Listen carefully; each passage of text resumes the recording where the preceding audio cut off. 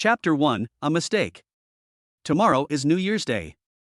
It snowed in Yunqing all day today and it hasn't stopped yet in the evening. Chu Ning put on his coat, opened the door and walked out of the house. But before I went downstairs, I heard an argument behind the door. How long do you plan to be dragged down by your brother? I really owe your family. It's not enough to support a loser like you, but I also want to support your brother, who is a loser. Tell your brother tomorrow to pay 5,000 yuan a month for living expenses, otherwise let him get out. You are his brother, not his father. Besides, he is an adult. Keep your voice down. Aining is not married yet. He just ate dinner and took a nap at home. He also helped us pick up the kids and did housework. He only paid 2,000 yuan a month before, so he got a great deal. What else do you want? It's not cheap at all. How much is our mortgage alone? There are also heating, water and electricity bills. What's the difference between him giving us 2,000 a month and living for free? Chu Ning's parents left early, so after Chu Ning retired from the army, he lived with his brother and sister-in-law. But after living there for a long time, my sister-in-law obviously had some complaints. Chu Ning wanted to move out several times, but his eldest brother Chuan was worried that Chu Ning could not take care of himself, so he did not let him move out before he got married. It seems like I have to find someone to get married with quickly.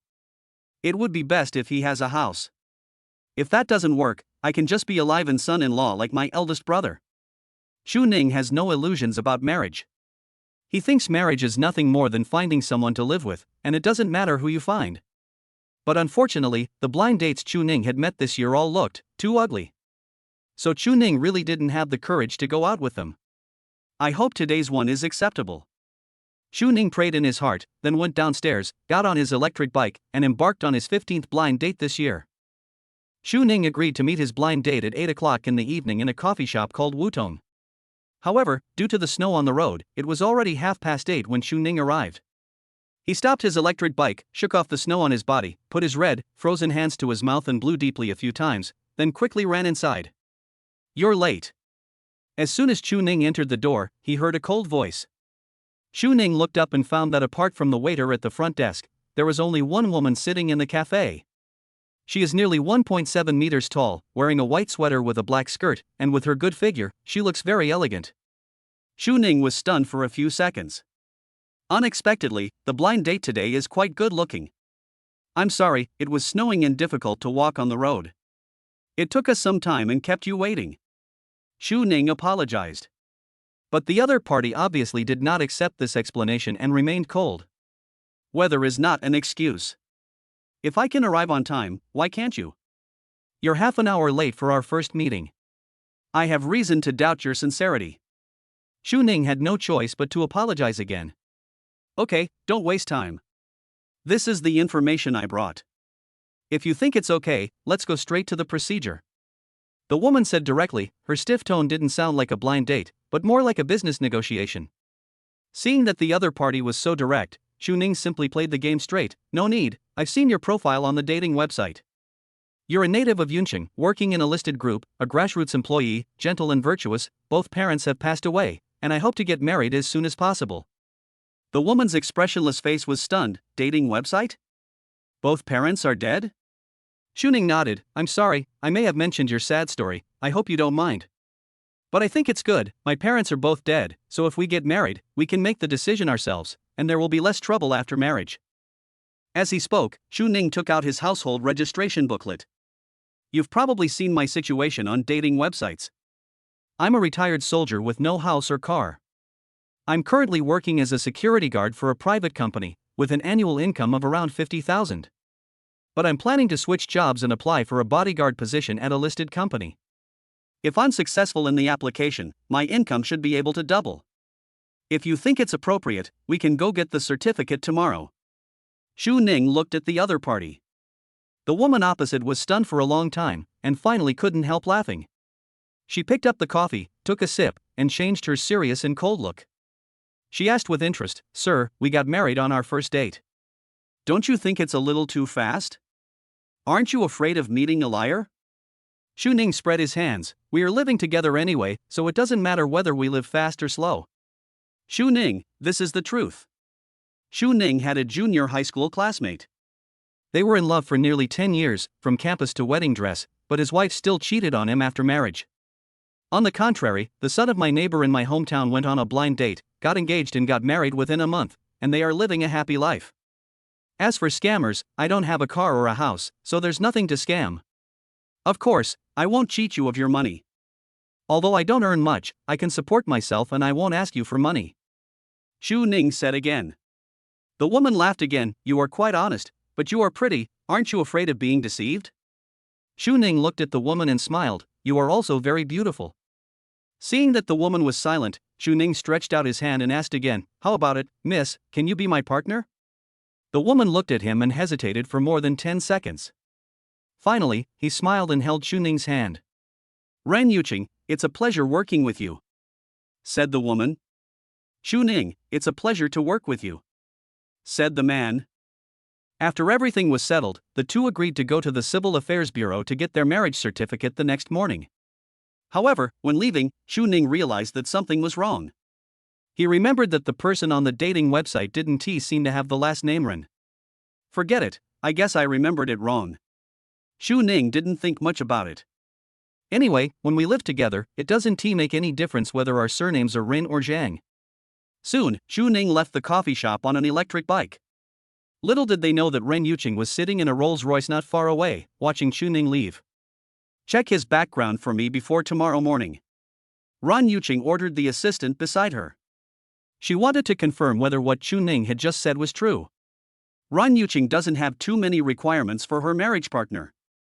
In addition to having a good eye for the product, the most important thing is quality. Even if they were to live together, Ren Yuqing hoped to work with a sincere person, not a liar. Although Su Xian, the assistant standing by, was confused, he still nodded in agreement and arranged for someone to do it. Let's go. Ren Yuqing closed the car window. Su Xian started the car and drove away slowly. On the way, Su Xian received a call. Su Xian, Mr. Ren, Mr. Li from Yunhai Group just called to apologize. He said that he was accidentally late because of the traffic jam on snowy days. He hopes you can give him another chance. He will come to the group to apologize to you in person tomorrow morning. Ren Yuqing, tell him that the snow is not an excuse to cancel the cooperation between our group and him. Also, tell him not to bother. I have something to do tomorrow morning, so it would be a wasted trip for him to come. Su Xian was immediately puzzled. Mr. Ren, according to your schedule, you don't seem to have any plans for tomorrow morning. How about giving Mr. Li another chance? This cooperation will also be profitable for our group. Ren Yuqing said calmly. Who said no? I'm going to get a certificate tomorrow. What certificate? Su Xian asked casually. Marriage certificate. I can help you get this small certificate. Su Xian replied subconsciously, but then she realized something was wrong and her eyes widened suddenly. What certificate? Ren Yuqing's casual remark almost made Su Xian's jaw drop. He didn't even notice the red light and just ran through it. It almost caused a car accident. Mr. Ren, are you serious? Nature. Ren Yuqing said it calmly, but at this moment Su Xian's heart was in turmoil. The heir to the wealthy Ren family in Yunqing, the head of a listed group worth hundreds of billions, is getting married? Su Xian is almost crazy now. This is definitely explosive news. Once it is publicized, the whole Yunqing Young Master Circle will definitely be in an uproar. Chapter 2, Receive the Certificate. Brother, I'm getting married. I'll move out from now on. Xu Ning returned home in the evening and told his elder brother Xu Ning that he was going to get married. Fuck off. You little brat, you don't even have a girlfriend, how can you get married? Did you just pick up a girl from the street as your wife? Just stay here honestly. Whatever your sister-in-law says, just let it go in one ear and out the other. Don't take it to heart. When parents are not around, the eldest brother is like a father. It is only natural for the younger brother to live in the eldest brother's house. Don't think about those extra things. Go to the balcony and get your nephew's diaper. The little brat has wet his pants again. Xuan didn't care at all about what Xu Ning said. He naturally knew what was going on with his brother. Many years ago, his younger brother was hurt in love. Xu Ning was so disheartened that he couldn't even continue his studies. He dropped out of school and went to the north to serve as a soldier. This departure lasted 5 years. After coming back, He seemed to have even less interest in women, and had no intention of finding a partner. Every blind date feels like a business matter. When I asked Chu Ning about his relationship yesterday, he said there was no progress. And now, just one day later, Chu Ning said he wanted to get married. Only a fool would believe that. Chuan just thought that it was Chu Ning's excuse to move out. Brother, this time it's real. Chu Ning was still explaining. Okay, when you throw the marriage certificate in my face, I will believe that you are really married. Chuan still didn't believe it. Chu Ning didn't say anything else. After helping his elder brother change the baby's diaper, he went back to his room. Xiao Ning. Chuan suddenly called him. Chu Ning turned his head and looked at his elder brother. Although I really hope you can get married sooner, no matter how much I urge you, you don't have to rush. After all, marriage is a lifelong thing, and I still hope you can find a girl you really like. Chuan suddenly became serious. Chu Ning was silent for a moment, and finally nodded. Yes, I understand, brother. Chu Ning turned around and went back to the room. Looking at his brother's back, Chuan actually felt very uncomfortable. His younger brother is 1.8 meters tall, has a great figure and an extraordinary appearance. Since he was a child, his younger brother always received a bunch of love letters in his school bag. If he was born in a normal family, my brother should be able to find a good wife. But unfortunately, I was born in a family like theirs.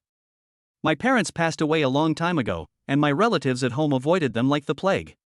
He had no special abilities, so he married into the wife's family at an early age. When his younger brother dropped out of school, although it was because he was hurt in love and had no interest in his studies, Chuan felt that the boy probably didn't want to drag him down as a burden and wanted to drop out early to make money. Why? Chuan sighed. Perhaps he shouldn't force Chu Ning to get married. No one stipulates that men must marry and have children.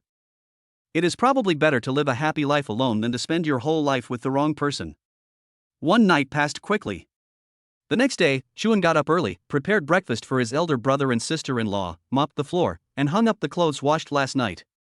Then he left home and went to the Civil Affairs Bureau. Today is the day he and his marriage partner get their marriage certificate. So, Chu Ning packed up specially before leaving.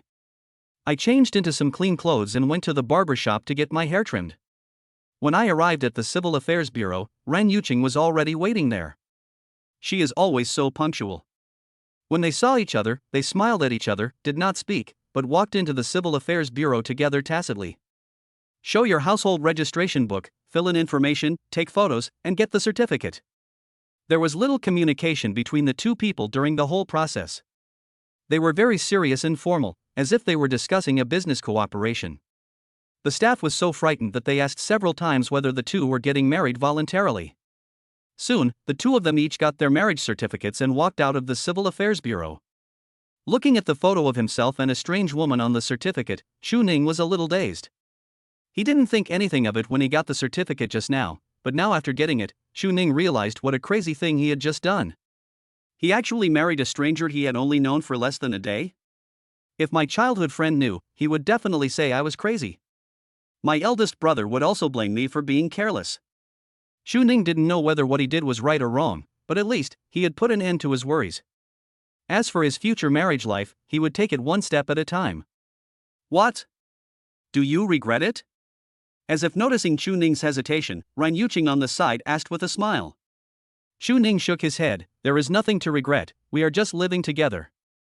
Of course, although there is no love between the two of us, I will fulfill my responsibilities and obligations. I will rent a house as soon as possible as our residence after we get married. Regarding the expenses after marriage, you can spend my salary first. If it's not enough, I can use your salary to supplement some of it, but large expenses must be discussed with the other party in advance. As for the housework, let's divide the work. That's all I can think of for now. I can add to it later. If you have any comments, feel free to ask. Ran Yuqing nodded, okay. But you don't have to look for a house. I've already rented one. It's in Unit 2, Building 3, Lianhu Garden Community, Room 2081. Here's the key. You can move in first. I'm going to be away on business for a while. I'll let you know when I'm back. Ran Yuqing threw the house key to Chu Ning. This made Chu Ning a little confused. These days, except for live-in sons-in-law, the man provides the house after marriage. He didn't expect that Run Yuching had already found a house. That's fine. My current salary is 5,000, and I'll transfer 4,000 to you every month. You can use part of it as rent, and the rest as living expenses. When I pass the interview and my salary increases, I'll transfer more to you every month. Xu Ning didn't want to take advantage of the woman, so he took the initiative to hand over most of his salary. Run Yuching didn't refuse. A few $1,000s was just a drop in the bucket for her. If Xu Ning wanted to give her the money, it was up to him. She couldn't spend it anyway. By the way, I remember that the information said that you work at Jinxiu Group, right? Rumor has it that the female president of your Jinxiu Group is a nun Niju, who is very domineering and vicious. Is she really that difficult to serve? Xu Ning asked a few more questions as if he was just chatting, because he had an interview with Jinxiu Group later. Unexpectedly, as soon as he finished speaking, he felt the temperature around him getting colder. He looked up and saw Ren Yuching, who was originally smiling, with a sullen expression. Her eyes were as sharp as knives, as if she wanted to cut Xu Ning. Who said that? Ren Yuching's face was cold. That's what everyone on the internet says. Xu Ning replied curiously. As they were talking, Xu Ning's cell phone rang. It's an interview notification text message. Mizran, I'm sorry, I have to go now. I have an interview soon. How about this, let's exchange contact information first, and then we'll get in touch when you get back from your business trip. Xu Ning obviously took this interview very seriously and didn't even care about his newlywed wife. But who would have thought that Ren Yuching ignored Xu Ning, turned around and left with a cold face? Only Xu Ning with a puzzled look on his face was left here. This woman is really strange. She changes her face at any time. Xu Ning shook his head and without thinking much, he rode away on his bike. After leaving the Civil Affairs Bureau, Ren Yuching came to a corner. There, Su Xian drove and waited there early.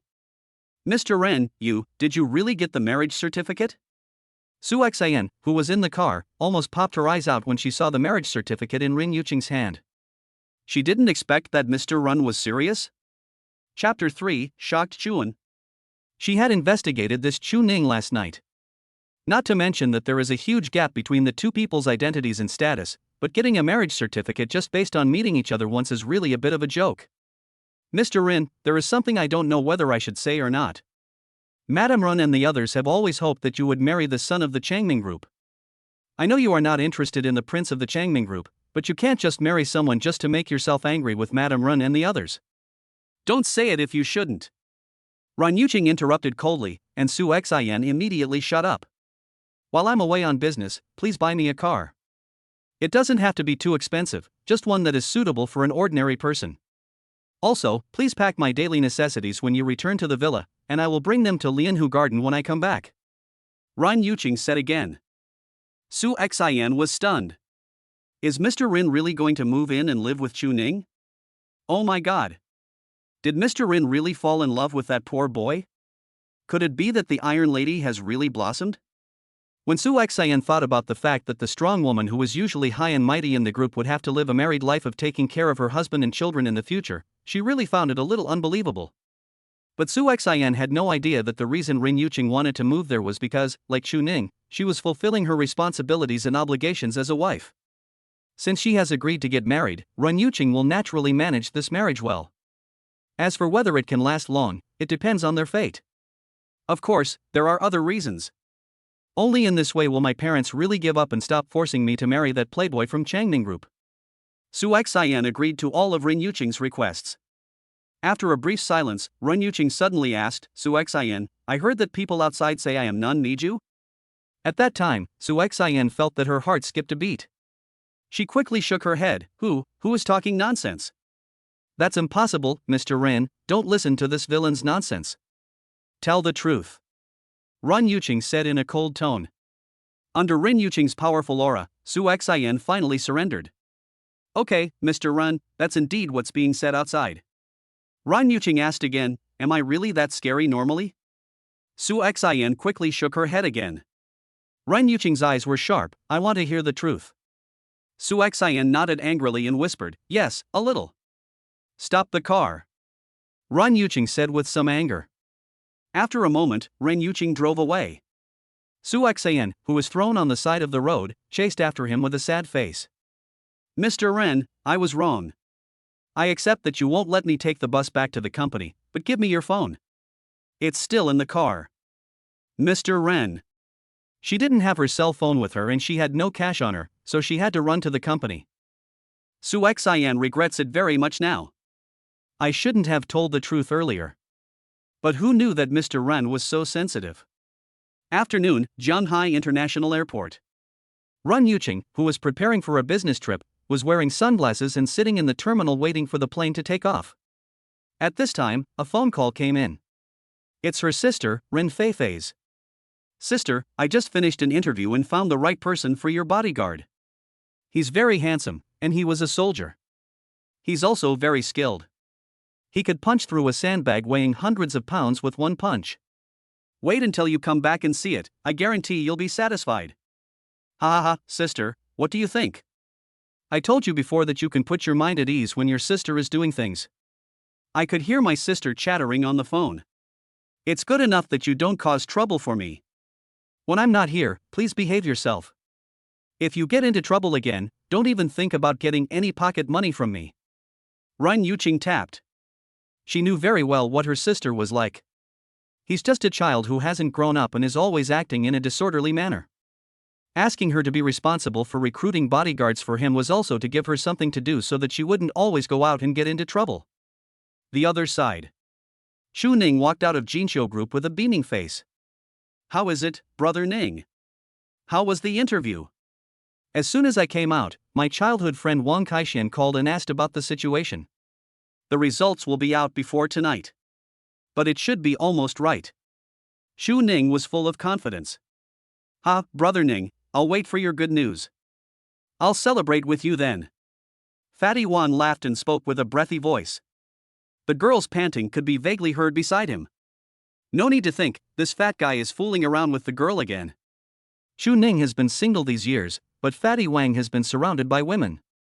Although this fat guy is not as good looking as Xu Ning, he knows how to have fun and his family is rich, so he naturally has no shortage of women. Brother Ning, I'm hanging up first. I'm still working. Wang Kaixian hung up the phone in a hurry. Xu Ning smiled helplessly and then went home. He planned to move out of his brother's house today. This will also prevent my sister-in-law from getting angry with my eldest brother again. This time, Xu Ning didn't waste any words. After entering the house, he threw the marriage certificate in his eldest brother's face. You're such a rebel, you dared to hit your brother? Xuan picked up the certificate and was about to throw it back. But when I looked at this certificate, it seemed a little familiar. Looking again, it clearly said marriage certificate. Grass. Are you really married? Xuan was so shocked that his eyes almost popped out. Well, I told you yesterday. Where's the betrothal gift? Did you give it? No one wants it. What about the house? You don't want it either? She has rented it. What about the car? No one mentioned it. Xu Ning said honestly. Xuan burst into tears after hearing this. I thought to myself, what an ugly girl this must be to marry my brother for nothing. Thinking of this, Xuan opened the marriage certificate and took a look. After reading it, Xuan was stunned. Damn, this sister-in-law is quite pretty. Xiao Ning, you're not going to find a fake certificate to fool me, are you? How could someone like you with this look? Xuan still couldn't believe that such a good thing would happen to his younger brother. Xu Ning's face darkened at that moment. Brother, your younger brother is not bad looking, right? That's not what I meant. I meant that with her looks and conditions, she can obviously find someone better than you. Why would she choose you? Maybe they just fell in love with each other. Besides, she's not that pretty. The photos are all photoshopped. Okay, brother, don't be suspicious. I know everything. Then tell me in detail, how did you two know each other? What's the situation at her family? Xuan pulled Xu Ning to sit down in a hurry, so anxiously that he didn't even hear the child crying on the bed. Xu Ning didn't explain too clearly, as saying too much would make his eldest brother worry. He just said that he was introduced by a friend, his parents were both dead, he had no brothers or sisters, and his family relationships were simple. But after listening to it, Xuan was still worried. This is so sudden. I was still on a blind date a few days ago, and today I got the marriage certificate and moved out. Xuan thought about the quarrels he had with his wife these days, and his brother couldn't help but hear them. Perhaps Chu Ning was afraid of affecting her marriage, so she hurriedly got married, and Chuan felt even worse. Xiaoning, if your sister-in-law doesn't let you live here, you don't have to rush to get married and move out. Although I, your brother, don't have much say in this family, but as long as I'm here, your sister-in-law won't dare to chase you away. You can live here with peace of mind. Chuan said seriously. Chapter 4 Calling the Police. Ning smiled and said, Brother, you think too much. It has nothing to do with you. I just feel that I am not young anymore, and I am not a child anymore. It is time for me to get married. Ning explained for a long time before he got his eldest brother's consent to move out. Xiaoning, let me call your sister-in-law and ask her to drive back and take you there. Chuan picked up the phone and was about to call, but was stopped by Ning. No need, brother. I won't bother you. I don't have much stuff, just a few clothes, you can bring them yourself. You don't have to bother me, just stay at home and take care of my nephew. Lianhu Garden is close anyway, only about 10 minutes away, so it's convenient for us to meet anytime we want. Ning quickly packed up his things and prepared to move out. Chuan wanted to see him off, but was stopped by Ning. When leaving, looking at his elder brother Chuan, who was bent over by life and marriage, Ning hesitated for a moment and said what he had been holding in his heart. Brother, family is important, but don't make it too hard on yourself. When you have time, have a good chat with your sister-in-law and ask her to go out less to play mahjong and stay at home more to help you look after the children. Also, men should always have their own careers and jobs.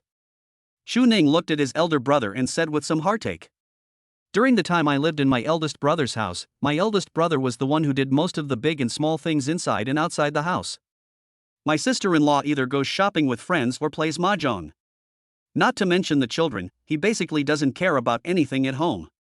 After returning, he would lose his temper with his elder brother and accuse him of all kinds, saying that he didn't go out to make money and was a loser who just stayed at home. Ning wanted to laugh when he heard this. You don't take care of the child, and your elder brother goes to work to make money. Who will take care of your little nephew? Before, I could help my eldest brother with some housework. But from now on, I am afraid that my eldest brother will have to take care of everything at home. Sometimes, Ning felt that his elder brother spoiled his sister-in-law too much. Just do whatever she wants. I only argue with my sister-in-law about where I live. My eldest brother would silently endure all the other unreasonable accusations. Well, Xiaoning, I understand.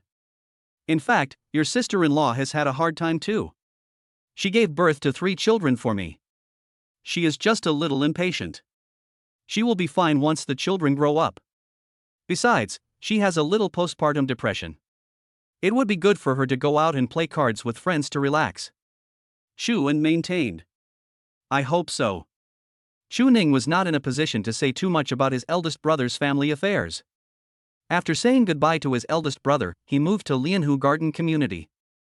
This community is a new one with complete greenery and facilities. The environment is better than where my eldest brother lives, and the rent is definitely not cheap. Ning used the key to open the door. After entering, he found that the decoration inside was quite good, with wooden floors and all kinds of home appliances and furniture. Moreover, they are all brand new. The house is not small, with 3 bedrooms and 2 living rooms. How much is the rent? Ning felt a pain in his flesh. I thought that girls nowadays really don't know how to live and only know how to enjoy themselves. For 2 young people, can't they just rent a 2-bedroom apartment? Isn't it a waste to rent a 3-bedroom apartment? Why not save the money and put it aside for the down payment? But Ning thought that maybe people had higher requirements for living conditions. Forget it, let us just live here for now. At worst, I can discuss it with my legal wife when I renew the lease. Ning quickly put all his things in place and then cleaned the room thoroughly. By the time we finished cleaning up, it was almost dark. At this time, Ning's cell phone rang. It was a call from the Human Resources Department of Jinsho Group, informing Ning that he had passed the interview and could start work tomorrow with an internship period of 1 month. Ha ha. Done. After hanging up the phone, Ning leaned back and lay on the bed, in a very good mood. There have been a lot of happy events recently. First, I got married, then moved to a new home, and now I got a good job. This life is full of promise. In the following period of time, Ning officially began his internship career in the new group. The first month was the internship period, and Ning applied for the position of the president's personal bodyguard. However, the president of Jinsho Group seemed to be out discussing business. In any case, Xu Ning had never seen his future protector. He spent most of his time receiving training and learning the group's regulations, and had no substantive work. But there are too many rules in the big group, and Xu Ning is fed up with all kinds of training. Every day when he gets home from get-off work, he is very late, and his elder brother and Fatty want to celebrate for him, but Xu Ning has no time. As for his marriage partner, after getting the marriage certificate from the Civil Affairs Bureau that day, he seemed to have evaporated from the face of the earth, and there was no news of him at all. At first, Xu Ning was wondering where that woman was going and when she would come back. But as time went by, Xu Ning stopped thinking about it, and even forgot that he was a married man. He probably couldn't even remember what his wife looked like. Until one night a month later, Xu Ning was awakened from his deep sleep by a knock on the door. Who is it, late at night? Xu Ning dragged his sleepy eyes and looked at the time. It was 11 o'clock in the evening. The person knocking on the door at this time is probably not a good person. Xu Ning did not open the door, but looked out through the peephole at the door. I found out that it was a woman, quite pretty, with big breasts, long legs and a perky butt. She was wearing a windbreaker and sunglasses, pulling a trolley case, and standing at the door looking around. At this point, she is a woman, wearing sunglasses probably because she is afraid of being recognized. No need to think about it, it was probably some otaku who ordered this special service. I'm afraid the things in the suitcase are some sexy lingerie, small props, or something. Outside the door, Ren Yuqing, who had just returned from a business trip, was waiting. She had been knocking on the door for 10 minutes, but her legal husband didn't come to open it. Is he a pig? Ren Yuqing was a little annoyed and looked around anxiously. At this time, a voice finally came from inside. Girl, have you come to the wrong door? I am a married man and do not need any special services. Xu Ning said through the door. Ren Yuqing was stunned for a moment when she heard this. Then her pretty face turned red with anger. She understood. This guy actually thought she was here to be sold? She was obviously going back to her own home, okay? Doesn't Xu Ning recognize me anymore? You forgot your new wife right after getting married? In anger, Ren Yuqing kicked the door with her high heels. You still know you are married? Open the door for me. Ren Yuqing was really angry, and spoke in a commanding tone. When Xu Ning inside heard this, he immediately widened his eyes. Oh my god, harassing a decent man in the middle of the night, and she thinks she's right? Xu Ning was too lazy to argue with the strange woman outside and called the police directly. He said there was a strange woman outside blocking the door and harassing him. After calling the police, Xu Ning turned around and went back to bed to continue sleeping. After a while, 2 policemen arrived outside the door and saw Ren Yuqing kicking the door angrily. What are you doing? Give me your ID card. The police officer scolded and asked Ren Yuqing to show her ID card. Chapter 5, Are the couple unfamiliar with each other? Ren Yuqing was a little confused. Comrade, what's the matter? I'm going back to my own home. Is that illegal? Do you still want to check my ID card? The 2 policemen looked at each other, and one of the younger policemen looked at Ren Yuqing. Miss, are you sure this is your home? Then why can't you get in? I forgot my keys. Really? But how come I received a call reporting that you illegally broke into someone else's house and blocked the door in the middle of the night to harass others? Impossible. Who called the police? This house is mine and I just came back from a business trip. If you don't believe me, you can ask the person in the house.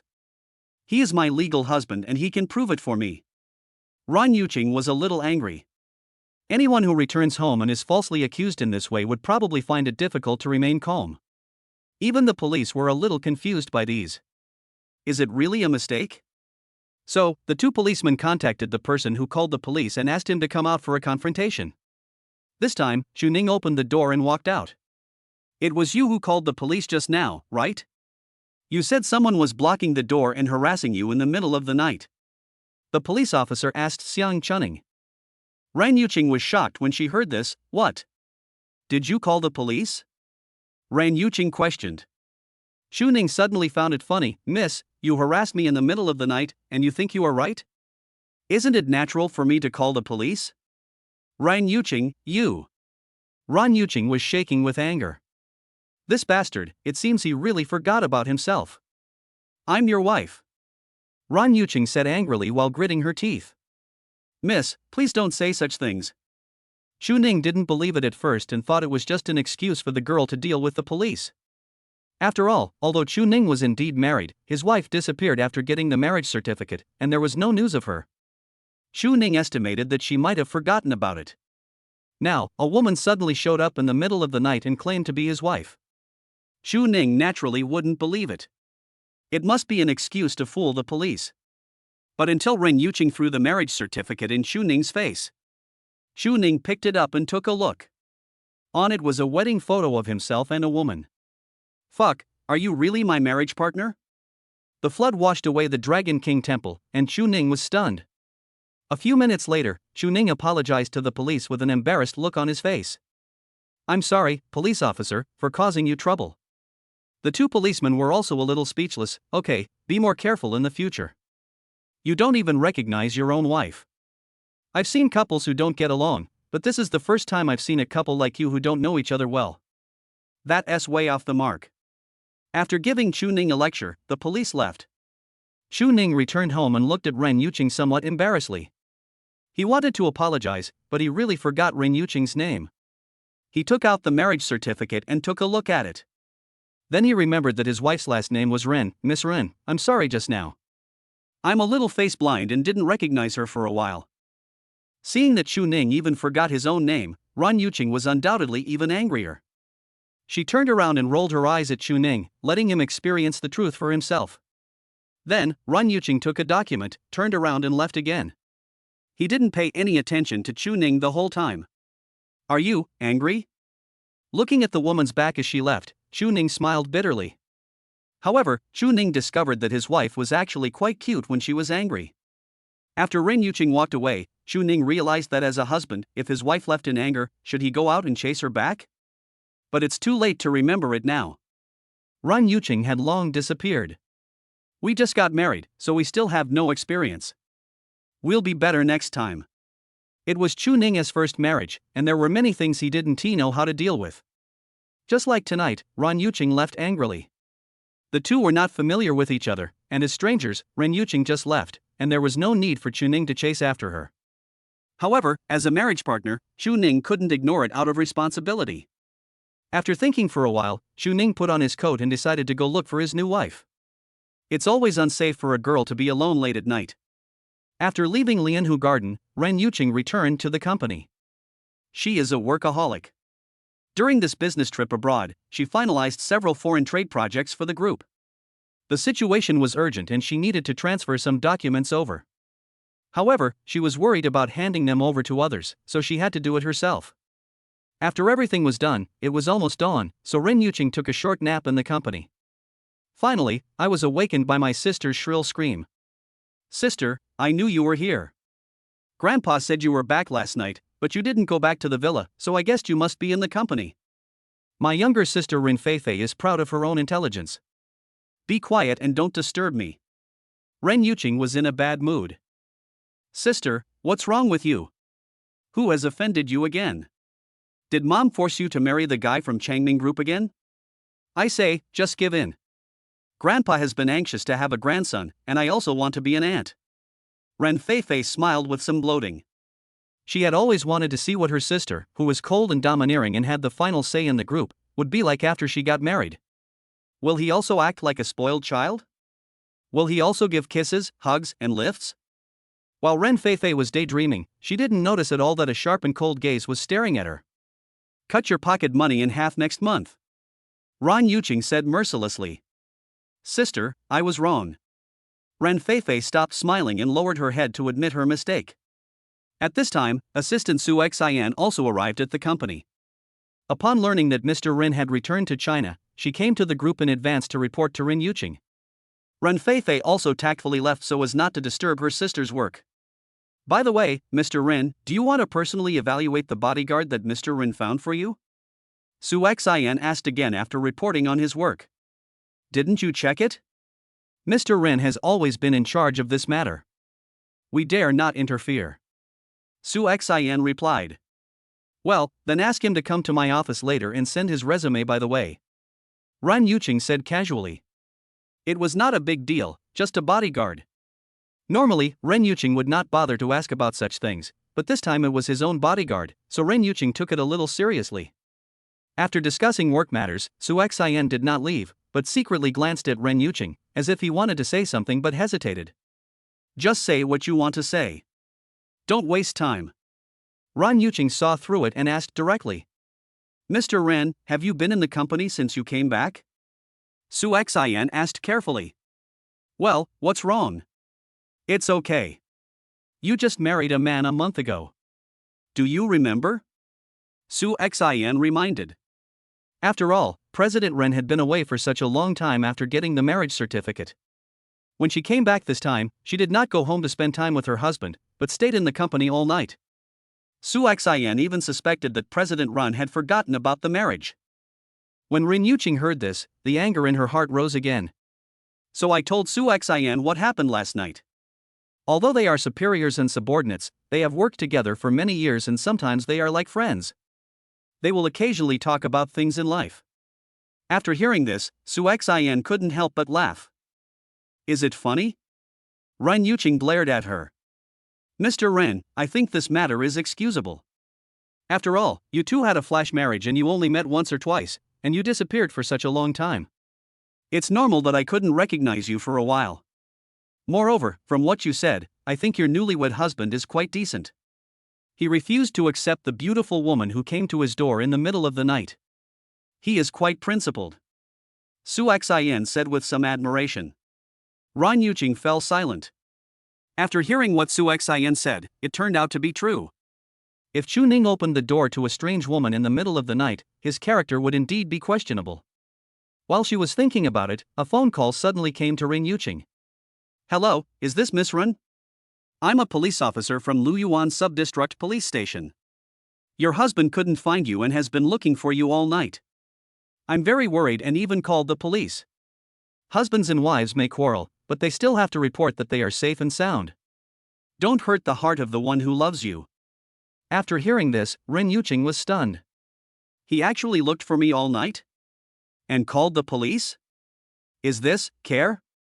This was the first time in her life that Ren Yuqing received care from her husband, and she had a strange feeling in her heart, as if something was passing through her heart. Well, thank you. I'll contact him. Ren Yuqing thanked him politely. Just as she was about to hang up the phone, she suddenly remembered something and asked quickly, Hello, do you have his contact information? Can you give it to me? The police officer on the other end of the phone was a little confused. The person who called the police just now, named Chu Ning, also didn't have his wife's phone number, so he called the police for help. Now, the wife doesn't have her husband's contact information? Aren't these two couples familiar with each other? Chapter 6, Almost Exposed. After getting Chu Ning's phone number from the police, Ren Yuqing did not call him, but instead added Chu Ning's WeChat using his mobile number. Soon, the verification was passed. 1 month after their marriage, the couple finally added each other on WeChat. Hello, Chu Ning. This was the first message sent by Chu Ning. Hello, Ren Yuqing. Ren Yuqing replied. After that, there was no news of either of them. After all, although they are husband and wife, they are not familiar with each other. Now even when I add someone on WeChat, the conversations are still awkward and I don't know what to say. Finally, Chu Ning sent another message, I'm sorry about what happened last night. I will remember your appearance in the future. It's okay, I will bring the key with me next time. I'll go to work first, bye. Ren Yuqing replied. Okay, goodbye. Chu Ning replied. After seeing the last message from Chu Ning, Ren Yuqing continued to handle the group's work. On the other hand, Chu Ning, who had been busy all night, finally breathed a sigh of relief after contacting Ren Yuqing. He washed up and ate something. Then, seeing that there was still time, he prepared lunch in advance, brought it to the company in a lunchbox, and prepared to eat it at noon. As soon as he arrived at the class, his supervisor informed him that the president had returned from a business trip and wanted to see him. Manager, which floor is the president's office on? Chu Ning asked again. He has been working for a month.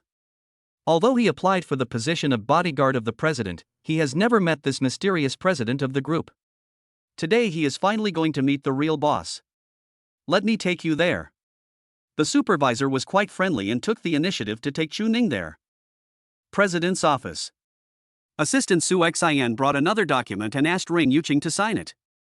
At this time, someone knocked on the door. "Come in," Ren Yuqing ordered skillfully.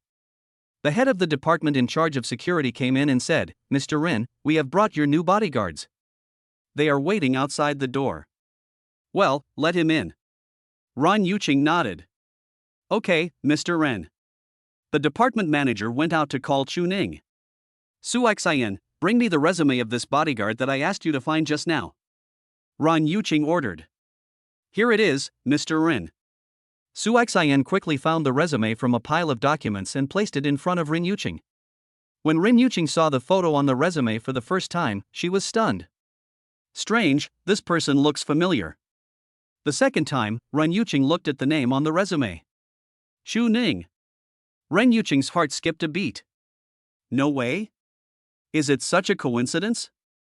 Just when Ren Yuqing was still in doubt, Chu Ning, who was waiting outside, walked in. Ren Yuqing immediately looked up. For a moment, their eyes met. Ren Yuqing stood up from the president's chair in a flash. Chu Ning was stunned. Su Xian was also stunned after seeing Chu Ning. She had met Chu Ning, and Ren Yuqing even asked her to investigate Chu Ning's information. Therefore, Su Xian recognized Chu Ning at a glance. Isn't he the newlywed husband of her CEO? Could it be that the bodyguard that President Ren is going to interview is her husband? It's over now. Mr. Ren's identity can no longer be hidden.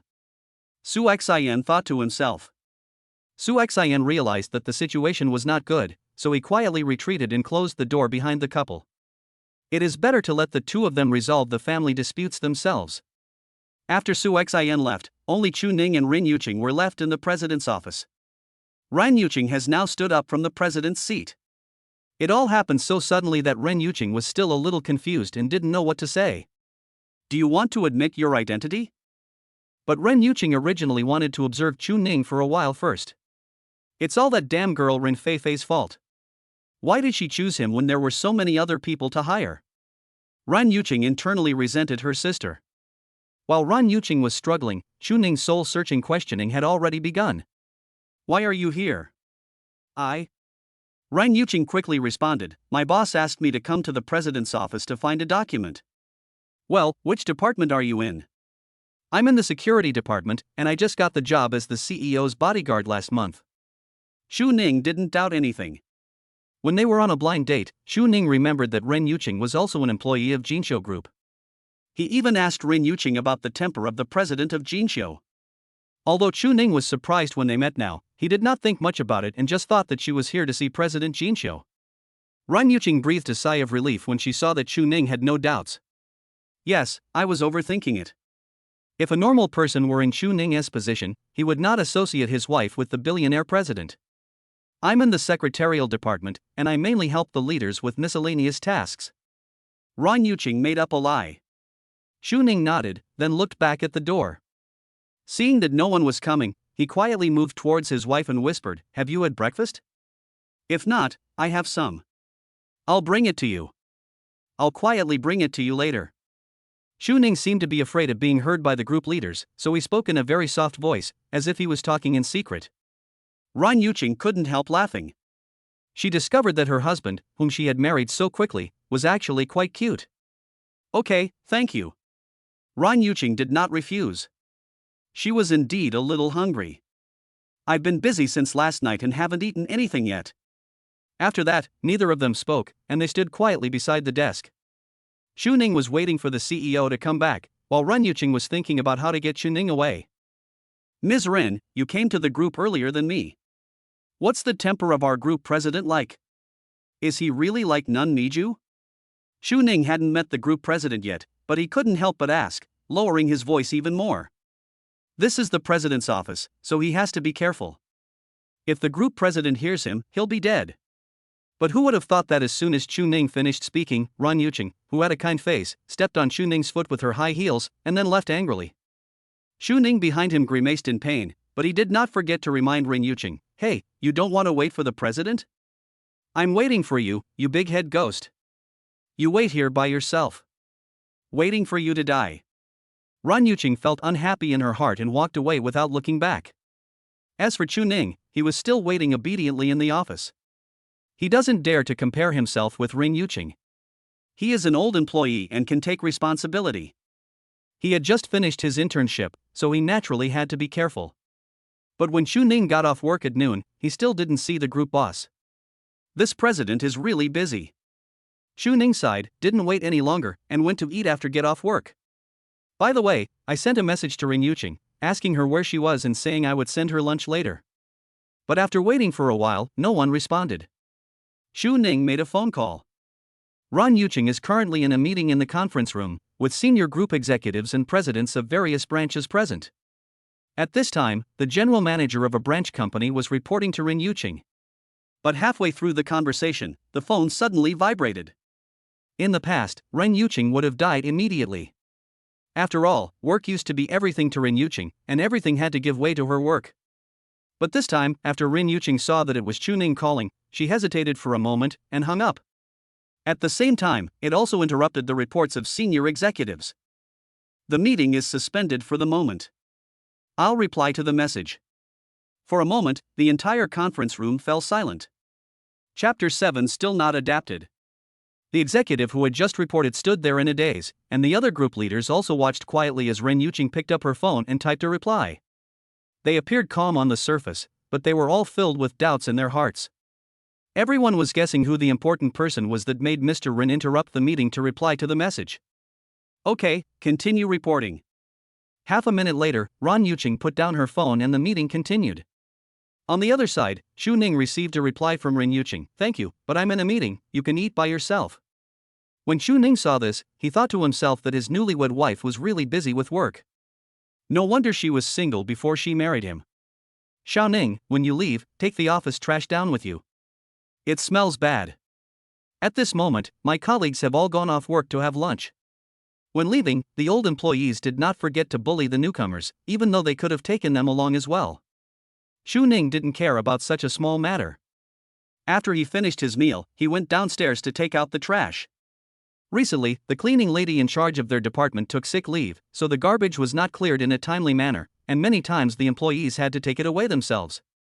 But Chu Ning didn't notice that the scene of him taking out the trash was seen from afar by Ren Yuqing, who had just finished a meeting. What's going on? Didn't he apply for a bodyguard position? Why, he also works as a cleaner. Ren Yuqing stopped and looked at Chu Ning's figure in the distance through the glass curtain wall, frowning.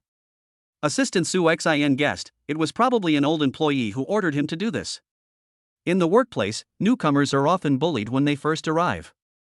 Su Xin also came from the newcomer stage, so in some things, she is undoubtedly more experienced than Ren Yuqing. Ren Yuqing didn't say anything, but just said, "Tell the HR department to fire him. Compensate him at the highest standard." Ren Yuqing didn't want to reveal her identity, so she naturally wouldn't keep Chu Ning in the group. Also, investigate who asked Chu Ning to take out the trash at noon today. Ask him to take out the trash for a month. Ren Yuqing spoke in a cold tone and turned and left. Only Su Xin was left behind, laughing secretly. I thought to myself that their President Ren is really domineering. When her husband was bullied, she took revenge on the spot. However, Su Xin still didn't expect that Ms. Ren, who was always cold and majestic, had already started to feel sorry for her husband after only being married for a short time. But in fact, Su Xin was obviously overthinking it. Ren Yuqing and Chu Ning had only met a few times and had no emotional foundation, so naturally there was no question of sympathy between them. However, Chu Ning is Ren Yuqing's legal husband after all. Letting her husband take out the trash is a disrespect to her authority. Ren Yuqing naturally wanted to get revenge. By the afternoon, Chu Ning still hadn't met the mysterious group president. However, what made Chu Ning feel even more amused was that his colleague Lao Li, who had ordered him to take out the trash at noon, was suddenly punished to take out the trash for a month for some unknown reason. Naturally, Lao Li was dissatisfied with the punishment and immediately went to his direct supervisor to ask for an explanation. "Old Li, I know you are a veteran employee. Even if you have no merits for the group, you have worked hard. But this punishment was not imposed by me. It was President Ren's idea. You should think about it yourself. Did you do something wrong to offend the big boss?" When Old Li heard this, he shuddered immediately. In the group, Ms. Ren is like a queen. As a grassroots employee, he could barely see Mr. Ren all year round. Now Mr. Ren personally ordered him to be punished, so Lao Li was naturally a little panicked. Logically speaking, with his position, Mr. Ren wouldn't notice him. unless someone reports him for something bad. Moreover, this person can hear directly from heaven. Old Li immediately thought of Chu Ning. Chu Ning applied for the position of CEO's bodyguard, and he was the only one who could easily see CEO Ren. He turned around and went to look for Chu Ning. Good boy, didn't I just ask you to take out the trash at noon? I was just thinking about the working environment for everyone. You're going to tell on me in front of President Ren for such a small matter, right? You are a shameless villain with a narrow mind.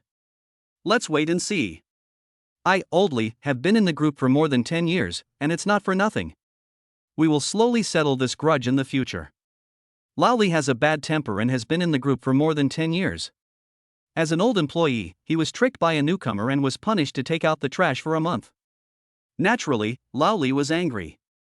Chu Ning was undoubtedly a little confused by this unexpected disaster. Brother Li, what do you mean? When did I report you? I haven't even met Mr. Ring yet. Chu Ning hurriedly explained. But Old Li would not listen. He went to take out the trash with a gloomy face, but in his heart he started thinking about how to deal with Chu Ning in the future. As a veteran in the workplace, can't he handle a rookie? Chu Ning was also helpless about this. But the innocent are innocent, and Chu Ning didn't want to make any more excuses. But unexpectedly, Chu Ning received a call after a while. Chu Ning, have you gotten into trouble? Why did I hear that the group wants to fire you? It was a female voice that spoke. Chu Ning remembered her. It was she who interviewed him when he first joined the group. She should be an employee of the group's Human Resources Department. Her name is Rin Feifei. Ever since he punched a sandbag and it exploded during the interview, Rin Feifei has been pestering him, often inviting him to dinner and asking Chu Ning to teach her some self-defense techniques. But Chu Ning was married after all, and he didn't want to get too close to other girls, so he kept finding excuses to turn them down. It's just a misunderstanding, I shouldn't be fired. Chu Ning said in surprise. He didn't expect that Lao Li had such a strong background in the group. The group was willing to fire him because of this little conflict. Hee, don't worry, leave this matter to me. No one can fire you without my signature. However, as a thank you, shouldn't you treat me to dinner tonight? Ren Feifei said with a smile. This. Chu Ning was a little embarrassed. He didn't want to get too close to Ren Feifei, but since she had helped him, he should treat her to a meal. Thank you, but I have a meeting with friends tonight. I will definitely ask you to thank me some other day. Chu Ning used the tactic of procrastination to evade the question. It was soon time to get off work.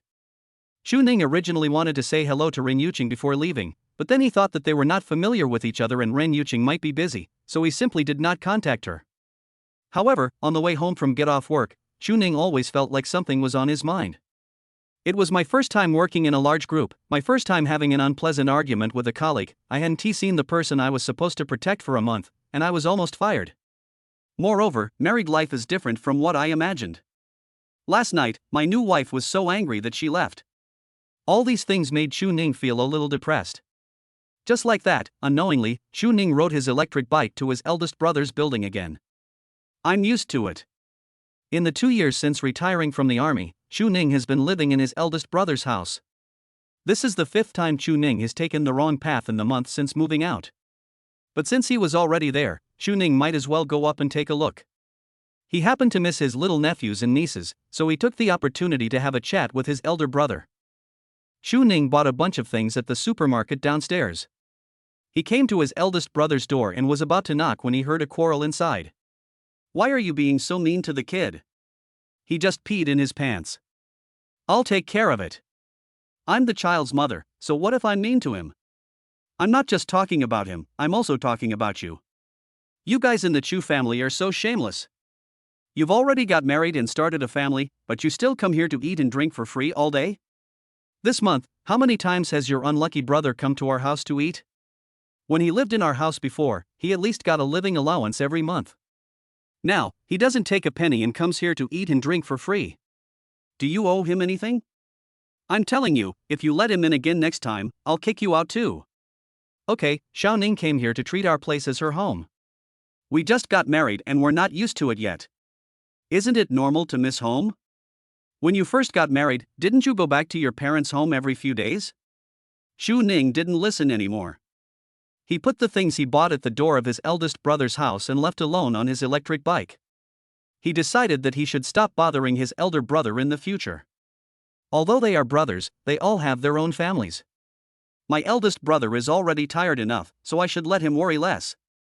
Chapter 8: An Awkward Night. On the way back, Chu-Ning found a roadside shop, ordered some dumplings, and bought 2 bottles of beer. Dumplings and wine go together forever. But halfway through the meal, Chu-Ning suddenly remembered that he was married. I have finished eating outside, what should Ren Yuqing do? It's obvious that the girl can't cook. Moreover, a couple should eat together. Thinking of this, Chu-Ning quickly packed up the remaining dumplings, bought some vegetables on the way, and prepared to go back and cook. Come to think of it, they have been married for a month and it seems that they have never had a meal together at home. Just like this, Chu-Ning hurried home. But after opening the door, the room was pitch black, without any trace of smoke or other smells. I didn't close the window when I left in the morning, and the biting cold wind from outside blew in. There is heating in the room, but it is so cold now, like an ice cellar. After all, a person's home is always a little lonely. Chu-Ning looked around and found that Ren Yuqing did not go home. That's right. That woman is so busy. Even if she is not on a business trip, she'd probably want to get home too early. Forget it, let her be. Chu-Ning finished the remaining dumplings by himself, and then as usual, he did boxing, exercise, took a bath and went to sleep after the meal. During this period, Ren Feifei sent another message to Chu-Ning, which was a fitness photo of Ren Feifei. She had a great figure, but Chu-Ning didn't reply. Ran Family Villa. Ren Feifei had just finished practicing yoga, and then took a selfie and sent it to Chu-Ning. She was just waiting for Chu-Ning to compliment her on her good figure, but after waiting for a long time, there was no response. Ren Feifei was so angry that she wrinkled her nose and said, "Humph, I just don't believe it. I can't take you down, right? What's the matter? Does the playboy of our Ren family also encounter emotional setbacks?" Ren Yuqing pushed the door open and returned home. She just happened to hear her sister's complaints and immediately said something sarcastically. "Sister, stop making sarcastic remarks. Please give me some advice on how to deal with this guy. It's been a month, and I've bombarded him with all kinds of wet body temptations and beautiful legs photos, but he's just a blockhead and won't listen. I took the initiative to invite him to dinner, but he refused to go. Is it because your sister is not charming enough?" Ren Feifei pulled her sister over and asked her for advice. Ren Yuqing couldn't help but be a little surprised when she heard this. "My younger sister started dating someone when she was in kindergarten, and she made him do her homework willingly. It was even worse when they were in elementary school, they would date several people at a time. She also assigned them tasks. Some did her Chinese homework, some did her math homework, and some helped her with her duties. When it comes to controlling men, my sister is definitely a master. This is the first time I see my sister being humiliated by a man. I think maybe the other person is not interested in women, but money. Why don't you try giving him a watch or a car?" Ren Yuqing naturally didn't understand these things, she was just speaking nonsense. "Anyway, from childhood to adulthood, the way most men pursue me is to spend money. I thought I could win her heart with money." At that time, Ren Yuqing didn't want to pay attention to them. As the future heir to the richest family in Yuncheng, is she short of money? However, Ren Feifei nodded in agreement. "Yeah, that makes sense." After saying that, Ren Feifei stretched out her hand to Ren Yuqing. "Sister, give me the money." Ren Yuqing. Seeing her sister's shameless look, Ren Yuqing almost couldn't help but slap her. "This little girl is chasing a man. Isn't it enough for me to give her advice? I have to spend her money?" However, Ren Yuqing had no idea that the man her sister fell in love with this time was her newlywed husband. "I haven't even settled accounts with you about hiring a bodyguard for me. And you still dare to ask me for money. Sister, are you still not satisfied with the bodyguard? He's handsome and very skilled. I want to learn a few moves from him." "Shut up, you have nothing to do every day." Ren Yuqing glared at her and then said, "I can give you the money, but there is a condition. In the future, if Grandpa and my parents force me to go on a blind date with that young Master Lu from Changming Group, you have to help me deal with it." Ren Feifei made an okay gesture. "No problem, sister." Ren Yuqing immediately transferred 3 million to Ren Feifei, and after transferring it, she also reminded her, "I still say the same thing, you can talk for fun, but don't let anyone take advantage of you." "Sister, don't worry. I've had so many boyfriends since I was a child, and I've never suffered any loss. At most, I'll let them hold hands. I always have a purpose when I find a boyfriend. Ren Fei laughed. By the way, sister, I forgot to tell you that Grandpa just called and told you to go to bed later. Grandpa will bring Uncle Lu and his son Lu Dongming over soon. He said he wanted you to have more interaction and cultivate your relationship. They should be here soon. Ran Fei remembered something and reminded. Ran Yuqing was shocked at the time. Why are you saying this now? This Lu Dongming is the young Master Lu from Changning Group. Her parents have been trying to bring them together. Ran Yuqing has always disliked Lu Dongming and naturally doesn't want to meet him. She had intended to come back tonight to get some change of clothes, but now she had no time to do that. Tell Grandpa I won't be back to stay at night. She picked up her coat and hurried out the door, then told the driver to take her to Lianhu Garden Community. Married people naturally have to go back and live with their husbands. Ran Yuqing is a person who is very responsible for everything. Even though she and Chu Ning are not familiar with each other yet, they have obtained their marriage certificate after all, so Ren Yuqing will naturally work hard to manage the relationship.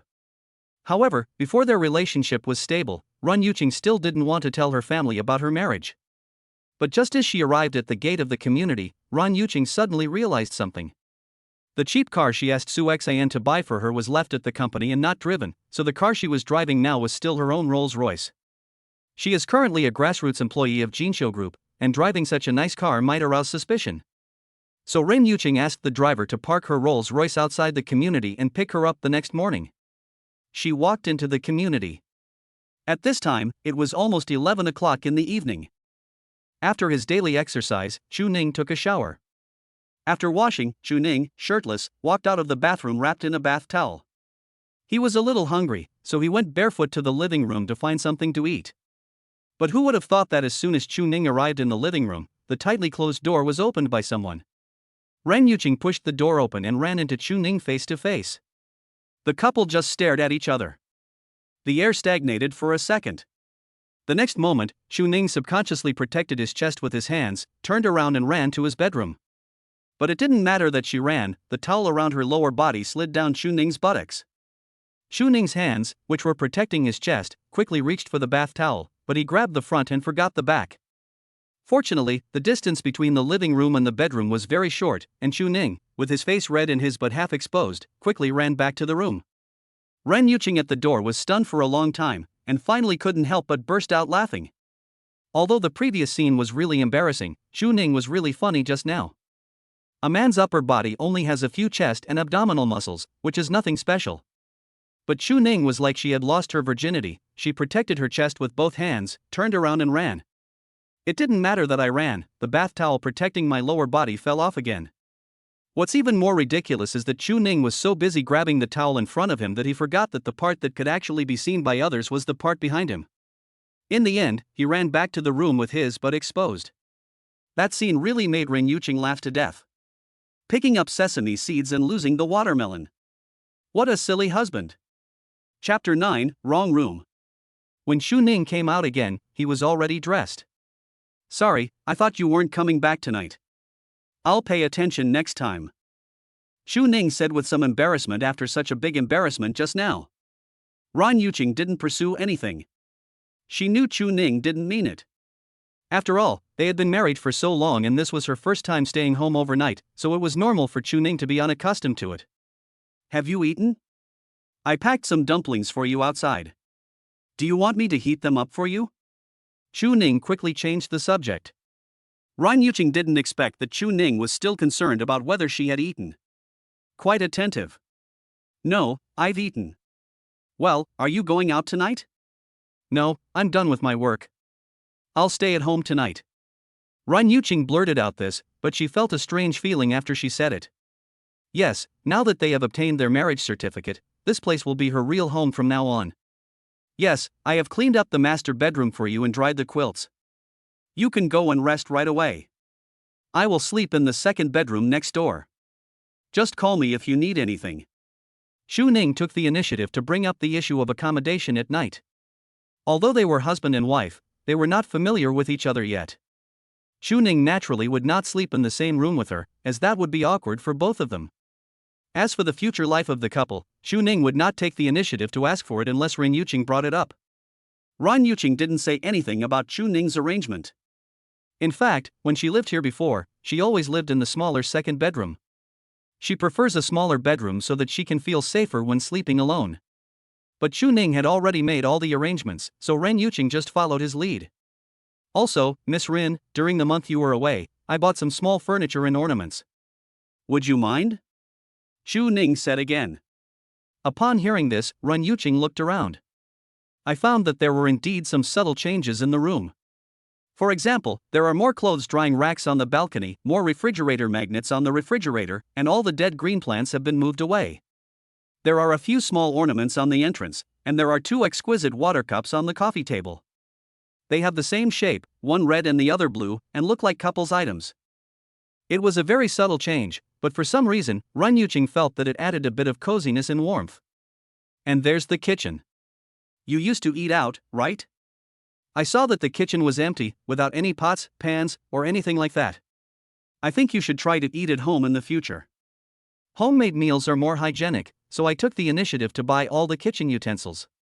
I'm sorry, you were not there at the time, and I couldn't discuss it with you. Xu Ning said again. Ren Yuqing smiled lightly. Since we have obtained the marriage certificate and become husband and wife, then you and I are both the masters of this family. Why would I mind if you exercise your rights? Moreover, I can see that you are really working hard to manage this family and this marriage. I will also adapt to the role of wife as soon as possible and fulfill my obligations. Xu Ning nodded. Well, then let's work together. By the way, this is my salary card, you take it. The password is our wedding anniversary. We agreed that for daily expenses, you spend my money first, and then yours if it's not enough. If there is a surplus every month, we will save it and try to get enough for the down payment as soon as possible to buy our own house. Renting a house all the time always feels like living under someone else's roof. Ren Yuqing was slightly surprised when she heard this. I saw on the internet that when a man has money, he will buy a car first and then a house. You are different. Xu Ning shook his head and smiled. Just read the comments on the internet. It is also said that women in Jiangdong cannot eat at the table, but in my brother's house, every time my sister-in-law finishes eating, he will eat the leftovers of my sister-in-law. Ren Yuqing was also amused. You still have a brother? A real brother? Yeah. My brother wants to meet you. He said we can have a meal together sometime. Ren Yuqing suddenly became nervous when she heard this. Do you want to meet the parents? Wait a little longer, I'm a little busy lately. Well, let's wait until you have time. Well, it's getting late, I won't disturb your rest. By the way, tomorrow is the weekend, do you still have to go to work? I plan to replace all the dead green plants. Do you have time? Let's go pick some together. Xu Ning actually wanted to buy some green plants a long time ago, but when he thought that Ren Yuqing might not like what he bought, he waited for her to come back from her business trip to buy them. Well, I still have some work to do tomorrow, but I can come back early in the afternoon and contact you then. Good. As for your salary card, you don't have to give it to me, just keep it. I'm a bit extravagant with money, so I'm not suitable to manage the family's money. At worst, if I don't have enough, I can just ask you for it. What Ren Yuqing said was the truth. When it comes to corporate management, Ren Yuqing may be good at it. But she really didn't know how to manage the household, as the housekeeper was always in charge before. Ren Yuqing has always believed that professionals should do professional things. Running a business is the same as running a family. When it comes to living a life, Xu Ning is obviously more professional. Ren Yuqing even planned to get herself a salary card and let Xu Ning manage it. Many people on the internet advise women to force their husbands to hand over their wages after marriage, to take control of the family finances, and to ask for approval before men spend money. Ren Yuqing felt it was unnecessary. Marriage is about equality and both parties should be respected. No one dictates what the other party must do. Okay then. Be sure to tell me when you need it, and I will definitely discuss it with you if the family has any large expenses. Since Ren Yuqing said so, Xu Ning did not refuse anymore. Instead, he felt a little happy inside.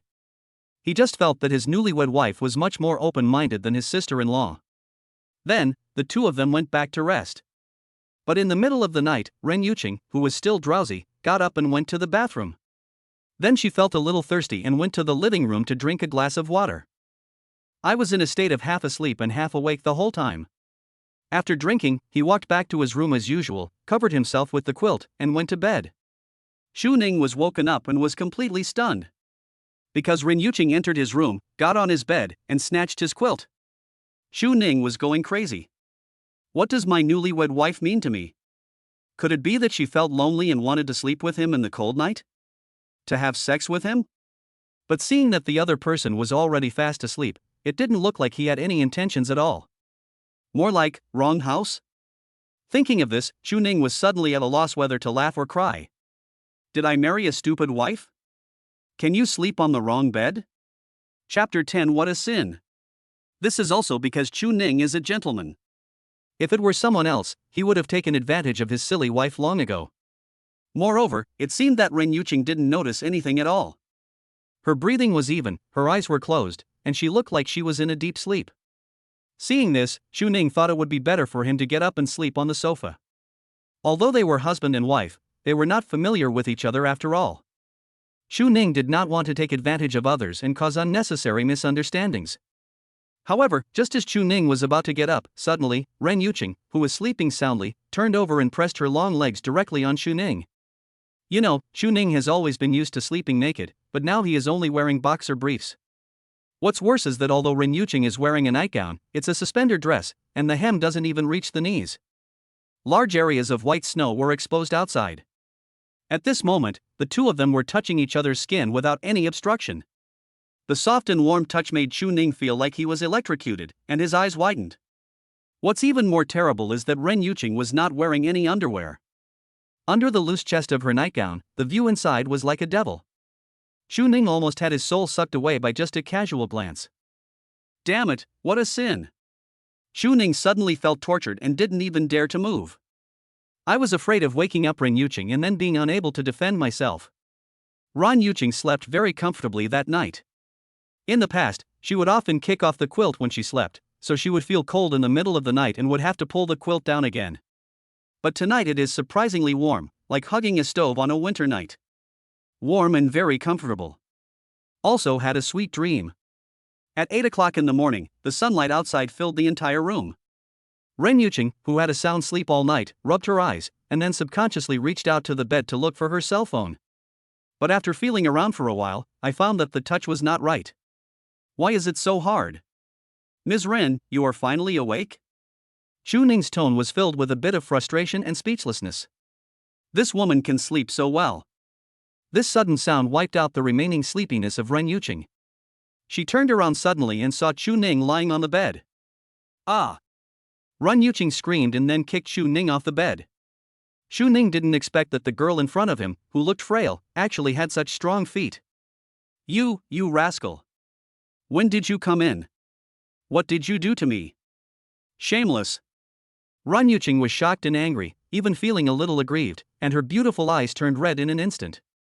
She should have thought of it earlier.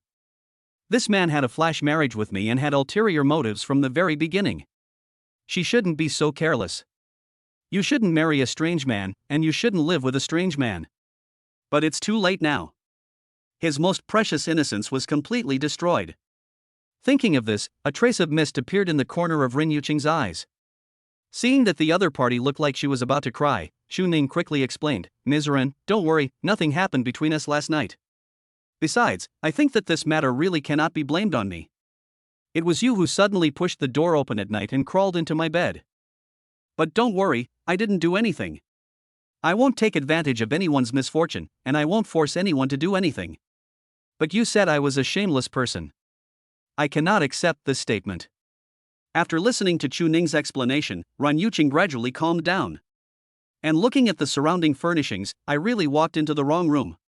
Plus, her clothes were intact, and she slept peacefully last night, so it didn't seem like anything had happened. Yes, I'm sorry, I've been living in the second bedroom before, maybe I'm used to it, so I accidentally went to the wrong place. I didn't mean to.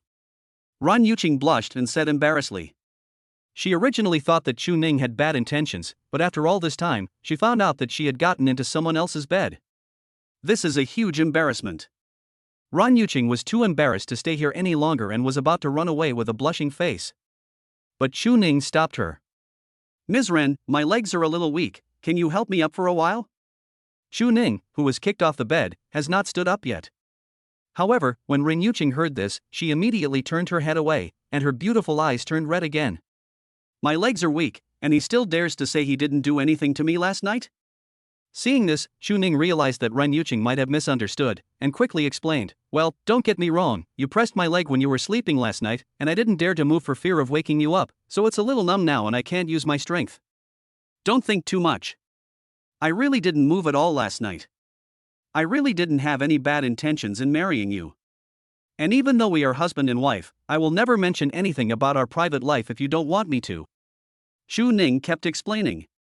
He knew that from the moment Ren Yuqing opened the door and crawled into his bed last night, this matter would be difficult to explain. If things go wrong, Ren Yuqing might think of me as a bad person and file for divorce directly. Ren Yuqing didn't say anything, walked up and pulled Shu Ning up from the ground. Seeing that Shu Ning was only wearing boxer briefs, Ren Yuqing's pretty face turned red again. Even though you are at home, please try to wear pajamas to sleep. Ren Yuqing said this, and then fled from Shu Ning's bedroom with a red face. After returning to her bedroom, Ren Yuqing first locked the door, then lay down on the bed and buried her head in the quilt like an ostrich. Ren Yuqing, you've embarrassed yourself. You actually crawled into a strange man's bed in the middle of the night? And you put your legs on top of someone else? Ah. When Ren Yuqing thought about it, she felt her pretty face burning.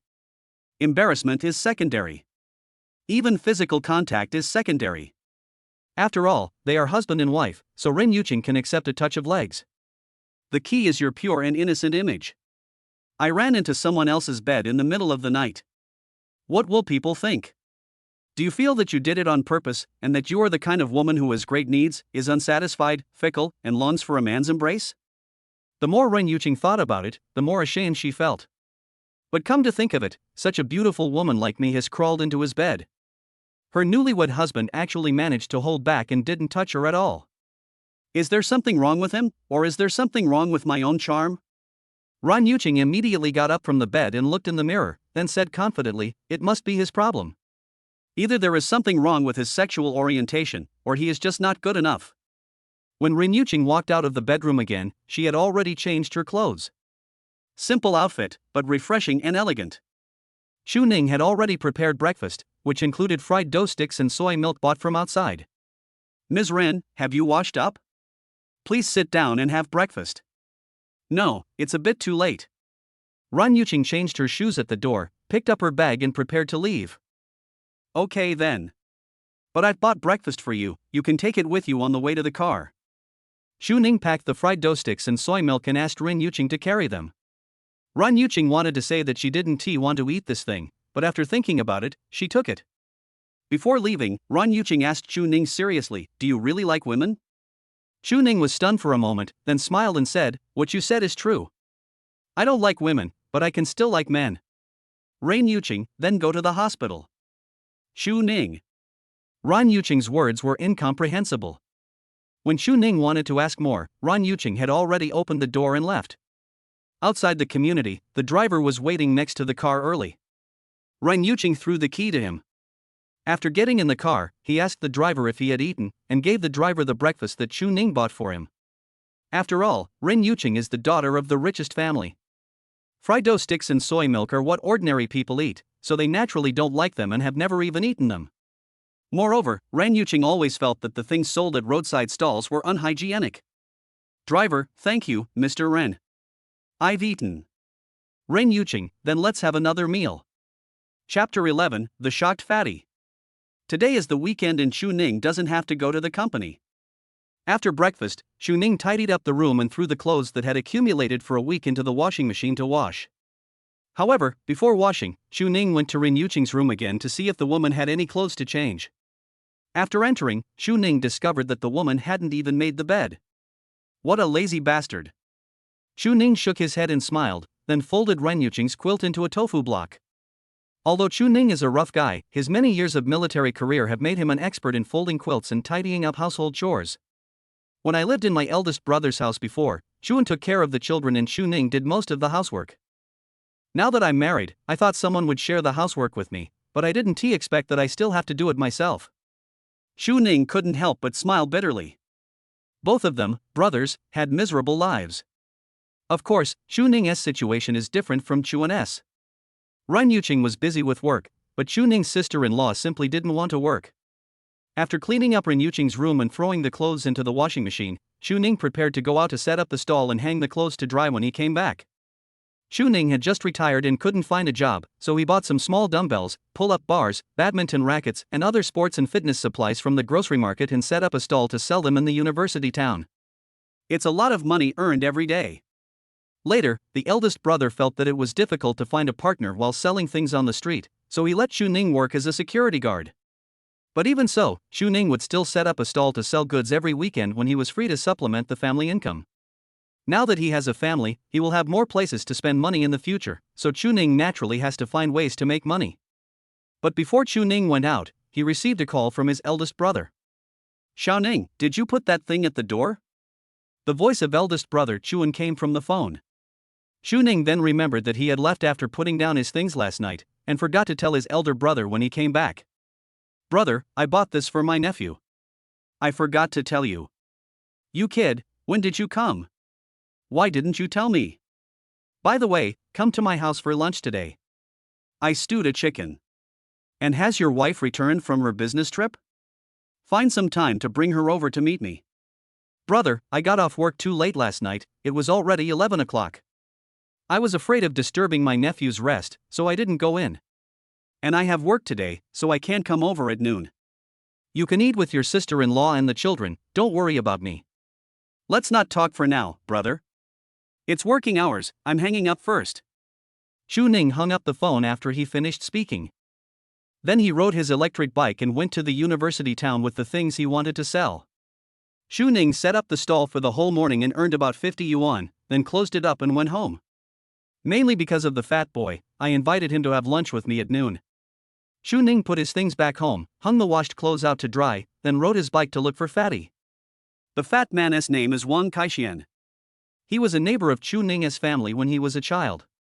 The two are of similar age and often fought together when they were in elementary school.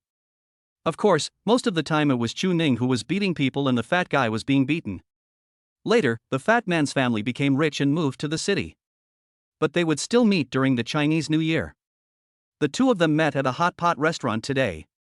After Chu Ning entered, he quickly saw a fat man hugging a girl in stockings and a short skirt and kissing her in a seat by the window. This fat guy is trying to pick up girls again. Ahem, that's enough. We are in public here, please be careful about the impact. Chu Ning walked over, his eyes full of disgust. Only then did Fatty Wang move his lips away from the girls. "Come here, Xiaoli, let me introduce you. This is my brother, Brother Ning." Fatty Wang introduced. When the girl saw Chu Ning, her eyes lit up. "Oh my god, honey, your brother is so handsome, does he have a girlfriend? Go and have fun. It won't be your turn even if we don't have a seat. Take a taxi back first. I'll come find you in the evening." The fat man sent Xiaoli away and pinched the girls but before leaving.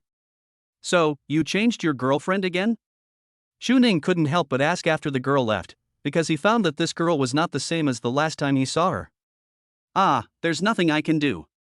It's because I'm rich, your brother. All these girls are vying to be my girlfriend." Fatty Wang said quite complacently. "I'm telling you, be moderate. Be careful not to overindulge yourself and die young." Chu Ning sat down opposite the fat man. "Life is short, enjoy it while you can. Brother Ning, I'm not saying anything bad about you, but you should change your mindset. You've been single for so many years, and why are you still keeping your virginity for Zhang Yusen?" The fat man opened a bottle of guojiu and poured it for Chu Ning. "Shut up, this happened so many years ago, I have forgotten about it. Do you think I would believe you? When you were in college, you were tormented by her so much that you almost lost half your life. You even dropped out of school and disappeared for 5 years. If you really forgot, I introduced so many beautiful girls to you in the past 2 years, and they all chased after you, but you refused them?" Fatty Wang always felt that Chu Ning was still thinking about his white moonlight. Otherwise, why has Chu Ning been single for so many years? It's not like no one wants you because you're ugly. Chu Ning took a sip of wine and shook his head. "What I want is someone I can marry and live with at home." "Is there any reliable one among those you introduced?" "That's right, they all want to sleep with you." The fat man nodded in agreement. That's fine, I'll let my cousin introduce you to some. Her sisters and best friends are all decent girls. If it doesn't work out, I'll talk to my uncle and ask him to marry my cousin to you. That's not necessary. I'm married. You always make a lot of excuses. Last time you said you were busy looking for a job, and this time you said you were busy getting married. What's wrong with getting married? No matter how busy you are getting married, you will always have time for a blind date and a meal. I think you are still thinking about Zhang. When the fat man heard Chu Ning refusing again, he immediately said angrily, but halfway through, the fat man was stunned, and the chopsticks he was using to pick up the food stopped in the air. What? What did you say? You're married? The fat guy's eyes widened. Are you kidding me? You didn't even have a girlfriend last month, and you're married in just 1 month? Who are you marrying? Brother Ning, are you kidding me? I'm really married and got the certificate a month ago. I met her on a dating website a month ago, we had a good chat, and we got the certificate the next day. Chu Ning was very calm. But when the fat man heard this, his eyes almost popped out. Oh my god. Are you kidding me? Chapter 12 is definitely crazy. Brother Ning, you've been single for decades, and you've already prepared a big move for me right away. Brother, you've confused me. They met online, met once, and got married the next day? You are crazy. The fat guy still finds it hard to accept that his childhood friend who grew up wearing only a pair of shorts suddenly became a family. You said my introduction was unreliable, but you are even more unreliable. If you're really anxious to get married, why not find my cousin? My cousin is pretty, gentle and virtuous, and you've known each other since childhood. She graduated from a decent university and has a respectable job. More importantly, I know her background and her character is definitely fine. It's better than just picking up a random woman on the internet, right? The fat man couldn't help but complain. Brother Ning is good in every way except that he is too impulsive when it comes to love. Because of a woman, he dropped out of school to join the army and disappeared for 5 years. And now, it's even more outrageous. She got married with an online friend whom she had only met once. Brother Ning, I think you have been controlled by that woman. There are so many women who cheat on marriage on the internet. Just wait, you will lose both your money and your life soon. The fat man said angrily. Chu Ning smiled calmly, it's not that exaggerated. Oh my god, you still don't believe it? Then let me ask you, you have been married for a month, have you conceived a child? Chu Ning shook his head. Did you kiss? Chu Ning shook his head. What about here?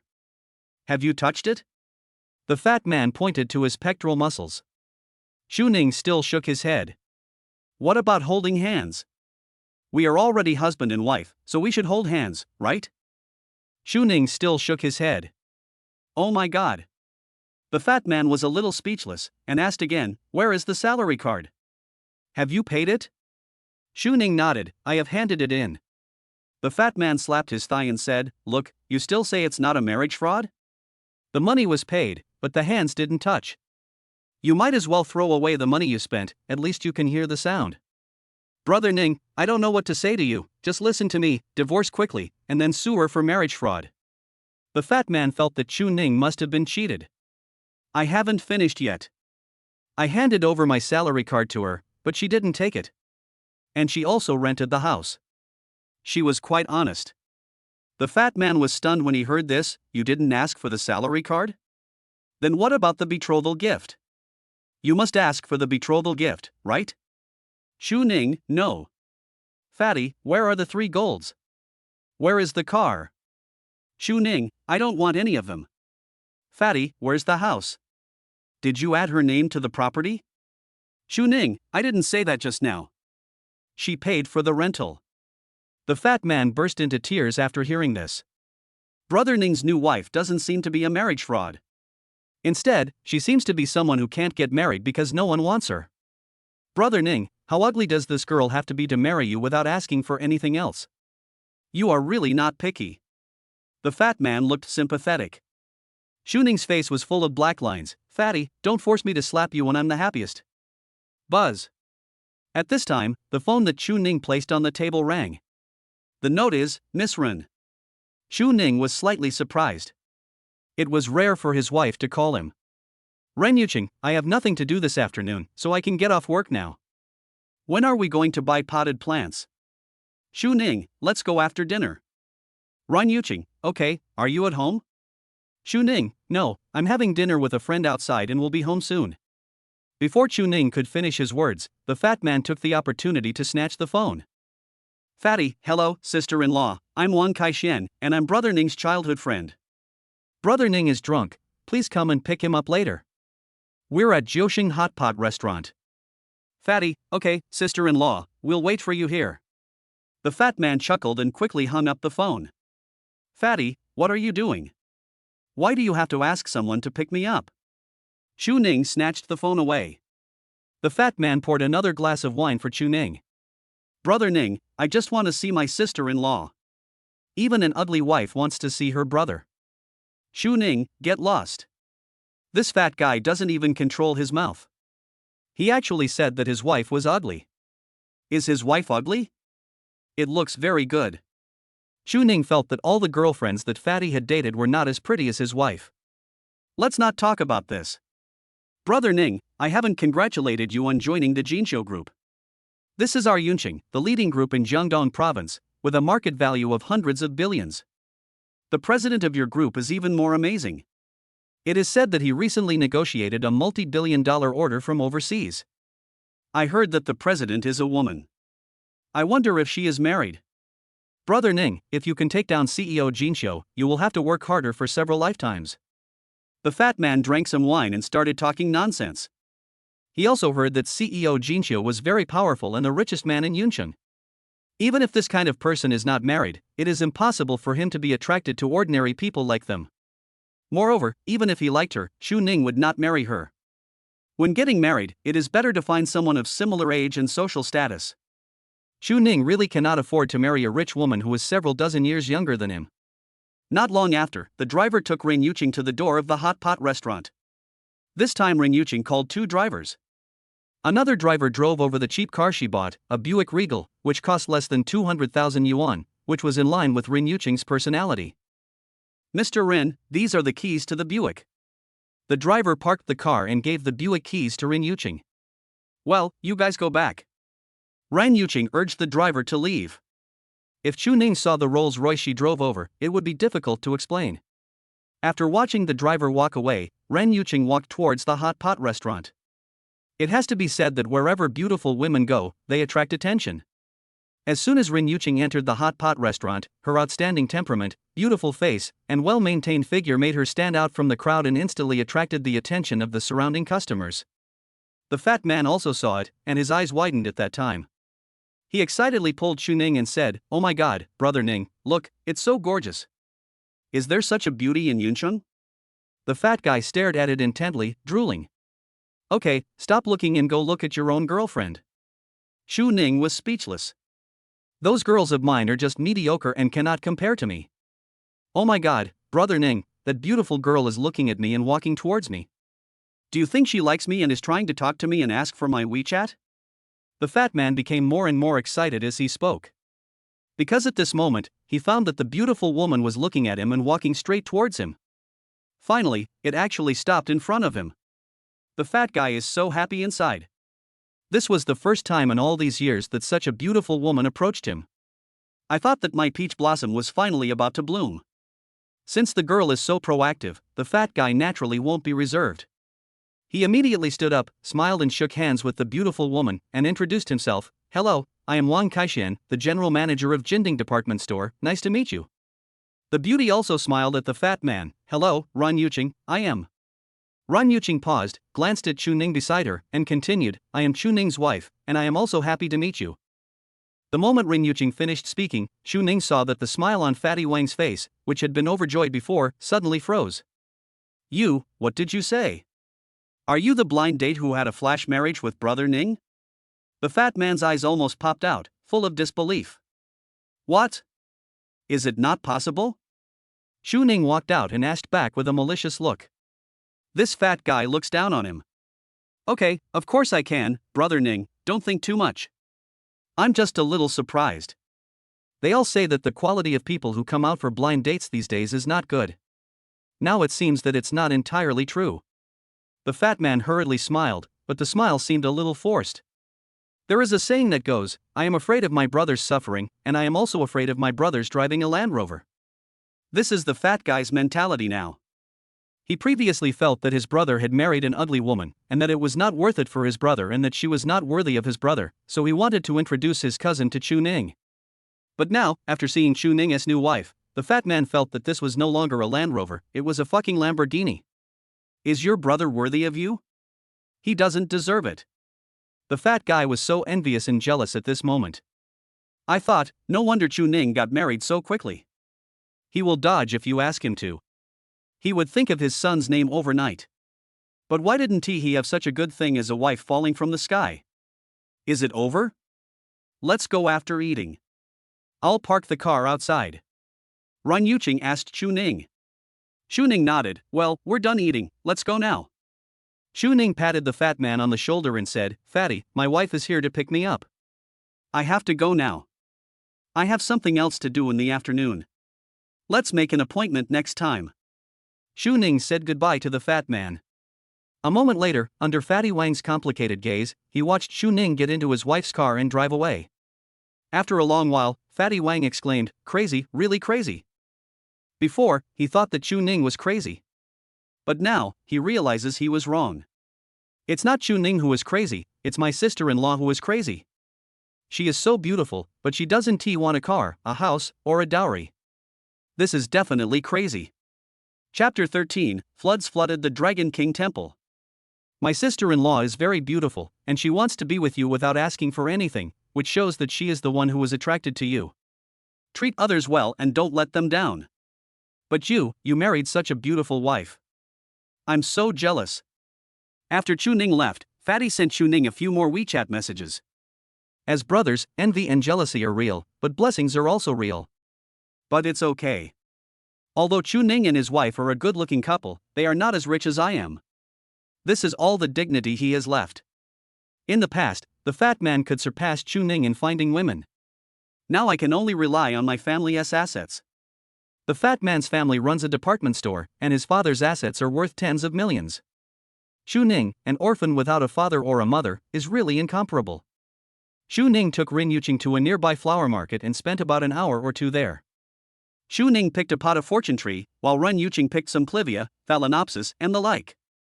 Women are born to love flowers. Chu Ning had come here before with his elder brother, so he was familiar with the place and even bargained with the boss after buying. But Ren Yuqing seemed a little curious. After all, before this, she only went to school and worked, and almost never took care of the affairs at home. And now, as she selected green plants with Chu Ning and decorated their home, seeing vendors hawking their goods on the street and watching Chu Ning bargain, Ren Yuqing found it extremely interesting. She suddenly began to understand the meaning of life. In addition to the intrigues in the business world and the number games in finance, her life seemed to begin to have something else, something that made people feel warm and friendly. After buying the green plants, Chu Ning and Ren Yuqing went to IKEA and bought a few clothes-drying racks and some other household items. However, when coming out of IKEA, a couple walked past Chu Ning arm in arm. Chu Ning glanced at them from the corner of his eye and immediately frowned, then turned around to look at the couple again. What's wrong? Do you know each other? Ren Yuqing asked. Chu Ning shook his head. It's okay, maybe I saw it wrong, let's go home. On the way back, Chu Ning bought some ingredients for dinner. But unfortunately, Ren Yuqing received a call midway, and it seemed that the group wanted to talk to her about something. After sending Chu Ning home, Ren Yuqing rushed to the company again. Will you come back for dinner later? Chu Ning asked. Not necessarily. It depends on the situation. I'll try my best to get back, but it might be late. After Ren Yuqing said that, she went downstairs. Chu Ning is used to this. After all, this is a woman who has been on a business trip for a month right after getting married. Working overtime on weekends is a normal thing for her. Chu Ning didn't know what specific work his wife was responsible for in the company, and why she was so busy. It's not your own company, is it necessary to work so hard? At this time, it was already 5 o'clock in the evening. After Chu Ning placed the potted plants he had bought, he started cooking. Tonight is his first family dinner with his new wife, and Chu Ning plans to make something sumptuous. Many years of military career also made Chu Ning an excellent cook. After 2 hours of careful cooking, Chu Ning placed the meal on the table. After finishing, Chu Ning called Ren Yuqing and asked her when she would come for dinner. The call was quickly hung up, and Ren Yuqing sent a message, "The meeting will end soon, go back and eat." The woman seemed to have guessed the purpose of Chu Ning's call and replied simply and neatly. Chu Ning replied with a okay and then waited for Ren Yuqing to get off work while watching TV. But who would have thought that this wait would last 2 hours? It was past 9 o'clock in the evening when the driver sent Ren Yuqing back to Lianhu Garden Community. The lights in the room were on, the evening news was playing on TV, the table was full of food lying there untouched, and Chu Ning was asleep on the sofa. When Ren Yuqing saw the scene in front of her, she was slightly stunned, and an inexplicable emotion surged in her heart. There is a little warmth, but more of a sense of guilt. Ren Yuqing did not wake Chu Ning up, but prepared to go back to the bedroom to get a blanket to cover Chu Ning. But after entering, I found that my bedroom was extremely tidy, and all the clothes I had taken off were gone. Ren Yuqing went to the balcony and saw that everything had indeed been washed. It also includes the underwear I wore. Ren Yuqing's pretty face blushed.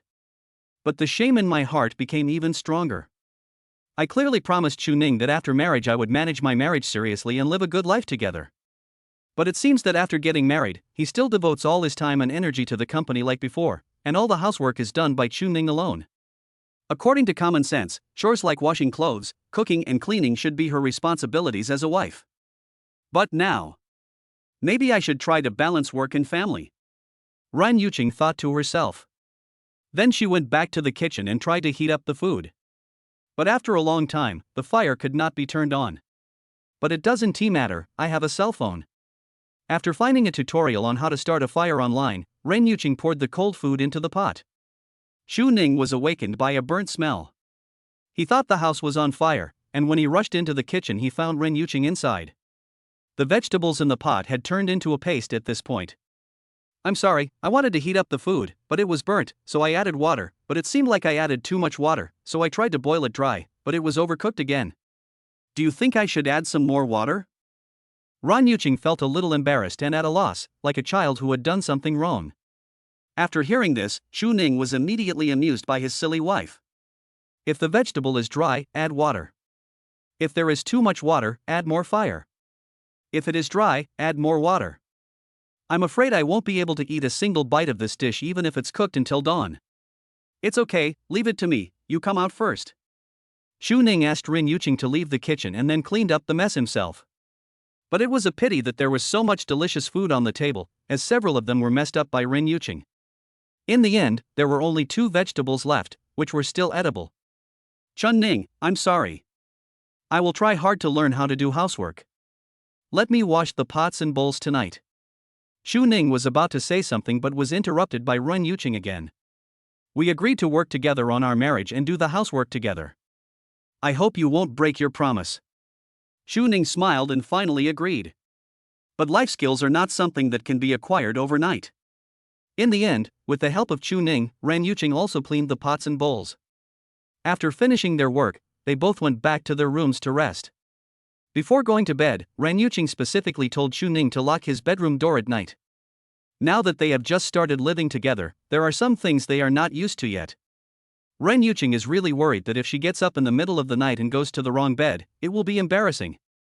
Chu Ning didn't know whether to laugh or cry, but he still listened to Yuqing and locked the bedroom door. The two of them rested separately, but at 1 o'clock in the morning, Chu Ning suddenly received a call from his elder brother Chuan. "Chun Ning, you are in Lianhu Garden Community, right? Come over here quickly, something happened here. It's right at the entrance of your community." Chuan's tone was anxious. Chu Ning realized that something big might have happened. He woke up instantly, put on his clothes and rushed out. "Brother, what's wrong? What happened?" It was late at night and the road outside was empty. The cold wind was howling on the winter night, the electric bike fell to the ground. Chuan was wearing a down jacket with pajamas inside, waiting under the streetlight with his child in his arms. The child in his arms was crying loudly, blood was dripping from Chuan's forehead, and his down jacket was stained with mud. "Xiaoning, I'm fine. It's just that Huan has a high fever. You take him to the hospital first. I hit someone's car and I have to stay here to take care of it. I'll come to you after I'm done." Chuan handed the tightly wrapped child in his arms to Chu Ning, with worry evident on his face. Only then did Chu Ning notice that there was a car parked on the side of the road with a dent in the door. Looking at the brand, it's actually a Rolls-Royce. Chapter 14: Borrowing Money. Brother, this car is probably not cheap, right? Xu Ning's face also became a little more serious. Over the years, my sister-in-law has always blamed my eldest brother for being incompetent. Now that he has crashed into a luxury car, he will probably have to pay a lot of money. I'm afraid that when my sister-in-law finds out, my brother will be scolded again. Xiao Ning, don't worry about this. Take Huan to the hospital first. It's hard to get a taxi at this time. You can go by trolley. It's slower on the way. Xuan was also worried that the child was burned, so he lifted the tram from the ground and urged Xu Ning to get on the road quickly. Brother, no need, I'll drive Yuqing's car over there, Yuqing has a car. It was a cold day, and Xu Ning was afraid that his nephew would get cold, so he ran home to get the car keys. Ren Yuqing put the car keys at the door. When Xu Ning left, he wanted to say something to Ren Yuqing, but when he saw that she was still sleeping, he didn't wake her up. Xiaoning, be careful on the road. Xuan gave some instructions, and then Xu Ning drove Huan to the hospital. After Xu Ning left, Xuan found the contact information of the Rolls-Royce owner in the car and called him. Ren Yuqing was awakened by a rapid ringing of her cell phone. What's wrong? Is there something wrong with the contract again? Ren Yuqing thought it was a call from his subordinates in the company.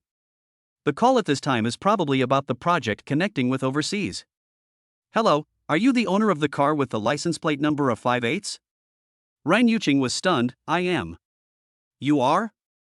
I'm sorry, I accidentally hit your car just now. Do you have time to come over now? Let's see how to deal with it. Ren Yuqing, well, okay, wait a moment, I'll be there soon. The Rolls-Royce was parked right at the entrance of the community. Ren Yuqing put on her coat and quickly walked over. After seeing the owner of the car, Xuan was slightly surprised. He didn't expect that the person driving such a luxury car would be such a young and beautiful woman. Miss, I'm sorry. How can you think of compensation? Xuan's eyes were full of apology. Ren Yuqing took a look and saw that the impact was really severe. She frowned and said, wait a moment. I'll make a phone call first. After a while, Ren Yuqing finished the call and looked at Xuan. I asked, if it's repaired, it will cost no less than 200,000. Xuan's face immediately turned pale. He knew the car was expensive and would not be cheap to repair, but he did not expect it to be so high. How about this, I'll give you two options. I'll repair the car myself, and you'll compensate me 100,000. The second option is that you send the car to the 4S shop, and you will watch over the repairs and bear all the repair costs. Seeing that Xuan was just an ordinary person, Ren Yuqing didn't make things difficult for him. She gave him two options and let him choose. Xuan naturally chose option 1.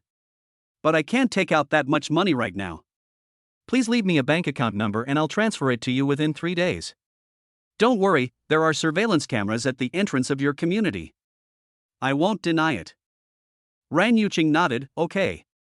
After the two finished negotiating, Ren Yuqing went back to her room to sleep, while Xuan immediately rushed to the hospital. Ren Yuqing returned home, drank some water, and was about to walk into Xu Ning's room out of habit, but fortunately she reacted in time and quickly ran back to the master bedroom. I almost got embarrassed again. Yunqing People's Hospital. When Xuan rushed over, Huan was receiving in 4 drip.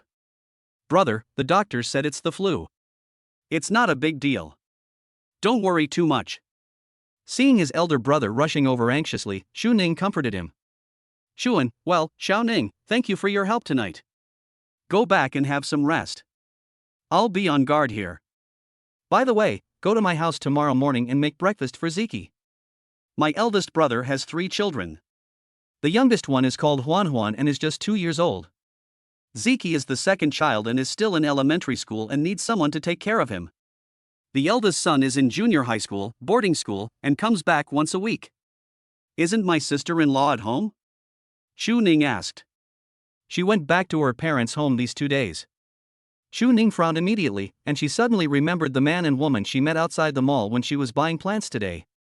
Xu Ning didn't look at them for long, but the back of one of the women looked very much like his sister-in-law. Brother, you were at home yesterday, right? Xu Ning asked. Yes, your sister-in-law is not here, and I am at home taking care of the children.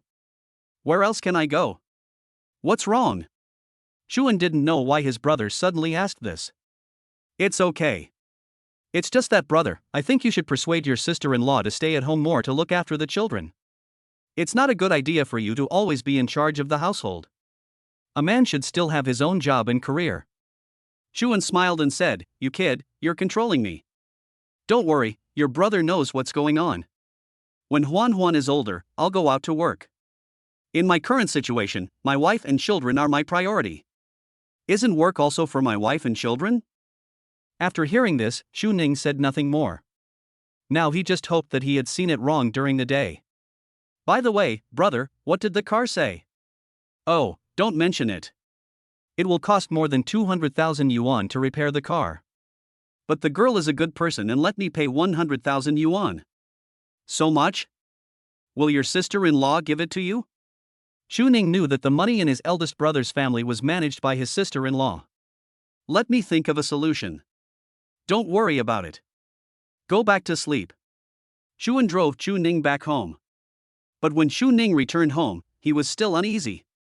"Because of my own reasons, my eldest brother and sister-in-law have been arguing for some time. Now if my sister-in-law knew that my eldest brother had caused trouble and had to pay so much money, I'm afraid there would be another quarrel." Xu Ning only has one relative, his eldest brother. Now that his brother is in trouble, he naturally cannot just ignore it. He looked at the money he had on him, and it was only about 20,000 yuan in total. "I have to leave some money for family expenses, and the amount I can borrow is only about 10,000 yuan. How about borrowing some money from her tomorrow?" The first person Xu Ning thought of was Ren Yuqing. One night passed quickly. At 6 o'clock in the morning, Xuan called and said that he had returned home and Huan's fever had subsided, so he didn't need to come to cook. Xu Ning was relieved at this point, but he still got up and prepared breakfast for him and Ren Yuqing. At 7 o'clock, Ren Yuqing finished washing up and came to the restaurant. "Today's breakfast is fried eggs, buns and soy milk." Ren Yuqing frowned, but still sat down, ate some fried eggs, and drank a few sips of soy milk. "Ms. Ren, there is something I want to tell you." At the dinner table, Xu Ning hesitated for a moment, but finally told Ren Yuqing that he wanted to lend 10,000 yuan to his eldest brother.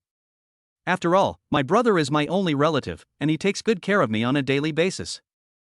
Xu Ning was afraid that Ren Yuqing would not agree, so he explained a few more words. After all, they are married, so they still need to seek Ren Yuqing's opinion on matters such as borrowing money. "I thought Ren Yuqing would ask his brother why he needed the money, or he would not agree to lend it to him." Unexpectedly, Ren Yuqing didn't ask anything, but directly asked, "Is 10,000 enough? How much does your brother need?" "He should need 100,000. But our ability is limited, so we can only do our best." Before Xu Ning finished speaking, Ren Yuqing said, "Send me your bank card number on WeChat later, and I will transfer 100,000 yuan to you, and you can give it to your brother." When Ren Yuqing said this, she was still eating fried eggs. She never raised her eyes from beginning to end, and her tone did not fluctuate at all. It was as if what was borrowed was not 100,000 yuan, but 10 yuan. Xu Ning was also really shocked. "I haven't even told her I want to lend her the money, yet she just transfers the money with just one sentence? 100,000 yuan, this is not a small amount." No wonder Ren Yuqing said before that she was not suitable for managing money. Xu Ning felt that his wife seemed to have no concept of money at all. "Thank you then. Don't worry, I will collect the money and pay you back as soon as possible. I'll write you an IOU." Xu Ning was not polite and accepted it gladly. Then he found a pen and really wrote an IOU to Ren Yuqing. Ren Yuqing had to accept it. After all, it was not easy for an office worker to save 100,000 yuan. Xu Ning felt that the money must be repaid, even if they were a couple. Ren Yuqing was really amused by Xu Ning's honest behavior. "It's up to you.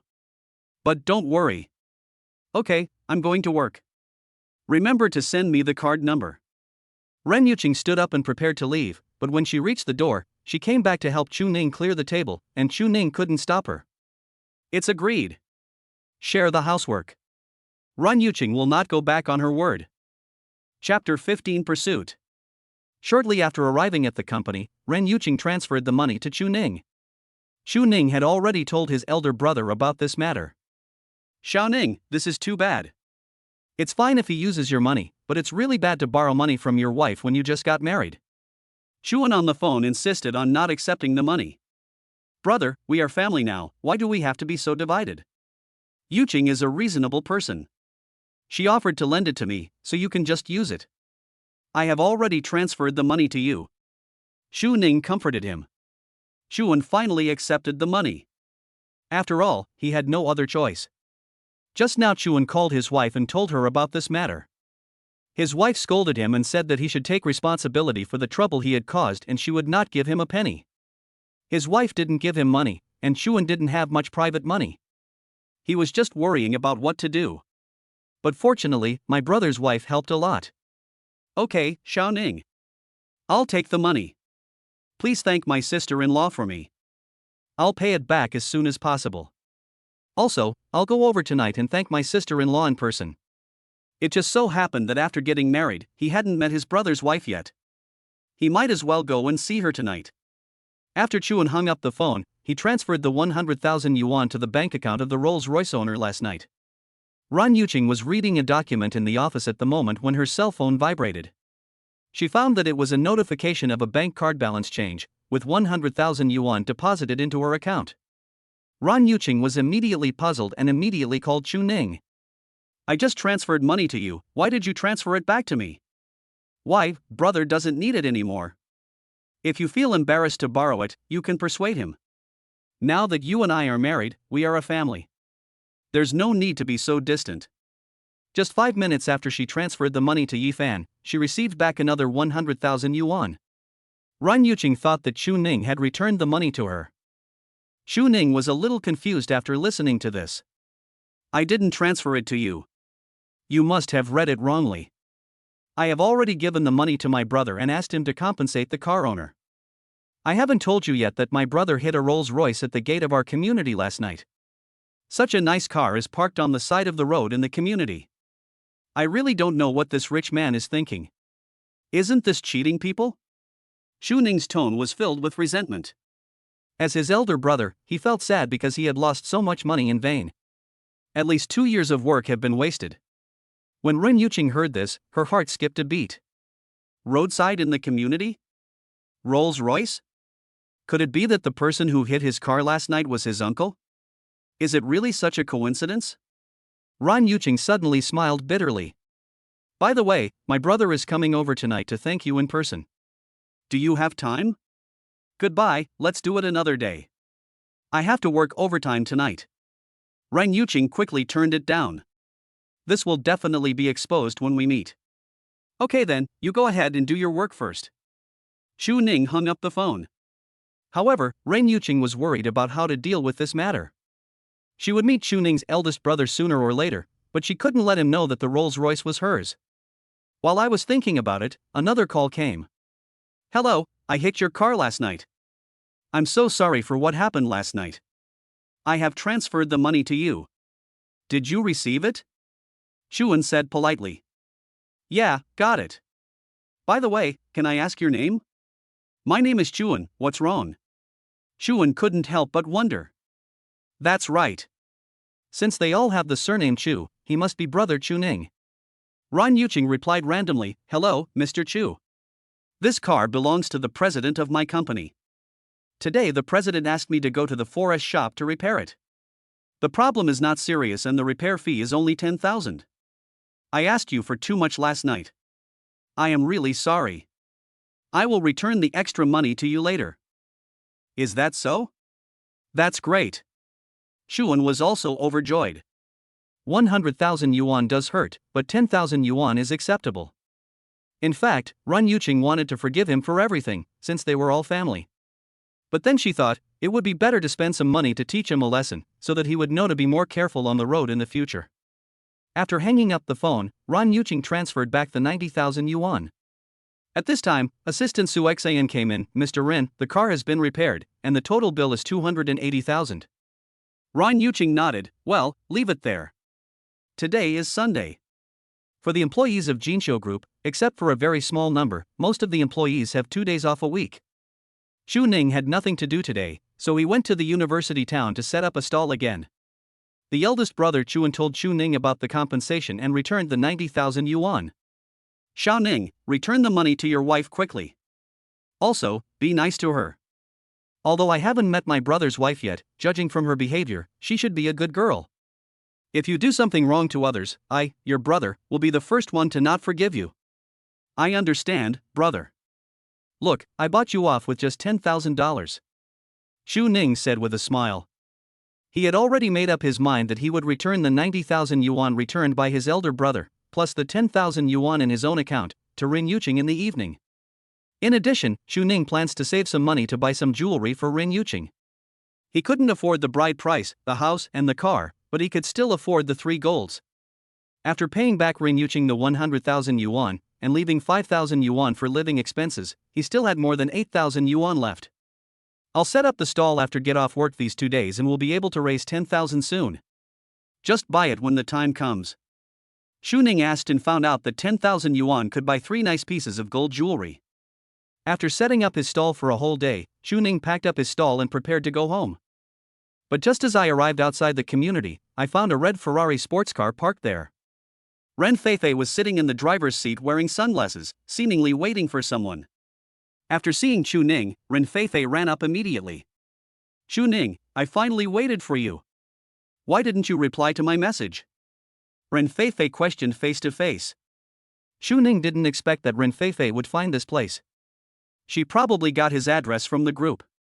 Ms. Ren, I'm sorry. I've been very busy these past 2 days. Xu Ning explained a few words, then made an excuse and prepared to go home. He doesn't want to have much contact with other women. You are just avoiding me. If you continue like this, I will let my sister fire you. My sister is a big leader in the group. Ren Feifei was a little angry. It was the first time for her to be repeatedly humiliated by a man. Ren Feifei's words undoubtedly hit Xu Ning's sore spot. He had finally gotten the job through an interview, so naturally he didn't want to lose it easily. He needed this job to support his family. Ms. Ren, what do you want? It's nothing special, I just want to give you a gift. Ren Feifei threw a box to Xu Ning. Xu Ning opened it and found a watch inside. I saw a watch at a roadside stall and thought it suited you, so I gave it to you. You are not allowed to refuse it. Also, don't hide from me in the future, otherwise I will ask my sister to fire you. Ren Feifei threatened angrily, and she looked actually quite cute. If he wasn't already married, Xu Ning wouldn't mind making this friend. But now. Okay, thank you then. I'll give you a gift in a few days. The other party threatened Xu Ning with his job, so he had no choice but to accept it. Moreover, he thought that the watch was bought at a roadside stall and probably wasn't expensive, so he could just give her a similar one later. Seeing Xu Ning accepting the gift, Ren Feifei was extremely happy and thought that her sister's idea was really good. See you at the office tomorrow. Ren Feifei didn't stay long. She waved and drove away in her sports car. Chapter 16 was discovered. When Rin Yuqing got home in the evening, it was already past 9 o'clock. After his daily exercise, Xu Ning was leaning on the sofa reading a novel. Perhaps he was too engrossed in watching, Xu Ning didn't even notice that his wife had returned home. What are you looking at? You look so engrossed. Ran Yuqing quietly leaned over and asked. This sudden sound scared Xu Ning. You're back. I just bought some fruit and have already cut it up. If you want to eat it, just help yourself.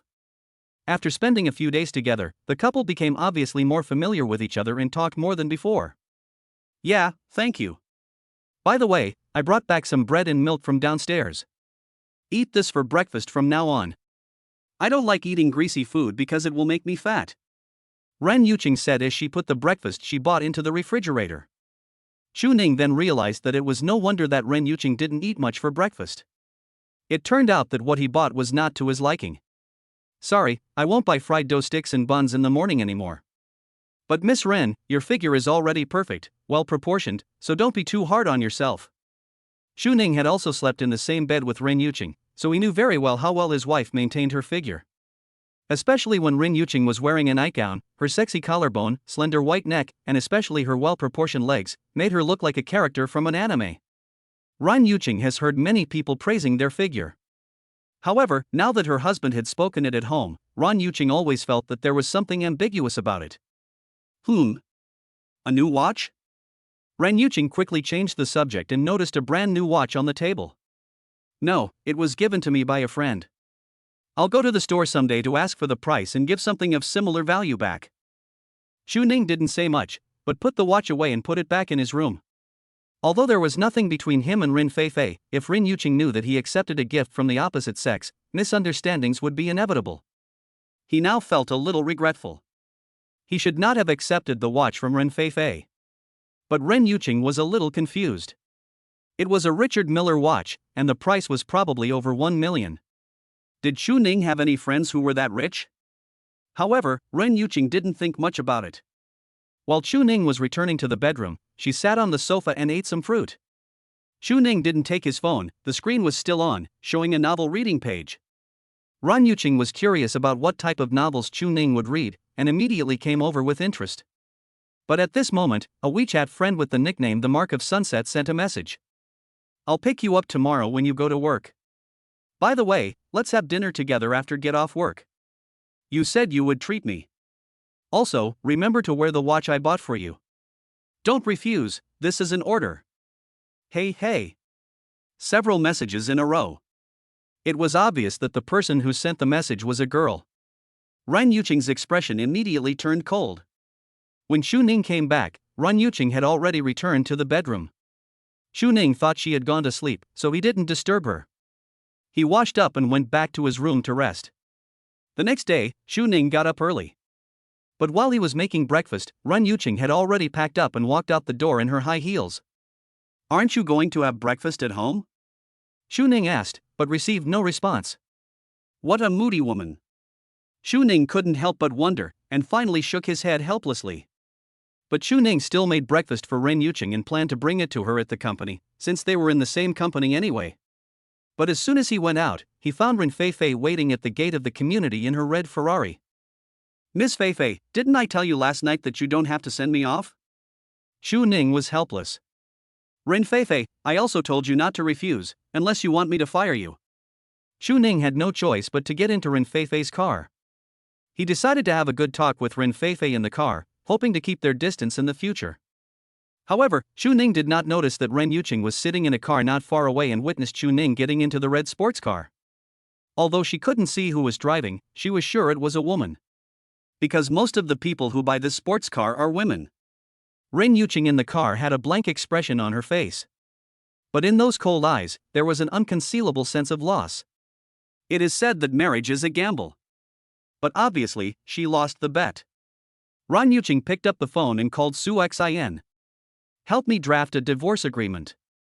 Also, I contacted a detective service company out of the province, signed a confidentiality agreement, and asked them to help me investigate a woman." The words were cold, with a chilling chill. Xu Ning undoubtedly knew nothing about all this. After arriving at the company, he sent a message to Ren Yuqing, saying that he had brought her breakfast, asked her which floor she was on, and would deliver it to her. But unfortunately, Ren Yuqing did not reply. Even when I called, the other party didn't answer. Is he on a business trip again? Xu Ning thought so. A day passed like this. When it was time to get off work, Xu Ning received another call from his elder brother. "Xu Ning, I'm afraid I'll have to borrow money from you again. I don't know why, but the owner of the car suddenly had his lawyer send me a letter, along with a repair bill of 280,000 yuan. Let me pay 280,000 yuan for the damage to the car within 2 days, or you will sue me." Xu Wen's heavy voice came from the phone. Xu Ning also shuddered when he heard this. "Brother, what's going on? Didn't we settle it? Why did you suddenly change your mind and ask for compensation of 280,000? Xu Ning looked anxious and went straight to his eldest brother's house after get off work. On the other side, the office of the president of Jinxiu Group. "Mr. Ren, according to your instructions, the lawyer's letter and the repair bill have been sent to the other party." Su Xian reported. Su Xian knew about the car collision. "I also know that Chuan is Xu Ning's brother." Now, Mr. Ren suddenly changed his attitude towards Xu Ning's brother. Although Su Xian didn't ask, she seemed to have guessed something. Ren Yuqing ignored him and lowered her head to deal with documents. "And Mr. Ren, we've got news that the woman you're looking for has been taken under control. Do you want to meet her?" Su Xian asked tentatively. Ren Yuqing immediately raised her head and said coldly, "Take me there." Although her marriage to Xu Ning lasted only 1 month, and they had only lived together for 3 to 5 days. Although there is no love between them. However, Ren Yuqing still wanted to see what the person Xu Ning cheated with looked like. What kind of woman could make Rin Yuqing, the president of Jinqiu Group and heir to the richest Rin family, fail miserably in her marriage? Chapter 17, Absurdity. In the dim basement. Ren Feifei, with her hands and feet tied, struggled constantly. Her mouth was also wrapped with tape and she kept making whimpering sounds. There was even more fear in those beautiful eyes. In front of her, there were 4 or 5 strong men standing there. The leader, who was wearing a colorful short-sleeved shirt and had a shaved head, looked at Ren Feifei with some sympathy. "Don't blame us, sister. We also take money from people and help them get rid of disasters. But you, why did you have to pick on that person when you could pick on anyone else? She is the famous Iron Lady of your Yuncheng. How can anything good come of you if you go against her?" The bald man shook his head and said, "Although their company is in another province, this is not the first time they have cooperated with Ren Yuqing. After all, the business world is like a battlefield, and Ren Yuqing has to hire people from other provinces to do many things that cannot be done openly." After working together for a long time, the bald man knew very well that the female boss who hired them today was definitely not a good person. So they were not sure what would be the final fate of this little girl who looked to be around 20 years old. Ren Feifei was speechless at this moment, but perhaps because of fear, tears were already glistening in the corners of her eyes. She had intended to pick up Chu Ning from get off work today, but unexpectedly, she was kidnapped and brought here before she even got in the car. From beginning to end, Ren Feifei had no idea what had happened, let alone who she had offended. Could it be his sister's rival in the business world? Or was she kidnapped for ransom? Just as Ren Feifei was terrified, footsteps were heard outside. The sound of high heels hitting the ground was particularly loud in this dark basement. "Mr. Rin, you are here. This is the person you want. I'm waiting for your decision on how to deal with him." Seeing the sponsor coming, the bald man stepped forward to greet him. Ren Yuqing looked over and vaguely saw a woman tied up in the dim light. "Who told you to kidnap him? Let him go." Ren Yuqing frowned and said coldly, "She just wanted to see this person, that's all. But these people actually kidnapped the other party directly and rudely." This was obviously not what Ren Yuqing intended. Upon hearing this, the bald man immediately ordered his men to let go of the other man's hands and feet. At this time, Ren Yuqing also took a few steps closer. However, when she saw the other person's face clearly, Ren Yuqing was stunned. "Feifei?" Su Xian, who came with Ren Yuqing, was also stunned. "Little Mr. Ren?" "Sister." Ren Feifei had just been released and was still in shock.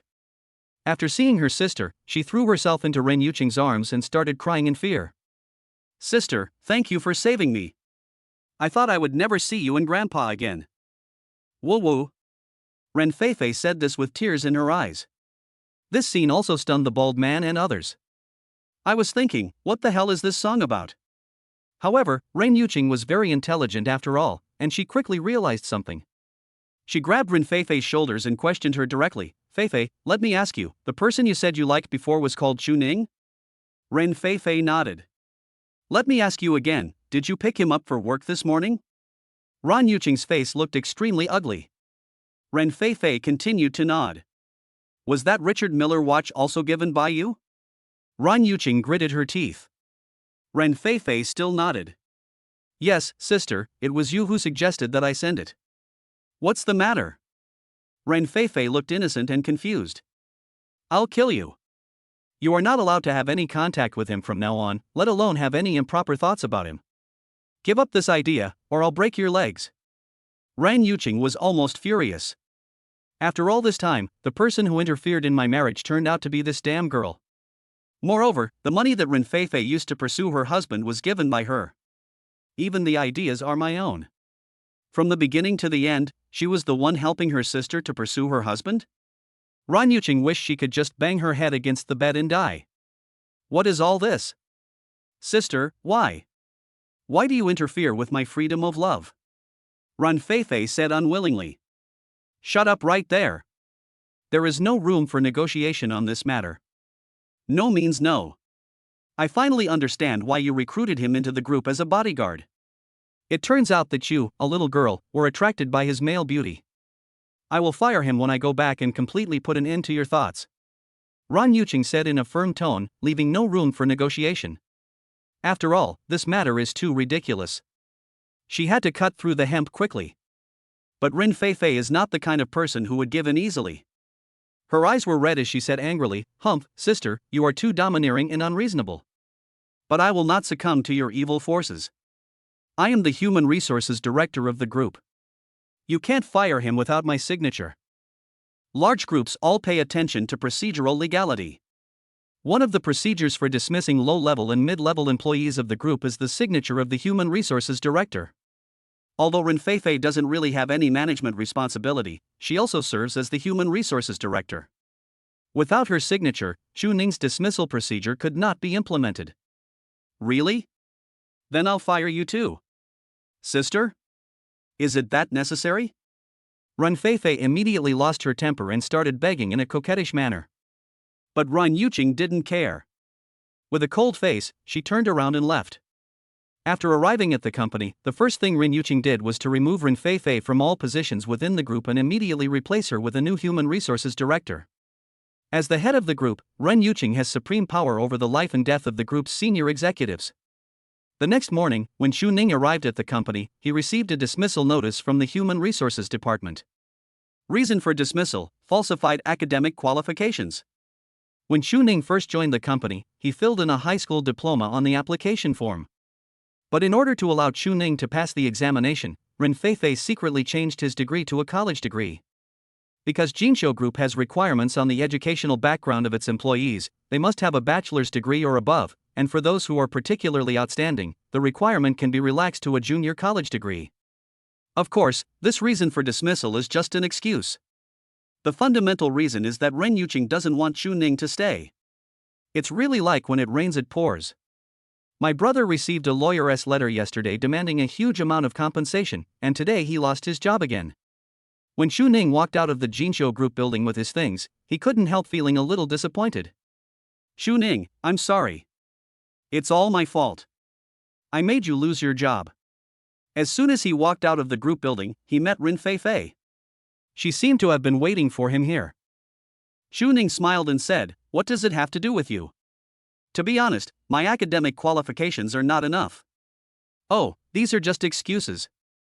You are so skilled, your academic qualifications are not important at all, and you are more than qualified to be a bodyguard. If you want to blame someone, blame my sister. She is so hateful and inhumane. In order to make things difficult for you, she even kicked me out of the group. Not only did she confiscate my car, but she also suspended my credit card. I am now a pauper just like you." Renfei said pitifully. She didn't expect that her sister would be so ruthless this time. Before, when I was dating a gangster, my sister would just scold me a few times, but this time she directly cut off her source of income. Chapter 18, Sister-in-law is going to set up a stall. She's really out of control. Her reaction this time is so big, as if I'm stealing her husband. Renfei couldn't stop complaining. Xu Ning was surprised. "Your sister? Could it be that the president of Jinqiu Group is your sister?" Xu Ning remembered hearing someone say that the group's CEO's surname was indeed Run.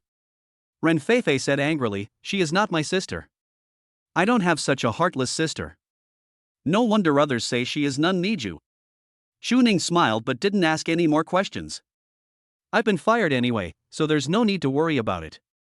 Ms. Rin, see you later." Xu Ning said goodbye to Renfei. "Don't be like this, it's like we're parting forever. Xu Ning, even though we're not colleagues now, we can still see each other every day in the future. And now that you're not working, we have more time to play, go to the movies, go on a picnic, have dinner together." Renfei was full of expectations. Xu Ning smiled bitterly, "How can I have the mood to play? My brother owes a large debt, and I have to support my family. I have children to raise in the future, and I also want to buy my wife a house of our own. I have to go to work and make money." Renfei was stunned when she heard this. "Are you married?" Xu Ning nodded. "Yeah, we just got married not long ago." Renfei stood there in a daze for a long time, and then she couldn't help but laugh at herself. After all this time, it turned out that the man she was thinking about was a married man. No wonder my sister was so angry. "Oh, I'm sorry. I may have caused you some trouble during this period. I'm sorry. Actually, I mainly wanted to make you my boyfriend and then learn some fighting skills from you. This way, when my sister bullies me, I will be able to beat her." Renfei felt a little embarrassed and apologized to Xu Ning. "For things like this, you should just tell me directly. Even if I'm not your boyfriend, I will teach you. Really? You're not going to give me a half-hearted answer, are you? I'm serious about this, and you have to teach me carefully, and you can't hide it. Sure. I'll wait until I have time. Before I find a job, I have to set up a stall to make some money. I was thinking of buying a gift for my wife in the next couple of days. Ran Yuqing didn't go home last night and didn't answer the phone. Xu Ning thought she might be on a business trip again. He wanted to save enough money to buy the 3 golds before she came back and give her a surprise. When Ren Feifei heard that Xu Ning was going to set up a stall, she immediately became interested and insisted on going with Xu Ning. Xu Ning couldn't resist and had to agree. But this girl is so clever and quirky, like a child who has not grown up. I really don't know how she became a senior executive of Jinsho Group. After arriving at the university town, Xu Ning continued to sell some sports and fitness products as usual. But it was not very popular in the morning and few people bought it. Ren Feifei couldn't sit still any longer. Teacher Chu, if you sell like this, how much can you sell in a day? Ren Feifei has begun to address Xu Ning as teacher. It's okay. I can sell it for 200 or 300 yuan. Is this okay? It's too little. How about this, you have some money on you, give it to me. Ren Feifei suddenly said. There are still several thousand yuan in the card. What do you want to do? That's my family's living expenses this month. Xu Ning asked. Oh, don't ask, just listen to me. Ren Feifei took the card, then asked a nearby stall owner to help watch the stall, then she pulled Xu Ning and left. They first went to the wholesale market and bought a lot of flowers and plants, as well as some accessories and skin care products that girls like. Then they wholesaled a batch of men's products such as razors, watches, and belts. They are not expensive and are in line with the consumption level of college students. After buying these, Ren Feifei took Xu Ning to a clothing store, and they both changed their clothes. Ren Feifei wore a black silk miniskirt with black leather shoes, her long hair flowing like a waterfall, and her full, attractive, and perky breasts, exuding a pure and lustful aura that was captivating. Xu Ning was dressed in Korean oppa-style clothes, and the casual suit made Xu Ning's figure look even more stylish. Xu Ning likes to dress in a subtle way. This was the first time she wore something so ostentatious, so she felt a little uncomfortable. They just felt that countless people's eyes were looking at them along the way. Fei, forget it. It's embarrassing. Xu Ning was trembling in his heart. We're not naked, we're dressed normally, there's nothing embarrassing about it. Just wait and see. Ren Feifei smiled proudly. Then the two of them returned to the university town with the purchased goods. Ren Feifei divides the things purchased into 2 categories based on the audience. If the target audience is female, let Xu Ning sell it. The target audience is male, so Ren Feifei sells it herself. After sorting them, Ren Feifei borrowed a speaker from the stall owner next door. The music turned on, and Ren Feifei, wearing stockings and a short skirt, immediately started dancing on the street. Enthusiastic music and passionate dancing. Xu Ning's stall instantly attracted countless people's attention. All of a sudden, countless men and women in the university town began to look over here. Oh my god, Brother Biao, look, it's a beautiful girl. Let's go and have a look. Pure and lustful, isn't this too beautiful? Brother, my lifelong happiness is in your hands. Find a way to get me a WeChat ID. It has to be said that Ren Feifei's makeup, dress, figure and appearance are fatal to male college students. For a while, many people were eager to buy things and took the opportunity to strike up a conversation and ask for contact information. In a short while, most of the belts, razors, men's facial cleansers, toothpaste, toothbrushes, etc. on Ren Feifei's stall were sold out. Xu Ning on the side was stunned. Is this even possible? It's good to be beautiful. However, Xu Ning did not feel envious for long. Because the excitement here not only attracted male college students, but also many female college students who liked to join in the fun came over. The boys in our school are so useless. They are just dancers. What's so good about them? That's right, it's really boring, let's go.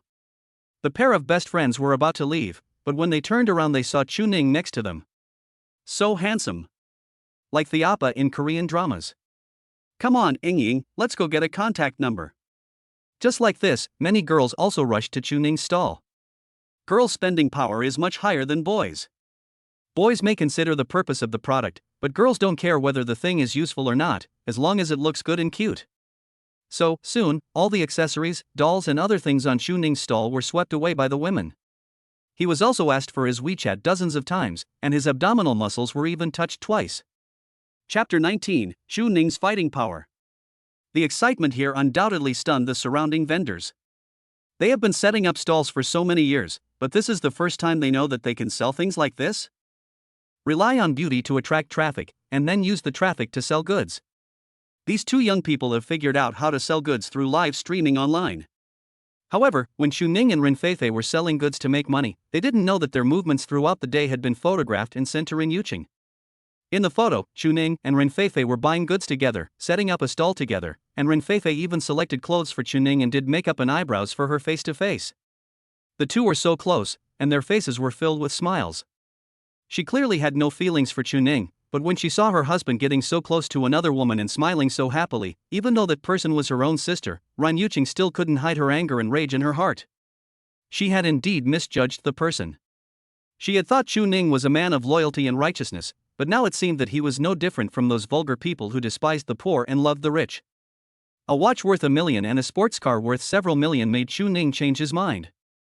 Ren Yuqing was completely disappointed with this man. Su Xin, help me draft a divorce agreement and send it to me immediately after it is completed. Ren Yuqing notified the assistant. The other side. Feifei, you really have a natural business sense. Our sales in one day are equivalent to what I make in a month. When the sun set, Xu Ning and Ren Feifei found a drink shop and started counting money. After counting, Xu Ning couldn't help but secretly admire the little girl in front of him and kept giving her a thumbs up. Hey hey! That's right, the women in our Ren family are born with business acumen. However, I am just clever, my sister is the real talent. Although Ren Yuqing always controlled her, Ren Feifei was very unhappy. However, she had to admit that since her sister took over Jinqiu Group, all matters in the family business had been managed in an orderly manner. My grandfather has now retired early and has become a hands-off boss. Let's not talk about this anymore. I'm starving. Let's find a place to eat. Ren Feifei was already a little hungry. Xu Ning originally wanted to take Ren Feifei to have a barbecue, but suddenly Ren Yuqing called and asked Xu Ning to meet at home at 7 o'clock in the evening. There were no extra words, and he was as cold as a piece of stone. Feifei, I'm afraid you won't be able to eat. My wife will be back tonight, and I have to buy her a gift and then rush back to prepare dinner for her. She must have been very tired during the business trip these days. After receiving the call, Xu Ning got up and prepared to go to the mall. It's 5 o'clock in the evening now. If we hurry up, we can still make it. Teacher Chu, you really love your wife. I want to see what your wife looks like, which makes you so attentive. How about inviting me to your house for dinner tonight? Ren Feifei suddenly had an idea. Xu Ning hesitated for a moment and said, all right, I'll just take it as a thank you for helping me set up the stall today. Okay, then I'll go home and change my clothes, and see you in the evening. Ren Feifei was not polite at all. Seeing Xu Ning agreed, she immediately rushed home, ready to meet the master's wife tonight. Ren Feifei also wanted to see what the only woman who caused her to fail in love looked like. Women have such a terrible desire to win. When Xu Ning finished buying gifts and returned home, it was already 6:30 in the evening. When I opened the door, I found that Ren Yuqing had returned. Are you on a business trip again? You work really hard. But no matter how busy I am, I still hope I can tell you next time I'm on a business trip. Tell you? So it will make it easier for you to date other women? Ren Yuqing sneered. Xu Ning was stunned and frowned. Ms. Ren, what do you mean? Don't you understand what I mean? You said that your friend gave you that watch. It was a woman, right? Yesterday morning, it was also a woman who sent you to work, right? Including today, you know who you were with better than I do. Although I don't like you and it's impossible for me to fall in love with you. But now, you and I are a legal couple. If you cheat on me with someone else while we are still married, it's disrespectful to me. It's a sign of low quality. If I had known that you were such a low-quality person, I would never have stooped to marry you. Ren Yuqing spoke righteously, with a tone of accusation. When Xu Ning heard this, he immediately understood and replied in a deep voice, I was wondering why your attitude has been wrong recently, it turns out it's because of this. But Miss Ren, you don't verify it, but you assume the worst of others. Do you think this is respect? Is this a reflection of high quality? Xu Ning asked back. Ran Yuqing was suddenly speechless. Indeed, she had only asked her sister about this matter, and it seemed that she had already determined that he had cheated on her during his marriage before she even confirmed it with Chu Ning. Yes, that watch was given to me by a woman. I didn't want to accept it at the time, but she was the leader of the group and she recruited me into the group. She was very kind to me. Moreover, she threatened me with my job and said she would fire me if I didn't accept it. I had no choice because if I lost my job, I wouldn't be able to support my family and I wouldn't be able to get enough for the down payment on the house. I had no choice but to accept it. Besides, she said she bought the watch from a street stall. I think it only cost 1 or 200 yuan at most. I will give her something in return someday to repay her favor. As for her driving me to work, it was also a threat to my job. I thought I should explain to her clearly in the car that colleagues should keep their distance. As for today, we were both fired by the group. So she helped me set up a stall to make enough money to buy you the 3 golds. Besides, I have already made it clear to her that I am married. After she found out, she apologized to me and said that she had disturbed me before. In fact, her real purpose in approaching me was to learn some fighting skills from me. Also, I never responded to any WeChat messages she sent me, except for work-related messages. I, Chu Ning, have always been upright. From the beginning to the end, I have never done anything inappropriate with any woman, and I have never done anything to let you down or to let our marriage down. I have been working hard to manage our marriage, but I didn't expect that you would think the worst of me. Chu Ning shook his head, with an inexplicable disappointment in his words. Ran Yuqing, who had been so arrogant and righteous just now, was so guilty that she couldn't speak. She treated love as a joke, wanted Chu Ning to be her boyfriend just to learn how to fight, and even used work to force Chu Ning to submit. My sister is really capable of doing such things. As for that watch, most ordinary people really can't see its value. Perhaps, I really misunderstood Chu Ning. Chapter 20. I have to apologize. But Ran Yuqing didn't want to apologize, and still tried to save face. You are in such a bad situation, it's your own fault for not knowing how to avoid suspicion and doing something that caused me to misunderstand. Chu Ning was so angry that he laughed when he heard this, and immediately retorted, it is said that people with evil hearts will see evil in everyone they see. Ms. Ren, have you done something to let our marriage down, so you look at me like this? You misunderstand me like this? Also, please don't say anything about marrying me. When we got the marriage certificate, I didn't force you, nor did I ask you to morally blackmail you. You voluntarily got married to me. I have always believed that our marriage is based on honesty and equality. And now you're saying it as if I got a great advantage? If you feel that marrying me is unfair, or that I am not worthy of you, you can just tell me directly, and I will never try to keep you. But you cannot distinguish right from wrong, and you come up to me and criticize my character in a condescending tone. I cannot accept that. Faced with doubts, Chu Yun remained neither humble nor arrogant. His words were fierce and well-reasoned, and he responded to Ran Yuqing one by one. At the end, every word and sentence was sonorous and powerful. The torrent of words actually left Ran Yuqing speechless and unable to refute. Ran Yuqing never expected that Chu Ning, who is usually gentle and polite, would explode with such powerful words. Normally, Ran Yuqing would have left the group's executives, who were worth tens of millions, speechless. And now, the position changes. The person who was scolded with a red face and speechless was actually myself. There's nothing I can do. It's my fault. She did not verify it and just assumed that Chu Ning had cheated on her during their marriage. After all, although his sister had feelings for Chu Ning, what did that have to do with Chu Ning? Chu Ning kept his distance from Ren Feifei from beginning to end. Moreover, when we got the marriage certificate, it was indeed our own will. Chu Ning had fully consulted with him about this. It was indeed inappropriate for him to say that he was willing to marry someone else.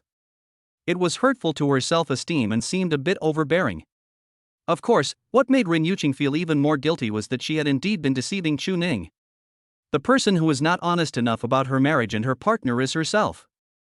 Chu Ning said that she was a person with a black heart and everyone she saw was black. It's not without reason. Even if what you said is true, why didn't you tell me? If there is a woman who likes you, how could you hide it from your wife if you didn't feel guilty? Ran Yuqing was still making his last resistance. Have you given me a chance? These past 2 days, I have sent you messages and called you, but you have only responded to me once. You have always said that you will try your best to be a competent wife, but Miss Run, please ask yourself, are you competent? Which wife does not reply to her husband's messages for several days? Which wife goes on a business trip and does not come home at night without telling her husband? Do you know what time I waited for you after cooking dinner last night? Do you know what time I waited for you to come home last night? Explosive killing. A complete and utter massacre. Chu Ning's last words really made Ren Yuqing feel completely devastated. Feeling guilty, I had no choice but to bow my head and apologize. I'm sorry. I did something wrong. I apologize. Since she was not in the right and couldn't win the argument, Ren Yuqing could only put aside her attitude and admit her mistake to Chu Ning. Now looking back, I realized that I was indeed impulsive and a little overbearing. After seeing the message that Ren Feifei sent to Chu Ning, she became angry and did not communicate properly with Chu Ning. Seeing that Ren Yuqing admitted her mistake, Chu Ning's tone softened. My tone was a bit bad just now, so don't take it personally. I think that when a couple lives together, misunderstandings, quarrels, and conflicts are inevitable. If this happens again in the future, you should communicate more. By the way, we didn't prepare anything when we got married. This is the wedding gift I gave you to make up for it. A bracelet, a necklace, and a ring. I don't know if you like them or not. You can try them first. I'm going to go cook. Chu Ning handed the things to Ren Yuqing, and then went to the kitchen to cook, but his face still looked a little bad. After all, it takes some time for emotions to calm down. Chu Ning was really angry just now. He couldn't accept his wife's attacks on his character. This is principle and dignity. But fortunately, Ren Yuqing was not a rude person and she apologized quickly. This made Chu Ning feel a little relieved. But it was only slightly calmed down. In the past, when Ren Yuqing came back for dinner, Chu Ning would cook at least 5 dishes, 3 meat and 2 vegetable dishes. But tonight, Chu Ning only made a plate of egg fried rice and served it on the table. Eat it yourself, I'm not hungry. After saying that, Chu Ning went back to his room. Ren Yuqing was not stupid either. She could see that Chu Ning was still angry. It would be a lie to say I'm not hungry, I just don't feel like eating. However, even so, Chu Ning still prepared a meal for himself. Such behavior made Ren Yuqing feel even more guilty. What should I do now? As a wife, if I make my husband angry, should I try to coax him? But how could a group president like Ren Yuqing, who is the center of attention, know how to coax people? The person being coaxed was a man, which undoubtedly touched upon her blind spot in knowledge. By the way, you can ask Feifei. That girl is the best at this. Ren Yuqing did what she said and called Ren Feifei immediately. Ren Feifei had just changed her clothes at home and was getting ready to go out. Sister, I know I was wrong, please stop talking about me. If I had known that Chu Ning was married, I would never have missed him. Good sister, please unfreeze my card. Ren Feifei thought her sister was calling to scold her again, so she took the initiative and apologized in a coquettish manner. Do you know you're wrong now? Why didn't you ask clearly at the beginning? He ignored you, but you kept pestering him. You girl, do you know how much trouble you have caused me? Okay, let's not talk about this for now. I'm going to ask you something on behalf of my friend. Ren Yuqing said that she had a friend who had just gotten married and made her husband angry. She didn't know how she should deal with it. Sister, this is too simple. Tell your friend to hug her husband and act coquettishly. Men are most susceptible to this. No matter how hard your heart is, it will melt in an instant. Ren Feifei talked freely. Ren Yuqing was slightly embarrassed. Hug her husband? Still want to act coquettishly? Ren Yuqing felt that she couldn't do it, so she asked, Feifei, is there any other way? Sister, this method is the simplest. Okay, let's stop talking. I have something to do in the evening. I have to go see my teacher's wife. I want to see what kind of demon can conquer my teacher, that piece of wood. Ren Feifei snorted unconvinced. The phone call was hung up, and Ren Yuqing was undoubtedly in a dilemma. After hesitating for a long time, Ren Yuqing gritted her teeth and walked into Chu Ning's room. Chapter 21, Holding Hands and Making Peace. Chu Ning is doing push-ups in the room right now. His upper body was naked, and his muscles were throbbing on his bronze skin. There are beads of sweat on the abdominal muscles. It has become a habit developed over the years. When Chu Ning is in a bad mood, he finally chooses to exercise and sweat. What's up? Chu Ning stood up and put on his short-sleeved shirt. It is always not nice to expose your upper body in front of a woman. Ren Yuqing didn't look at Chu Ning, but just stood at the door in silence, biting her red lips with her pearly teeth. What's up? Xu Ning asked again. This time, Ren Yuqing finally stepped forward, reached out her hand, and held Xu Ning's hand. Hold hands and make peace. Perhaps because she rarely coaxes people, Ren Yuqing's tone of voice is a little shy. Even the expressions are extremely funny. Funny and somewhat cute. Xu Ning stood there in a daze for a long time. Finally, I couldn't help but burst out laughing. It was the first time he had seen this kind of coaxing method. Like a child. Xu Ning didn't expect that his newlywed wife had such a lovely side. Yeah, okay, let's hold hands and make peace. Xu Ning smiled back. Men are indeed the easiest creatures to coax. After being coaxed by Ren Yuqing, Xu Ning ran back to the kitchen and happily cooked several more dishes. Ren Yuqing didn't expect that this trick would be so effective. Feeling proud of herself, she called her sister again. Fei Fei, your method is good. My friend has reconciled with her husband, and she asked me to thank you. Ha, your sister is a professional at coaxing men. If you don't understand next time, tell your friend to come to me. Ren Fei Fei was already outside the door, ringing the doorbell while talking on the phone. Sister, let's stop talking, I'm at my teacher's house.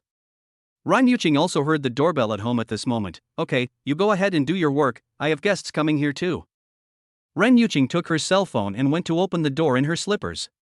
But speaking of it, Ren Yuqing was also puzzled.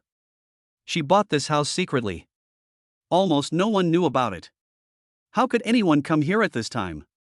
It was probably someone on the property. Ren Yuqing thought so and opened the door. Hello, master's wife, I am. Ren Fei Fei greeted her with a smile, but she froze in the middle of her words. Sister? Why are you here? Ren Yuqing was also stunned. Fei Fei? Why are you here? The two sisters met in this way, in an unexpected way. Xu Ning, who was cooking in the kitchen, heard the door opening in the living room. It looks like Fei Fei has arrived. Xu Ning came out immediately and saw the two standing stupidly at the door. He smiled and shouted, Wife, he is Fei Fei who gave me the watch. Stop standing there and invite him in. Xu Ning deliberately called Ren Yuqing his wife. It was also to prevent Ren Fei Fei from bothering him again in the future. Come to think of it, it was the first time that Xu Ning shouted, and he himself felt weird. But Xu Ning had no idea that his calling her wife would explode like a nuclear bomb in Ren Fei Fei and Ren Yuqing's hearts. Ren Fei Fei went crazy at that moment and her phone fell to the ground with a bang. Her elder sister, the Iron Lady who had never had any desire for men for more than 20 years, the majestic and overbearing queen-like figure of Jinsho Group, actually got married? And the man turned out to be Xu Ning? Oh my god. Ren Fei Fei's jaw almost dropped and her eyes widened. As for Ren Yuqing, it was even more embarrassing. She could dig out a castle with her toes.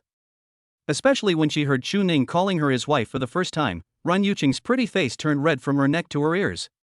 With a final bang, the door was closed, blocking Ren Fei Fei outside. I'm going to die. Ren Yuqing leaned against the doorframe with her face covered, wailing in her heart. Xu Ning looked at this scene, but was completely confused. He immediately walked up to her and asked in confusion, Why did you lock her out? She helped me a lot today, and I invited her to my house for dinner. Why don't you open the door and let her in? Xu Ning looked puzzled. At the same time, he urged Ren Yuqing to open the door quickly. There is no reason to lock guests out when they come to visit. This is so rude. At this time, Ren Fei Fei outside the door also started knocking on the door frantically. Ren Yuqing knew she couldn't stop him, so she had to bite the bullet and open the door. Sister, what's going on?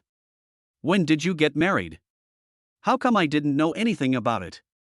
I'm your biological sister, and you didn't even tell me about such a big thing. As soon as the door opened, Ren Fei Fei questioned Ren Yuqing. Now it was Xu Ning's turn to be stunned. Sister? What's going on here? She's your sister?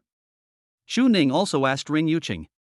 He clearly remembered that Ren Yuqing said that she was alone and had no brothers or sisters.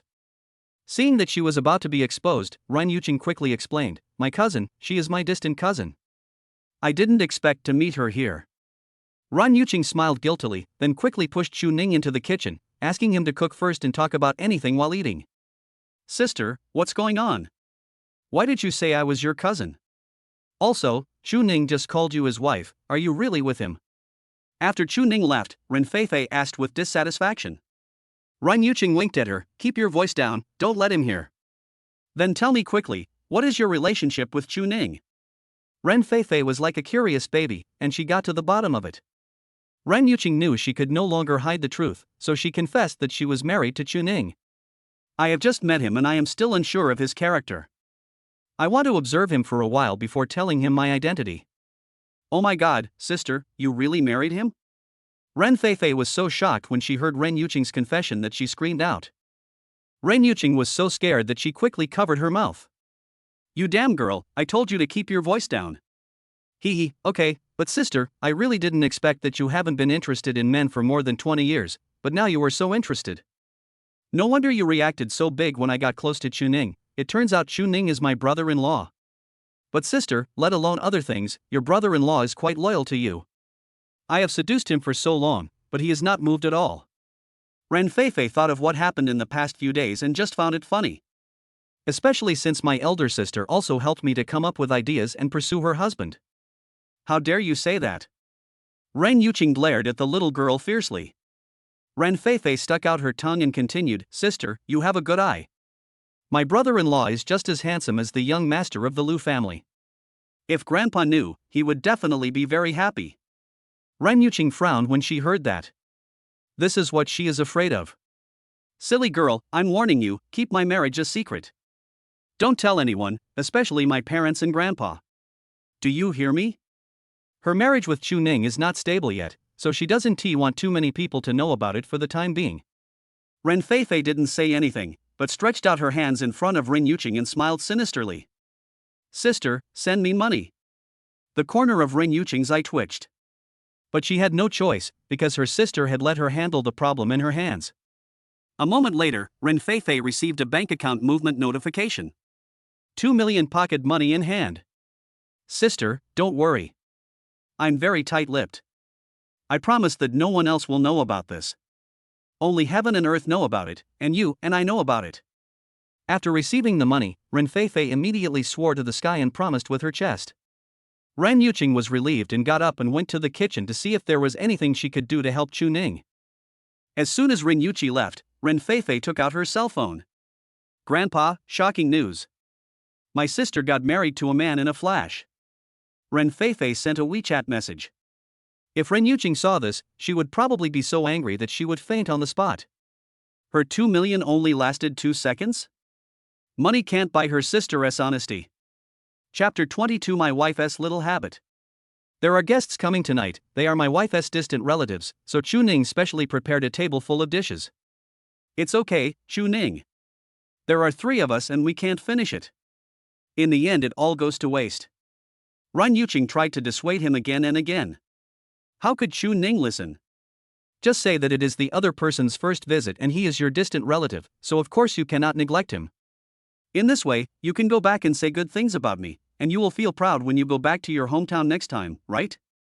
Ren Yuqing felt warm inside when she heard this. When the food was ready, the 3 of them started to eat. Ren Feifei was the first one who couldn't help it and started eating first. After tasting a few bites, Ren Feifei couldn't help but praise it. Brother-in-law, your cooking skills are quite good. Although the ingredients are ordinary, the taste is no worse than that of our chef, and it even has a unique flavor. Ren Feifei couldn't help but take a few more bites, then looked at Ren Yuqing with envy. Sister, you're in for a treat. Can I come over and eat with you more often? Ren Yuqing couldn't help but roll her eyes. I was thinking about my own sister, she was flattering me so well that it sounded like the truth. Their chef is a Michelin 3-star chef, and the ingredients they use are all the finest delicacies from the mountains and the sea. Ren Feifei said that Chu Ning's cooking skills are comparable to those of professional chefs, but Ren Yuqing naturally didn't believe it at all. Moreover, the table in front of me is filled with home-cooked meals. How delicious can they be? However, no matter how much you roll your eyes at me, you still have to eat. Now that she has married Chu Ning and become an ordinary wife, Ren Yuqing naturally has to try to accept this kind of ordinary life. However, just like Ren Feifei's reaction, when the first bite of food came into her mouth, Ren Yuqing's eyes suddenly lit up. Wow, it tastes really good. Ren Yuqing tried to order other dishes. Simply, the more you eat, the more addicted you become. It can't be said that it is better than the one cooked by the chef at home, but the taste is unique, something she has never tasted before. As a result, Ren Yuqing, who had always been very restrained in her eating habits, ate a lot tonight for the first time in her life. He even burped loudly at the end. Ren Feifei next to him was speechless. Sister, have you never eaten the food cooked by your brother-in-law? Ren Yuqing was a little embarrassed. Xu Ning beside him couldn't help laughing and helped explain, we just got married, and your sister works at Jinqiu Group. As you know, such a large group has complicated affairs, so your sister often works overtime. Come to think of it, tonight is the first time your sister has a proper dinner at home. Brother-in-law, you are so right. I feel the same way. You don't know that I had been working overtime every few days for these years at Jinqiu Group. Although I work in the same group as my cousin, we are so busy that we don't see each other for half a year. But I worked so diligently, but the president of Jinqiu Group fired me just like that. It's too much. Speaking of this, Ren Feifei was immediately filled with indignation. Ren Yuqing next to her was speechless. I thought to myself, how dare my sister say that? Still working overtime every other day? Still working diligently? This month, she only worked 3 days, which is already a lot. Even if the group raises a pig, it is still more hardworking than you. It was because Xu Ning was here. If it were any other time, Ren Yuqing would have scolded her to pieces. Yeah, if that's the case, then what the president of Jinqiu Group did was indeed a bit too much. Xu Ning expressed sympathy. But Ren Feifei obviously hadn't finished talking yet, and continued to complain, there's more to it, brother-in-law. You don't know that the president of our Jinqiu Group exploits employees and is inhumane. Take my sister for example. As an employee of Jinqiu Group, she just got married. If the boss has any humanity, he would give my sister a few days of wedding leave. Even if you don't give her a holiday, you have to let my sister get off work normally, go home to spend more time with her husband, and take care of the family.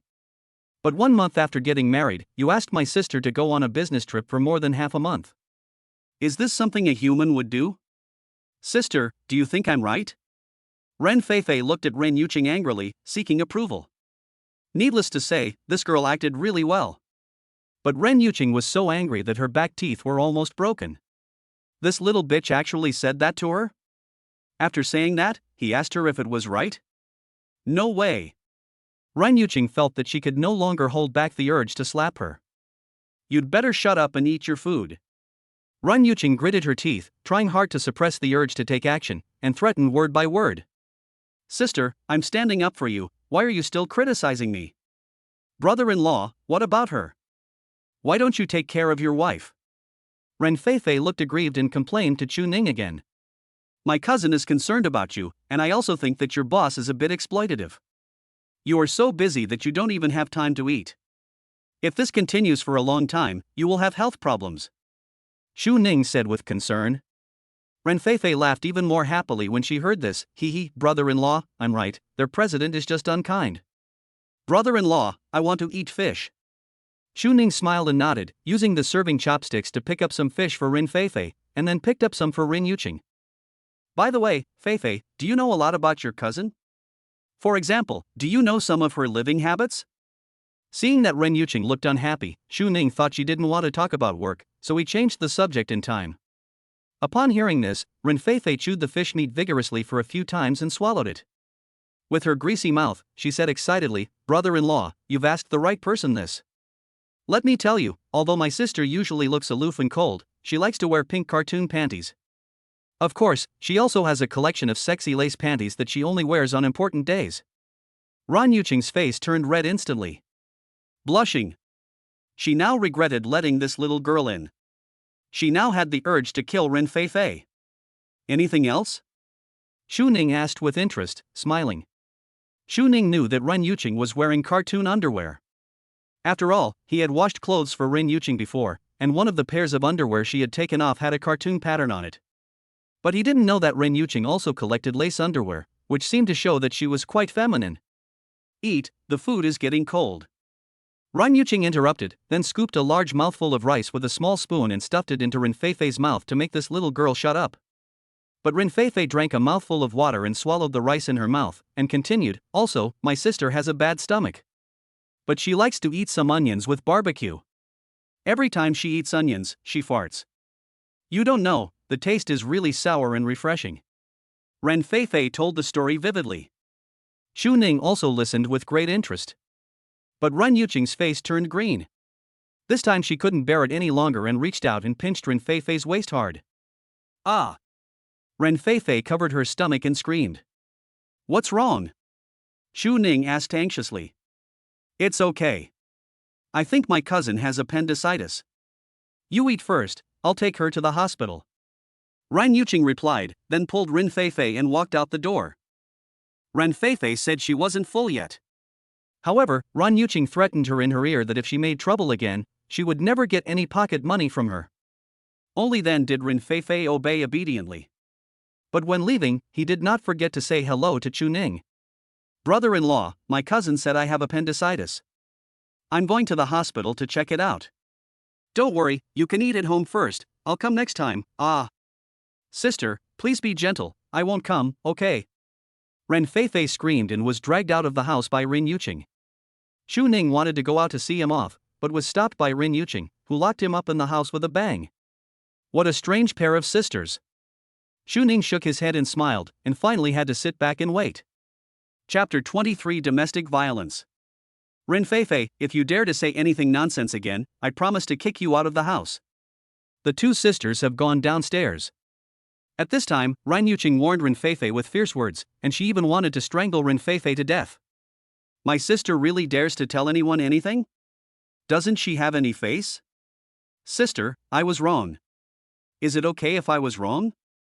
I'm just thinking, we're all family now, and you and your brother-in-law are married and living together. Maybe you've already started having a baby, what's there to be said?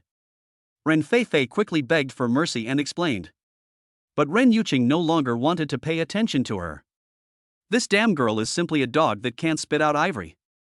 She now has only one request of Ren Feifei. Keep her marriage a secret, and also, do not reveal her identity as the president of Jinxiu Group. Don't worry, sister. I will keep it a secret. Just sister, how long do you want to keep it secret? Ren Yuqing shook her head. Let's observe first. The son-in-law of the Ren family may not be from a prominent family, nor may he be a young talent, but he must not be a person of bad character or with ulterior motives. Seeing her sister's serious look, Ren Feifei did not make trouble this time, but nodded in approval. She understood her sister's considerations. After all, Ren Yuqing is different from Ren Feifei. Ren Feifei treats finding a partner as a joke. She changes after dating for a while. My sister is the type of person who will be in a relationship for life once she makes a decision, so I need to be more cautious. But sister, I suggest you don't observe it for too long. It's better to confess as soon as possible. Lies are like snowballs, the more they roll, the bigger they get. By then, I'm afraid it will be out of control. Ren Feifei reminded. After seeing Ren Feifei off, Ren Yuqing returned home. Didn't you accompany your cousin to the hospital? Xu Ning was immediately puzzled when he saw Ren Yuqing coming back so soon. She said she could go by herself. Besides, I'm not that familiar with this cousin of mine. We're very distant relatives and have only met a few times. Don't believe what she said just now. Ren Yuqing blushed when she thought of the embarrassing things Ren Feifei had said about herself just now. She felt ashamed. It really damages her image. But Xu Ning smiled faintly. Well, but I hope what she said is true. People always have little habits of this or that. This will make them seem more real, more intimate, and more lovely. Xu Ning looked at Ren Yuqing with a smile. After hearing what Ren Feifei said, he indeed felt that the woman in front of him was not so cold anymore, and the relationship between the two seemed to have become closer. Ren Yuqing didn't say anything, but just lowered her head to ease the embarrassment. By the way, Miss Ren, there is something I want to be honest with you. Of course, it's possible that you already know it. I was fired from Jinxiu Group. I am unemployed now. Ren Yuqing is the mistress of this family, and she has the right to know about her work situation. I'm sorry, Miss Ren. I will find a new job as soon as possible. Of course, before that, I will set up a stall to make money to supplement the family income. I will not become a burden to this family. Xu Ning's tone was somewhat guilty. Come to think of it, not long after they got married, Xu Ning lost his job and had no income, but he still lived in the woman's house and even asked Ren Yuqing to borrow money. Xu Ning seemed to have been causing trouble for Ren Yuqing, so he naturally felt a little guilty. But Xu Ning had no idea that Ren Yuqing actually felt more guilty at this moment. Because Xu Ning was fired by her. In fact, with Xu Ning's abilities, he is more than qualified for this position. But Ren Yuqing didn't want Xu Ning to stay in Jinsho Group, fearing that her identity would be exposed, so she forcibly deprived him of his job opportunity. It is she who should say sorry. However, Ren Yuqing couldn't explain the reason for this, so she could only comfort him. It's okay, you can find another job if you lose it. You've been in the army, so it's easy for you to find a security job with this experience. If Jinsho Group doesn't want you, you can consider Jiayu Media, which is also one of the top 10 companies in Yunqing, and the benefits are very good. You mean, Jiayu Culture Media Company, Limited? Xu Ning asked. Ren Yuqing nodded. Xu Ning smiled bitterly and said, I have paid attention to this company a year ago. The company is very good, especially the employee benefits are almost the same as those of Jinsho Group. However, this company has not recruited externally for several years, so I am afraid I can't count on it. Xu Ning shook his head and said, Maybe they will recruit this year, you can keep an eye on it. Ren Yuqing said casually while eating. Xu Ning nodded and responded perfunctorily, but in fact he didn't hold out any hope. That company hasn't recruited externally for 7 or 8 years, so how could it be possible to recruit internally this year? Moreover, even if you recruit externally, there may not be a suitable position for you. There is definitely no hope. After dinner, Ren Yuqing took the initiative to clean up the dishes and wash the pot. Ms. Ren, you've worked hard all day, let me do it. Xu Ning wanted to snatch it away, but Ren Yuqing refused to let him. Ren Yuqing is a meticulous person. We agreed that one person cooks and the other washes the dishes, so the rules cannot be broken. She also warned Xu Ning not to deprive her of the right to share housework. Xu Ning had no choice but to follow her. Then I'll go to my brother's house first. After you finish cleaning up, go to bed early. Xu Ning was still a little worried about his elder brother. After all, a claim of more than 200,000 is not a small amount. Today, Xu Ning was thinking about borrowing money from Ren Yuqing again, but he really couldn't bring himself to ask. Xu Ning had no choice but to go to his eldest brother first and help him discuss countermeasures. But as soon as I reached the door, I heard my sister-in-law's harsh curse. You're a piece of shit, and you want to pay more than 200,000 yuan? Why don't you just die? You still have the nerve to ask me for money. You've caused this trouble yourself, so you have to figure out a solution yourself. If you dare to take a penny from me, I will never let you go. My sister-in-law's sharp voice spread throughout the entire corridor, along with the sound of a child crying. You are so unreasonable. Xuan didn't want to argue with her, so he replied with a sullen face, then put on his coat, opened the door and wanted to go out and have some quiet time. You've caused such a big disaster, and you still think you're right? You coward, get out and don't come back. Not satisfied with just scolding Xuan away, Xu Ning's sister-in-law Du Wei actually picked up a water cup on the table and threw it at Xuan's back. Seeing that it was about to hit Xuan, Xu Ning took 2 steps at a time and rushed forward, grabbing the water cup steadily and smashing it. Xia Ning, why are you here? Xuan was slightly surprised to see his younger brother appear. Xu Ning did not reply, but stared coldly at Du Wei in the room. The water cup just now was aimed at the back of his eldest brother's head. If I hadn't blocked it in time, the consequences would have been unpredictable. Xu Ning felt an indescribable anger in his heart at this moment. Chapter 24 Pay attention to safety. If it were an ordinary person, Xu Ning would definitely make her pay the price. But there was no way, the other party was his sister-in-law, so Xu Ning finally held back. Who am I to think he is? Why are you coming to our house for dinner again? You came late today, there is no food. Not only you, but your brother will have no food to eat in the future if he can't afford to pay the more than 200,000 yuan. Seeing her brother-in-law coming, Du Wei was not only unceremonious and impolite, but her eyes were full of sarcasm. Come to think of it, Xu Ning is just a security guard with no special skills, and he has been eating and drinking at their house for free. Du Wei has been fed up with him for a long time. Du Wei naturally looked down on this useless brother-in-law. I am so unlucky to marry your Chu family. Du Wei cursed in disgust and locked the Chu Ning brothers outside the door with a bang. Xuan looked extremely ugly. He borrowed 10 yuan from Chu Ning, bought a pack of the cheapest cigarettes at the supermarket downstairs, and then started smoking. After marriage, Xuan handed over all financial power to his sister-in-law Du Wei. To the extent that now, he even has to borrow money from Xuan to buy a pack of cigarettes. After taking a puff of cigarette, Xuan smiled and said, Your sister-in-law is like this, sharp-tongued, don't take it to heart. Brother, I'm fine. But what about you? Do you have to suffer like this forever? Is this really the life you want?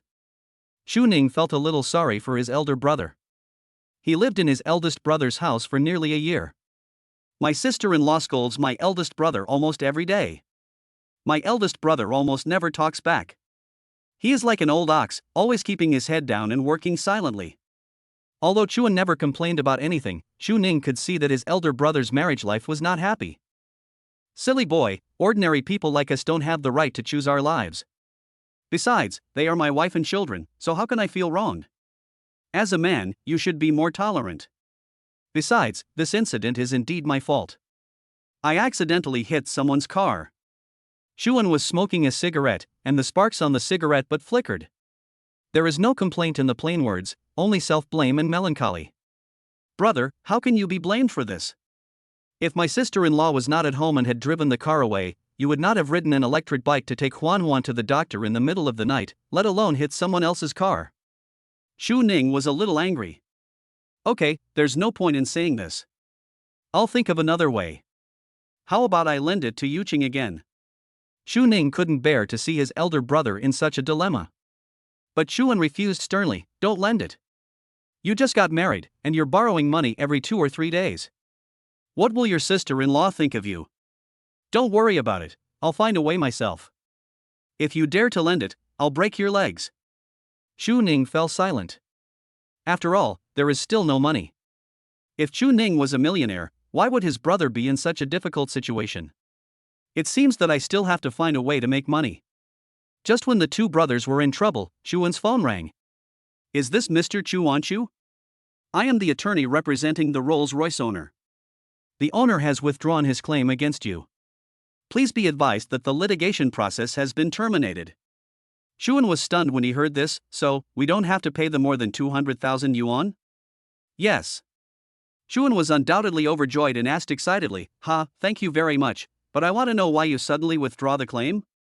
I'm not sure about that. Maybe someone you know has said something good for you? Okay, then please thank the owner of the car for me. Xuan hung up the phone. Although he felt a little puzzled, Xuan felt relieved as he didn't have to pay any money. Xu Ning also breathed a sigh of relief. What a pity, we just don't know who the owner of the car is. If we knew, we would have to thank him in person. Mr. Ren, according to your instructions, I have notified the lawyer to withdraw the claim. On the other side, Ran Yuqing received a call from Su Xin, telling her that everything had been done. Ran Yuqing hummed and continued, by the way, Su Xin, I remember that Jiayu Culture submitted a recruitment plan before. Do you still remember it? Jiayu Culture and Entertainment Company, Limited is a wholly owned subsidiary of Jinqiu Group. All work and recruitment plans there need to be under the leadership of the parent company. Yes, there is such a thing. But you rejected the recruitment plan. In recent years, Jiayu Culture's performance has been declining year by year, and there are redundant staff. The group is planning to lay off employees in Jiayu Culture in the near future, so their recruitment request was rejected. Su Xin replied. She didn't know why Ren Yuqing suddenly brought up this matter. Su Xin, tomorrow morning, you find out the recruitment plan of Jiayu Culture and I will review it again. Ran Yuqing ordered. Okay, Mr. Ren. After arranging all this, Ren Yuqing went back to her room to rest. The next morning, Su Xin handed the recruitment plan to Ren Yuqing. Ran Yuqing made some modifications and handed it to Su Xin.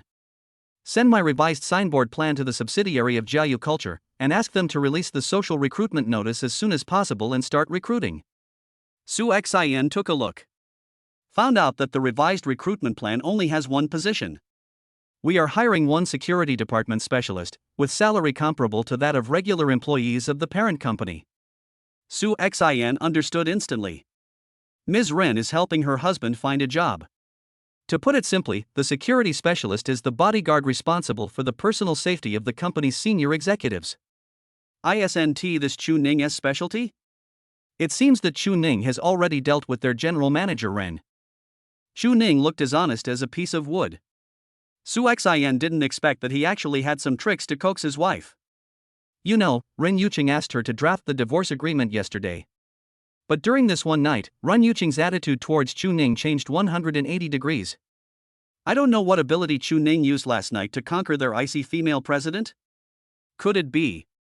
Thinking of this, the corners of Su Xion's mouth suddenly curled up, and the look he gave Rin Yuqing was also somewhat evil. "What are you still standing there for? Why don't you go and make arrangements?" "Okay, Mr. Rin, I'll go then. Please be careful." Su Xian said this in a puzzling way. She was fine, why should she be concerned about safety? Could someone die? Chapter 25, Crashing into my wife's car? After losing his job, Xu Ning was not idle. In the morning, I went to the university town to set up a stall again. After Rin Feifei's efforts yesterday, Xu Ning's stall was obviously much more popular than before. Of course, a considerable number of people came here because of the looks of Xu Ning and Rin Feifei. However, the male college students were destined to return home disappointed, because Xu Ning was the only one setting up a stall this time. After learning that the young lady from yesterday would not come, many people returned home disappointed. But even so, with the support of some female college students, most of the goods on Xu Ning's stall were sold out in the morning. Ran Yuqing basically didn't go home for lunch, so Xu Ning didn't go back either. I bought a few buns in the university town and had lunch. But when he was looking at his phone, Ran Yuqing suddenly sent him a WeChat message. Ask him to pay attention to the official website of Jiayu Culture. Xu Ning smiled immediately. It's rare that this woman cares about her work. Xu Ning replied with a good word. It just so happened that he was also planning to use his meal break to look for job opportunities online. Now that Rin Yuqing reminded him, he simply went to take a look at Jiayu Culture's official website. Originally, Xu Ning didn't have much hope. He has been paying attention to this company for quite some time and even called the company's human resources department to inquire, but they said there were no recruitment plans in recent years. However, to Xu Ning's surprise, he just refreshed the official website page. The first thing that catches your eye is the company's recruitment announcement. Oh my god! Are you really admitting it? And looking at the time, it seems that the recruitment announcement was just released this morning. Excited, Xu Ning immediately clicked on it to look at the job requirements. We are hiring one security department specialist, who is required to have relevant security experience and only needs a junior high school degree. Xu Ning laughed immediately. This company hasn't recruited externally for hundreds of years, but they actually have one this year? And the position is exactly suitable for me. Xu Ning was extremely surprised. I wondered if Rin Yuqing's mouth was blessed. They had just talked about this last night, and Xu Ning had not yet held out hope. Finally, they issued a notice today. It just happens to be his major. Xu Ning didn't even bother to reply to Rin Yuqing. Immediately submit your resume and submit information according to the recruitment requirements. Then I just wait for the personnel notification. Xu Ning felt that with his qualifications and being a retired soldier, it should be easy for him to enter the interview stage. After finishing all this, it was already past 2 in the afternoon. Xu Ning originally wanted to continue setting up a stall to sell things. But alas, the weather was not good. Suddenly snow started falling from the sky. Xu Ning waited for a while, originally planning to wait until the snow stopped and sell the remaining goods before going home. But unexpectedly, the snow fell heavier and heavier, with no sign of stopping. There was no other choice, so Xu Ning had to pack up and go home. But just when he was about to get home, Xu Ning saw someone who looked very similar to his sister-in-law getting into a Mercedes-Benz. Xu Ning was so busy looking back at them that he didn't notice a black Rolls-Royce turning at the intersection ahead. The driver honked the horn hard and braked suddenly to avoid the collision. Xu Ning then turned around and saw a car hitting him head-on. Xu Ning also braked urgently and turned the steering wheel sharply.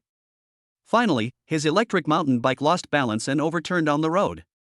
The cargo in the car was scattered all over the ground, and the wheels in the air were spinning idly. Not far away, the Rolls-Royce also stopped by the roadside. The driver looked through the window and found that it was Xu Ning. He immediately said, "Miss, the one just now seemed to be the son-in-law. This driver has been picking up and dropping off Rin Yuqing at school since she was a child. He has been Rin Yuqing's driver for 20 years and can be said to be one of the people Rin Yuqing trusts the most. Therefore, Ren Yuqing would not hide many things from the driver. Of course, Ren Yuqing couldn't hide something like marriage. After all, the driver would come to Lianhu Garden to pick up Ren Yuqing every day, and he had secretly met Xu Ning several times. Without the driver's reminder, Ren Yuqing had already seen it. Ren Yuqing's face was gloomy at this time. Xu Ning almost bumped into them just now. Is he a fool? When riding a bicycle on the street, he didn't look at the road ahead, but looked back. Does he want to die? Angry Ren Yuqing wanted to get out of the car and scold Chu Ning. But he put his hand on the car door and then took it back. It is not appropriate for her to show up now. Miss, should I go and help my uncle? The driver also knew that Ren Yuqing had been hiding her identity and it was inconvenient for her to get off the car, so he thought about going over to help. Ren Yuqing didn't say anything, just looked through the window. Chu Ning looked quite thin, but he was quite strong. He righted the overturned tricycle by himself, and then hurried to pick up the goods scattered on the ground. It was still snowing outside, and the biting cold wind was piercing my bones. It was only then that Ren Yuqing noticed that this guy didn't even wear gloves. His hands were frozen red and he could only keep warm by blowing air into his mouth, but he still did not forget to pick up those worthless goods from the street stalls. This scene made Ren Yuqing feel a little sad. This should be her husband's daily routine. It's ridiculous that they have been married for more than a month, but she still seems to have never understood her husband's daily life. The only time I understood it was in this way. In this respect, she seems to be inferior to her sister. When Ren Feifei was pursuing Chu Ning, she would even go to great lengths to help him set up a stall. But as a wife, I have never entered Chu Ning's life. Go down and help him. Ren Yuqing suddenly said. Yes, miss. The driver was about to get off the car, but Ren Yuqing noticed that a tram was coming towards them. Ren Yuqing recognized the man on the bike. It was the man who hit her car that day, Chu Ning's elder brother, Chuan. Don't get off, just drive on. Ren Yuqing was afraid that Chuan would recognize them, so she urged the driver to drive away. Xiao Ning, what's wrong with you? Why are you setting up a stall on a snowy day? Oh, aren't you going to work at Jinxiu Group? Why are you setting up a stall again? Chuan was just about to go to the hospital to get some medicine, but when he passed by, he saw Chu Ning's car overturned. At this time, Chuan asked while helping Chu Ning pick up the goods. As they were talking, the Rolls-Royce parked on the side of the road stepped on the accelerator and sped away. Chuan looked over and frowned immediately. Rolls-Royce? I also bumped into a Rolls-Royce that day. Do you think it could be one? Xiaoning, I feel like there is a rich woman living in your community, otherwise why would that car be parked at the gate of your community? To be able to drive such a luxury car, her net worth must be at least hundreds of millions. Brother, don't think about these things. No matter how rich the woman is, it doesn't belong to us brothers. That's not necessarily true. What if my brother's wife is a billionaire? I've read in novels that the wives of those who get married quickly are either beautiful CEOs or billionaires. Chuan joked. Chu Ning was also amused. Brother, you really think highly of your brother.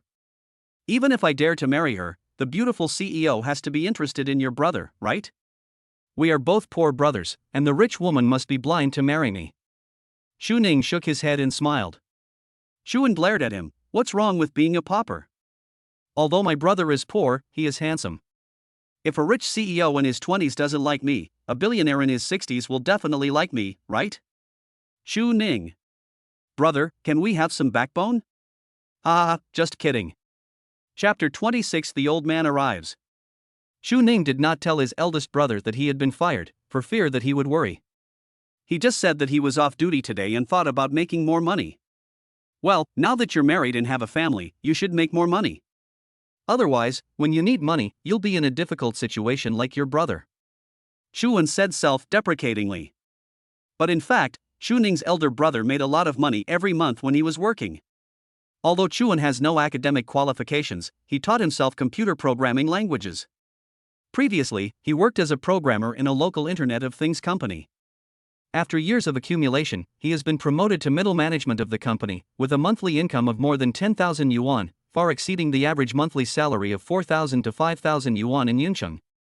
I have made a lot of money after working for more than 10 years. But Chuan's salary card has always been controlled by his wife. To the point that now, sometimes I have to borrow money from Chu Ning to buy a pack of cigarettes. Okay, go home quickly. I have to get medicine for your nephew. He still hasn't recovered from his last cold. Chuan urged Chu Ning to go home, while he rode his tram in the snow to rush to the hospital. Before leaving, Chu Ning asked again, "Isn't your sister-in-law at home?" Chuan just said that she went shopping with her sisters and would be back in the evening. Chu Ning listened and felt uncomfortable. I thought to myself, isn't the sister-in-law really too uncaring about her husband? My eldest brother is busy every day, doing housework and taking care of the children at home full time, while my sister-in-law, on the other hand, either plays cards or goes shopping every day. Poor elder brother, in order to save some money, he even didn't want to take the bus and rode an electric bike in the snow to buy medicine. However, the sister-in-law spent the money that the eldest brother earned from his previous job with a clear conscience, and came back to scold him for being a loser who stayed at home all day and never went out to make money. Sometimes Chuning couldn't stand it anymore and felt that his sister-in-law was simply being unreasonable. But my eldest brother was very tolerant and just laughed it off. He also said that your sister-in-law had given birth to 3 children for him.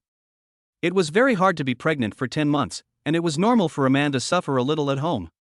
In addition, your sister-in-law had just given birth to her 3rd child and had some postpartum depression.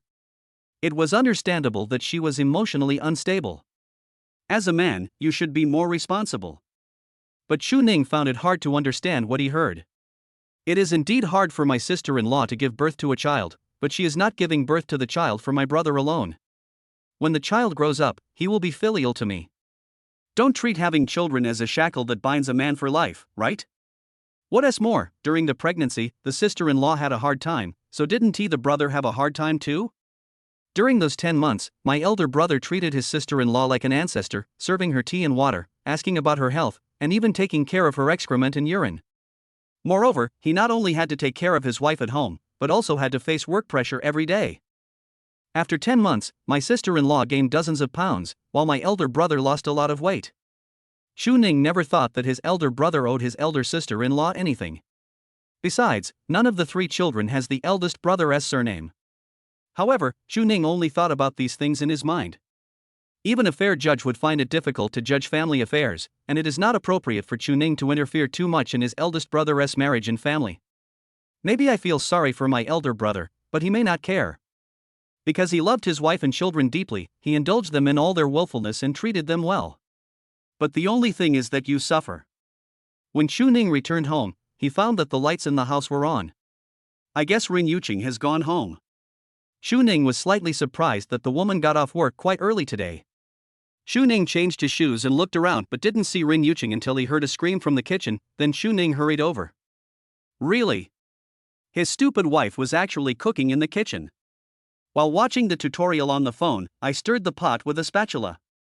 It was probably the oil in the pot splashing out and onto her hands. Are you okay? Rinse it with your hands. Chuning rushed over and washed Rin Yuqing's hand with a pipe. After washing, I realized that I was holding Rin Yuqing's hand and quickly let go.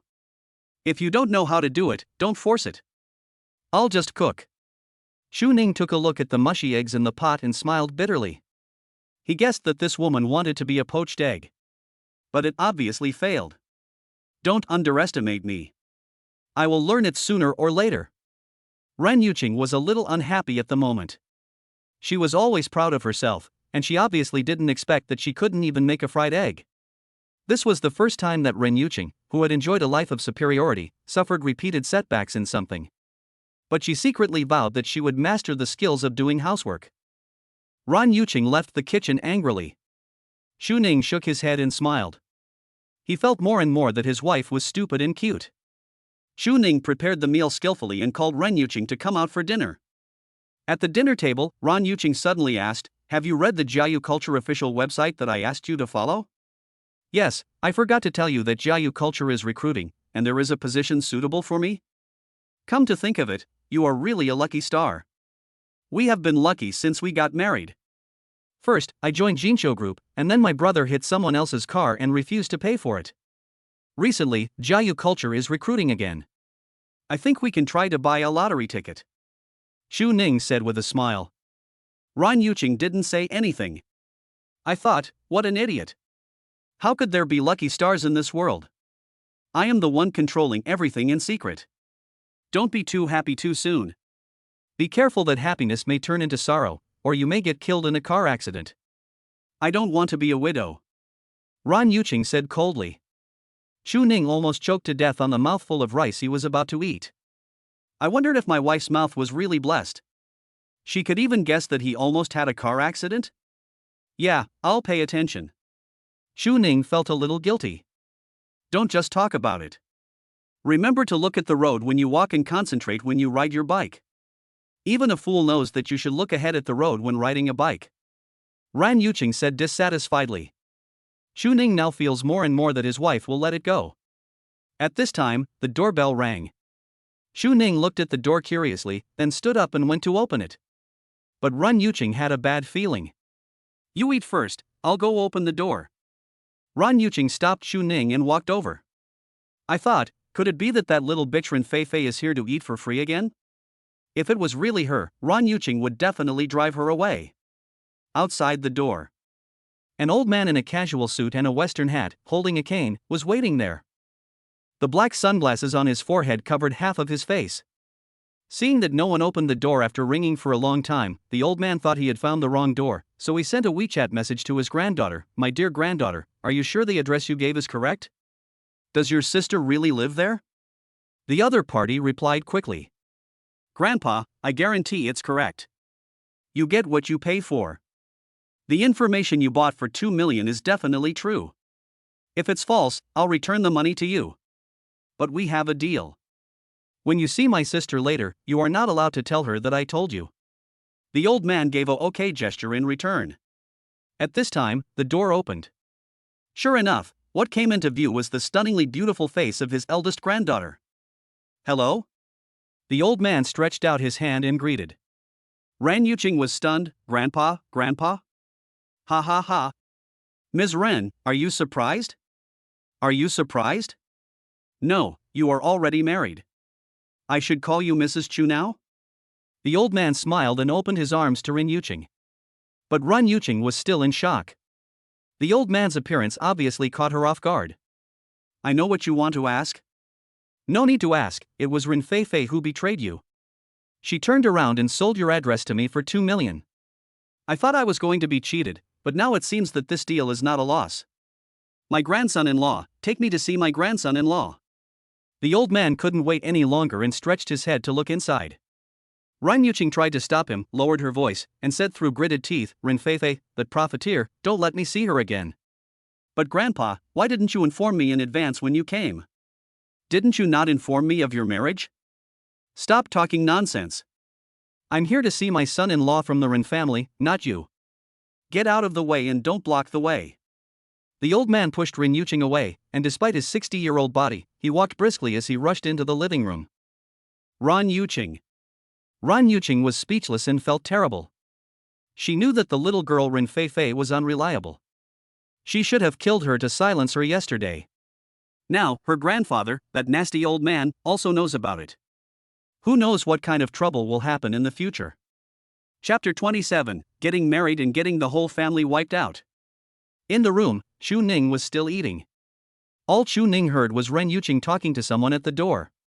Her voice was not loud and he couldn't hear clearly. But seeing that Ran Yuqing had not come back yet, Xu Ning couldn't help but feel puzzled.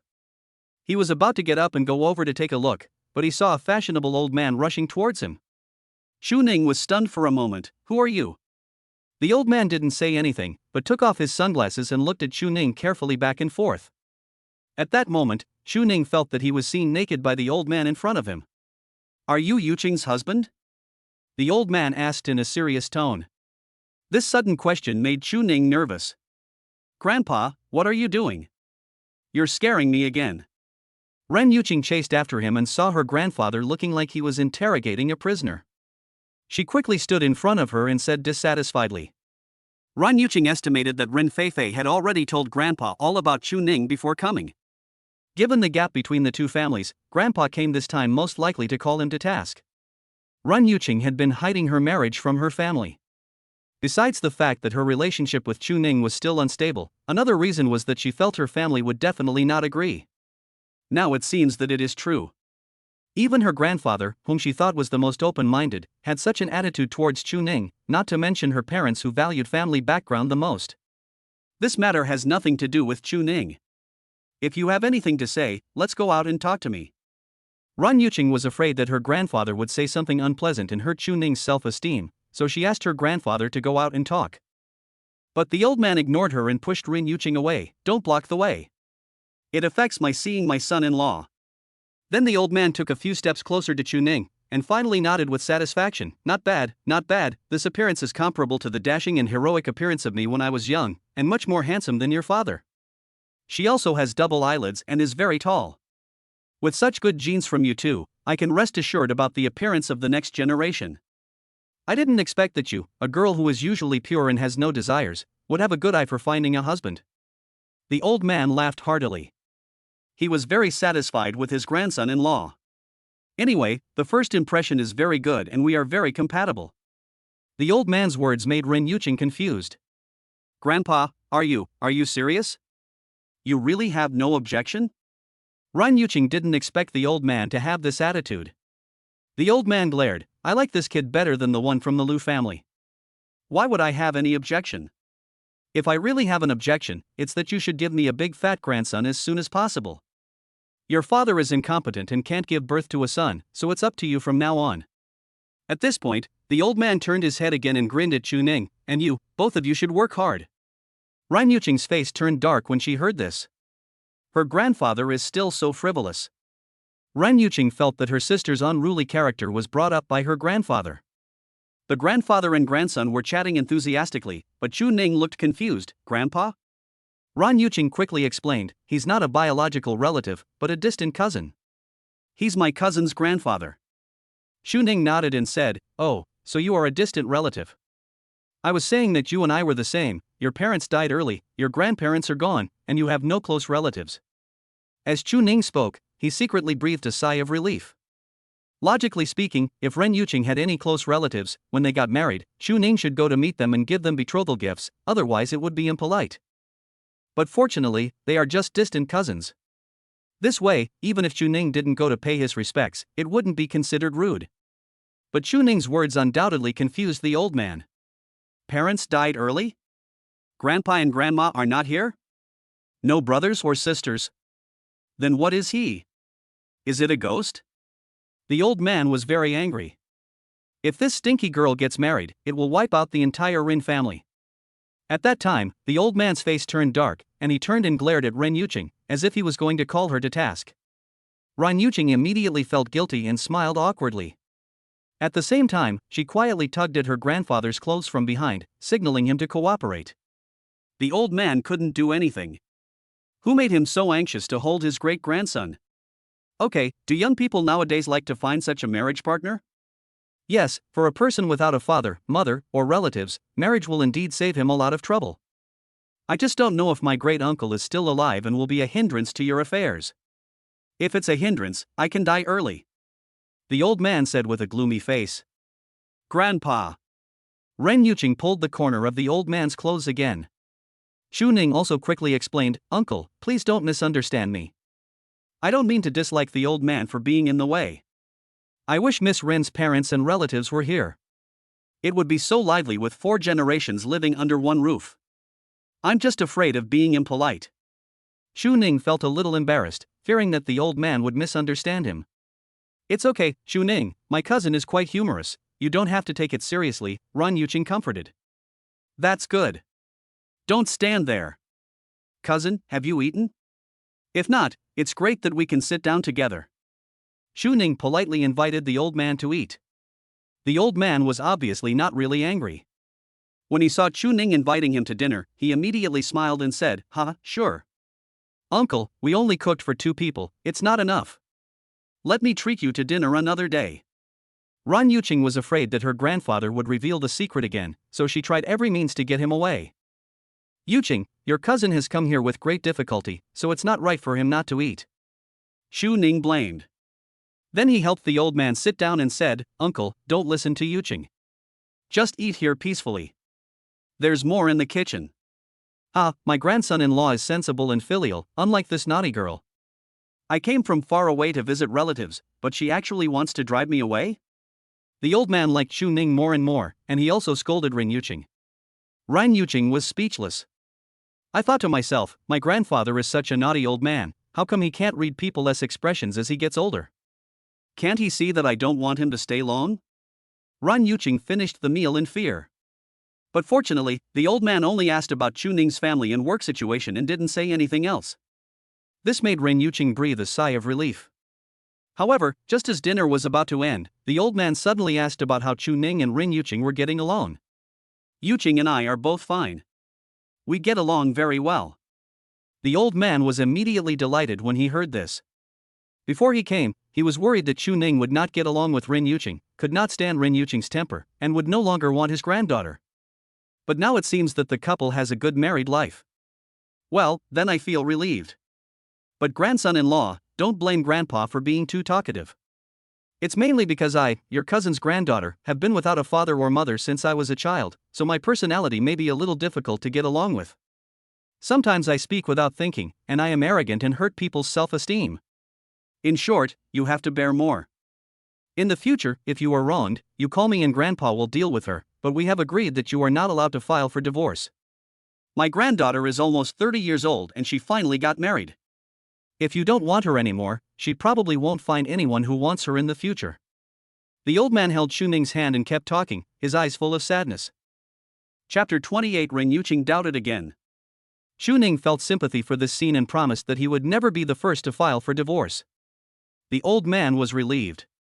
These years, Rin Yuqing's marriage has been a real worry for him. At one point, he thought that his granddaughter, who refused to date or get married, had a problem with her sexual orientation, and he wanted to take her to the hospital several times.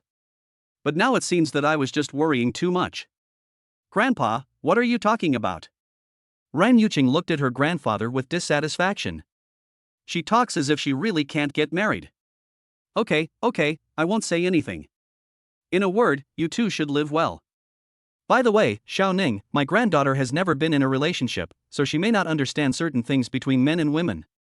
You should teach her more about this at night. You're getting old, hurry up and have a child. This year, it must be done. The old man urged Chu Ning. Chu Ning's face suddenly turned red. He didn't expect that the old man was so open-minded that he actually told him about this and asked them to have a child this year. Uncle, let's wait a little longer. My relationship with Miss Rin is far from that stage yet. The old man became anxious when he heard this. What are you waiting for? It's normal for a couple to have a baby. Just do it tonight. At this moment, Rin Yuqing wished she could bury her face in the pit. She knew that when her grandfather came, it would be bad news. You dare to say anything? Uncle, you are full. Let me take you home. Without waiting for the old man to answer, Rin Yuqing stood up, pulled the old man up from his seat and walked out. Grandpa, why are you here to cause trouble? Can you act a little more like an elder? Say whatever you want. After Rin Yuqing led the old man downstairs, she immediately questioned him in dissatisfaction. How am I making trouble? I'm just concerned about you. You're married, so it's normal to have children. Besides, you're almost 30 years old. If you don't have a baby, you'll be an elderly mother, and your life will be in danger. The old man said righteously. Seeing that she couldn't win the argument with the old man, Rin Yuqing didn't bother to argue anymore and urged him to go home quickly. But the old man was reluctant to leave and wanted to say goodbye to Chu Ning. He also asked Rin Yuqing to treat Chu Ning well and not to throw tantrums at home. Also, find a time to ask Chu Ning to come home, have a meal together, and let your parents see him. Doesn't Xiao Ning have a brother and sister-in-law? They are considered your in-laws, so the two families should meet each other. Marriage is not just a matter between the two of you, but also a matter between two families. You still have to go through the necessary procedures. As for concealing your identity, your sister has already told me. Although I don't agree with your approach, things have come to this point. Until you take the initiative to confess, your grandfather will help you and won't reveal the truth to you. The old man said earnestly. But Rin Yuqing had some concerns. Grandpa, you really don't object to me marrying him? Didn't you and my parents always want me to marry a famous family like the Liu family? The old man shook his head and smiled. I don't care what your parents think, but Grandpa never cares about family background. There are two things I consider when choosing a grandson-in-law: he must be a man and treat you well. Other things are not important. My family, Ren, is the richest man in Yuncheng. We have a fortune and do not need a marriage to consolidate our position. No matter who you choose to marry, I will support you as long as you let me have a great-grandson as soon as possible. When the old man was young, he worked hard for his career and missed his son's childhood and his granddaughter's growth. Now that he is finally retired, his biggest wish is to see his children enjoy the happiness of family life. So over the years, the old man has been urging Ren Yuqing to get married. Originally, Ren Yuqing was quite moved by the first half of the conversation. But after hearing the last sentence, Ren Yuqing's face drooped again. "Grandpa, it's time for you to go." In the end, the old man was forced into the car by Ren Yuqing. However, after getting in the car, the old man became more and more anxious. "My granddaughter has been arrogant and conceited since she was young. If I ask her to take the initiative to propose something like having a child, it would be impossible." As for Chu Ning, based on his observations tonight, he was a more down-to-earth and upright person. He had no philandering mind, and certainly didn't know how to coax a woman. When it came to sex, he was even more embarrassed and shy than his own granddaughter. The old man even suspected that Chu Ning might not know as much about having children as Ren Yuqing. And it is possible that both man and woman are sexually frigid. "No, I have to think of something. Otherwise, I, an old man, will have to wait till the end of time before I can hold my great-grandson in my arms?" The old man is very concerned. Ren Yuqing naturally had no idea about Mr. Ren's thoughts. After she returned home, she immediately went to clean up the dishes without speaking to Chu Ning the whole time. "I guess I was a little embarrassed." After all, her grandfather had just said such embarrassing words to Chu Ning. This was extremely embarrassing for Ren Yuqing, who had never experienced sex. Moreover, Ren Yuqing was really worried that Chu Ning would have some improper thoughts tonight after listening to her grandfather's words. Chu Ning saw Ren Yuqing's concerns and immediately said with a smile, "Miss Ren, has Grandpa been sent away?" Ren Yuqing nodded. The old man is quite humorous. "If there is a chance, you can ask him to come visit more often." Of course, don't worry, I won't take what the old man said just now seriously. We are not very familiar with each other now, and many things need to be adjusted. You don't have to have any psychological burden, just let everything take its course." Chu Ning smiled and said softly. After saying that, Chu Ning changed into sportswear and went downstairs in the community to exercise. Looking at Chu Ning's leaving back, Ren Yuqing's previous concerns all disappeared. Before living together, Ren Yuqing was worried about whether it would be dangerous to live with a stranger, and she was so scared that she could not sleep at night. Although Ren Yuqing had some basic knowledge of karate, it was difficult for ordinary people to get close to him. But just in case, Ren Yuqing hid a pair of scissors under his pillow at the beginning. But after living together, Ren Yuqing realized that she was indeed worrying too much. Chu Ning's gentleness and elegance made her feel at ease every day.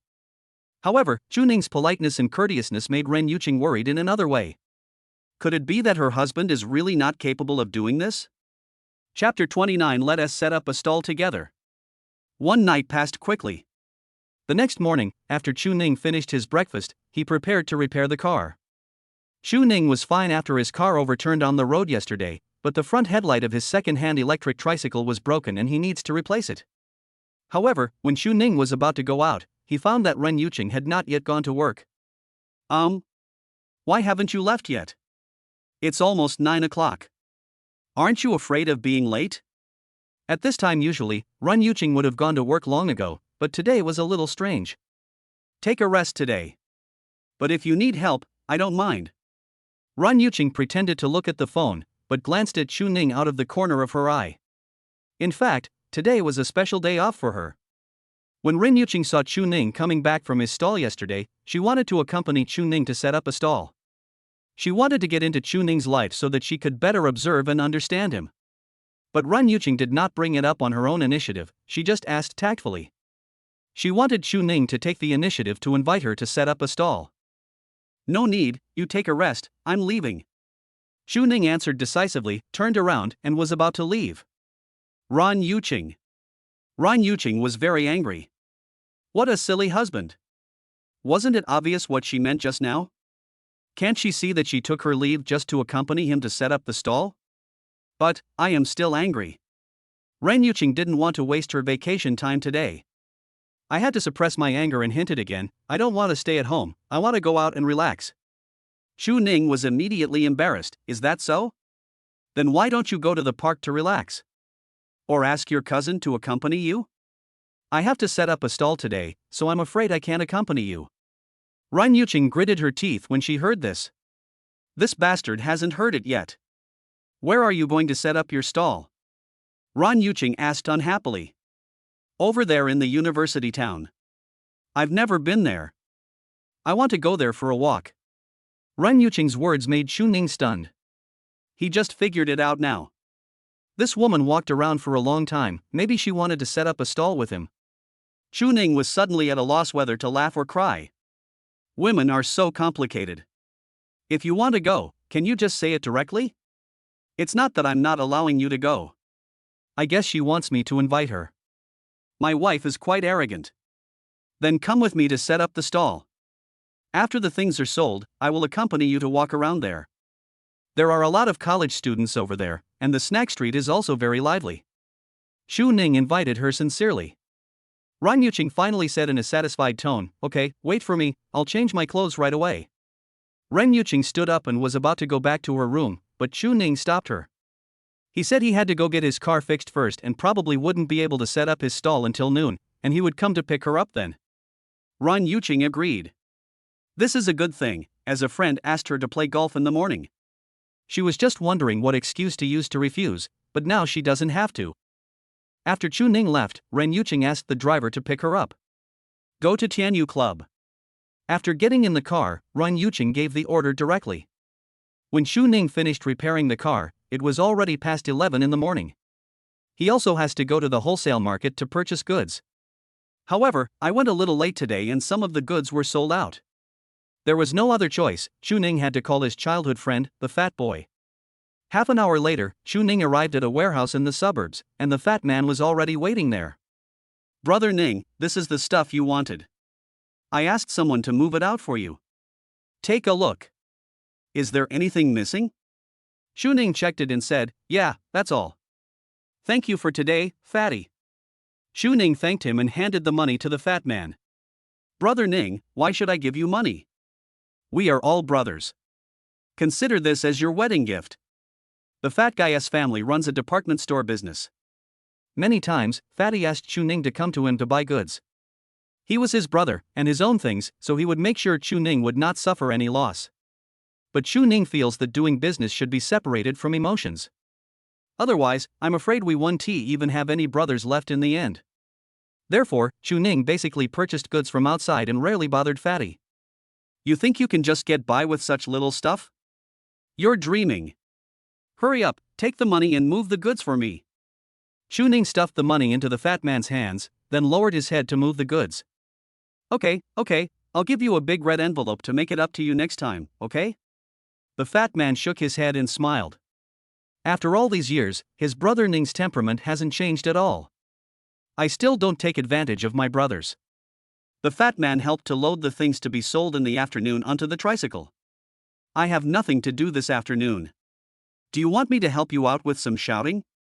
It's a good opportunity to keep you company so you don't feel lonely setting up a stall by yourself. No need. Your sister-in-law will be with me this afternoon, so there's no need for you. Xu Ning said with a smile, and then sent a WeChat message to Ren Yuqing, saying that the car had been repaired and he would pick you up at home in half an hour. Fuck. Brother Ning, you just want to show off, right? When the day comes that you find a girlfriend as pretty as your sister-in-law, I'll show off to you. The fat man was caught off guard by Xu Ning's display of dog food and started cursing. Xu Ning patted the fat man's shoulder and sighed, "Alas, I'm afraid your wish will be difficult to achieve." Xu Ning shook his head, then jumped into the car and prepared to leave.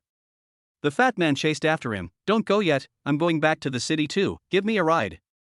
Just like that, Xu Ning rode his tricycle, taking Fatty with him, and prepared to go home to pick up Ren Yuqing. But little did he know that at this moment, Ren Yuqing was at the Tianyu Club, less than a kilometer away from him. Tianyu Club is a famous high-end club in Yuncheng. The annual membership fee is almost astronomical, and it is mainly open to the wealthy, providing them with a place for leisure and entertainment all year round. Of course, many deals are also done during leisure and entertainment. As the head of Jinxiu Group, Ren Yuqing is naturally a member of Tianyu Club, and a lifetime member of the highest level. On the golf course, Ren Yuqing was wearing a white golf jersey, a brown sun hat, and her black ponytail was tied up high. With her elegant swing, Ren Yuqing's curvy figure was fully stretched, and a beautiful body curve bloomed on the golf course, attracting countless envious eyes.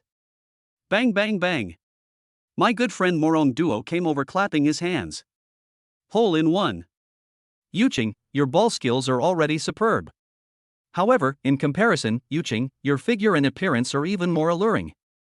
Seeing those wealthy businessmen and CEOs in the distance whose eyes were shining with admiration for Rin Yuqing, Morong Duo felt a sense of emotion. She has been playing here for many years. Before Rin Yuqing came, Morong Duo was definitely the most beautiful girl in the club. But as soon as Rin Yuqing appears here, the eyes of all club members, without exception, will be focused on Rin Yuqing. Although Morong Duo came from a prominent family and was a famous lady in Yuncheng, she had no choice but to become a foil in front of Rin Yuqing.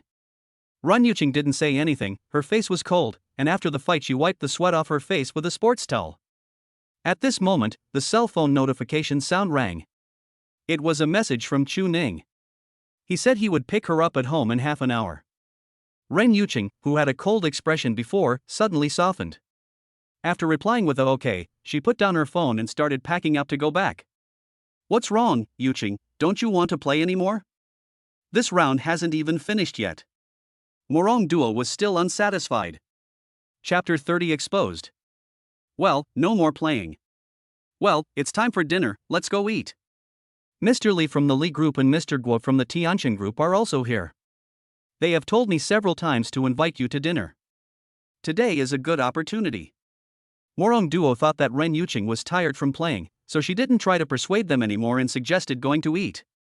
No, Duo, maybe next time. I have something else to do later. Chu Ning will be home in half an hour, so she has to go back quickly, otherwise she will miss Chu Ning's stall. What's the matter? Can't it be postponed? We haven't seen each other for more than a month, you have to accompany me for a meal. Besides, I just told Mr. Li and Mr. Guo that you will be there at noon. Aren't you making me embarrassed? Let's go, Yuqing, it's only a mealtime, it won't keep you too long. Morong Duo said in a pleading tone. Duo, this really can't be postponed. I'll make it up to you at the dinner later. Rin Yuqing's words were very firm, leaving no room for negotiation.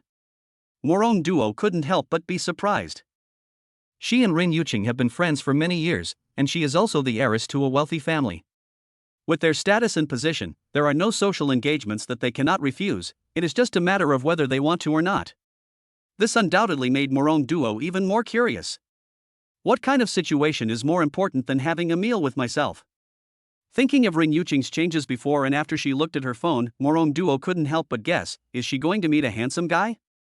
Rin Yuqing nodded. Morong Duo was so shocked that her mouth opened wide. Oh my god, is this true? Our iceberg beauty who has always been indifferent to men will also have a day of enlightenment? Whose young master are you? Could it be the one from the Lu family? You really obeyed? Morong Duo immediately became gossipy. It's not him. You'll have a chance to meet him in the future. I'm leaving first. Rin Yuqing didn't have time to explain further. She picked up her things and left in a hurry. Morong Duo sighed as she watched. Women, as expected, forget their sisters once they have a man. Amid Morong Duo's complaints, Rin Yuqing walked out of the golf course and was about to go to the door to catch a ride. But no one knew who leaked the news that the president of Jinqiu Group and the heir of the richest family, Ren, was playing basketball at the Tianyu Club today, so much so that all the rich young masters in the circle came to watch in the hope of encountering him. As soon as Rin Yuqing appeared at the door, someone recognized her. In an instant, the wealthy young men and elite CEOs who had been waiting there for a long time rushed up and took the initiative to strike up a conversation.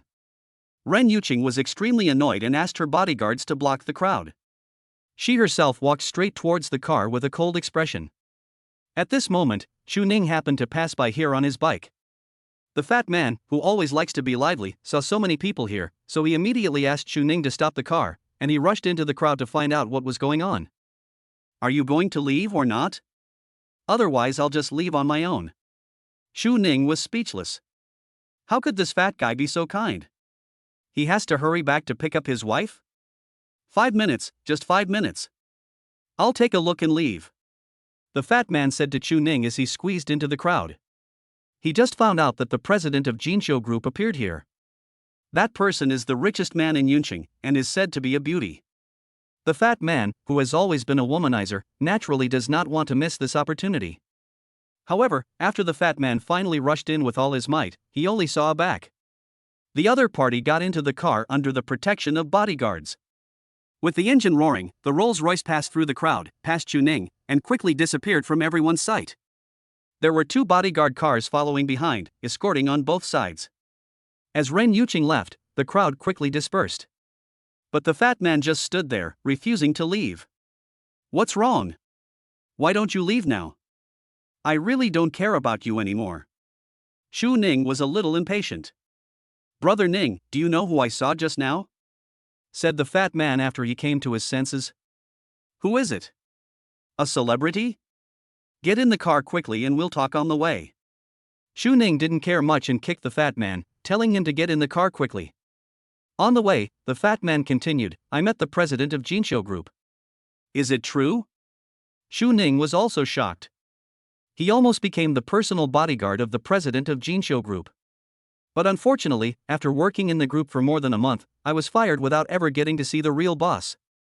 Nonsense, of course it's true.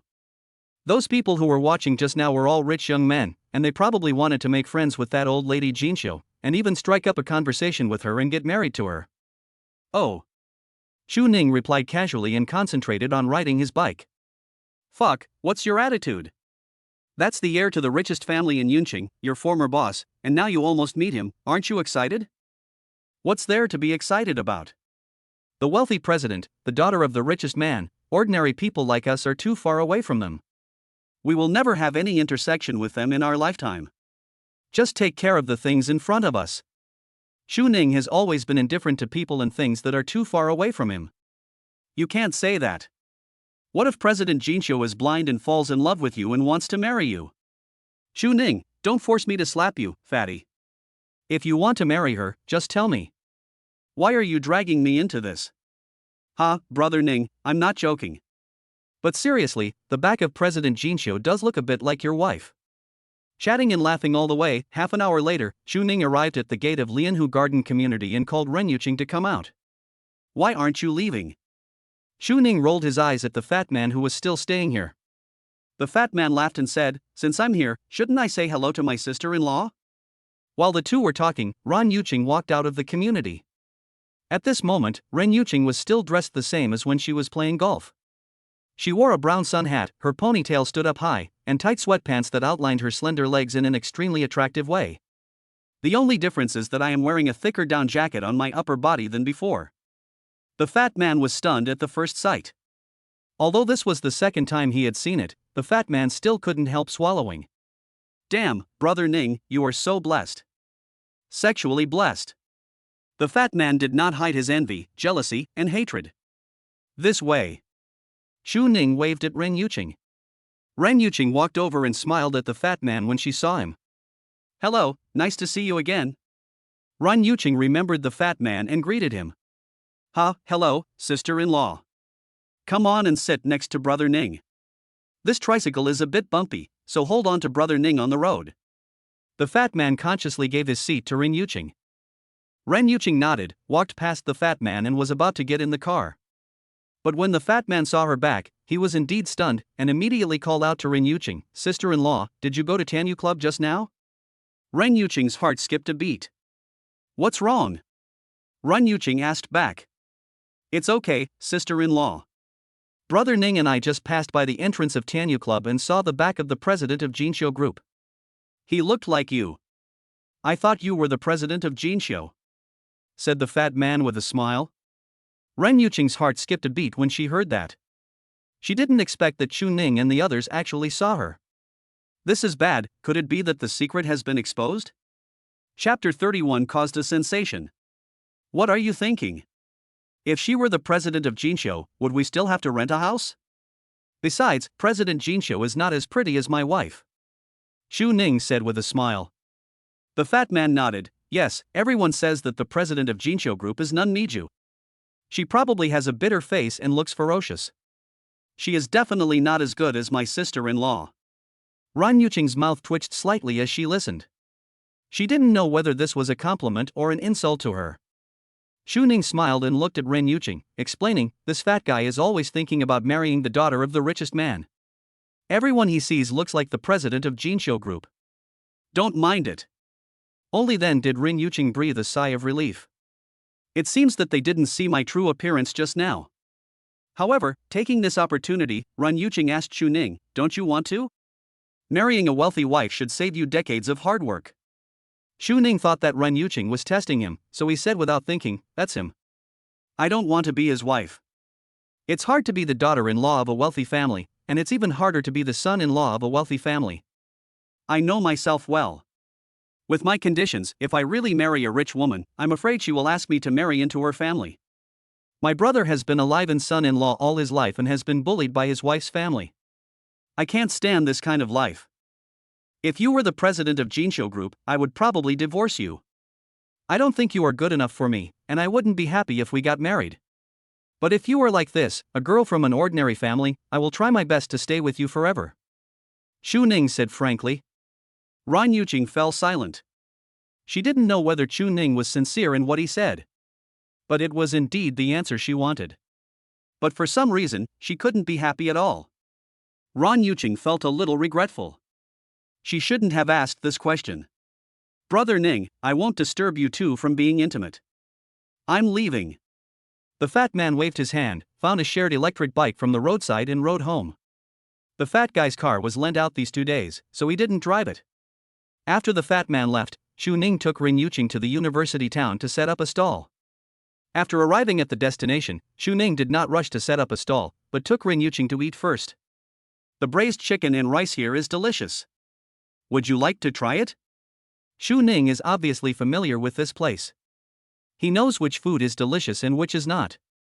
Ran Yuqing, who usually lives aloof and out of touch with the world, is undoubtedly very unfamiliar and curious about the scene here. Wherever Chu Ning said to go, she followed. Soon, 2 servings of braised chicken with rice were served. Hey, Xiao Ning, is this your girlfriend? What a pretty girl.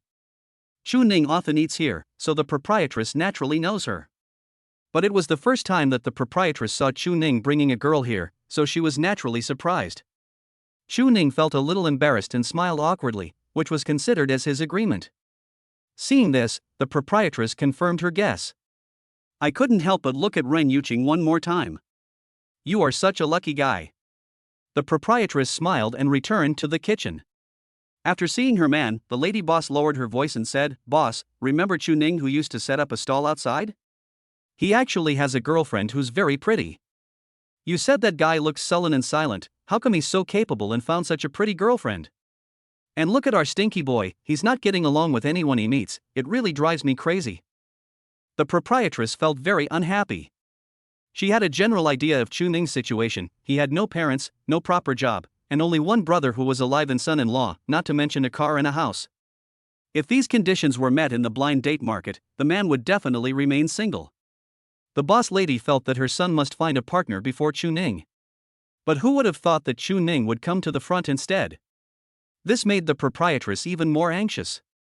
My son has a house, a car, and a decent job, he's just a little fat, why can't he find a partner? Chu Ning had no idea how many people he had hurt by bringing his wife to set up the stall. Why don't you eat? At the stall outside, Chu Ning had almost finished eating. But he noticed that Ran Yuqing's portion was barely touched, and the green peppers for seasoning were neatly placed on the chicken. Chu Ning couldn't help but ask. I ate something at home before coming here, so I'm not very hungry. Ran Yuqing replied. Oh well. Since Ran Yuqing didn't want to eat, Chu Ning didn't persuade her anymore. After eating, he asked Ran Yuqing for her opinion, and then took her portion of braised chicken and ate it himself. You can't waste something you bought with money. Seeing Chu Ning eating with relish, Ran Yuqing held her cheeks with both hands and couldn't help but smile. This is the first time in all these years that someone has eaten the meal that he has eaten. Is this the daily life of an ordinary couple? They support each other and don't mind each other's leftovers. Chu Ning quickly cleaned up the battlefield, paid the money, and then officially set up the stall. Still at the same location, Chu Ning first cleaned the ground, then laid a bedsheet, and then began to unload the goods. Is there anything I can do? Ran Yuqing felt that she couldn't just stand there and watch. Chu Ning thought for a moment and said, then help me put these little things up there. Ran Yuqing, okay. Ran Yuqing then bent down and placed Chu Ning's things one by one on the bedsheet. When everything was done, both of them had some sweat on their foreheads. Seeing this, Chu Ning went to the convenience store nearby, bought a bottle of mineral water, and handed it to Ran Yuqing. You don't want it? No, I brought some water. Chu Ning said with a smile, then picked up his thermos cup and gulped down several gulps. After a while, people started to come to Chu Ning's stall. Most people just pass by and take a look. If they are interested, they pick up a few items and play with them. After asking the price, they don't buy anything and just leave. Xu Ning always patiently answers customers' questions. As for Ren Yuqing, it was her first time to set up a stall in such a busy neighborhood, so she felt a little embarrassed to show up in public. He kept his head down all the time, as if he was afraid of being seen.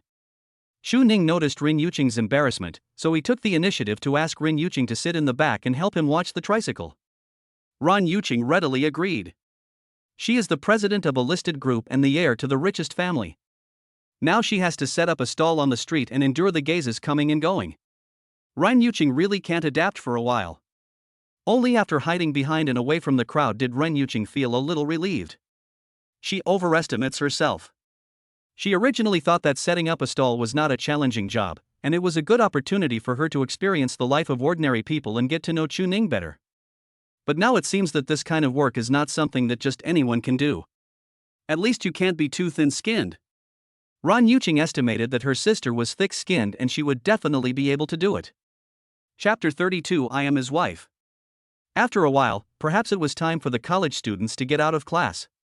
In the nearby university, students who had no classes gradually walked out of the campus to play and go shopping.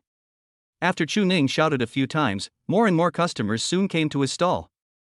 In just a few minutes, he sold several items. When she first saw the scene, Ren Yuqing was quite happy. I didn't expect Xu Ning could actually sell things. And it seems that business is pretty good. Maybe they can sell out all the goods they brought in within the afternoon. Xu Ning was very busy at the moment. People kept asking about prices, product quality, and so on, and Xu Ning always introduced them to them with a smile, patiently and gently. Ren Yuqing sat in the back, watching from afar, and couldn't help but smile. Her simple-minded husband, who usually doesn't talk much, is quite capable when it comes to selling things. However, after looking at it for a while, Ren Yuqing felt something was not right. Because she found that most of the people who came to buy things were girls, including many young and beautiful female college students. After the purchase, he found various ways to add Xu Ning on WeChat and even asked to take a photo with Xu Ning. Ren Yuqing frowned at that time. But what happened next was even more outrageous. A girl actually took advantage of the crowd and reached out to touch Xu Ning's abdominal muscles. Ren Yuqing could no longer sit still. She stood up immediately, ran over and glared at the girl with ferocious eyes. What are you doing? Just buy something, why do you have to make a move? Do you think that's polite? Didn't your teachers teach you what respect is in school? After all, as the head of a trillion-dollar group, Ren Yuqing can be said to have her own aura. Just standing there made these college students who had not yet left the ivory tower tremble with fear. After a few words of scolding, the girl's eyes turned red and she looked like she was about to cry. Finally, she said sorry to Xu Ning guiltily, then left wiping her tears. They are just curious, it's okay. And they are still young.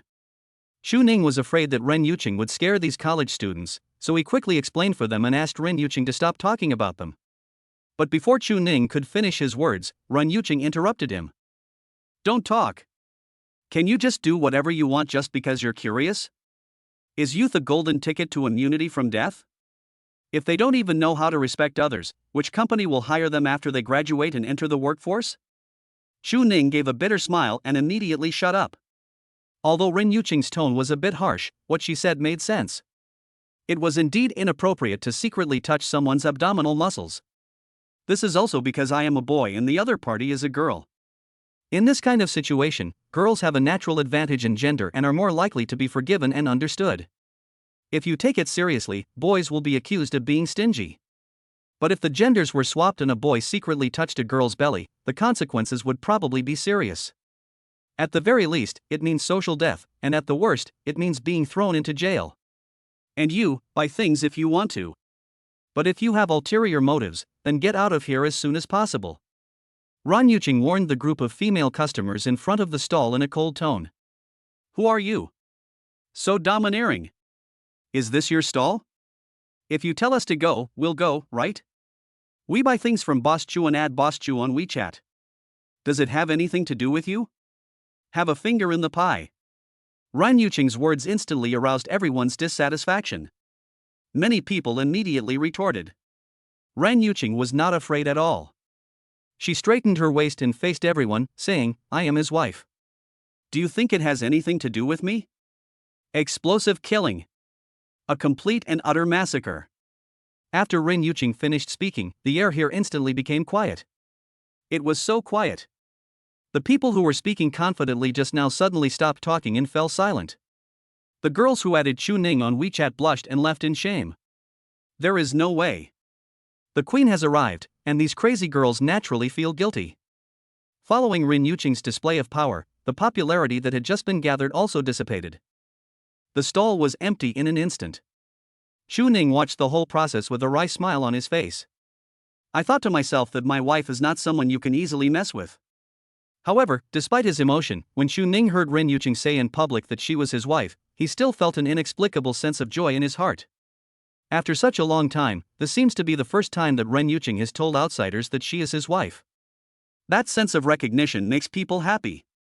Okay, I've talked and scolded you. You go back and sit down. I'll set up the stall for a while. Chu Ning said with a smile. He has only sold half of them now, so he still needs to work harder. Don't sell any more. Go sit in the back and I'll watch over your stall. Ren Yuqing was really worried. After all, her husband was indeed quite handsome, and he was standing here attracting many men. These female college students were at the age when their hormones were thriving. If someone tried to touch his abdominal muscles again, Ren Yuqing would probably be so angry that she would die. She hasn't touched her husband yet? Those women outside actually made the first move. Chu Ning was stunned. Are you serious? Can you do this? Just now, Ren Yuqing felt a little embarrassed sitting here, and Chu Ning was really worried that she couldn't handle it. Don't worry, I've just watched for so long, I've learned it all. Just sit quietly in the back. Ren Yuqing has made up her mind not to let her husband show up in public. Chu Ning had no choice but to follow her wishes. At the beginning, Ren Yuqing really couldn't let go. No one came to watch for half an hour. She is the CEO of Jinxiu and the richest person in Yunsheng, but she can't sell a single item. Isn't that embarrassing? No, she has to be self-reliant. Finally, Ren Yuqing gritted her teeth, stood up, and shouted like Chu Ning just now, "Come and take a look, men's belts and women's accessories are sold at a low price." Looking at Ren Yuqing's embarrassed, shy and brave appearance, Chu Ning immediately laughed out loud. Really, it's so cute. After looking at her for a while, Chu Ning decided not to embarrass the girl and changed her back. But unexpectedly, Ren Yuqing's actions really worked. Her shouting attracted a lot of people's attention. Many male college students, seeing such a beautiful girl, immediately surrounded her. Several orders were completed in a short while. I'll go, is that really possible? Chu Ning was slightly surprised. He didn't expect that his wife actually sold something on her first stall. But just when Chu Ning sat back in his original position, ready to be a hands-off boss, he suddenly realized that something was wrong. Those customers who had bought things did not leave but sat there chatting with Ren Yuqing. Some of them took the initiative to help Ren Yuqing sell things, and some even gave Ren Yuqing flowers. Damn it! How can this be tolerated? Chu Ning could no longer sit still and rushed forward to snatch the flower. What are you doing? You just bought something, why did you give me flowers? Are you here to buy things or to pick up girls? You are so young, why don't you concentrate on your studies and do these things? Chapter 33, The Funny Grandfather and Grandson. Chu Ning threw the bouquet of roses on the ground and scolded sternly. Chu Ning appeared suddenly, and the male college student who sent the flowers was stunned at first. When she saw Chu Ning throwing away her flowers, she immediately became angry. Who are you? It's no good for a dog to meddle in other people's business. Who I send flowers to is none of your business. Are you looking for trouble? If you need a beating, just tell me and I'll satisfy you. The male college student scolded Chu Ning. That's right, are you crazy? What does someone sending flowers have to do with you? The people around also blamed Chu Ning. I think you are the ones who deserve a beating. Chu Ning was so angry that these guys flirted with his wife, and they still thought they were right? Chu Ning wanted to beat them up at that time. Seeing that a fight was about to break out, Ren Yuqing hurried to stop them. Everyone calm down. He's my husband. Ren Yuqing's words stunned the onlookers, and then they all shattered to the ground. Such a beautiful girl is actually married? The arrogance of the boy who sent the flowers suddenly weakened. He didn't say anything else, just looked at Ren Yuqing sympathetically. Life is not easy, and my wife has to make a living by performing. In the end, Ren Yuqing compensated the other party for the money, and the matter was finally resolved. After selling for a long time, the money earned was not enough to compensate for the money people spent. Afterwards, Ren Yuqing was angry and laughed. Look, because of you, no one dares to buy. If there's no one, then there's no one. We won't sell anymore and we'll go home. Xu Ning had a gloomy face and closed up his stall and went home. Also, I'll set up the stall by myself from now on, so you don't have to come. Xu Ning felt a little pressured because his wife was so beautiful and was always being noticed by others, so he decided not to let his wife show up in public anymore. Then you are not allowed to come. Even if you come, you can't show your face and you must wear a mask, otherwise I won't allow you to set up a stall. Ren Yuqing also said. She has the same pressure. These female college students are as ferocious as wolves and tigers, and she doesn't want her husband to be taken advantage of. She hasn't even touched it. Okay, then I'll wear a mask when I set up a stall next time. Xu Ning agreed to Ren Yuqing. However, Ren Yuqing was still worried. She felt that even if she wore a mask, her husband might not be noticed. It's safer to find a class. How's the recruitment going at Jiayu Culture? When will the interview take place? Ren Yuqing asked. Xu Ning shook his head. I haven't received any notification yet. Ren Yuqing, is it so slow? Ren Yuqing frowned immediately. She specifically instructed that the recruitment be completed as soon as possible. It's been 2 or 3 days, and there's still no progress. When she got back, she would find out who the human resources director of Jiayu Culture was and who actually ignored her instructions. It's only been 2 days, how can it be so fast? Xu Ning smiled gently, he didn't think it was slow.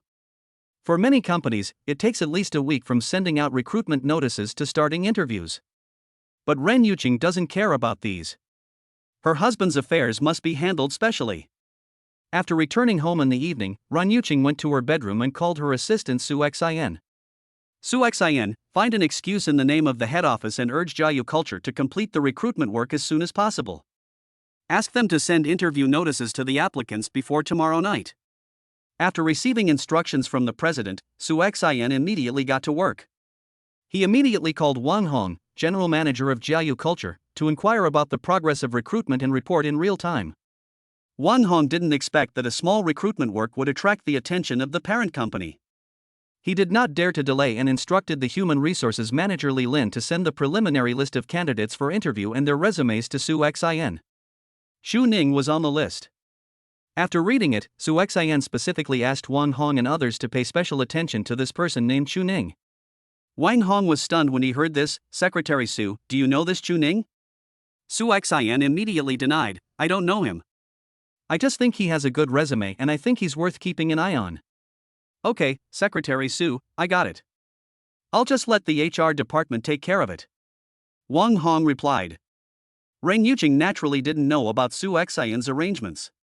After finishing the call, Ren Yuqing lay down on the soft big bed, closed her eyes and took a nap. Today was her rare day off, but she hadn't had much rest all day. As soon as she leaned back on the bed, a feeling of sleepiness came over her like a tide. Ren Yuqing was in a daze and didn't know how long she had slept. Finally, she was awakened by a series of banging sounds. She pushed open the bedroom door and found Xu Ning cooking. Xu Ning, what's going on outside? Why is it so noisy? Ren Yuqing rubbed her sleepy eyes. Xu Ning poked his head out of the kitchen. I don't know, but judging from the noise, someone should be moving across the street.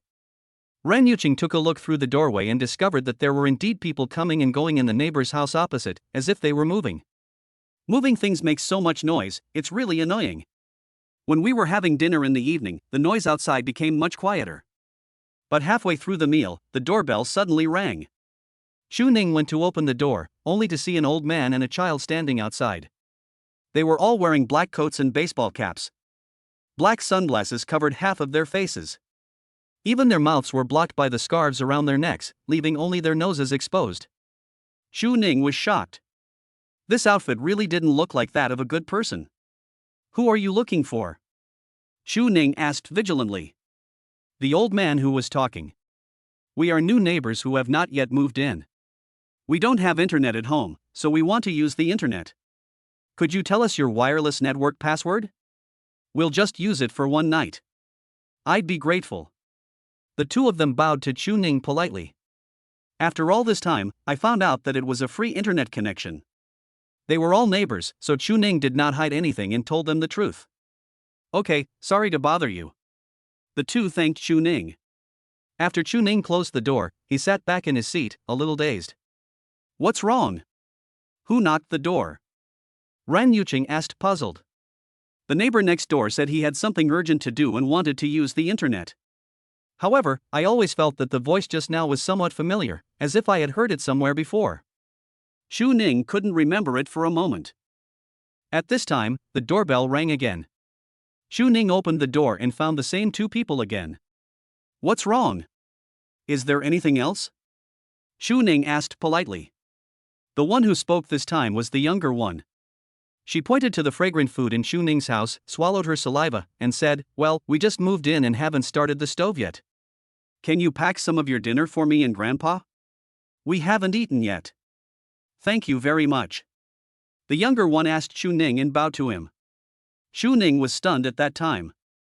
He looked at the tightly covered person in front of him with some suspicion. Are you, Ren Feifei? Puff. Ren Yuqing, who had just taken a sip of porridge behind her, almost vomited out the rice in her mouth when she heard Chu Ning's words. She immediately stood up and went to the door. When Ren Yuqing saw the two people covered tightly outside the door, her face immediately turned dark. Ren Feifei. Grandpa. What are you doing? Chu Ning might not be able to recognize them, but how could Ren Yuqing not recognize her own sister and grandfather?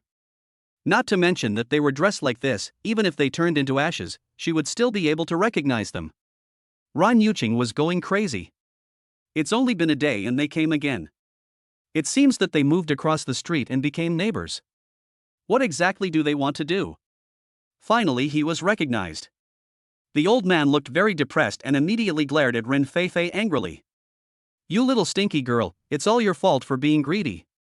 If you hadn't come to beg for food, how would we have been recognized? The old man said angrily. Ren Feifei immediately complained, Grandpa, how can you blame me for this? If you want to blame someone, blame my brother-in-law for his excellent cooking skills. As soon as I opened the door just now, the fragrance went straight into my nose. I really couldn't help it. I'm starving. Chu Ning suddenly smiled bitterly. It seems like I'm to blame? Chapter 34, A Thief Broke In? You big glutton, you can't even resist this little temptation. From now on, don't say I'm your grandfather. Grandpa Ren's eyes were full of disgust. Humph, if you don't want to tell me, then don't tell me. Anyway, I don't expect to get pocket money from you. Ren Feifei said arrogantly. You. The old man was so angry that he blew his beard and glared. Enough. Ren Yuqing couldn't stand it anymore, so she stopped the two from bickering and asked them what they were trying to do. Old Master Ren poked his head out and took a look into the room. Seeing that the food was still steaming, he immediately smiled and said, Are you still eating? Let's go in and talk while we eat. Before Ren Yuqing and the others could answer, the old man and Ren Feifei rushed in, took off their coats, hats, and masks, and sat down at the dining table without any hesitation.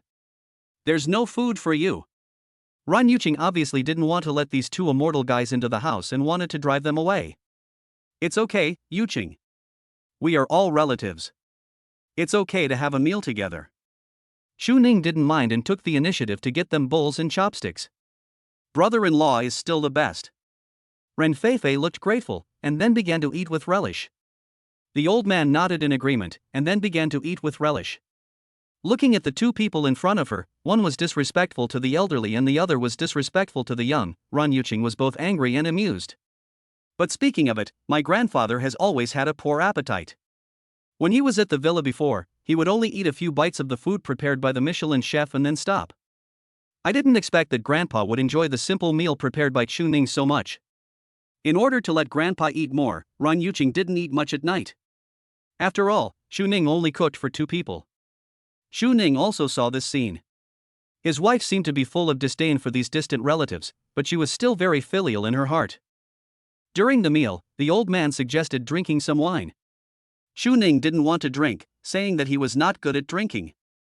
When the old man heard this, he became even more excited and insisted that Chu Ning have a few drinks. Ren Feifei also suggested drinking some wine to celebrate her sister and brother-in-law's wedding. Having said this, Ren Yuqing didn't stop him. she took a bottle of champagne from the wine cabinet. Before marrying Chu Ning, Ren Yuqing would often have a few drinks in the evening. There are a lot of people here tonight, so Ren Yuqing is also in the mood. The four of them drank 2 glasses of wine each, and Ren Yuqing's pretty face was already blushing. "I've eaten and drunk enough, can you tell me now?" After eating and drinking, Ren Yuqing asked her grandfather what was going on. The old man wiped his mouth, shook his head and sighed, "You girl, you don't know how to appreciate kindness." "Your grandfather, of course, I'm your cousin." The old man was afraid that Chu Ning would be suspicious, so he emphasized it again. "Your cousin and I are concerned about you. We live close to each other, so we can take care of each other, right? Come on, grandson-in-law, let's add each other on WeChat. Tonight, we can squeeze in and sleep in the same room." The old man was not shy at all. He took out his cell phone and scanned the QR code with Chu Ning to add him on WeChat. Ren Yuqing was immediately dissatisfied, thinking that her grandfather was causing trouble again. "You guys don't have nowhere to live, why are you squeezing in with Chu Ning?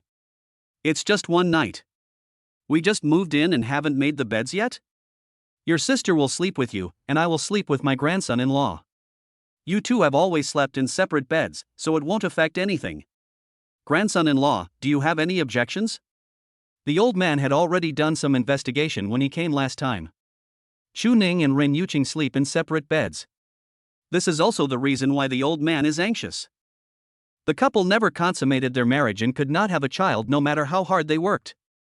Chu Ning smiled awkwardly. "No problem, Grandpa, you can stay a few more days, I have no problem with that. Forget about staying longer. It will disturb your and your 2 children's world. One night is enough," the old man said with a smile. After dinner, Chu Ning went to clean up the kitchen. Originally this was Ren Yuqing's job, but Chu Ning asked her to chat with the old man and his sister in the living room, so Ren Yuqing did not argue this time. Ren Yuqing didn't want her grandfather and others to see her doing housework. When it was time to go to bed at night, the old man winked at Ren Feifei, and then the grandfather and grandson went back to their rooms to rest. Ren Yuqing has the habit of taking a bath every day. When Ren Feifei saw Ren Yuqing go to the bathroom, she sent a message to the old man, "Grandpa, I have already gone to take a bath." The old man replied, "Got it." Chu Ning was making the bed at the moment, but the old man snatched it away and said, "I'll make the bed, you go take a shower first, and then turn off the lights and go to bed." The old man started to take off Chu Ning's clothes without saying anything. Chu Ning's face was filled with embarrassment, and he quickly said that he would do it himself. Then he took a towel, put on his shorts, and went into the bathroom. The master bedroom and the second bedroom each have a bathroom, so taking a bath is quite convenient. Chu Ning took a quick shower and finished in less than 20 minutes. He walked out of the bathroom wearing shorts and wiping his hair with a towel. I found that the old man was no longer in the bedroom.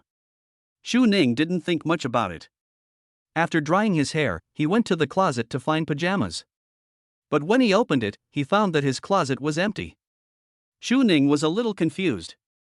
There were clearly quite a few clothes in his closet before he took a shower. How come all the time I had to take a shower was gone? Could it be that the house was robbed? Thinking of this, Chu Ning wanted to ask the old man where he was going through WeChat, but when he picked up the phone, he found an unread message. It was sent by the old man. "Your clothes are in the living room. I hid them on the sofa."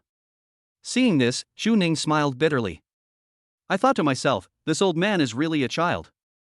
Even at his age, he still likes to play tricks on people. Chu Ning had no choice but to go out shirtless to look for it. Fortunately, at this time, Ren Yuqing and the others were probably asleep, so Chu Ning didn't bother looking for anything to cover his body. Before leaving, Chu Ning saw a glass of boiled water on the table. He had just finished taking a shower and was very thirsty, so he picked it up and drank it.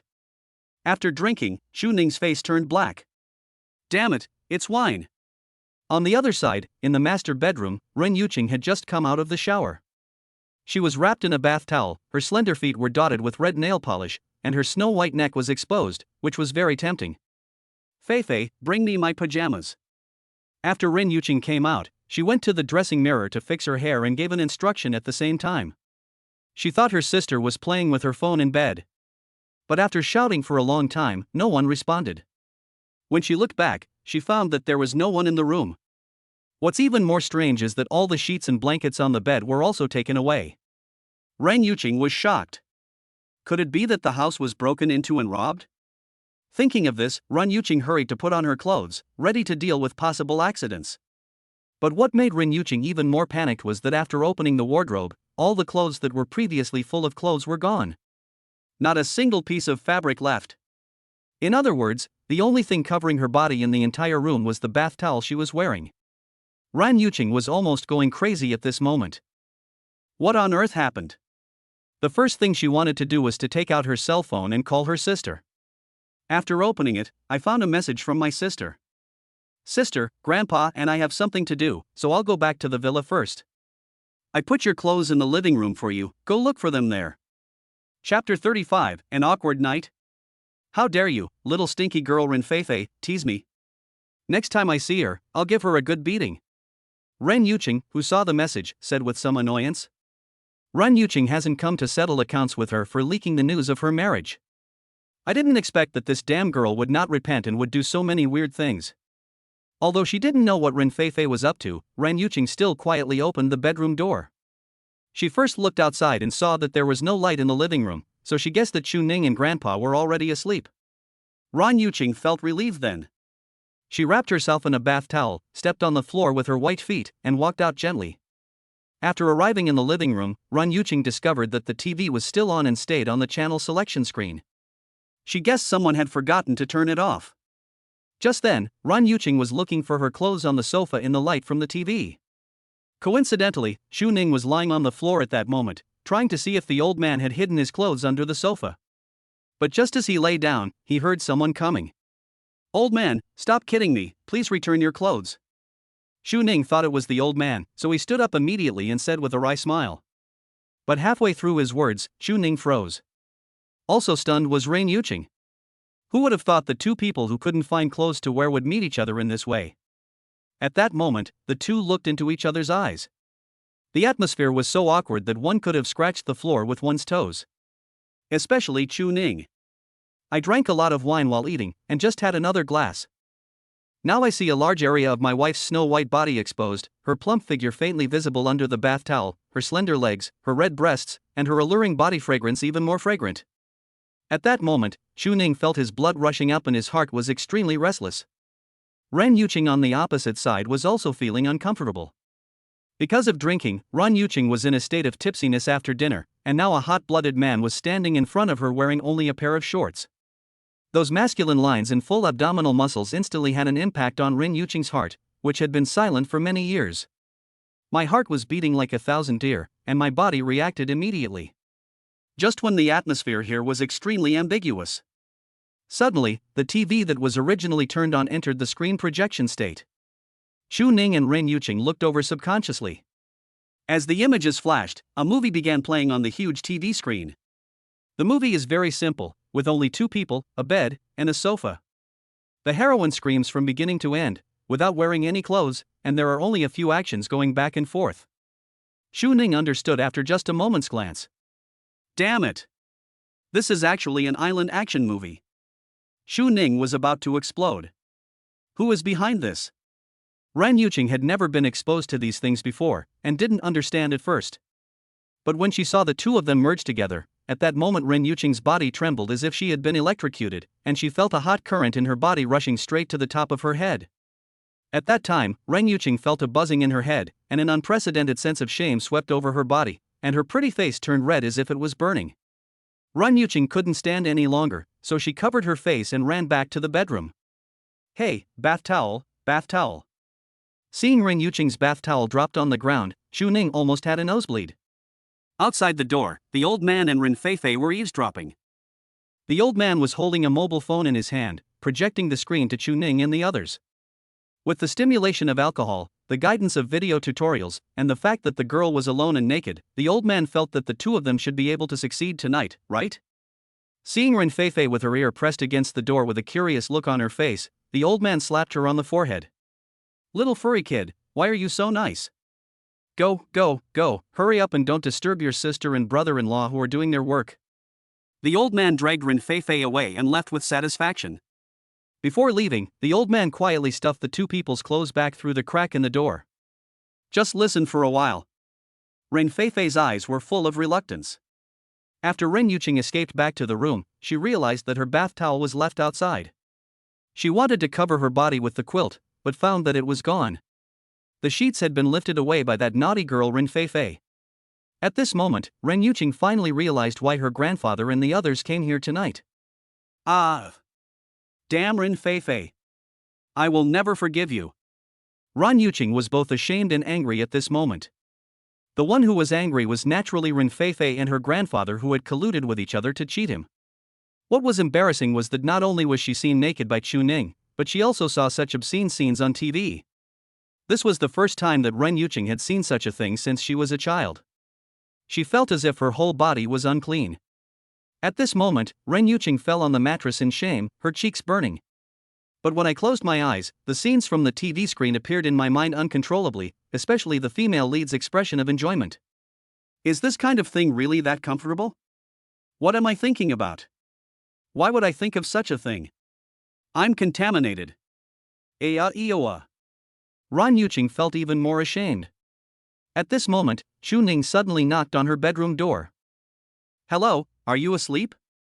Chu Ning's tone sounded a little hurried. Ren Yuqing was very nervous at that moment. Why is Chu Ning knocking on the door at this time? Could it be that he couldn't help himself, and wanted me to fulfill my wife's duties? They are now a legal couple, so it is reasonable for Chu Ning to make such a request. But what should I do? Do you agree? Or do you not agree? Ren Yuqing was suddenly torn between an inner struggle and a desire to do good. At this time, the door had been opened a crack. Is he coming in? He must be feeling very uncomfortable now, right? He couldn't wait to come in without waiting for my answer. Ren Yuqing had almost thought of everything that was going to happen next. She was wondering whether she should resist. If I resist, as his wife, it would be too inhumane for me to be unable to satisfy his needs. Moreover, everything that happened tonight was caused by people from her mother's family, so she should take some responsibility. But if I don't resist, will he think I'm too casual? And, will it be too fast? I don't seem to be ready. And, it's the first time, will it hurt? In just a few seconds, Ren Yuqing's heart was filled with a myriad of thoughts. Finally, Chu Ning's feet came into Ren Yuqing's sight. He is coming in. Ren Yuqing's heart almost jumped out of her chest due to nervousness. Just when Ren Yuqing thought that Chu Ning was going to come in and do something next, Chu Ning stuffed clothes, bed sheets, and other things in through the crack in the door. I just saw it from the door. Make the bed yourself and go to bed early. After saying that, Chu Ning easily closed the door for her and turned around and ran away. Everything returns to silence. In the room, Ren Yuqing looked at the clothes piled at the door in a daze. She was stunned for a long time. Finally, he blushed and smiled bitterly. After all this time, it turned out that he was here to deliver clothes. I was so nervous for nothing. Ren Yuqing shook her head and smiled, but she couldn't hide her disappointment in her heart. She really thought Chu Ning wanted to. If he really wanted it, as a wife, she could. But the final result undoubtedly made Ren Yuqing feel a little disappointed. Could it be that I was really, as the rumors said, too serious and cold, as majestic and domineering as Nun Miju, without any femininity, so that Chu Ning had no interest in me? Or is it that Chu Ning is really not capable? Chapter 36, The Angry Old Man. This night was undoubtedly a night full of torment for both Ren Yuqing and Chu Ning. After Chu Ning returned to his room, he couldn't sleep for a long time.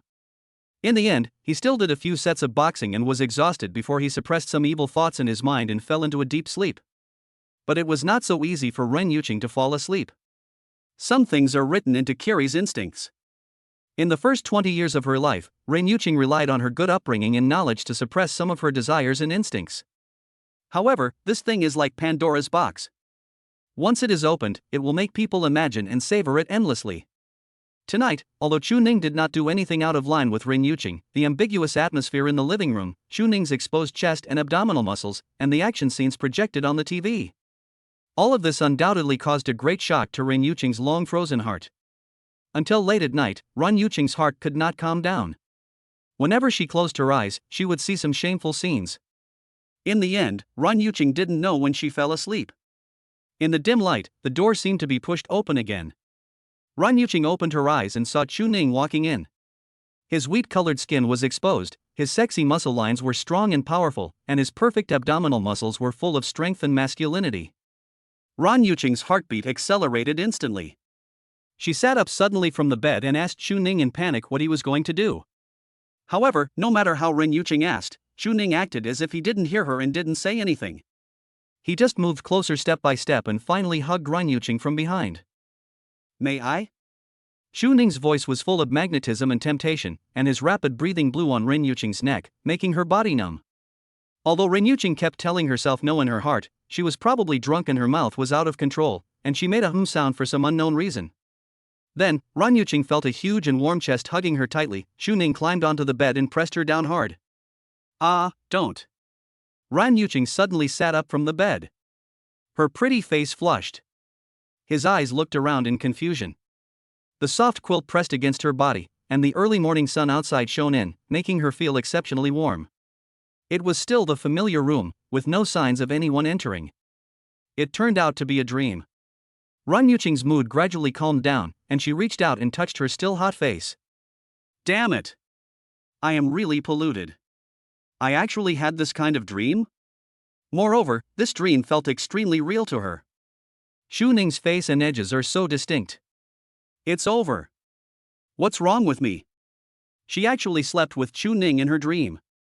Feeling the strangeness in her body, Ran Yuqing's face undoubtedly became even redder. She felt that she could no longer look Xu Ning in the eye. Feeling ashamed, Ran Yuqing quickly got up, took a shower, changed her underwear, and then secretly went to work. When Xu Ning got up from the bed, it was already past 8 in the morning. He has been unemployed and at home recently, so he can sleep in a little in the morning. Oh no, she overslept. I still need to prepare breakfast for her. Xu Ning suddenly realized that there was another person in the family. Even if he doesn't go to work, Ran Yuqing still has to go to work. Xu Ning ran out quickly, but when he saw that Ran Yuqing's shoes were no longer in the shoe cabinet at the door, Xu Ning knew that the woman had already gone to work. It seems I have to find a class to attend quickly, otherwise I will become lazy. Xu Ning shook his head and smiled.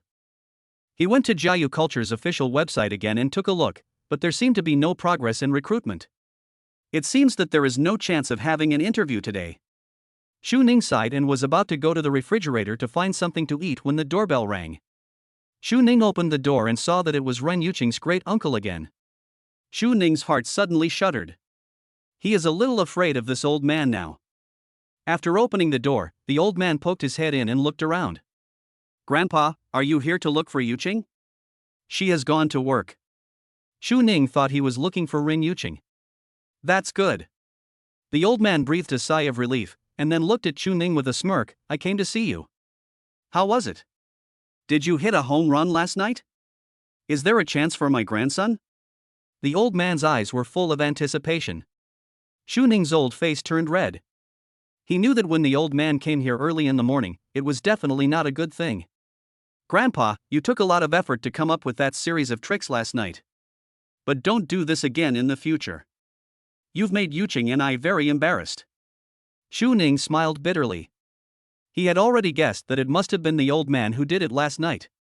First, he took away his and Ran Yuqing's clothes, then sent a message asking them to come to the living room naked, and finally played a romantic action movie through the TV screen.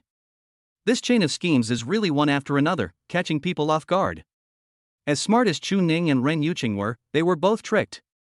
Xu Ning felt that the old man in front of him must have been a powerful figure when he was young. Most people can't do this. It's normal to be embarrassed the first time. Come a few times a day in the future, and you'll get used to it. The old man drove onto the highway. Xu Ning couldn't control the speed of the car, and he smiled awkwardly. "Grandpa, I know you have made great efforts. But I think we should just let nature take its course. To be honest, Yuqing and I got married in a flash, and we just lived together for a short time, so we are a little unfamiliar with each other. Yuqing has never even held my hand, let alone other things. If the feelings are not there, no matter how many plans you make, it will be useless. Yuqing is not that kind of casual person. Even in the situation last night, I don't think she would let me touch him. This kind of thing should be mutual. Before the time is right, I will not take the initiative to bring it up, let alone force her." Xu Ning was speaking from the heart. But after hearing this, the old man stared. "So, nothing happened to you last night?" Xu Ning nodded. The old man almost fainted when he heard this. Oh. All that work was in vain. Do you know how hard it was for me to find that website? I also learned how to cast the screen for you. I found a tutorial just in case you didn't understand. In the end, nothing happened to you? You are nothing but a piece of wood. You are useless even when I give you the chance. You still don't want to bring it up? Why, you let my granddaughter bring up this kind of thing? I really am. The old man was very angry, and looked like he hated the boy for not fighting back. I'm too lazy to care about you. You are nothing like me when I was young. I'm so pissed off. The old man was naturally angry as his efforts were in vain. He scolded Chuning for a while and turned around to leave. Chuning stopped him, a little embarrassed. Grandpa, that. The old man thought he was going to apologize. Okay, I just complained a few words, I'm not really angry with you, don't apologize. But Xiaoning, this is not how husband and wife get along. Anyway, you should understand it more. Men, you must take the initiative. Your wife, what can't you let go of? Chuning touched his head, feeling even more embarrassed, and whispered, Grandpa, you misunderstood. I wanted to say, can you give me your website address? The old man stood there in a daze for a long time before he calmed his wounded heart. Old man, get lost.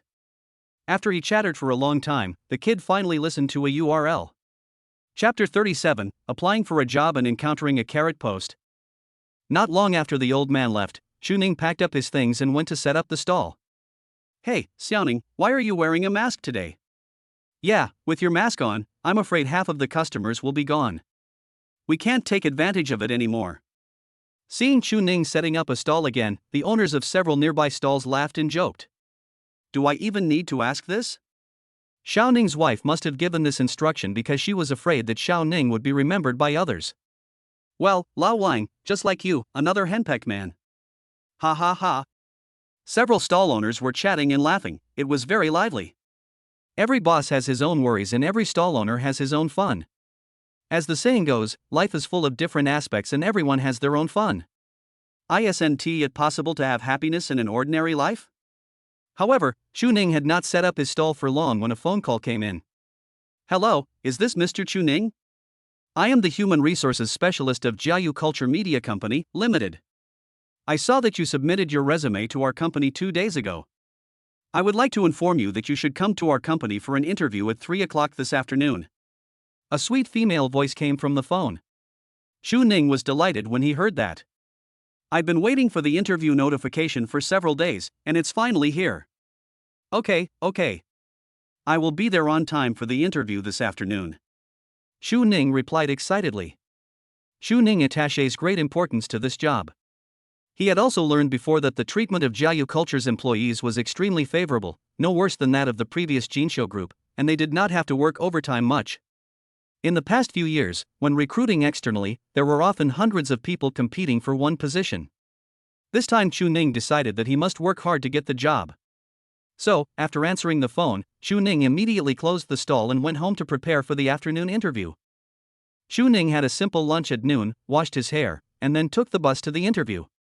While waiting for the bus, Chuning bought a bottle of water in the supermarket. Soon, the bus arrived. Chuning got on the bus and found a seat at the back. It takes about half an hour to drive from my home to Jiayu Culture Company, which is near Jinsho Group. Taking advantage of this incident, Chuning used his mobile phone in the car to search for things to pay attention to in the interview. However, halfway through the journey, Chuning suddenly noticed a passenger in front of him.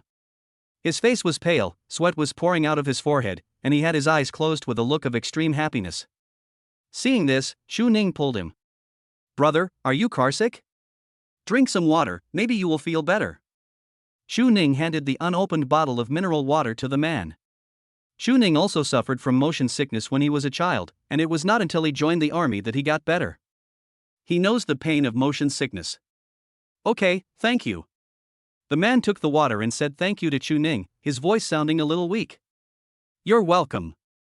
Chuning replied with a smile, then sat back in his seat and continued looking at his phone. After a while, the car arrived at the station. Chuning got out of the car and before he had taken a few steps, he heard a few shouts from behind, brother, wait for me. Chuning turned his head and found that it was the brother who had been carsick in the car just now. How are you, feeling better? Much better. I'll be fine in a while after getting off the car.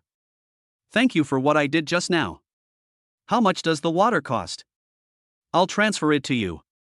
The man looked like an office worker. He was carrying a briefcase, wearing a suit and tie. He took out his mobile phone and was about to transfer money to Chu Ning. Chu Ning waved his hand. No need, it's just a piece of cake. Okay then. My name is Wang Yi, nice to meet you. Wang Yi stretched out his hand. Chu Ning. Chu Ning smiled and shook hands with him. Brother Chu, where are you going? I know the area very well. Just let me know if you need any help. Wang Yi said enthusiastically. Really? I have an interview this afternoon. Do you know which direction Jiayu culture is in?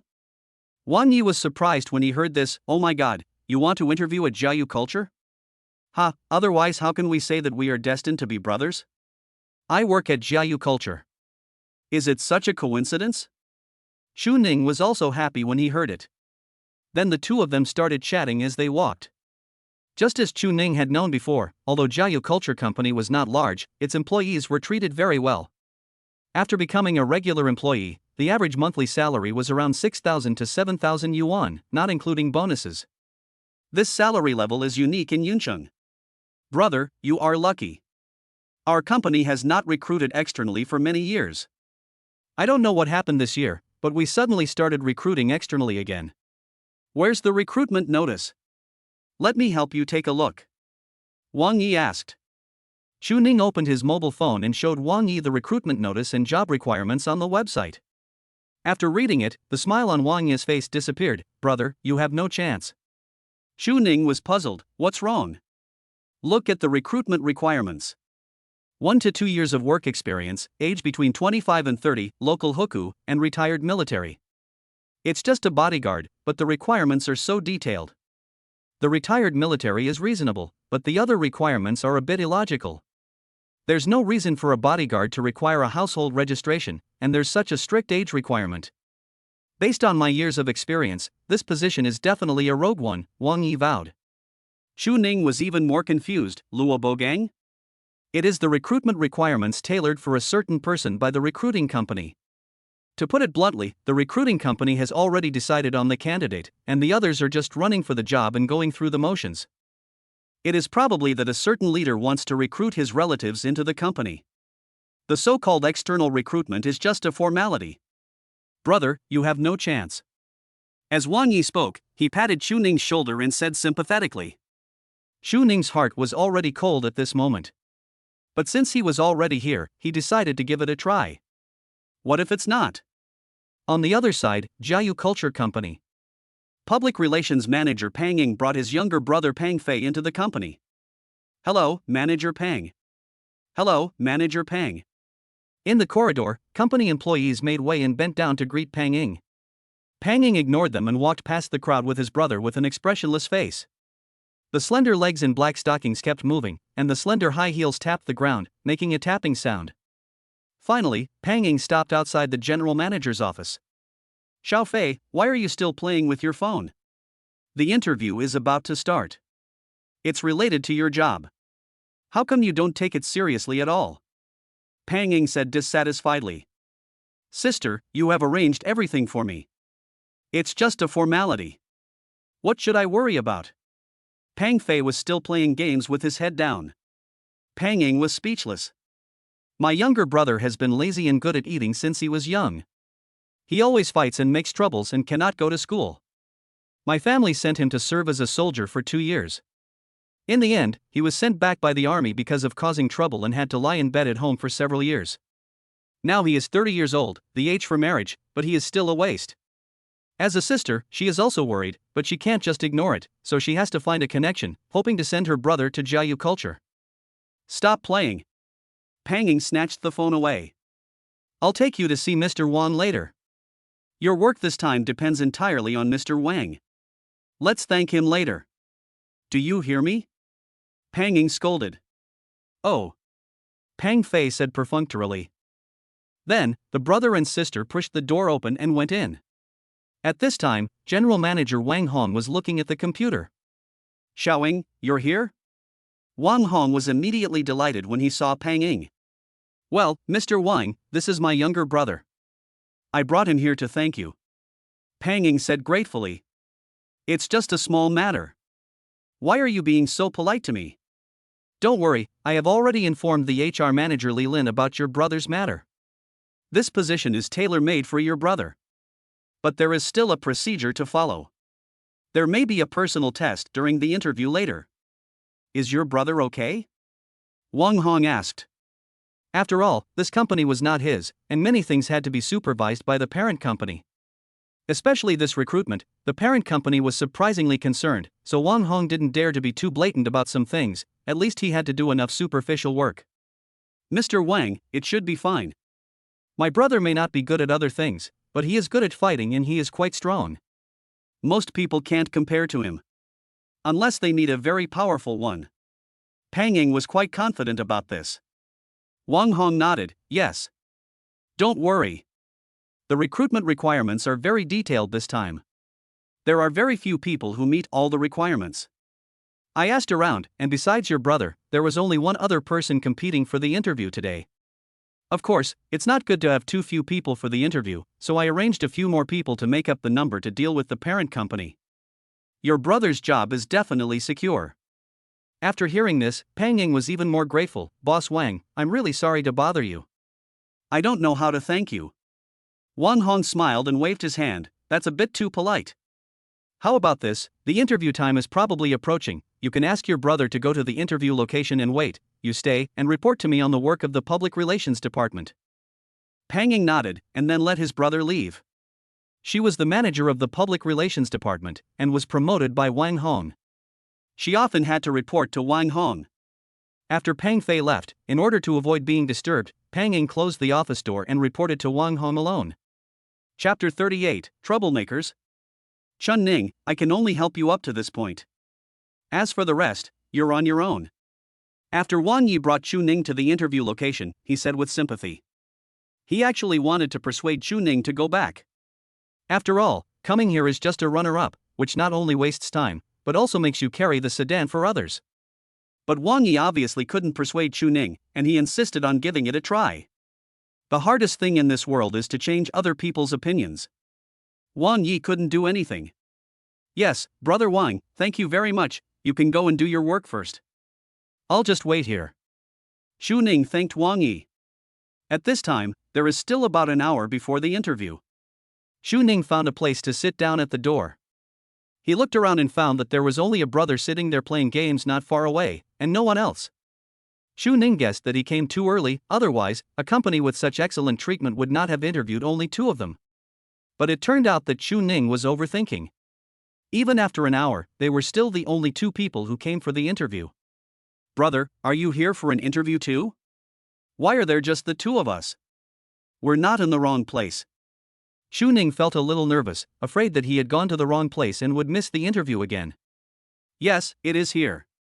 The person you are looking for will be here soon. Pang Fei replied impatiently. Chu Ning listened and was undoubtedly even more confused. Who are you looking for? Just as I was wondering, 3 men and women in suits walked in from the end of the corridor with documents. The 3 of them are today's interviewers. The leader was a middle-aged man. The name tag on his chest showed that he was Li Lin, the human resources manager. Which of you two is Pang Fei? Li Lin looked at Chu Ning and Pang Fei. Pang Fei replied, I am. Well, then you come in first. Pang Fei followed the interviewer into the room. Apparently, the interview has already begun. Chu Ning then sat up straight, waiting for his name to be called. During this period, 4 or 5 more people came. Chu Ning asked and found out that they were all here for an interview. That's right. How is it possible that for a company with such good salary, there are only 2 people coming for the interview? Including him, there are 7 people in total.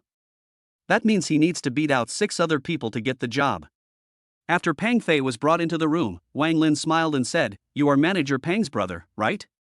Don't be nervous. Mr. Wang has already informed me of your matter.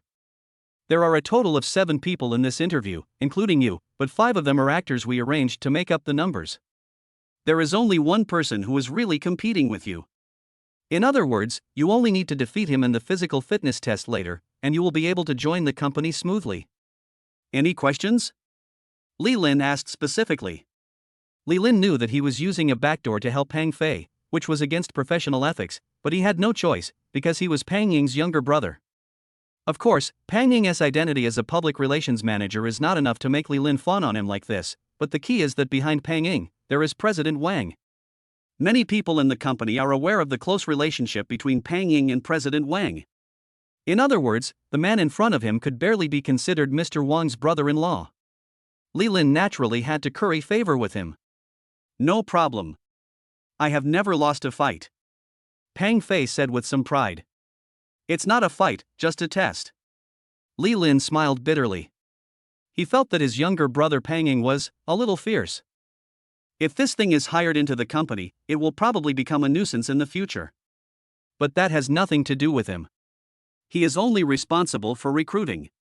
I know, but it makes no difference, Pang Fei replied. Okay, then I feel relieved. Since Pang Fei said so, Li Lin also felt that there was no problem. After all, there is only one opponent. Moreover, Pang Fei looks like a simple-minded, strong-limbed thug, and usually people like him are quite strong. After talking with Pang Fei, Li Lin notified his subordinates to call in the people waiting for the interview outside. Chu Ning originally thought that it would be a one-person interview in turn format, but he didn't expect that all applicants would be interviewed at the same time. Let me first explain the assessment method. Because what our company needs is professional bodyguards. So, at the professional level, there are extremely high requirements. Therefore, it is necessary to assess the professional skills level of all applicants. In the room, the interviewer gave a brief explanation to Chu Ning and others. The assessment method is quite simple, such as pull-ups, punching sandbags, shooting assessment, and 50-meter swimming lane test. The applicants will be given a simple assessment of their arm strength, boxing, shooting, and some essential skills. After all, the position Chu Ning applied for was definitely not the kind of security guard who just looked after the gate, but a professional bodyguard with extremely high requirements for comprehensive qualities, also known as a senior security specialist. Chu Ning was no stranger to these tests. He discovered that the interview assessment of Jiayu Culture Company was not much different from that of Jinxiu Group. The first item is pull-ups, and the requirement is to complete 30 within 1 minute. This is not difficult. For ordinary people, doing 20 at a time is almost the limit, but it is not difficult for trained fitness people to reach 30. Chu Ning and Pang Fei had served in the army and had undergone high-intensity training in the army, so they passed the test smoothly. However, among the other 5 people, 2 did not meet the standard. Next came the shooting test. This project was even more familiar to them. Pang Fei and Chu Ning could hit the bullseye with one shot from a distance of 10 meters. The other 5 people already showed a gap in the second event. The third item is the 50-meter swimming lane assessment. 3 people couldn't swim and gave up directly. The remaining 4 people changed into swimsuits and entered the swimming lane to start speed and skill tests. Originally, this interview assessment did not include this item. But Li Lin had learned that Pang Ying's younger brother Pang Fei was very good at swimming and had even participated in swimming competitions held by the district while in the army, so this assessment item was tailored for him. It is also to allow Pang Fei to enter the company smoothly. Li Lin felt that after this project was over, the other candidates would have a gap with Pang Fei. I don't know if Li Lin thinks so, but Pang Fei himself feels the same way. In the first 2 events, he did not establish an absolute advantage. There was even a guy named Chu Ning who was at the same level as himself in shooting. However, after this swimming test, the guy named Chu Ning should feel the gap between himself and him. But the result disappointed them. Chu Ning took the lead in swimming the 50-meter lane with an absolute advantage. The remaining 4 were basically left behind by Chu Ning. Even Pang Fei was left behind by Chu Ning by nearly 10 meters. Li Lin's eyes twitched wildly. I thought to myself, this useless guy Pang Fei has been left so far behind. After playing, Pang Fei stared at Chu Ning breathlessly, his face gloomy. Good boy, you have some skills. But let's wait and see about our next project. Chu Ning smiled and passed it by. He now felt that Wang might be wrong. With so many people taking the assessment and competing at the same time, everyone's results are obvious to all. This method should be fair.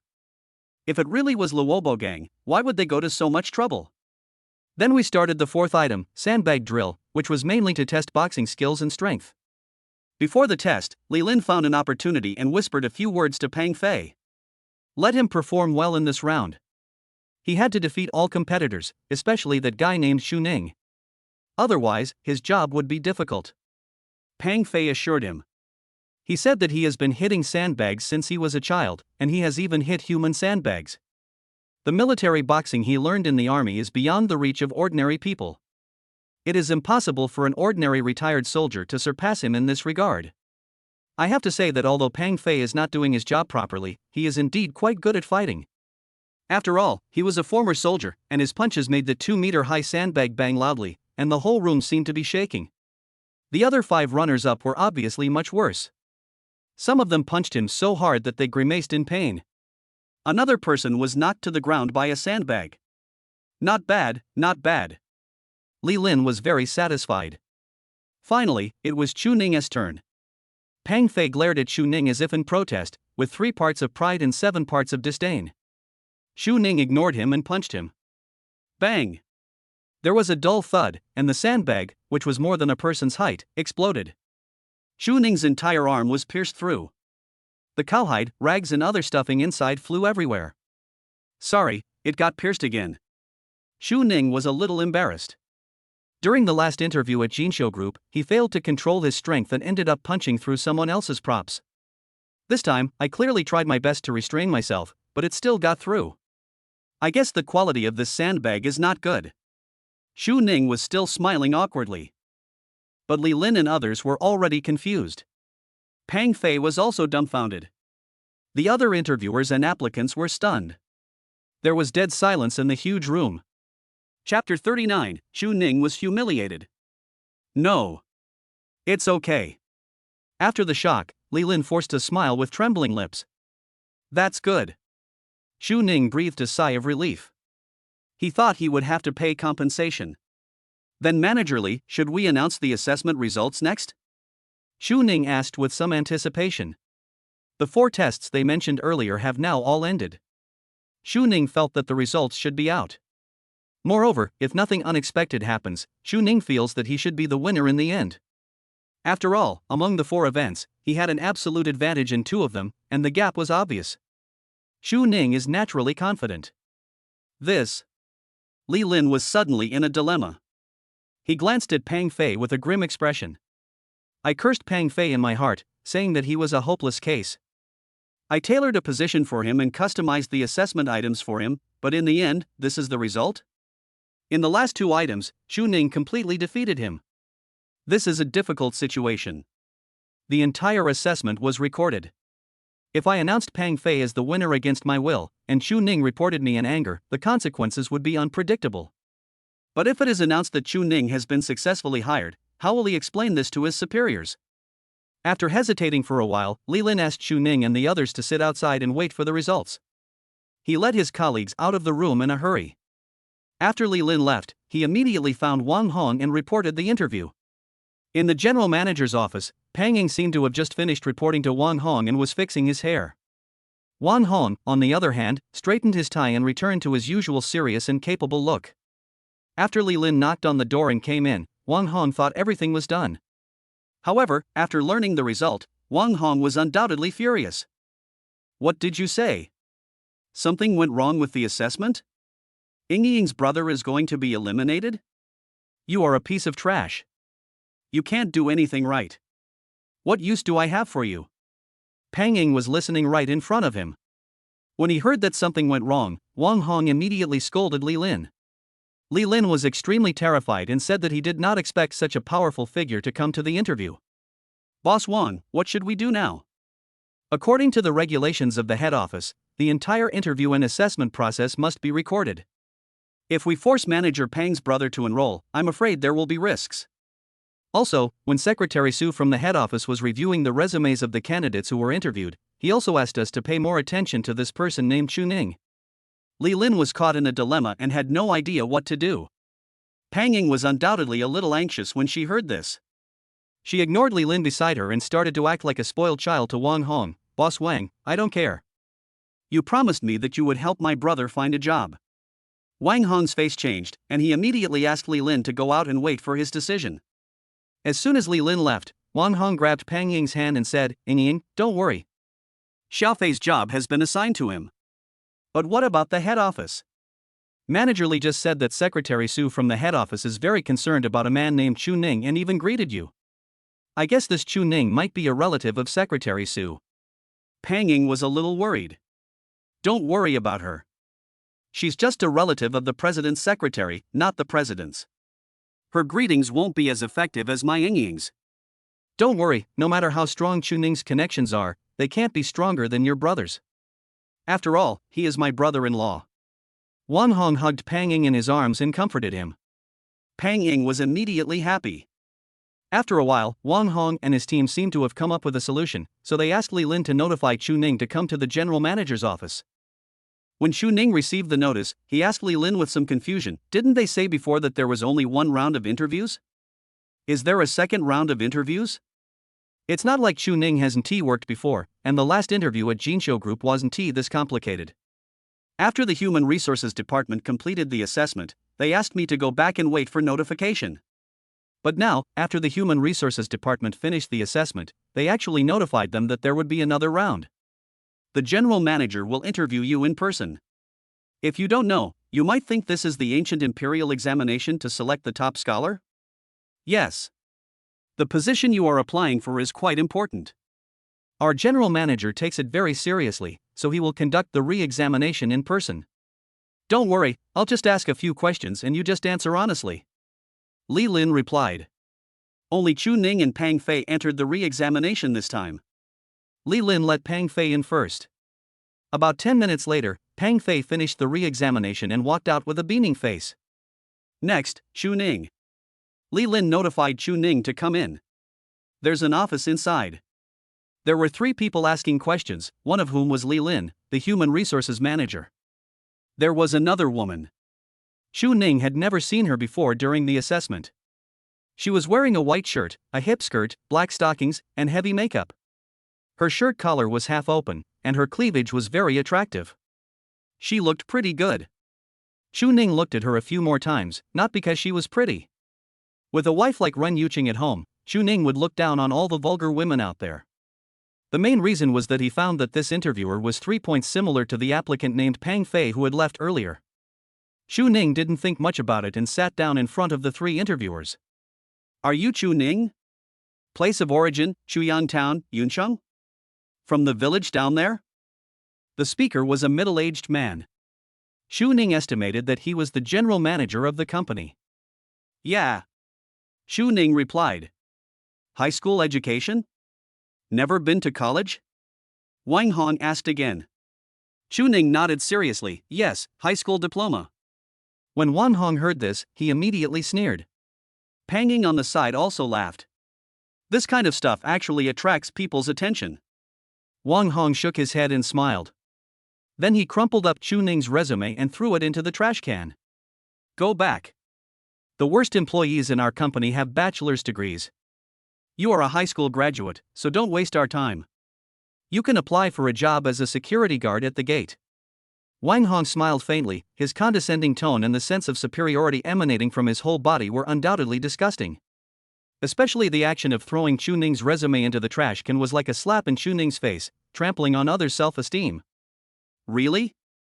A person with only a high school diploma comes to our company for an interview. He really thinks we are a shelter. Pang Ying's eyes were full of sarcasm. Li Lin also echoed and laughed.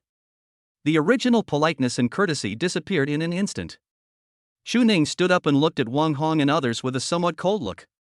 Diplomas and academic qualifications do represent something. But today, seeing you all, I realize that academic qualifications do not represent quality.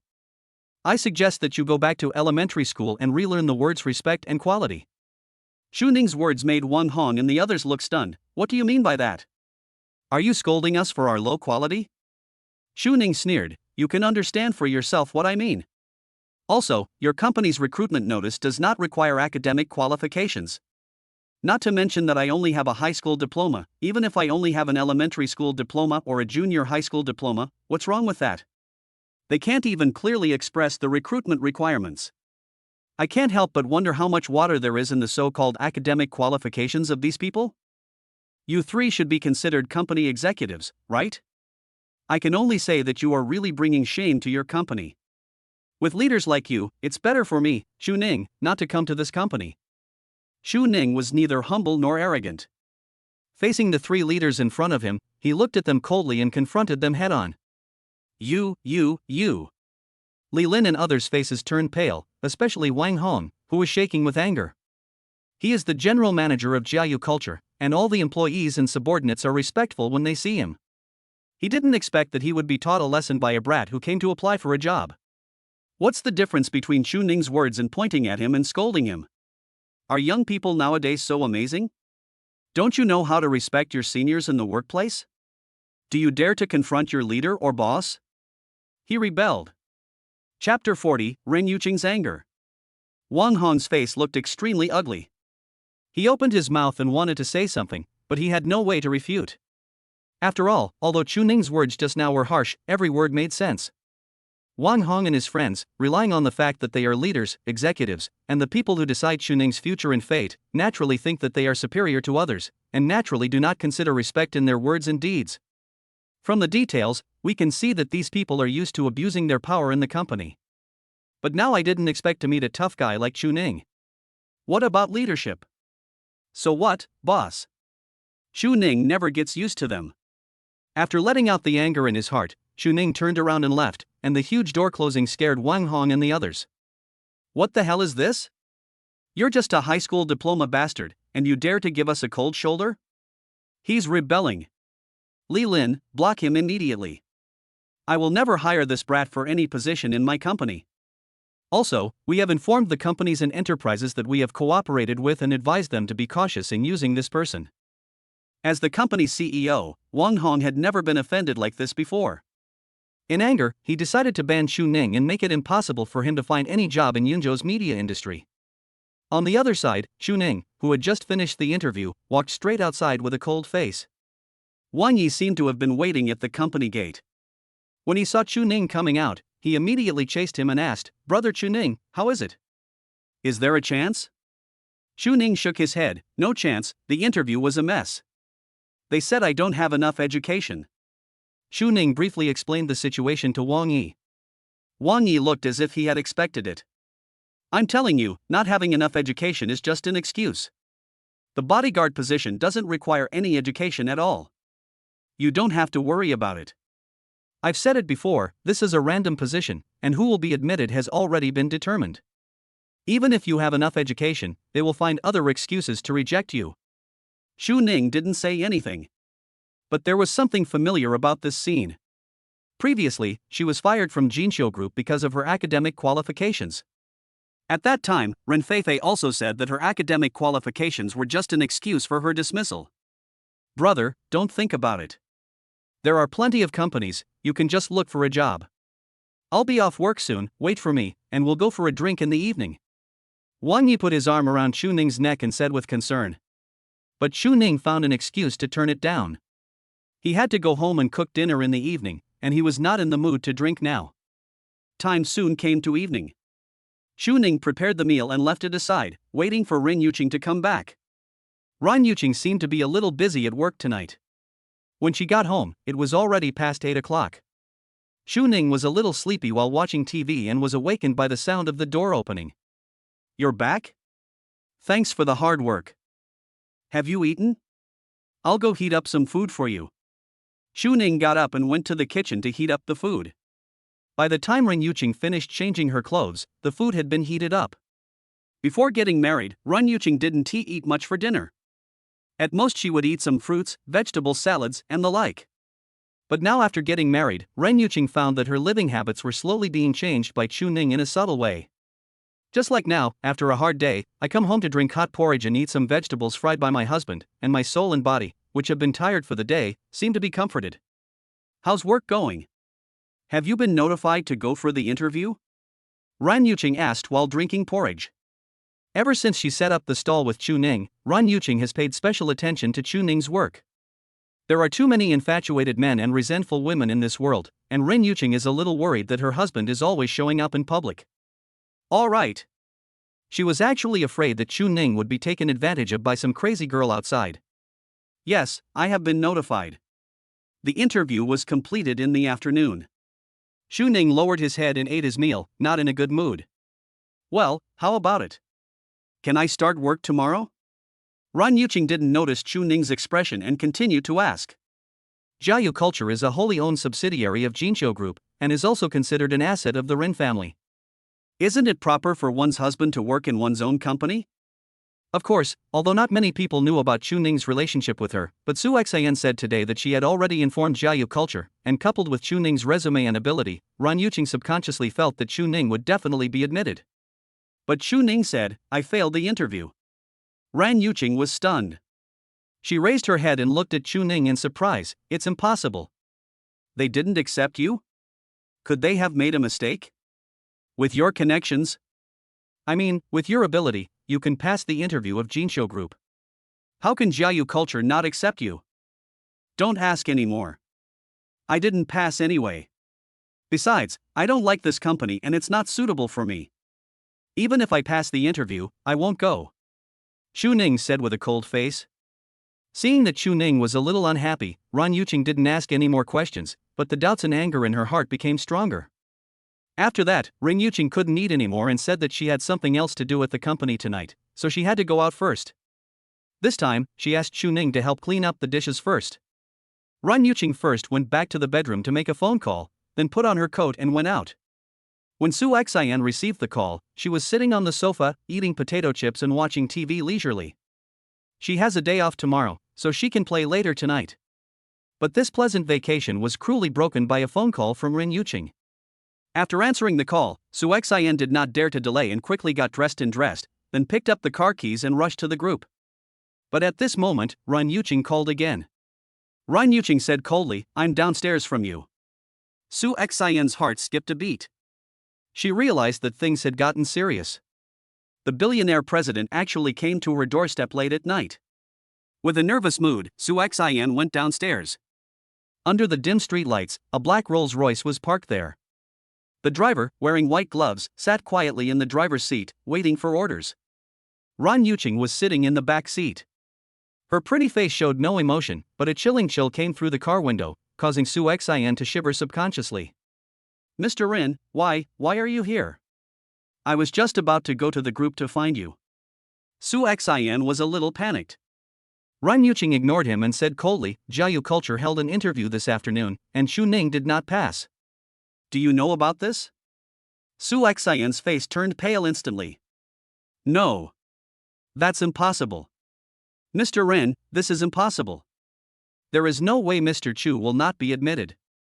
I have previously informed Mr. Wang of Jiayu Culture and asked them to pay special attention to Xu Ning. I mean, there's no way they can't figure it out, and there's no way Mr. Chu won't be hired. Su Xian explained anxiously. Ran Yuqing frowned immediately and asked in a cold voice, really? Then according to you, I came to you tonight to trick you? Or is Xu Ning lying to me? Ran Yuqing's words made Su Xian even more flustered, and his face turned pale instantly. Mr. Ren, I was wrong. It was my fault that I didn't do my job well enough. I will verify the situation right away and report to you in person before going to work tomorrow. Su Xian bowed his head and apologized. I can't wait until tomorrow, I want the answer tonight. Ran Yuqing replied coldly, revealing her domineering attitude in just a few words. Chapter 41, Terror. Yunqing Hotel. At the dinner table, Pang Ying and his brother were toasting Wang Hong and Li Lin. After all, his brother was able to get the job smoothly this time thanks to the care of Wang Hong and Li Lin. Mr. Wang, Manager Li, thank you very much for my brother's job. Otherwise, I'm afraid it will be snatched away by someone else. Pang Yingjing greeted Wang Hong and Li Lin. Although Pang Ying and Wang Hong have a close relationship in private, when outsiders are present, they still address each other according to their positions. Li Lin waved his hand. Manager Pang, you are totally overthinking. This position was tailor-made for your brother Ray Fei by President Wang. Let me tell you this, even if the King of Heaven comes to grab it, he can't compete with your brother Ray Fei. Who told you that you have Mr. Wang protecting you? Although Xu Ning has connections behind him, no matter how strong his connections are, can they be stronger than yours? Even if Secretary Su is from the head office, the county magistrate is not as good as the current manager.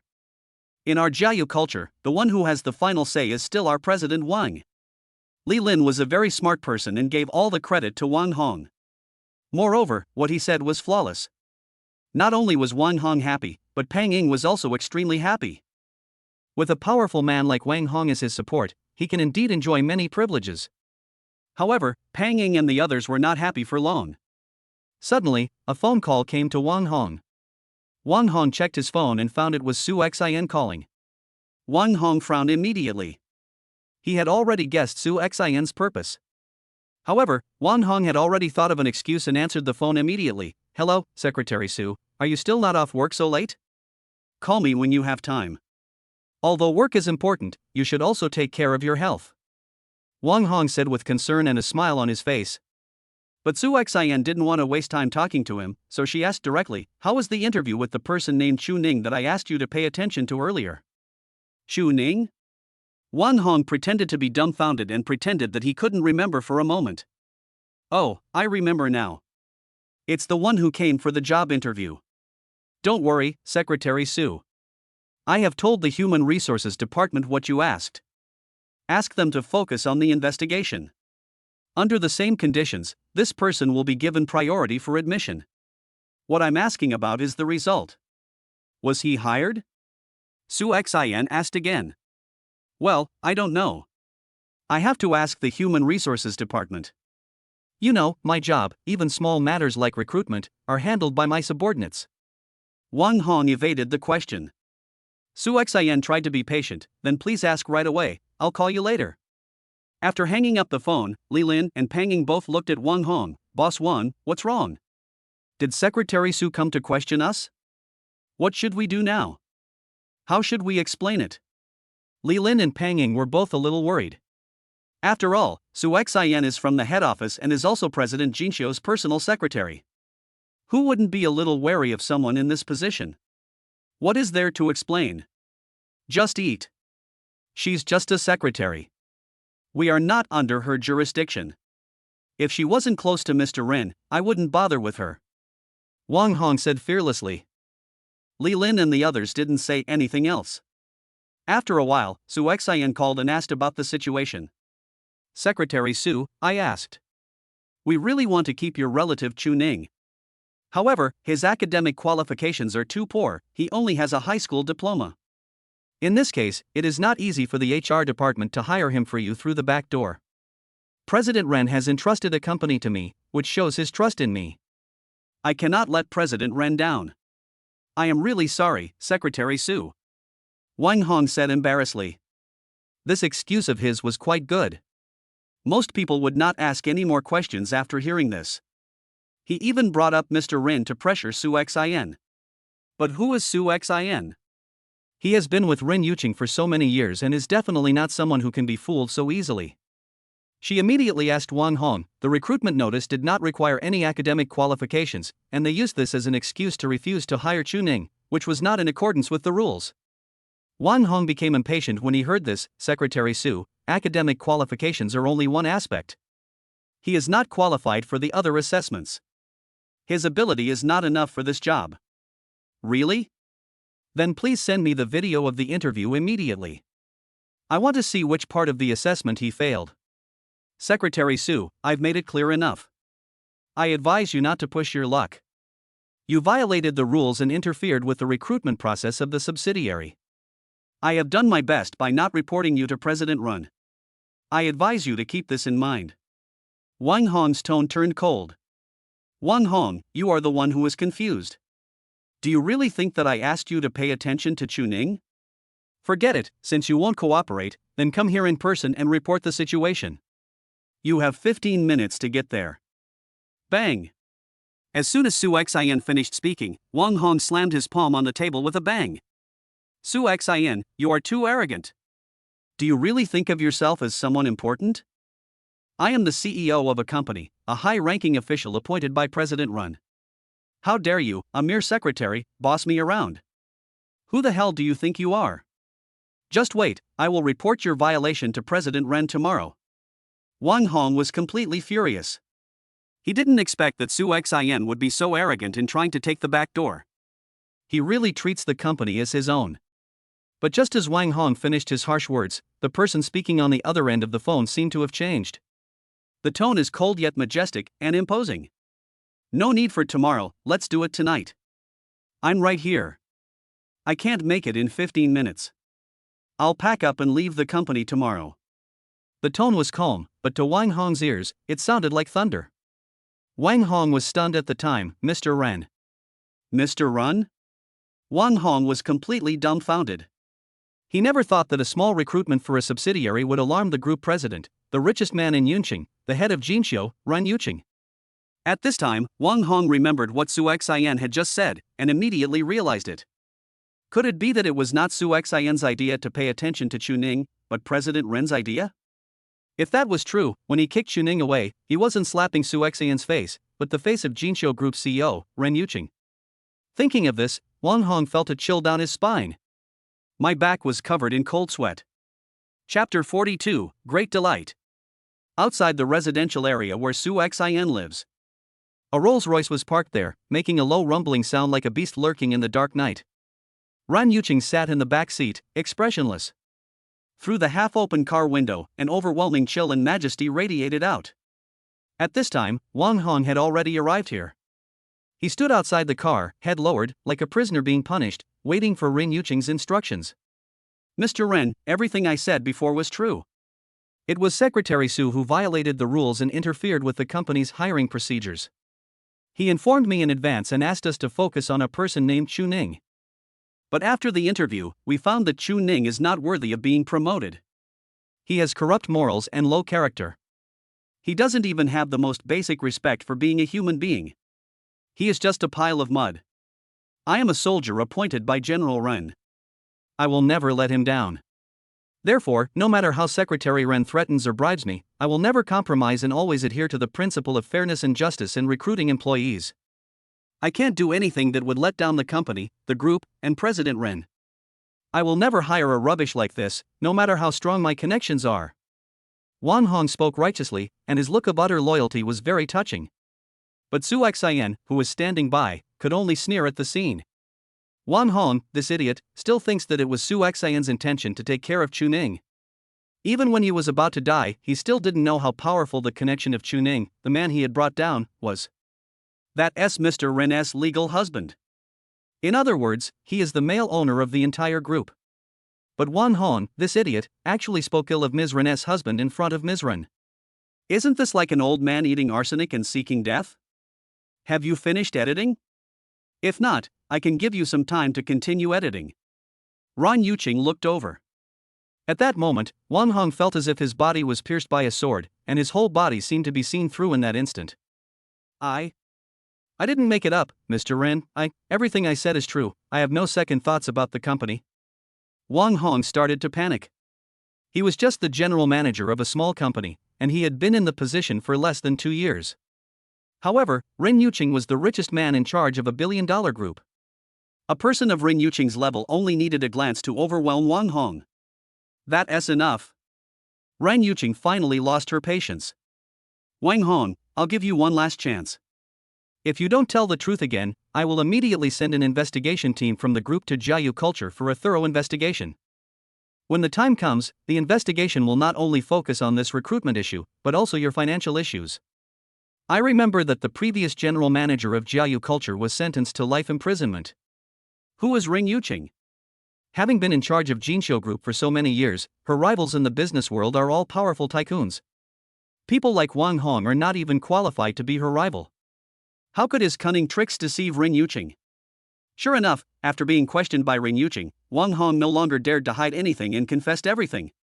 Of course, Wang Hong still had some secrets. He only explained that it was Pang Ying, the company's public relations manager, who asked him to facilitate her brother's employment and to create a position tailored for her brother. As for the improper relationship between Wang Hong and Pang Ying, Wang Hong did not say anything. When Ren Yuqing learned the truth, she was so angry that her face turned blue. She set up a position for her husband, but after working hard for a long time, she ended up using it as a wedding dress for others. Her connections as the president of a prestigious group are not as strong as those of a public relations manager? Mr. Ren, I know I was wrong. I was also confused at the time and couldn't handle this kind of favor. Moreover, Manager Pang's brother is really good. He graduated from a technical college and served in the army. He meets the recruitment requirements. Wang Hong was still explaining. But Ren Yuqing didn't want to listen anymore. She didn't say anything, but just gave Wang Hong a bone-chilling look, then the car window closed and the Rolls-Royce slowly drove away. Mr. Ren, Mr. Ren. Wang Hong was still shouting in pain from behind, but the vehicle had already gone far away. Here, only Su Xian was left, looking at Wang Hong with a sad face. But Su Xian did not sympathize with Wang Hong. Instead, I think he deserves it. This job was reserved by General Manager Ren for her husband. But Wang Hong, this idiot, ignored her and gave the job to a small manager in the public relations department through the back door. Are you kidding? Can you get past Mr. Ren by using the back door? In terms of relationships, who in the entire group can compete with Chu Ning? Misfortunes sent by heaven can be forgiven. Misfortunes brought upon oneself cannot be forgiven. Su Xian sighed and went upstairs to go home. She had almost predicted Wang Hong's final outcome. And things turned out just as Su Xian had expected. The next morning, the investigation report on the recruitment work of Jiayu Culture, a subsidiary of Jinqiu Group, was presented to Ren Yuqing. The video surveillance of the entire interview was also sent over. Ren Yuqing watched the entire process and saw Chu Ning being humiliated and his resume being thrown into the trash can. After seeing this, Ren Yuqing directly issued the highest penalty of removing Wang Hong from all positions and expelling him from the group without any discussion by the board of directors. Of course, also fired were Jiayu Culture's HR manager Li Lin and PR manager Pang Ying. All HR staff who participated in the interview were demoted and had their salaries reduced to varying degrees. As for Pang Fei, there is no need to mention it. His employment qualification was revoked before the labor contract was even signed. When this notice was sent to Jiayu Culture Media Company, Limited, everyone in the company was stunned. After all, it was just a small company recruiting, and it wasn't an important position. But no one would have imagined that such a trivial matter, which seemed insignificant to everyone, would lead to such serious consequences. Half of the company's senior management were taken down. The boss Wang Hong was fired at lightning speed. Overnight, a major earthquake occurred in Jiayu Culture. The management team was completely reshuffled, and the human resources department was wiped out. When Wang Yi saw this notice, he was also dumbfounded. Fuck, what the hell is going on? You have to know that in today's society where connections are important, using connections to find a job is almost an open unspoken rule, especially in private enterprises, where it is even more common. Even if they are discovered, as long as it is not too excessive, most people will turn a blind eye. But Wang did not expect that this time the higher-ups actually took real action and fired the company's top executive. Shocking though. But it's so satisfying. People like Wang Hong, Pang Ying, and Li Lin are a den of scoundrels who abuse their power and authority. Too many employees in the company have long been fed up with them. Upon learning the news, Wang Yi immediately contacted Chu Ning. Wang also asked for Chu Ning's contact information before. Brother Chu Ning, great news. Wasn't that interview yesterday a sham job? I don't know who reported this to the head office. The head office sent out a notice today. All the people involved were dismissed and investigated. Wang Hong, Pang Ying, and Li Lin, who humiliated you during the interview that day, were not only dismissed, but also fired by the head office. I also heard that this matter reached the top, and the head of the head office was furious, and he personally issued the dismissal punishment. Ha, it makes people happy. But it's a pity that justice comes too late. If it had come a day earlier, you might have been successfully admitted. Chapter 43, My nephew is in the hospital. Chu Ning undoubtedly did not expect this result. After leaving school for so many years, Chu Ning has experienced a lot of social hardships and knows that this world is dark. Perhaps justice will eventually come, but it is often late. But this time, Chu Ning didn't expect that justice would come so quickly. In just one night, Wang Hong and his friends learned their lesson. But Chu Ning has no time to care about these things now. What happens to Wang Hong and the others has nothing to do with him. What he is more worried about now is the condition of his little nephew. At noon today, eldest brother Chuan called and asked Chu Ning if he had finished get off work. If he was free at noon, he asked him to go home and get some milk powder for Huan Huan and send it to the hospital. After further questioning, Chu Ning learned that Huan Huan had a fever again this morning, accompanied by a severe cough. Huan Huan has not recovered from her illness since her last cold, and it keeps coming back, especially today. When Chu Ning heard this, he felt heartbroken. How could such a young child endure such torture? Xu Ning didn't dare to delay, so he closed his stall immediately and went back to get milk powder for Huan Huan and sent it to the hospital. The Yunqing City Hospital is overcrowded. This is especially true in the pediatric department, where the corridors are filled with the cries of children. When Xu Ning found his eldest brother, Huan Huan was receiving in 4 in the corridor. His eldest brother Xu Ning was beside her, looking haggard. "Brother, how is Huan Huan?" Xu Ning asked worriedly. "It's a little better now. But the doctor recommended that I stay in the hospital for a few days for observation." "Then stay in the hospital. I'll go and get you admitted. There are so many people in this corridor, and there's the risk of cross-infection." Xu Ning wanted to get his nephew into the ward as soon as possible. But Xuan shook his head. "It's the peak season for influenza recently, and all the wards are occupied. Let's just make do here for now, maybe we can get an appointment tonight." After hearing this, Xu Ning was at a loss. "Where's my sister-in-law? Huan Huan is in such a state, why doesn't she come?" Xu Ning took a look and didn't see Du Wei, and he immediately became angry.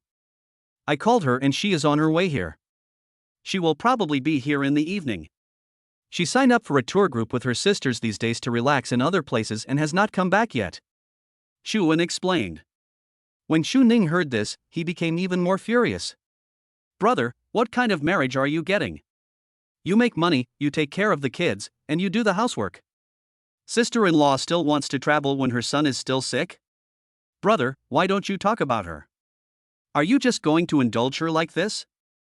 Xu Ning really couldn't stand such an irresponsible sister-in-law. Chuan sighed. "Forget it, Xiao Ning. I owe this to your sister-in-law. Back then, your brother, had nothing, but it was your sister-in-law who didn't despise me and married me. She was pregnant for 10 months and gave birth to 3 children for me. Brother, are you still talking to her?" Xu Ning was so angry that he interrupted his brother. "Yes, when we got married, my sister-in-law didn't ask for anything, but she made you her son-in-law. None of the 3 children have your last name. How much humiliation have you endured over the years? How many people have looked down upon you? You didn't give my sister-in-law a dowry, a car, or a house, but you gave her the most important thing for a man, dignity. I think what my sister-in-law wanted back then was not a husband, but a free laborer. It's not you who owes her, it's she who owes you, brother." Xu Ning felt a little disappointed. He just felt that his elder brother was carrying too many responsibilities in shackles that did not belong to him. Xuan does the housework and takes care of the children.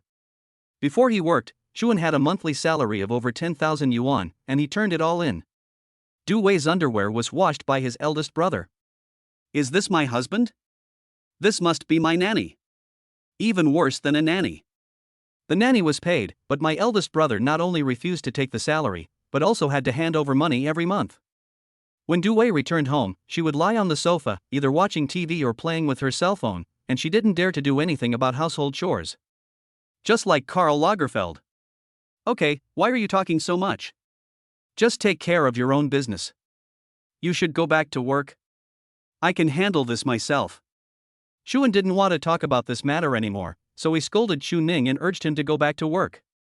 Until now, Xuan still doesn't know that Xu Ning is unemployed. "Brother, I'm not going.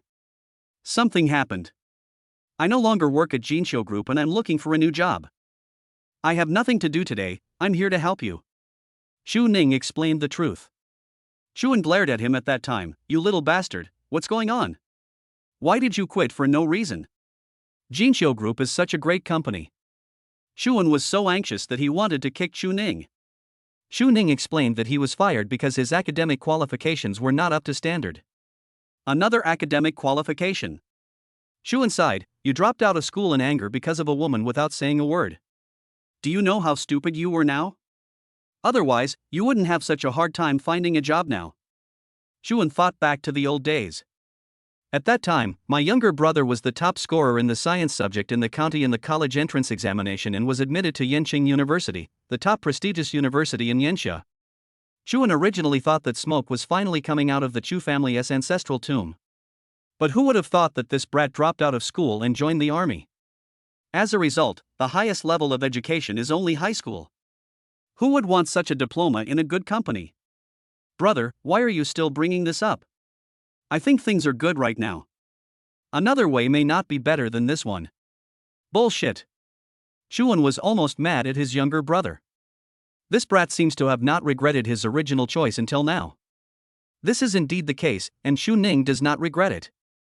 Although he lost his college diploma, he also gained a lot of valuable things during his years as a soldier in the north. In addition to his own skills, there is also the friendship of his comrades who have been through life and death together. That experience can never be bought with a college degree. And now, he feels that he is living a good life. I have a beautiful wife, and more importantly, my wife is sensible. Just for this reason, Shu Ning felt that he was much happier than his elder brother. As for a job, just look for it slowly. Even if I can't find it, the money I earn from setting up a stall is enough to support my family. You kid, you will regret it sooner or later. Shuan was too lazy to argue with him. Since he was not going to work, Shuan let him stay. It just so happened that he was both sleepy and hungry. Huan had been crying last night, so he didn't get much sleep. Now that Shu Ning is here and can look after the children for him, he can have a short rest. After a while, Shuan fell asleep in his seat. Shu Ning felt distressed when he saw how tired his elder brother looked.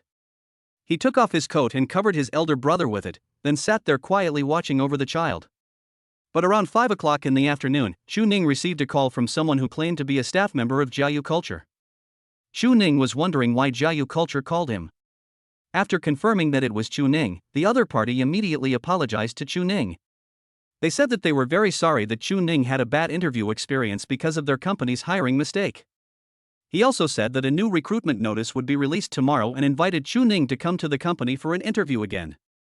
I guarantee that this time it will be fair and just, and similar things will never happen again. The other party's attitude really made Chu Ning feel extremely comfortable. Especially since the other party actually called to apologize in person, this undoubtedly made Chu Ning feel the sincerity of this company. Well, okay, if the requirements are met, I will apply. But this time, I hope your company can mark all the conditions in detail, especially the educational requirements, so as not to embarrass me when I get to the site. Chu Ning reminded specifically. He didn't want to go through the same interview experience again. Chapter 44, The Biggest Connection Household. At the same time, Su Xian also handed the recruitment plan revised by Jiayu Culture to Rin Yuqing. Mr. Rin, Jiayu Culture has completed the personnel change. Now, new personnel have taken over the recruitment work. Also, I have asked them to personally call and apologize to those who were treated unfairly in the last interview, and invite them to come for another interview. This is the new recruitment plan they submitted. Su Xian reported respectfully. Ran Yuqing nodded, then opened it and took a look, then immediately frowned. No, call it back and rewrite it. Ran Yuqing threw the plan directly into the trash can. Su Xian was stunned. She had read the recruitment plan and found nothing wrong with it. It just met the most basic requirements. But why is Mr. Rin so dissatisfied? Confused, Su Xian picked up the plan and read it again. Su Xian realized it only after seeing the recruitment requirements that required applicants to have at least a bachelor's degree. It was normal that Su Xian neglected this point before. After all, ever since Rin Yuqing took charge of Jinsho Group, she has required that all formal employees recruited in the future must have a bachelor's degree or above. Therefore, the Human Resources Department has strictly adhered to this rule in recruitment over the years. Although Jiayu Culture has a certain degree of autonomy, this time, the human resources there were obviously trying to cater to Rin Yuqing, so the recruitment requirements were completely in line with the standards of the head office. Little did he know that he was doing more harm than good. He wanted to flatter someone, but ended up flattering him instead. Su Xian guessed what Ren Yuqing was thinking and said immediately, Mr. Ren, Jiayu Culture's HR department just had a major cleanup. The people who replaced them probably lack experience and don't have a thorough understanding of the company. In my opinion, how about having our head office draft the recruitment requirements this time? Ren Yuqing nodded. Well, that's fine, then you go and do it. Okay, Mr. Ren, I'll revise it and send it to you right away. Su Xian has always been very efficient. After a while, a new recruitment plan was submitted. The rest of the aspects remain basically the same, the only thing that has changed is the requirements for recruiters. Limited to males, aged 25 to 30, retired military personnel, Yunqing natives, high school education or above, those with work experience in Jinsho Group are preferred. When Rin Yuqing saw the recruitment requirements, her pretty face turned red. This girl was just short of writing her husband's ID card on it. This requirement was written exactly according to Chu Ning. It's not an exaggeration to say it was tailor-made. Su Xian was worthy of being her secretary, and she guessed Rin Yuqing's thoughts clearly. But Su Xian, isn't it a little too obvious to write like this? Is this appropriate? Ren Yuqing still had some concerns. Although this position was prepared for Chu Ning, Ren Yuqing's original intention was to hope that Chu Ning would be admitted to the company through fair competition. After all, Ren Yuqing was more aware of Chu Ning's abilities. If the normal recruitment procedures were followed, Chu Ning would definitely be able to pass. Therefore, Ren Yuqing did not want to give Chu Ning a backdoor. If this were known to others and reported, Ren Yuqing would not be able to explain it. Mr. Ren, there's nothing inappropriate. Jinxiu Group is yours. Even if you appoint your husband as the general manager of Jiayu Culture, no one will say anything? It's our own business, so why worry about it? What's more, Mr. Chu is your legal husband. In other words, Mr. Chu is the male owner of Jinxiu Group. It is unfair to Mr. Chu to let the male owner of the group work as a bodyguard for a subsidiary company. Now we have set up a carrot post for Mr. Chu. Even if someone really exposes it in the future, they will only say that you, Mr. Rin, are noble and upright and let your husband start from the grassroots employee. Su Xian said with a smile. When Ren Yuqing heard this, she realized that this was indeed the case. Even if her backdoor dealings with Chu Ning were exposed, she wouldn't have to explain to anyone. She was the president of Jinxiu and the head of the group. Who dares to expose her mistakes? Besides, Ren Yuqing's husband was only arranged to be a grassroots employee. This was not preferential treatment at all, but unfair treatment, and no one dared to say anything about it. Well, okay, let's add one more rule: Scorpios are given priority. Ren Yuqing remembered that the birthday on her husband's ID card was Scorpio. With this added, no one could compete with Chu Ning for the job. Su Xian's eyes twitched.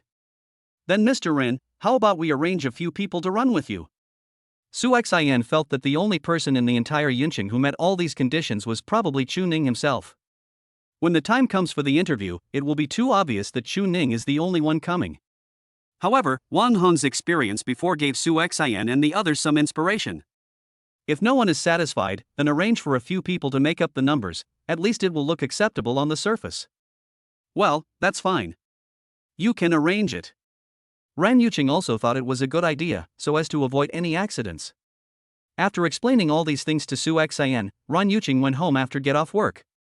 But after arriving home, Ren Yuqing discovered that Chu Ning was not there. There was no one in the dark room. She was used to the lights being on when she got home, and also used to Chu Ning having dinner ready for her. But when she came back for the first time and found no one at home, Ren Yuqing actually felt a sense of emptiness. Just like before marriage, like a rootless duckweed. Ren Yuqing immediately called Chu Ning to ask him where he was going and why he was not at home. Perhaps Ren Yuqing herself did not notice that Chu Ning had unknowingly integrated into her life and became indispensable. You off work? I forgot to tell you, I'm in the hospital. My nephew is in the hospital. I guess I'll have to go back late tonight. If you don't want to cook, just wait until I get back.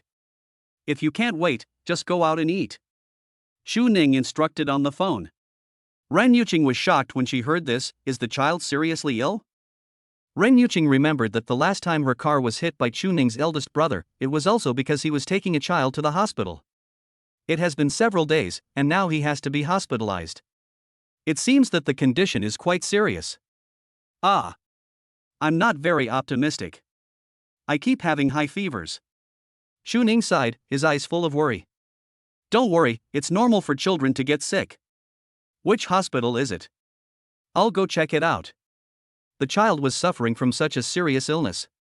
Ren Yuqing felt that as Chu Ning's wife, since she knew about it, she should go and visit. Do you want to come? Or forget it, I'll stay here with you. You've been working all day and it must be very tiring. Chu Ning advised. I'm fine. I'll go drive now. You can send the address to my phone later. That's it. After Ren Yuqing hung up the phone, she first asked the driver to buy some supplements, and then drove to the hospital herself. When Ren Yuqing arrived, only Chu Ning was there. The eldest brother went home to get the quilt. I guess I'll have to spend the night in the corridor. There was no way. There were too many people hospitalized. They waited for an entire afternoon but still couldn't get a bed. My little nephew Huan seemed to be asleep, but he was still receiving in 4 drip. What's going on? Why are you getting in four in the hallway? When Ren Yuqing saw this, she frowned immediately. Chapter 45, My Wife's Phone Call. There's nothing we can do. There are too many cases of influenza among children recently and the wards are all full, Chuning said helplessly. How about changing to another hospital? Ren Yuqing asked. It's better not to bother with it. Wait a little longer. Maybe someone will be discharged and the bed will be freed up. Chu Ning and his elder brother Chuan had thought about changing hospitals to ask. But considering that the medical level of the city hospital is better, and it is so cold outside, and Chu Ning and his brother don't have a car, the children are the ones who suffer from the long journey. It's better to wait here. Yeah. Ren Yuqing nodded and didn't persuade her any further. She put down the supplements she had bought and handed the lunchbox she had bought on the road to Chu Ning. Where are my brother and sister-in-law? I also bought them food. Ren Yuqing looked around and found that only Chu Ning was looking after the child, and she did not see Huan's parents. Ms. Ren, that's so thoughtful. Thank you. Chu Ning was touched by Ren Yuqing's attentiveness. It seems that not all wives are like my sister-in-law. Chu Ning took the lunchbox, then told Ren Yuqing that his elder brother had gone home to get some things, and as for his sister-in-law, she had gone on a long trip for something and had not returned yet. Chu Ning did not tell Ren Yuqing that his sister-in-law was out traveling. Family disgrace should not be made public, so Chu Ning thought it was better not to tell anyone about this kind of thing. But Ren Yuqing couldn't help but frown when she heard this. The child is so young, how can sister-in-law feel at ease to go on a long journey and leave it to big brother to take care of it alone? Can he take care of it? Ren Yuqing instinctively felt that it would be better for a 1 or 2-year-old child to stay with the mother and be taken care of. After all, women are more careful. Moreover, if the child is hungry, she can breastfeed at any time, which is much healthier than drinking milk powder. Maybe it's something important. Chu Ning's face looked a little bad. Seeing this, Ren Yuqing didn't ask any further questions. Every family has its own problems. But Ren Yuqing guessed that maybe there was something wrong with the relationship between Chu Ning and his wife. After all, last time in the middle of the night, it was Chu Ning's eldest brother who took the child to the hospital alone, which was not normal. Ren Yuqing sat down next to Chu Ning. As the night deepened, the temperature outside became colder. Gusts of cold wind blew through the corridor. Even though there was heating in the hospital, it still couldn't block the chill. Chu Ning was better off. He wore a lot of clothes and exercised regularly, so his skin was thick and he could withstand the cold. But Ren Yuqing is basically in the heating room all day long, so she habitually pays more attention to dressing fashionably. Under the black coat, there is only a low-necked goose-down shirt. After staying with Chu Ning for a while, Ren Yuqing sneezed because of the cold, and then wrapped herself in her coat. Is it cold? Seeing this, Chu Ning quickly took off his down jacket and put it on Ren Yuqing, and urged Ren Yuqing to go home first, as he was watching over her. It's okay, I can handle it, I'm just worried about the baby. What do you think? If no one is discharged from the hospital at night, do we have to let the child stay in this corridor all night? Ren Yuqing looked at Huan, whose little face was red in Chu Ning's arms, and couldn't help feeling pity for her. Chu Ning was just about to say that his elder brother had gone home to get a quilt, but before he could finish, Ren Yuqing suddenly sat up and returned the down jacket to Chu Ning. Chu Ning, you wait here first. I'm going out for a while and will be back soon. Ren Yuqing got up and left. She remembered that her grandfather had been hospitalized in the city hospital and might know the director of this hospital. If I use my connections, maybe I can arrange a ward for Chu Ning's nephew. Not long after Ren Yuqing left, Chu Ning's elder brother and sister-in-law came back together. On the way, Chuan received a call from Du Wei and learned that Du Wei had already arrived at the hospital, so he took Du Wei with him. Du Wei was wearing a mink coat and heavy makeup. The strong perfume could be smelled from a long distance away. She had her eyebrows and eyes painted, and her lipstick was very red. She looked bright and beautiful. In front of her, her elder brother looked like a hard laborer, with an unshaven beard, haggard and tired. The husband and wife are very distinct. Oh my baby, mommy is back. How are you? Why are you sick? It must be your father, that loser, who didn't take good care of you. I'll punish him when I get home and vent my anger on my baby. As soon as Du Wei came up, she snatched the child from Chu Ning's arms, put him on her body, kissed and hugged him. Huan, who was sleeping soundly, was immediately woken up and started crying loudly. The person accompanying the bed next to him saw this and couldn't help but say, "Girl, this is not the way to hold a child." How uncomfortable must the child be if you hold him like this? Also, don't put on makeup when you hold a child. Your perfume is an irritation to the child. Don't kiss the child when you put on lipstick. Are you really the child's biological mother? How come you don't understand anything at all? The people around tried to persuade him. Du Wei was immediately unhappy when she heard this. She turned around and scolded those nosy old ladies. I am holding my child. What does it have to do with you? You are just meddling in other people's business. The people around him were almost pissed off. Their kind words of advice turned out to be wrong. Well, it's your own child anyway, as long as you are happy. People outside don't bother to care anymore. Okay, give the child to me, and go to the bathroom to remove your makeup first. How old are you? Why are you still wearing such heavy makeup? Shuan was also a little unhappy. He took the child from Du Wei's arms and coaxed him. The child stopped crying instantly. But Du Wei was irritated. What's wrong with my makeup? You can't even take care of a child, and you want to take care of me? I gave birth to this child with great effort, and I gave him to you. Look how you took care of him for me. I haven't even settled accounts with you yet, and you still dare to give me a cold shoulder? Du Wei cursed angrily. Shuan didn't want to argue with her, so he said nothing and ignored her. Sister-in-law, that's enough. There are so many people here. Please say less. You might scare the child. Xu Ning couldn't bear it any longer and tried to persuade them.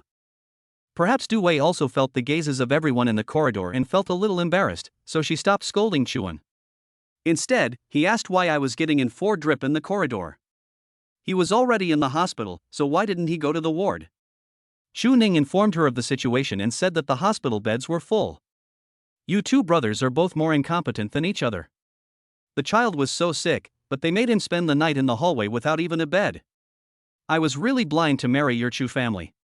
For such a small matter, I have to ask someone else for help. After hearing this, Du Wei immediately belittled the Chuan brothers. Then he took out his cell phone, walked a few steps away from the Chu Ning brothers, and made a call. Brother Jun, our child is sick and is hospitalized in the city hospital. The ward is full and there are no beds. You have a lot of connections. Can you use your connections to arrange a ward for him? When Du Wei called, she changed her ferocious look when facing the Chuan brothers and became exceptionally gentle. Okay baby, I know the director over there, I'll ask for you right away. A few minutes later, Du Wei returned to the child with a gloomy face. Sister-in-law, how is it? Have you found a bed? Seeing Du Wei being so confident just now, Xu Ning thought she had a way and asked immediately. Find a fart. You two losers can't handle it, so how can you expect an old woman like me to step up and handle it? I married into your Chu family, and not only do I have to suffer, but even my children suffer. Du Wei was in a bad mood and cursed. Although she asked someone for help just now, Jungu said that he had asked and there were indeed no vacancies, so he couldn't help. Even someone of Jungu's status couldn't get a bed. It looked like her child would really have to spend the night in the corridor. But just when they gave up, Xu Ning's phone rang. It was Ren Yuqing calling. Chapter 46, The Sister-in-Law is Not Simple. Xu Ning, I have something urgent to do, so I'll go back first. I put the supplements I bought next to you, don't forget to give them to my brother and sister-in-law. Also, I've already arranged for Huan's ward. I happen to have a friend working in the city hospital, and someone will contact you and take you there in a while. Ren Yuqing's instructions came over the phone. Upon hearing this, Xu Ning was extremely delighted. Yeah? That's great. My brother will definitely feel relieved this way. I don't even know how to thank you. Let's not talk about it for now. There's a phone call coming in. I guess it's about taking us to the ward. I'll thank you when I get back. Xu Ning was a little excited. I didn't expect that this matter would be solved by my wife. After saying thank you several times, Xu Ning hung up Ren Yuqing's phone and answered another one. On the other side, Ren Yuqing, who had already gotten into the car, put down her phone and recalled what Xu Ning had said on the phone just now. A charming smile suddenly appeared on her pretty face. This stupid guy. It's just arranging a ward. This kind of thing may be difficult for ordinary people, but for a billionaire president like Ren Yuqing, the heir to the richest family, it's just a matter of greeting. It's not an exaggeration to say it's a piece of cake. It's a pity that my husband was so excited. Miss, where are we going? asked the driver. Go back to the Rin family villa. Ran Yuqing ordered. Just now, Mr. Rin called Ren Yuqing and asked her to come back immediately because he had something to ask her. The tone was harsh, which was probably not a good thing. However, Ran Yuqing had basically guessed what was going on, and she really should go back and solve it.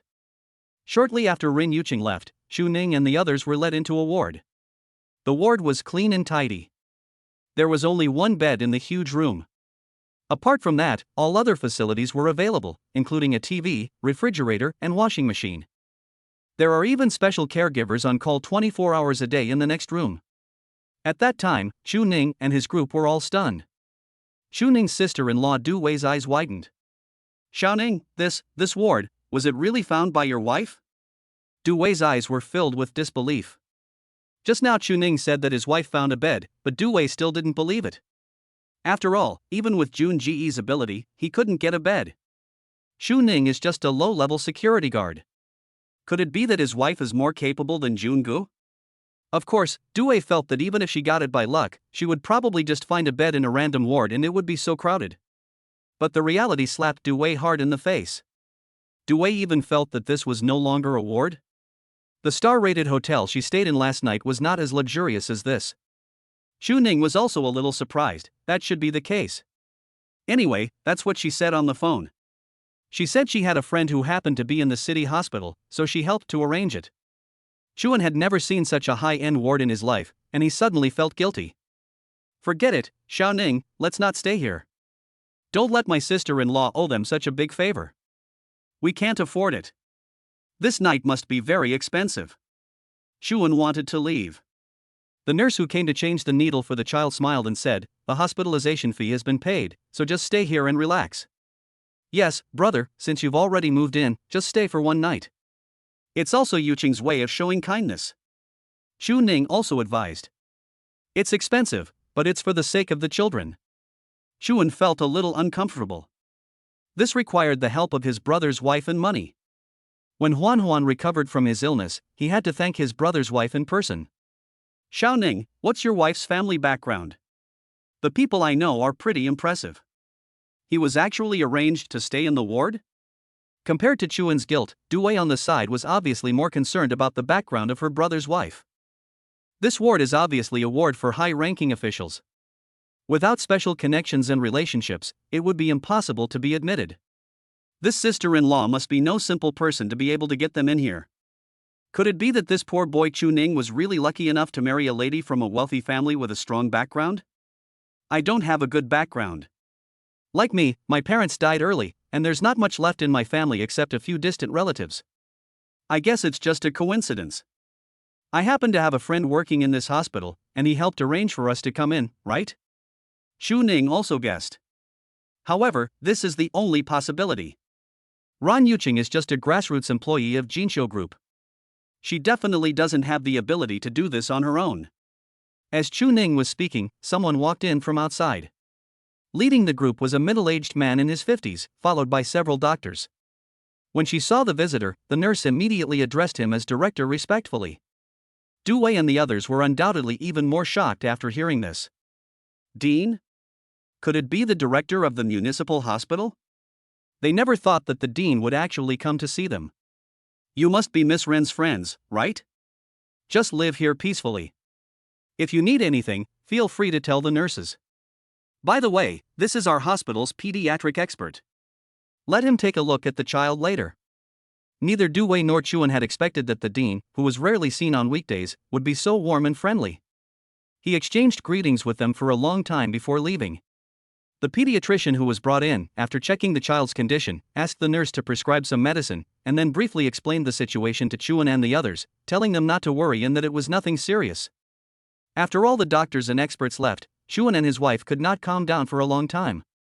They are just ordinary people and have never been treated like this. Now that I have encountered this for the first time, I naturally feel a little scared. After calming down, Chuan couldn't help but sigh to his brother Xiaoning, the friend your wife asked tonight must be no simple person. I owe him a big favor. Xu Ning was also very surprised about what happened tonight. He also didn't expect that his wife would have such a powerful friend. However, despite being surprised, Xu Ning was still a little proud. Chu Ning, as the younger brother, was undoubtedly very proud that his wife had solved the problems of his elder brother and his friends. After staying with his elder brother in the ward for a while, Chu Ning went home. Now that his sister-in-law is back, his eldest brother has help by his side, so Chu Ning doesn't have to worry too much. But on the other side, several uninvited guests came to the Ren family villa. In the living room, Mr. Ren was sitting on the sofa. There was an old woman next to him, crying and complaining to the old man. At the door, a man stood there with his head down, looking as if he had done something wrong, with eyes full of bitterness and guilt. "Uncle, although my son Wang Hong made a mistake in a moment of confusion, it was just a grassroots position and a small matter. Why would my niece Yuqing make such a fuss and fire Wang Hong? Over the years, Wang Hong has worked diligently for the company and the group. Even if he has no credit, he has worked hard. Besides, my cousin's most beloved grandson when she was alive was my son Wang Hong. If you, uncle, don't give us justice, I will faint in front of my cousin's grave tonight." The lady cried to Mr. Run with tears and snot. Chapter 47, The Old Man Who Protects His Shortcomings. Okay, stop crying. I'll take care of this matter for you. I've already called Yuqing. I'll take care of her when I get back. Mr. Ren hurried to comfort him. After all, they are relatives from his late wife's side, so Mr. Ren naturally cannot neglect them, lest people say that his Ren family is cold and heartless and that people forget about them after they leave. As they were talking, the sound of a car was heard in the yard. Then, Ran Yuqing pushed open the door and walked into the villa. As soon as I entered the door, I saw Wang Hong standing there. Perhaps because he felt guilty, Wang Hong didn't even dare to say hello to Ren Yuqing. He just stood there with his head down, not even having the courage to look Ren Yuqing in the eye. Seeing Ren Yuqing coming back, the woman stopped pestering Grandpa Ren. She wiped her tears with a tissue and sat there, waiting for the old man to give them justice. Ran Yuqing also ignored them, just glanced at them indifferently, and then walked up to her grandfather. "Grandpa, are you looking for me? Let me ask you, did you fire your cousin from the company?" Old Master Ren asked Ren Yuqing with a sullen look on his face. Ran Yuqing looked back at Wang Hong and said, "He came to complain to you? He did something wrong and didn't repent, but he still came to complain. Don't you have any shame?" Ran Yuqing's words were cold, and Wang Hong lowered his head even more. "How can you talk like that, kid? In terms of seniority, he is your cousin. How can you, as a younger sister, speak of your cousin like this?" The woman was immediately dissatisfied when she heard Ren Yuqing say this about her son. "Let's talk about the facts. He did something wrong at work. As the president of the group, why can't I say anything to him? The law is not merciful, and the group's rules and regulations are equally forbidding. If you all use seniority to bully me, how can I do my job? As the president of the group, do I still have to listen to your orders?" Ren Yuqing's words left the woman speechless. She had no choice but to look at Grandpa Run again with red eyes and ask him if he would care. If he didn't, she would go to the grave to complain to her dead aunt. The old man was obviously very impressed by this and immediately scolded Ren Yuqing. "Yuqing, after all, they are all elder relatives from your grandmother's side, so be polite. We are at home now, not at the company. Also, your cousin certainly made mistakes, but I heard that he just used connections to get a grassroots position. It's not a serious mistake. You can just give him a slight punishment. Why do you have to dismiss your cousin and fire him directly? After all, your cousin was recommended for this position by your grandmother when she was still alive. If you do this, how can I explain it to your grandmother's relatives?" It was obvious that Mr. Ren was still talking to Wang Hong. "There's nothing we can do, we're all relatives. In many matters, we have to consider the relationship between relatives. Grandpa, it's not that I don't care about our relationship, but this matter of his has touched my bottom line. Firing him is the lightest punishment. I haven't yet pursued him for the mess he caused in the company." Ran Yuqing did not compromise. "Are you kidding? Wang Hong has wronged her husband, how could Ren Yuqing let him off so easily? Yes, they are indeed relatives. But this relative is so distant. Just like the so-called cousin in front of her, Ran Yuqing didn't even remember having seen her before. It is true that when you are poor in a busy city, no one cares about you, but when you are rich in the mountains, you have distant relatives. Now many positions in the group are controlled by the relatives of these people, and Ren Yuqing has long wanted to clean out this group of slackers. What's more, this Wang Hong also insulted Chu Ning. According to the rules, Wang Hong should be punished. Now she comes home to talk about family ties. It's really funny. No matter how close the relatives are, they are not as close as my husband. If you come here to ask for favors, you will be dealt with more severely. Yuqing, Aunt doesn't like what you said. I know my Wang Hong. He graduated from a prestigious university. He has the ability and emotional intelligence. He is dedicated to the company. Over the years, he just made a small mistake in this recruitment. But now you are talking about him as an unforgivable criminal? The woman defended her son. Ren Yuqing said coldly, whether it is unforgivable or not, he knows it in his heart. He is a married man who doesn't know how to behave. I have saved his face. When Wan Hong heard this, his expression undoubtedly became even uglier. He realized that Ren Yuqing should know about his extramarital affair with Pang Ying. Feeling guilty, Wang Hong advised his mother to go back, saying that it was all his fault and he was willing to be punished and it had nothing to do with his cousin. Wang Hong could only say this. He was afraid that if he continued to make trouble, Ren Yuqing would expose the matter again. By then, when his wife knew about it, there would be chaos at home. But when Mr. Rin heard that Wang Hong was so sensible, he felt that Ren Yuqing was making a big deal out of nothing. Let's not talk about this matter anymore. Listen to me. Wang Hongji will be given a serious disciplinary action for this matter and his salary will be deducted for half a year, but he will continue to serve as the general manager of Jiayu Culture Media Company, Ltd. When you return to the group tomorrow, you can arrange this matter. Mr. Rin made the final conclusion, and his one sentence determined the overall situation. The woman was immediately delighted and satisfied. She thanked the old man repeatedly and said that her aunt's life was worth it. She always said that uncle was a sentimental person. Grandpa, I don't agree with your decision. Huh? What? You don't even listen to me? Are you so heartless just because of a small recruitment matter?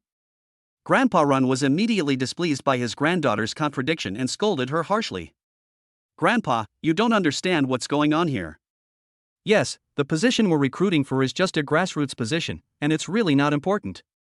But, do you know who Wang Hong squeezed out by giving someone a backdoor? It was Chu Ning. During the interview, Wang Hong even humiliated Chu Ning. How can you let me be lenient with Wang Hong? Being scolded by her grandfather like this, Ren Yuqing felt a little aggrieved and immediately told the truth. What did you say? Chu Ning? It's your old Master Ren was suddenly shocked. After all, the old man is a man who has experienced a lot of things in the world, and he understands many things at a glance. Just like now, after learning that it was related to Chu Ning, he immediately understood. No wonder this little girl made such a fuss over a small matter in a subsidiary company. Not only did she disregard the relationship between relatives and dismissed the CEO, she even took down the entire human resources department.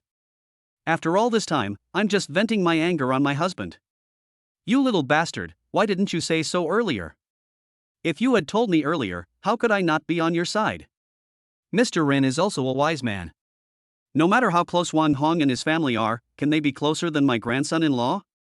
Moreover, judging from the tone of her granddaughter just now, it seemed that Wang Hong, that bastard, had humiliated her granddaughter-in-law. It's good enough that you don't beat him, but you still have the nerve to come here to complain. Well done. You bastard, I gave you the chance but you didn't use it. How dare you give someone a backdoor and abuse your power for personal gain? Look, I'm going to beat you up. Roll. Mr. Ren's expression changed instantly. He no longer had the attitude of speaking for Wang Hong. He turned around, picked up his cane and hit Wang Hong. Wang Hong was so frightened that his face turned pale and he opened the door and ran out. Wang Hong's mother was completely stunned. The old man was speaking for me just now, why did his attitude suddenly change 180 degrees? A country has its own laws, and a family has its own rules. Don't blame others for being indifferent if you don't know how to appreciate it. You are a useless person, who can you blame for your own failure? Even if his aunt were still alive, she would beat him today. He has brought shame to the Wang family. The old man roared angrily. Mr. Ren's last words were obviously meant for Wang Hong's mother. Seeing that the old man was angry, the woman was frightened and her face turned pale, her eyes were filled with fear. She dared not say anything and left in shame. I'm so angry. How dare you bully my grandson-in-law? And you still have the nerve to come to me and complain? If that bastard hadn't run so fast, I would have broken his legs. This scene left Ren Yuqing standing next to him dumbfounded.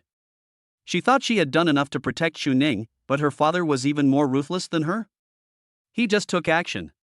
Chapter 48, Another Carrot Post? Grandpa, aren't you afraid of being unfair to Grandma by treating her relatives like this? Didn't you just say that we should look at the Buddha's face instead of the monk's?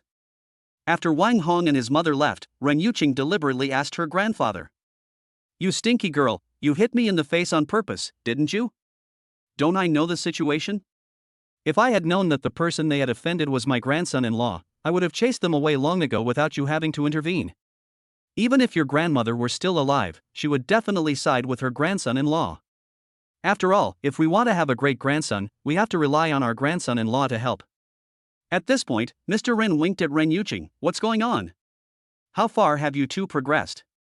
Do you need me to add fuel to the fire? Ren Yuqing blushed when she heard this. Grandpa, please don't make things more complicated. Just let it go. Is there anything else? If not, I'll leave first. Ren Yuqing obviously didn't want to chat more with Mr. Ren. After saying a few words, she left. Watching his granddaughter leave, Grandpa Ren nodded with satisfaction. You have already started to stand up for your husband, and the progress is good. It seems that my hard work last time was still useful. Well, it's quite useful. How about some more drastic measures? Yeah, I think so too. Mr. Ren nodded in agreement. But after he finished speaking, the old man was stunned. He turned around suddenly and saw Ren Feifei's big face, which had already stretched next to him without him knowing. Depend on. You damn girl, do you want to scare your grandfather to death? The old man was startled. This damn girl is so elusive that she makes no sound when she walks. Ren Feifei rolled her eyes. It's obvious that you only have eyes for my sister and can't see anything else. Why, do you have any objections? How about I give you the task of giving birth to my great-grandson? No, Grandpa, I was wrong. You did the right thing. In our family, everything revolves around my sister. You are right to pay more attention to my sister. Ren Feifei begged for mercy quickly. She didn't want to get married, let alone have children. She hadn't had enough fun yet. That's good to know.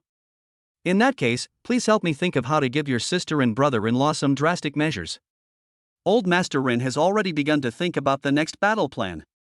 When Ren Yuqing returned home, it was already past 9 o'clock in the evening. Xu Ning was not asleep at this time, obviously waiting for Ren Yuqing to come back. How is it? Is my nephew feeling better? If not, I can ask my friend to find a better expert. Ren Yuqing asked with concern. Don't bother your friend anymore. He's already helped enough. I just asked, and my brother said Huan is much better now and is asleep now. Xu Ning said quickly. And this time we owe your friend a huge favor. The ward arranged is particularly luxurious, and the dean even went there in person. I really didn't expect that your friend is so capable. Xu Ning couldn't help but sigh. It's okay. Ren Yuqing appeared calm on the surface, but she was laughing in her heart. She thought to herself that her silly husband probably didn't even know where any friends were. She had arranged all of this. By the way, my brother also said that this time it was all thanks to you. In a few days, he wants to come to your house to thank you, and he also wants to meet you. I think we have been married for more than a month, and it's time for us to meet my sister-in-law and my eldest brother. Xu Ning asked Ren Yuqing tentatively. He also didn't know whether Ren Yuqing was willing to meet his relatives. Perhaps, she may still feel that the time is not right. But to Xu Ning's surprise, Ren Yuqing did not even hesitate and agreed directly, saying that everything would be arranged by Xu Ning. This made Xu Ning very happy. This undoubtedly showed that Ren Yuqing had begun to accept him as her husband. The relationship between the two had gradually warmed up, and they were no longer as distant as strangers as they were at the beginning. After talking about this, Xu Ning and the other person went to rest. Ren Yuqing has to go to work tomorrow, and Xu Ning also has to go for an interview. Just a few hours ago, Jiayu Culture called again and said that the recruitment notice had been released and reminded Xu Ning to go and take a look. Xu Ning took a look and found that the recruitment conditions this time were indeed much more detailed, with clear requirements in terms of education and age. Coincidentally, he met all of them. Xu Ning simply resubmitted the resume he submitted last time without making any changes. As a result, within half an hour, the company notified him to go for an interview early the next morning. The speed this time was so fast that Xu Ning was stunned. Xu Ning also asked on the phone, Are you notifying me for an interview so soon? They just said that there was a serious shortage of staff and that they urgently needed to recruit more, so the entire recruitment process was accelerated. One night passed quickly.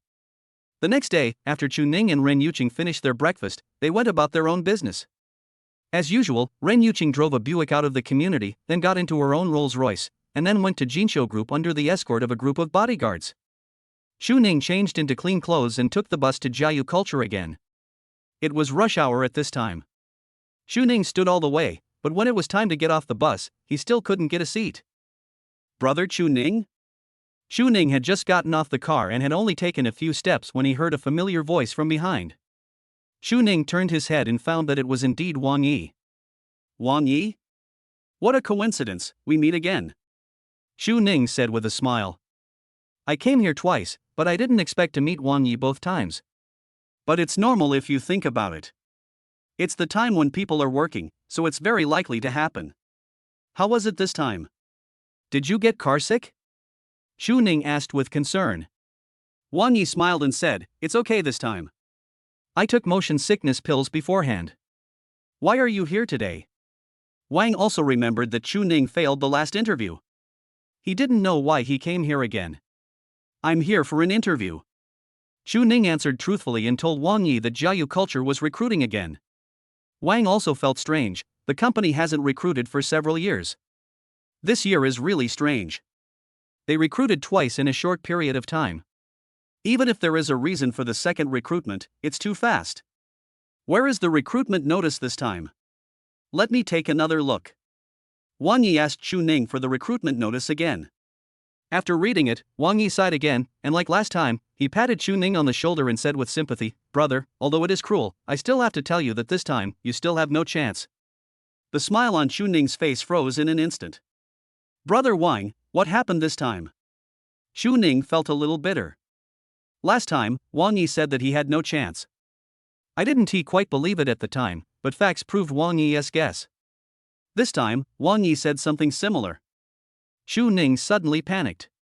Brother, take another look at this recruitment requirement. It's more detailed than the last one. It also requires work experience at Jinsho Group. It even has requirements for your zodiac sign. This is just short of writing down the person's ID number. Tell me, what else are you going to do?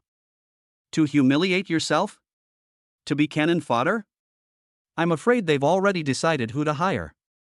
Wang Yi shook his head and said. After hearing this, Chu Ning felt very disappointed. Before coming, Chu Ning was still full of expectations. I feel that with the lessons learned from the past, this recruitment should be fair and just. But now, listen to what Wang Yi has to say. Damn, it's another carrot post. Are you kidding me? Chapter 49, My Wife is in Danger. But since he was already here, Chu Ning thought, he might as well go over and take a look. What if? Just like last time, Chu Ning still ignored the advice and went to Jiayu Culture for an interview again. There were 4 people in total applying for the job this time, including him. The interview process went surprisingly smoothly, without any unexpected incidents. And Chu Ning, as expected, ranked first in all the assessments. After the interview, Chu Ning prepared to go home and wait for news. But who would have thought that before Chu Ning even walked out the door, the HR staff came out and said that Chu Ning was accepted. I had the physical examination in the morning, signed the labor contract in the afternoon, and could start work tomorrow. Chu Ning was stunned after hearing this. Are you serious? Can I start work tomorrow? Chu Ning felt that his brain was not enough at that time. ISNT at Luobo Gang? Aren't you just running with me? Isn't he just cannon fodder? Chu Ning had already given up hope. He didn't want to go for the interview in vain. He wanted to see it through to the end so that he could explain to his wife when he returned. But who would have thought that I would actually be admitted? Moreover, it is so urgent. Physical examination in the morning, signing of labor contract in the afternoon, and letting him start work tomorrow? It seemed as if she was afraid that he would run away. However, despite the doubts, the result is always good, so Chu Ning naturally would not refuse. I immediately decided to go to a nearby hospital for a physical examination. When he left the company, Wang was still waiting for him at the door. Chun Ning, what's the matter? I told you a long time ago that there's no hope. But don't be discouraged. Even if this one doesn't work out, you can always find a job in other places. Wang Yi comforted him. Xu Ning smiled and said, HR asked me to start work tomorrow. Wang Yi's eyes widened when he heard this. Fuck, are you serious? Are you accepted?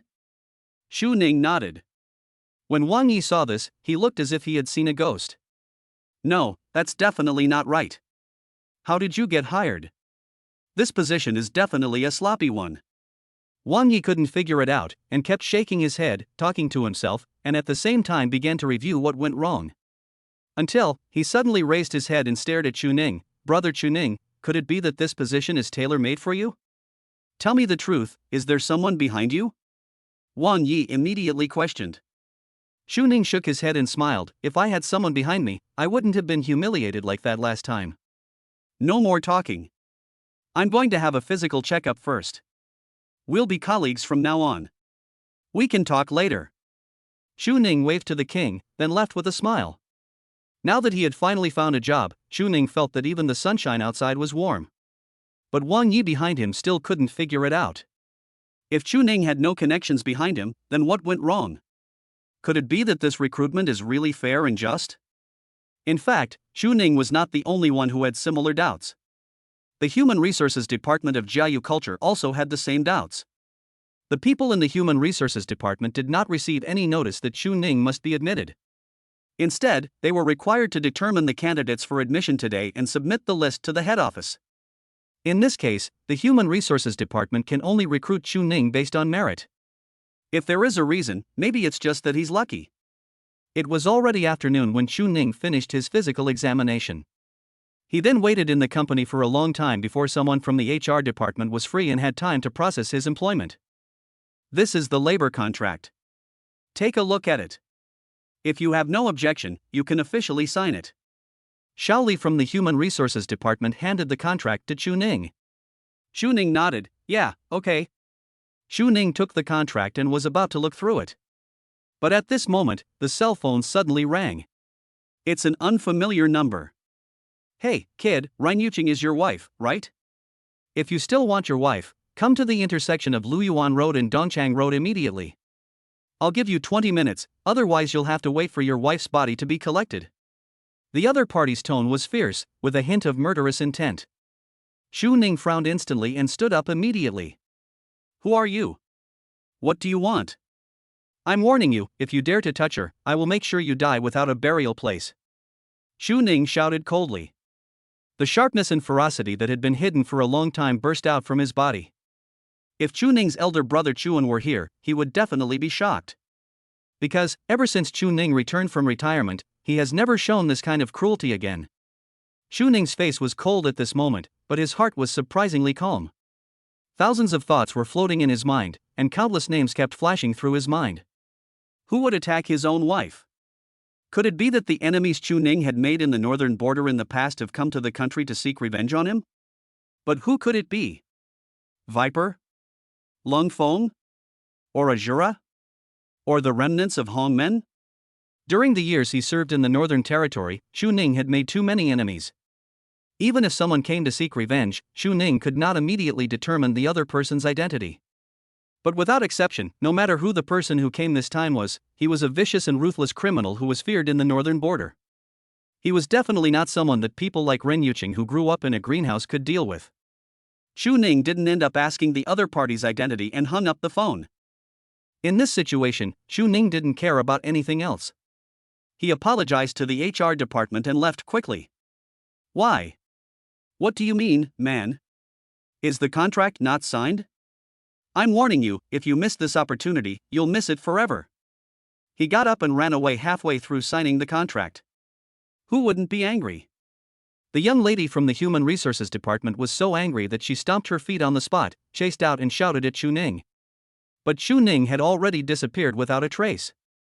On the other side, Ren Yuqing was blocked in an alley by a group of masked men in black. She was just called here by a mysterious phone call. As they came in a hurry, Ren Yuqing did not have time to call too many bodyguards for protection, and only 2 came with her.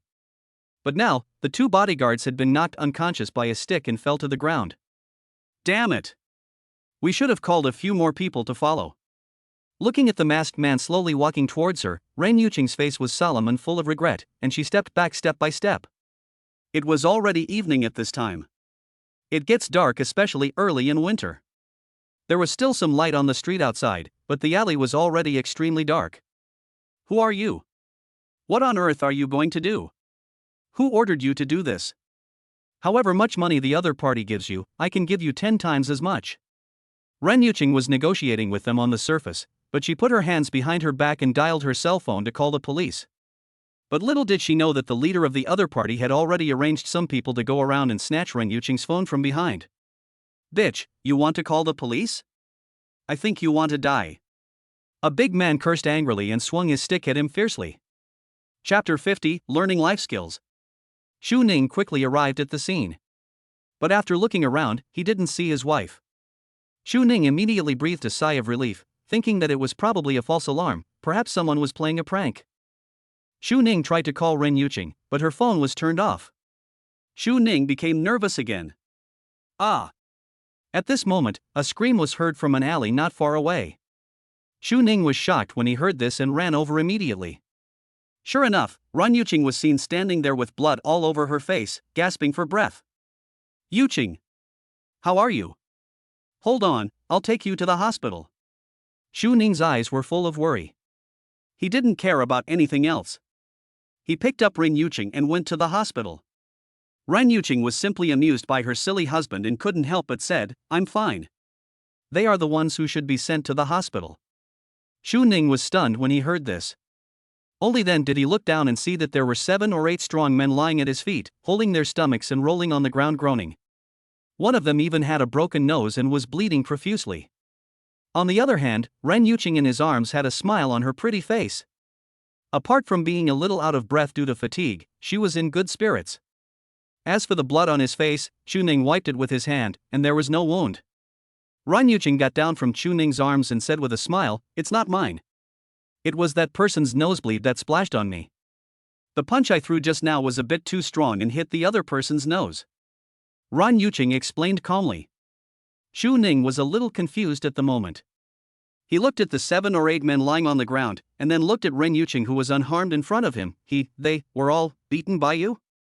Ren Yuqing nodded. Well, at first I thought it would take some effort to deal with them, but I didn't expect that they are all tall and strong, but they are just for show and can't withstand a beating at all. At most, they can only withstand 2 of my kicks. Xu Ning suddenly fell silent. The corners of my eyes kept twitching. I wonder what kind of wife he married. One person defeated 7 or 8 strong men, and he still says he can't withstand a fight? No wonder this woman has been single for so many years without finding a partner. That's right, it's useless for others to find a partner. You can earn money by yourself, rent a house by yourself, buy a car by yourself, and you can even fight the bad guys by yourself. You don't even give yourself the chance to be a hero and save the damsel in distress. Xu Ning suddenly smiled bitterly. It turns out that my husband is useless. What's wrong? Don't you believe it? I have been practicing Sanda since I was a child. Most people can't get close to me. I can handle 6 or 7 ordinary people. Seeing Xu Ning's expression, Ren Yuqing thought he didn't believe it, so she immediately explained. Xu Ning smiled and shook his head. It's not that I don't believe it, but I suddenly feel that as your husband, I am completely useless. Xu Ning was joking. Ren Yuqing was amused. It's not useless. Your cooking is still delicious. Xu Ning. Well, is this all I am useful for in my wife's eyes? The 2 of them were chatting and laughing, while the men who were knocked to the ground by Ren Yuqing were still groaning, but Xu Ning and his wife didn't care. Xu Ning's previous worries and anxieties were all swept away after seeing that Ren Yuqing was fine. At first he thought that it was the enemy he had made in the north who came to seek revenge, but now it seems that he was obviously overthinking. After all, if it really was those people, Ren Yuqing would never be able to handle it by herself. Xu Ning guessed that these people in front of him were just some street thugs who were tempted by her beauty and attacked Ren Yuqing. These street thugs are usually lazy and good-for-nothings. Ren Yuqing has some Sanda skills, so it is not surprising that she could knock down 7 or 8 of them by herself. However, although they are all small characters, since they have offended his wife, Xu Ning naturally does not intend to let them go. He first took out his cell phone and called the police.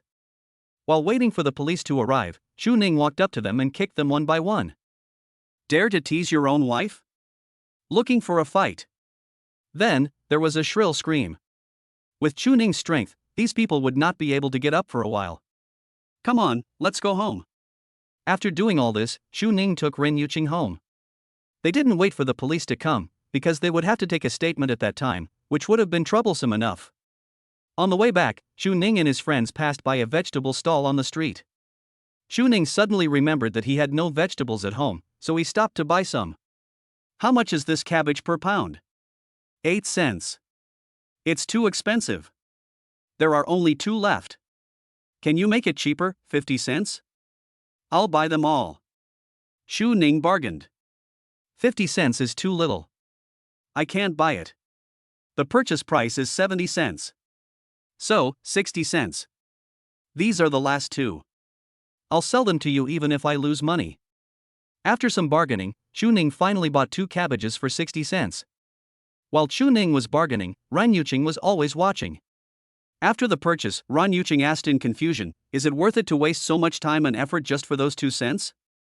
Even if these 2 cabbages weigh 10 kilograms, it only saves $2. Time is also a cost, right? Chu Ning shook his head and said, if you save $2 here and there, you can save a lot of money in a year. As for the time cost, it's time to get off work anyway. The remaining time should be used for life. Buying groceries and cooking is part of life. Where is the cost? Chu Ning said with a smile. After hearing what he said, Ren Yuqing suddenly felt that it made sense.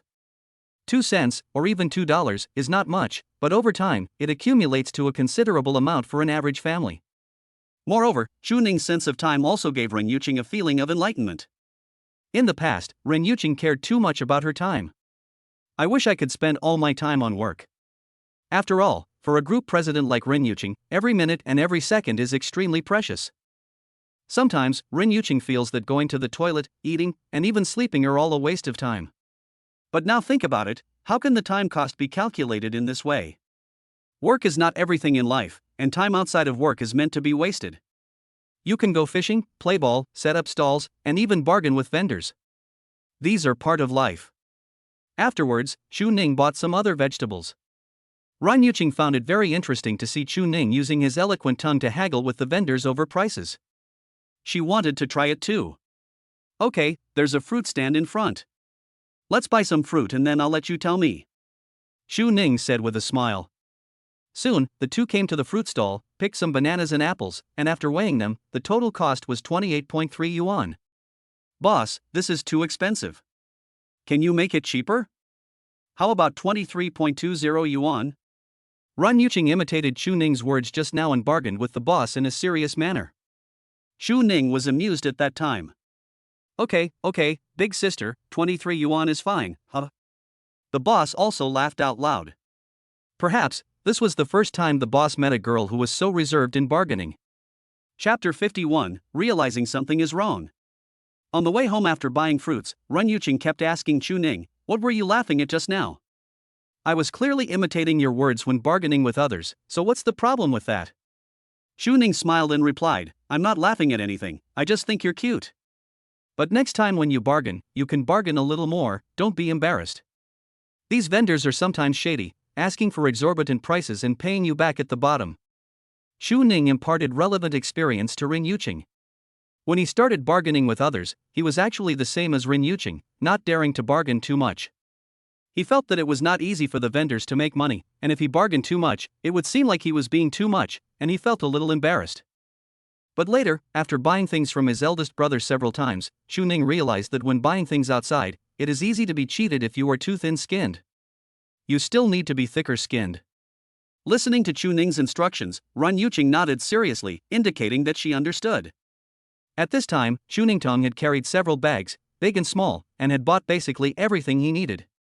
He was preparing to speed up his pace to go home and cook. But who would have thought that Ren Yuqing seemed to really want to put her learning results into practice, so when she passed by an electric car store, she stopped again. Your electric car is old. I'll buy you a new one. Ren Yuqing suddenly said. No need. It's okay if it's a little old. It's not like it can't be ridden. Chu Ning declined. But Ren Yuqing turned around and walked into the store without saying anything. Chu Ning had no choice but to follow.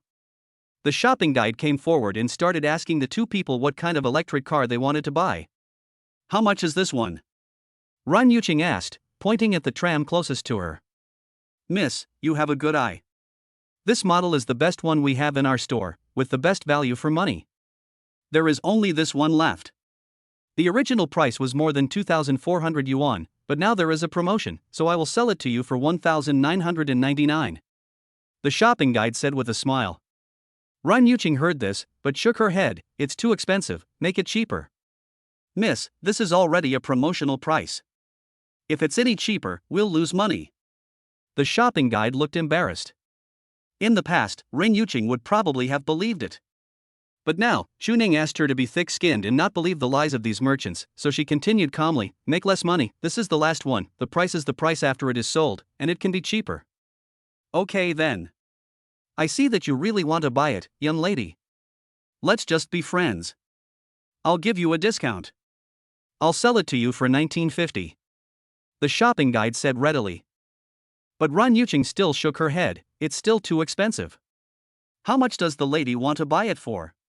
Ran Yuqing replied, round off the decimals and make it an even number. Oh, never mind. It's almost time to get off work. We'll just compensate you. I'll listen to you. Round it off to 1900 and you can ride away.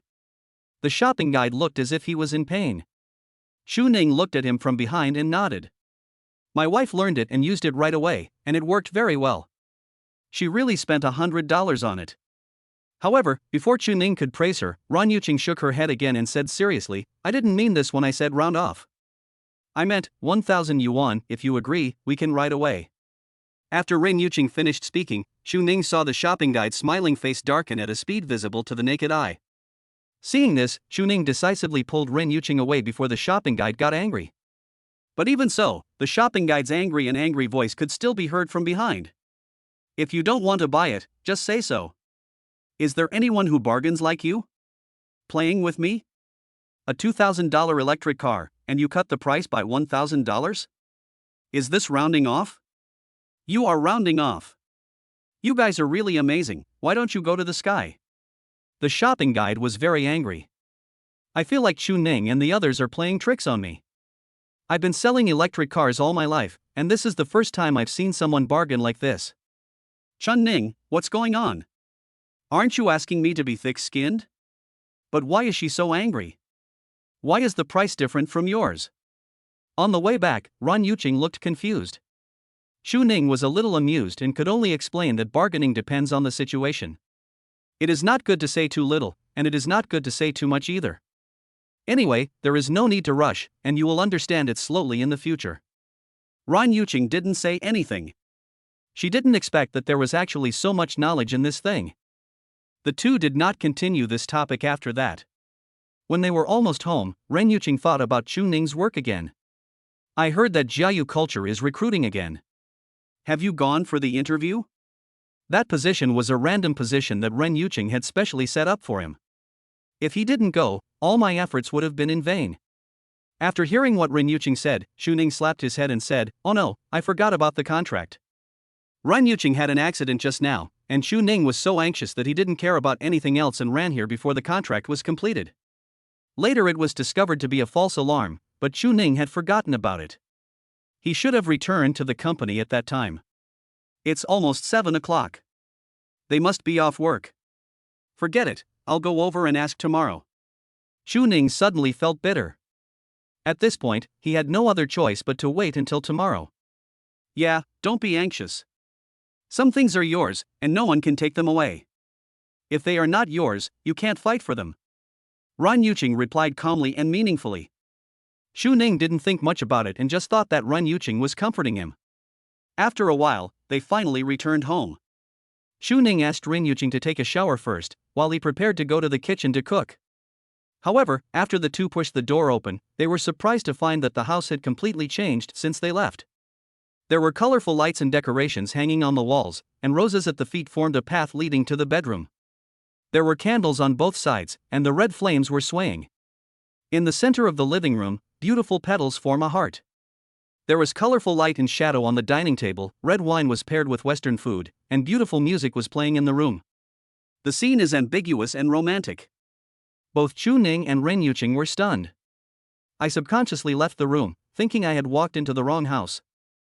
It turns out that this is indeed their home. Ren Yuqing, did you do this? Chu Ning, did you do this? The two of them said it almost in unison, and after asking, they realized that it was not the other party who arranged it. But, who else could it be besides the two of them? If it was a thief, he wouldn't be so romantic as to set up props for the homeowner. But after just a moment of confusion, Ren Yuqing seemed to realize something. She turned her head suddenly and asked Chu Ning, let me ask you, why are you there tonight? Someone called me and asked me to come over.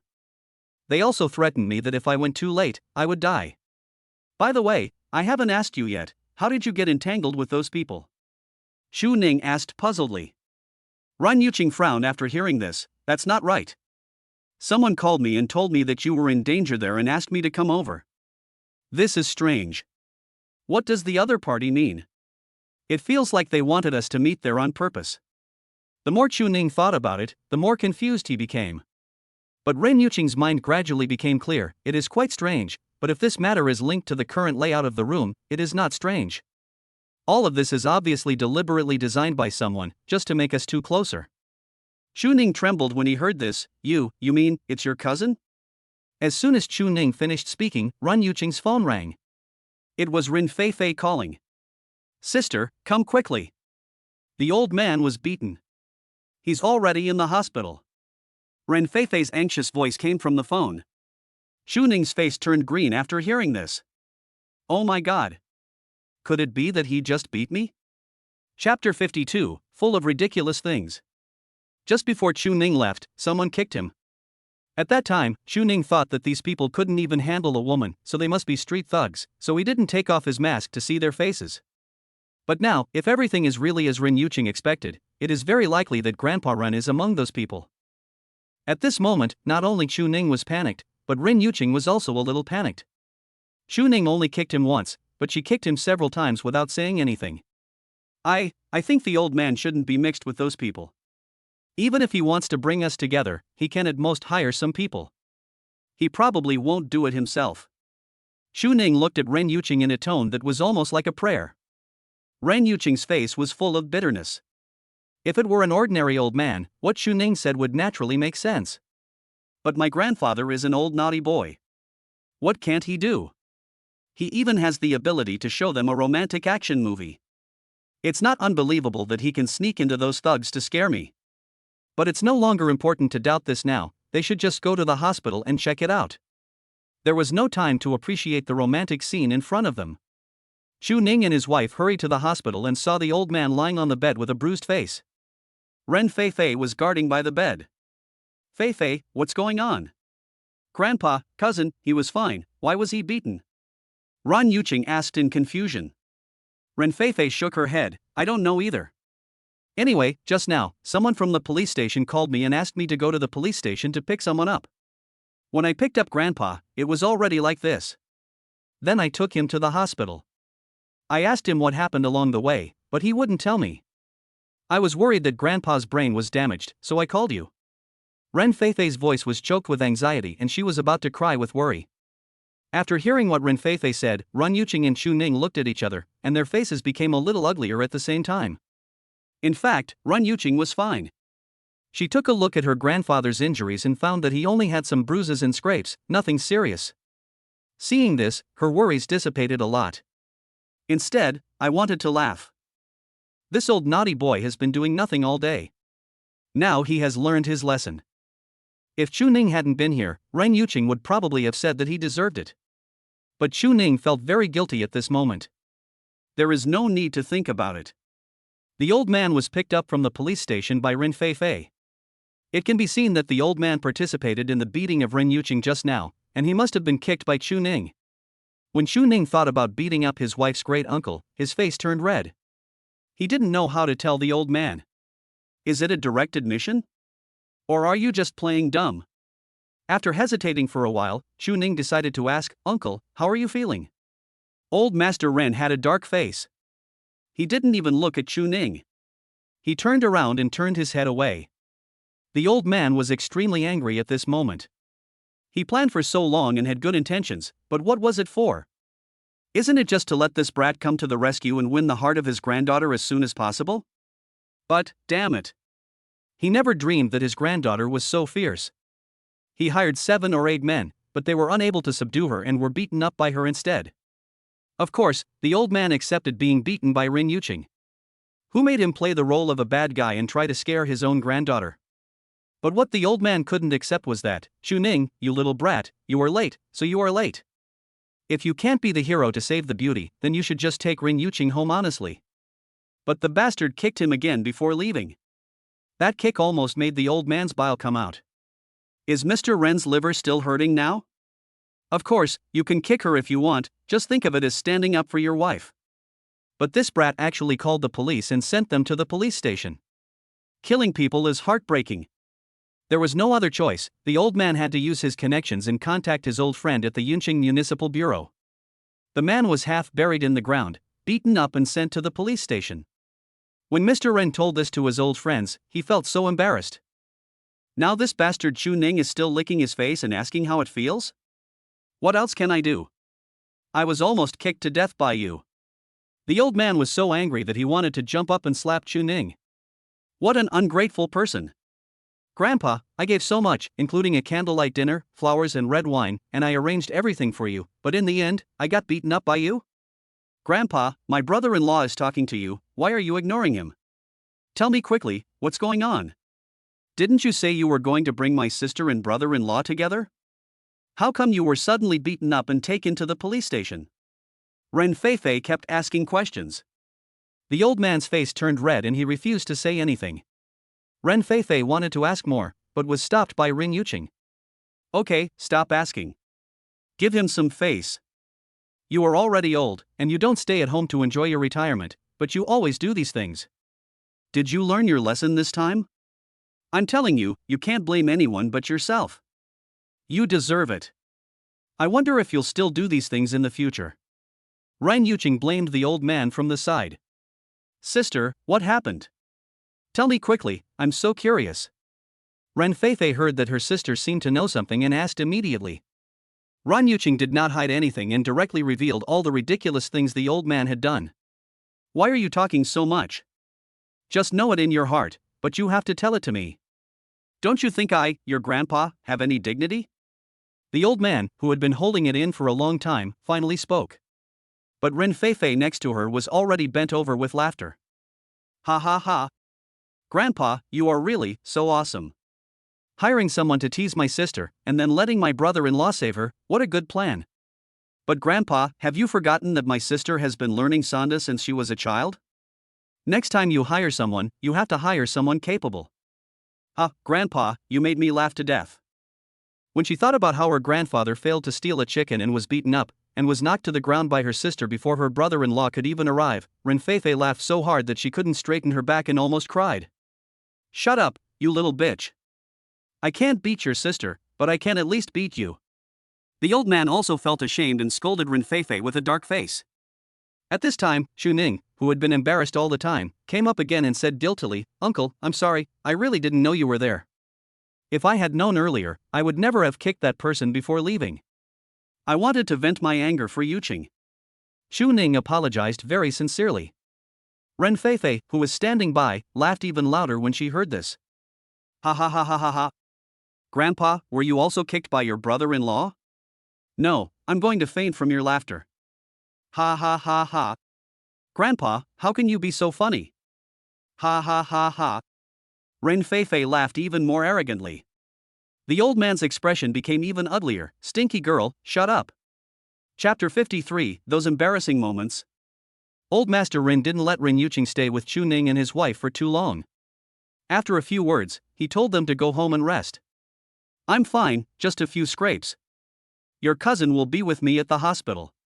You two have to go to work tomorrow, so go home quickly. Save me from getting angry here. I'm getting mad when I see you too. The old man kept urging Chuning and the others to leave.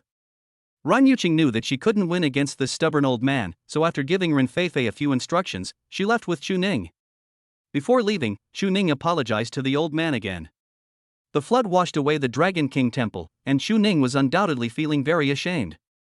Okay. If you really feel sorry for me, an old man, just hurry up and get it done with your wife. Old Master Rin started to urge the baby to give birth again. Upon hearing this, Ren Yuqing pulled Xu Ning away without waiting for the old man to finish speaking. She knew her grandfather too well. If she didn't leave now, who knew what outrageous words the old man would say next? On the way back, Xu Ning still felt a little sorry for the old man. How about we find a chance to go to our uncle's house and apologize? The old man had good intentions, but we accidentally hurt him. We were really wrong in this matter. Xu Ning said guiltily. Ren Yuqing didn't seem to care. It's okay, no need to apologize. Who let Grandpa come up with such a bad idea? It's good to teach him a lesson. I wonder if he will still care about our affairs in the future. Before coming here, Ren Yuqing was very worried about her grandfather's health. But after going to the hospital, she was relieved. On the contrary, I feel relieved. Really don't have to go? Xu Ning smiled bitterly. Ren Yuqing waved her hand. Don't worry, just listen to me, you don't have to go. If you really feel bad about it, just invite your cousin and the others to come for dinner when you have time. Xu Ning thought about it and nodded. Well, this is also fine. As they were talking, the two had already returned home. After all this trouble, it was already 9 o'clock when I got home. The floor was filled with the scent of rose petals, candlelight flickered in the darkness, and the delicious food on the table remained untouched. It's true, the scene that the old man arranged is really nice and pleasing to the eye. You go and have some rest. I'll clean up the living room. Xu Ning was about to turn on the lights and put away all the colorful lights, flower petals, candles and so on. But Ren Yuqing stopped him. After all, it's a kind gesture from your cousin. Why don't we try it and have some wine? We can clean it up tomorrow. Well, of course, if you don't mind. Xu Ning accepted Ren Yuqing's suggestion.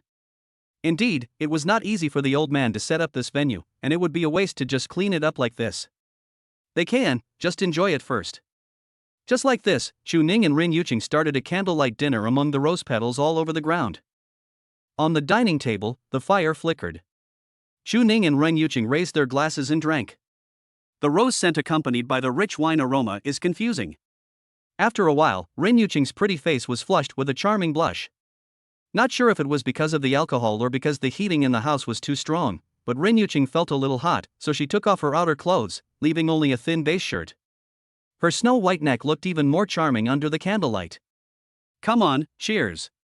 This cup is for us to be married. Ren Yuqing was obviously a little drunk. She was usually aloof, but now she started to talk more. She picked up the wine glass, clinked it with Xu Ning's, and drank it all in one gulp. Then, he picked up the wine and filled Xu Ning's glass. But when pouring the wine, Ren Yuqing didn't pay attention and knocked over Xu Ning's glass, and the full glass of wine spilled all over Xu Ning's pants. Ren Yuqing quickly stood up and took a tissue to wipe Xu Ning's face. I'm sorry, I was a little dizzy just now and didn't pay attention for a while. Ren Yuqing apologized while squatting beside Xu Ning and wiping the wine off his pants. From Xu Ning's angle, the whiteness under Ren Yuqing's collar was clearly visible. The atmosphere was already somewhat ambiguous, and Xu Ning had drunk some wine. Under the double stimulation of vision and senses, Xu Ning's body reacted instantly. Xu Ning quickly took the tissue and said awkwardly, "No need, I can wipe it myself."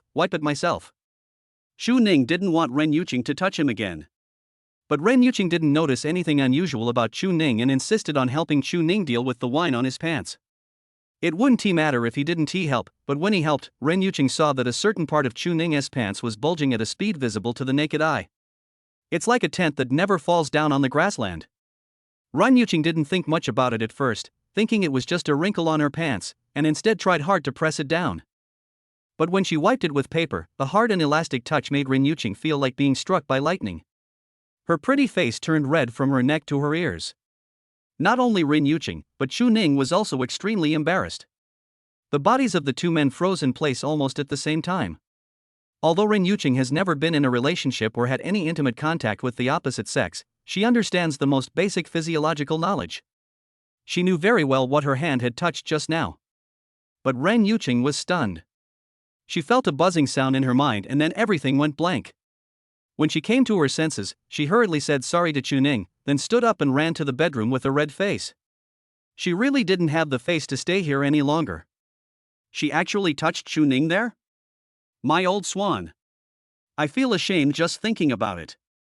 Ren Yuqing felt that her whole life's face was ruined in this one night. However, when it rains, it pours. When Ren Yuqing was about to flee the crime scene in shame, she accidentally stepped on a candle.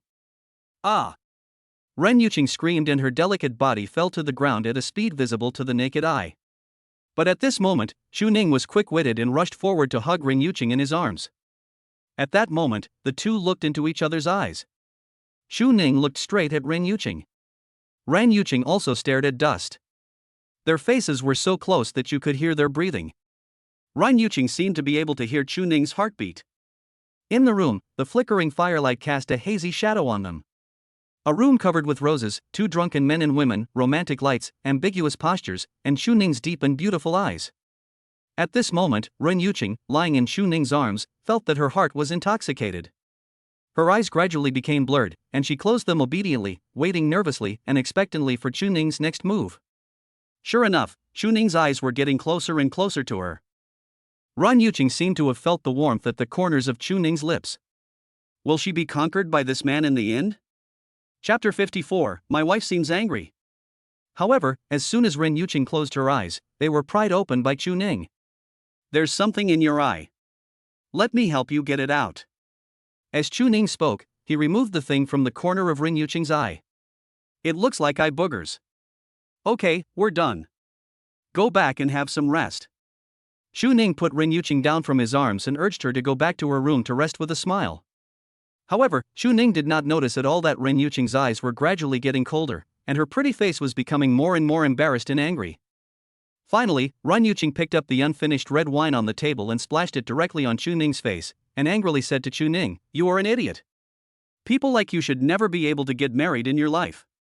After saying that, Ren Yuqing turned and left. Only Chu Ning was left standing there in confusion. After a long time, Chu Ning wiped the wine off his face with his hand, his eyes full of confusion. What did he do? Ren Yuqing was so angry when she returned to her room. No one knew how much mental preparation Ren Yuqing had put in to have the courage to close her eyes and accept everything that might happen next. I thought what I was waiting for would be a sweet and soft kiss. But she didn't expect that her naive husband didn't understand the situation at all. He actually used his hands to pry open her eyes and help her clean the eye boogers. Oh my God! What kind of husband did she marry? On such a romantic night, in such an ambiguous moment, doesn't this bastard have any impulse at all? Don't you even have the slightest desire or thought towards yourself? This was not the first time. Ren Yuqing remembered that on the first night of living together, she accidentally entered Chu Ning's bed. You said that if a normal husband saw his newlywed wife crawling into his bed in thin pajamas, the man would get away with it. But Chu Ning did it. Later, his grandfather stole their clothes and asked them to talk to each other openly in the living room, and even projected a video to give on-site guidance. In that situation, even Ren Yuqing felt that whatever happened was perfectly normal. But in the end, nothing happened.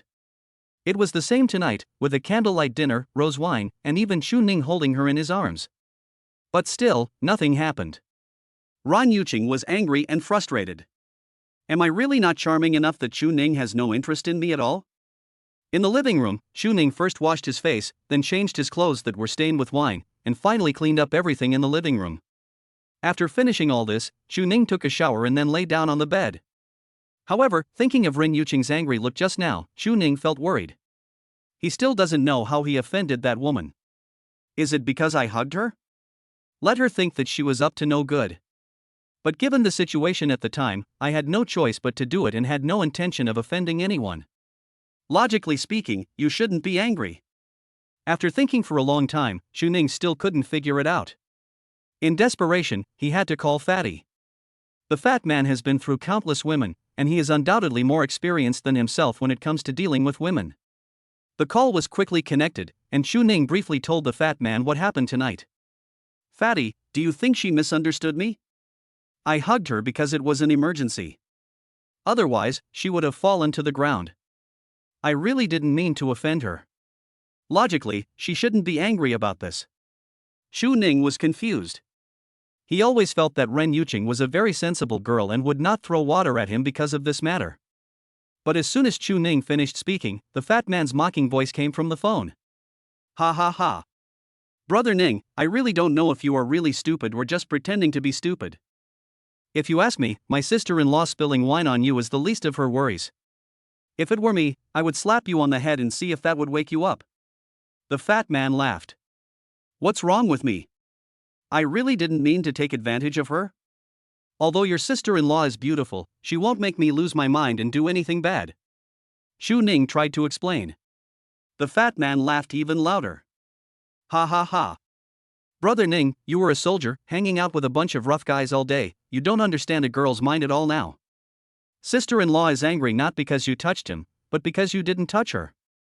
Shu Ning rolled his eyes. Fatty, speak human language. Let me analyze it for you. You had a candlelight dinner together tonight and drank some wine. You were both tipsy and in such a romantic atmosphere, and you even held your sister-in-law in your arms. In such an ambiguous situation, any normal man and woman would expect something to happen. For example, a kiss or getting in bed. Impossible. Shu Ning interrupted the fat man's guess. We have only known each other for a short time, and have lived together for less than half a month. We have never held hands, and have always been respectful to each other. We are not even familiar with each other. We barely say a few words all day long. How could she expect to have an intimate relationship with me? Besides, I know her too well.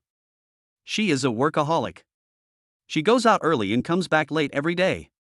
There is nothing else on her mind except work.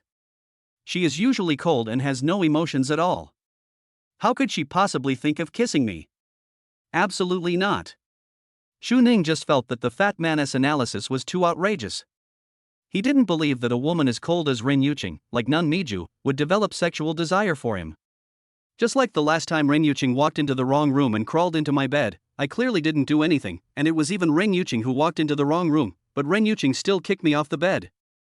After this incident, Shu Ning felt that Ren Yuqing was a little bit misogynistic. She is still single because she hates men. Choosing to marry myself was a helpless choice due to my age. Brother Ning, those involved are confused, but those who are on the sidelines can see things more clearly. Do you really understand my sister-in-law?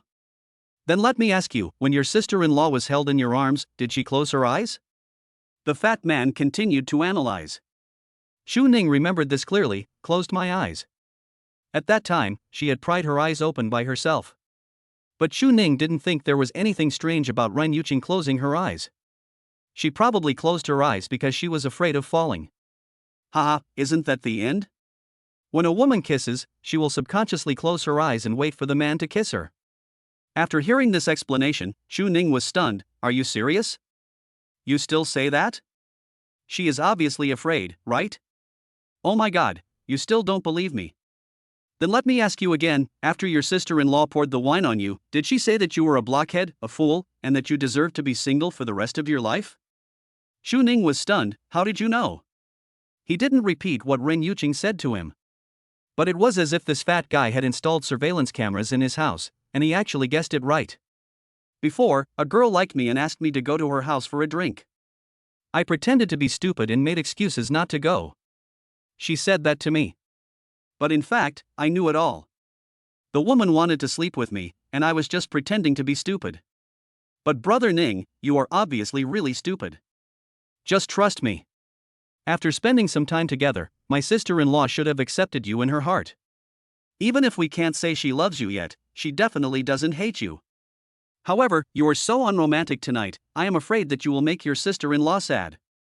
Just like you said, a person as cold as my sister-in-law must have mustered up a lot of courage to let you kiss her tonight, but you ruined the mood by prying open her eyes and saying there was eye boogers in them? I'd be so mad. Anyway, think about it carefully. If you really want to stay with your sister-in-law for a long time, make amends as soon as possible. I'm going to hang up now. My Xiaoli is calling me to hand in my homework. Chapter 55. Okay, you can go now. After hanging up the phone, Shu Ning lay on the bed, unable to fall asleep for a long time, and kept recalling the fat man's words in his mind.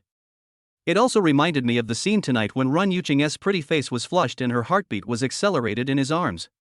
Could it be that what the fat guy said was true? When Ren Yuqing closed her eyes, was she really expecting me to kiss her? Shu Ning has been single since birth and had one romantic experience in college, but it was also a failure. After being injured, Shu Ning often avoided interacting with girls. Later, he joined the army and was surrounded by rough men. In short, Chuning's life experiences in the first half of his life made him a little slow to react to matters between men and women. But Chuning is also a man. It is impossible to say that Chuning has no thoughts about Ren Yuqing during the period after marriage. However, the biggest difference between humans and animals is the ability to control desires. Therefore, Chuning has always controlled his interaction with Ren Yuqing, maintaining a mutually respectful relationship. Now, the fat man's words undoubtedly awakened the dreamer. Perhaps, it's time for him and Ren Yuqing to try to move forward in their relationship. One night passed quickly. When Ren Yuqing woke up, she was obviously still a little angry. After washing up, she picked up her bag and walked out the door. "Don't you want to eat something before leaving?" Chuning walked out of the kitchen and asked. "I don't want to eat." Ren Yuqing replied coldly, full of resentment in her heart. After saying that, she walked out the door without looking back. "Wait a minute." Chuning suddenly called her, his tone extremely serious. "Is there something?" Ren Yuqing stopped and looked at Chuning with a frown. She really didn't want to talk to Chuning right now. However, seeing Chuning's serious expression, Ren Yuqing thought he had something important to say. Chuning walked over and pointed behind Ren Yuqing. "Look behind, who's coming?" Ren Yuqing looked over, but the corridor behind her was empty and there was no one there. Ren Yuqing suddenly became even more angry and turned around to question Chuning. "No way, whoa." But before Ren Yuqing could finish her words, the moment she turned around, she found that Chuning's face had come close to her. Then he took the opportunity to kiss Ren Yuqing on her lips. Wow! Ren Yuqing's delicate body stiffened immediately, her beautiful eyes widened, and her body seemed to have lost control, just freezing in place. Sobs came out of his mouth. Ren Yuqing didn't know how long Chuning kissed her. She just felt that moment seemed as long as a century and she almost suffocated. "Okay, you can go now." After kissing Ren Yuqing, Chuning smiled and waved goodbye to her. But Ren Yuqing stood there in a daze for a long time without moving. Her brain seemed to have short-circuited, and her pretty face flushed like a rosy cloud. Ren Yuqing never imagined that her first kiss, which she had kept for more than 20 years, was taken away by Chuning in such an unexpected way on an ordinary morning. She suddenly didn't know what to do next. Should he cover his face and run away, or slap Chuning in the face and angrily call him a hooligan? But when she saw Chuning's handsome face with clear edges and corners, how could Ren Yuqing bear to do it? In the end, Ren Yuqing had no choice but to turn around and leave as if nothing had happened. "Mr. Ren, do you have a fever? Would you like to take a break today?" When Ren Yuqing walked out the door and got into her special car, the driver noticed her red cheeks and immediately became worried. He thought Ren Yuqing had a cold and a fever. "No. It's okay, just take me to the group." Ren Yuqing recovered from the shock. On the other side, after finishing breakfast, Chuning rode his electric bike to Jiayu Culture. "He ran away yesterday before the contract was signed, and I don't know if I can make up for it." At Jiayu Culture, Yang Qian, the employee who was responsible for Chuning's onboarding yesterday, was a little depressed. As soon as she got to work this morning, her supervisor called her over and scolded her, asking her why she had not completed Chuning's onboarding. "Don't you know that the head office supervised the entire recruitment process and required us to complete the onboarding process yesterday and send the labor contract for backup before noon today? Secretary Su has called me 3 times this morning to inquire about the recruitment situation. But how did you do the work for me? You can't even recruit people. If you can't do it, resign."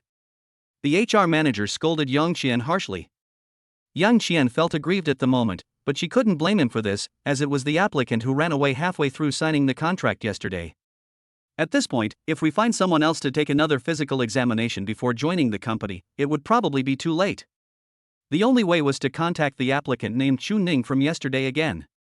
But before Yang Qian made the call, Chuning had already parked his electric bike at the company gate and walked in. Seeing Yang Qian, Chuning immediately said embarrassedly, "I'm really sorry for yesterday. Something urgent happened at home. I don't know if I can still go ahead with the entry process now?" Chuning apologized to Yang Qian. Yang Qian had just been scolded and was feeling aggrieved and had no place to vent her grievances, so she complained to Chuning. "You're still here? Is there anyone like you who would give up halfway through the onboarding process? If you don't apologize to me, I won't let you continue to work here." Yang Qian folded her arms and spoke fiercely to Chuning. Chuning had already given up hope, but after hearing this, it seemed that there was still hope. He immediately walked up to her, apologized profusely, and said that he would treat her to a meal after he got his salary. Okay, that's what you said. I'll be waiting for your meal. Yang Qian calmed down this time and then led Chu Ning to complete the entry procedures. After completing all the procedures, Yang Qian took Chu Ning to the company's security department. From now on, you will be a member of the company's security department. Your responsibility is to be responsible for the security of the company's contracted artists and senior leaders. The specific work will be arranged for you by Wang Yong, the manager of the security department. Along the way, Yang Qian introduced Chu Ning to his daily work. But speaking of which, you are really lucky. You should know that your position originally belonged to someone with connections. I heard that person has strong connections and is a relative of the company's CEO. Later, for some reason, the head office found out, fired all the relevant personnel, and recruited new people. That's how you were able to join the company smoothly. But there are good and bad things. Having said that, Yang Qian first looked around, and seeing that there was no one around, she immediately lowered her voice and continued.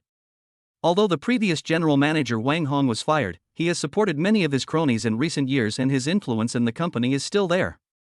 The current security manager is his man. Anyway, be careful next time. Yang Qian looked at Chu Ning with a bit of sympathy and pity. The workplace is also a world of its own, where intrigue, grudges and love and hatred happen every day. Chu Ning's employment was accompanied by major personnel changes at the company from the very beginning. Yang Qian couldn't help but feel a little more worried about this brother who was a few years younger than her. Chapter 56, President Jinqiu is offline. Chu Ning naturally kept Yang Qian's instructions in mind. After all, Chu Ning still feels that the reason he didn't stay in Jinqiu Group for long was because he did not handle the relationship with his colleagues well. Therefore, when Chu Ning rejoins the new company this time, he will naturally try his best to handle all relationships well. It's not just about work, it's also about relationships with colleagues. The news that Chu Ning had successfully joined the company soon reached the head office. Su Xian immediately reported the news to Ring Yuqing. But after I told him this exciting news, I thought Mr. Ren would be very happy. But to Su Xian's surprise, his beautiful boss seemed not to have heard him and sat in front of her desk in a daze. Mr. Ren? Did you hear that? Su Xian asked again. Ren Yuqing was awakened by this. What did you say just now? Is there a document for me to sign? Put it here. Ren Yuqing said subconsciously. Su Xian suddenly smiled bitterly.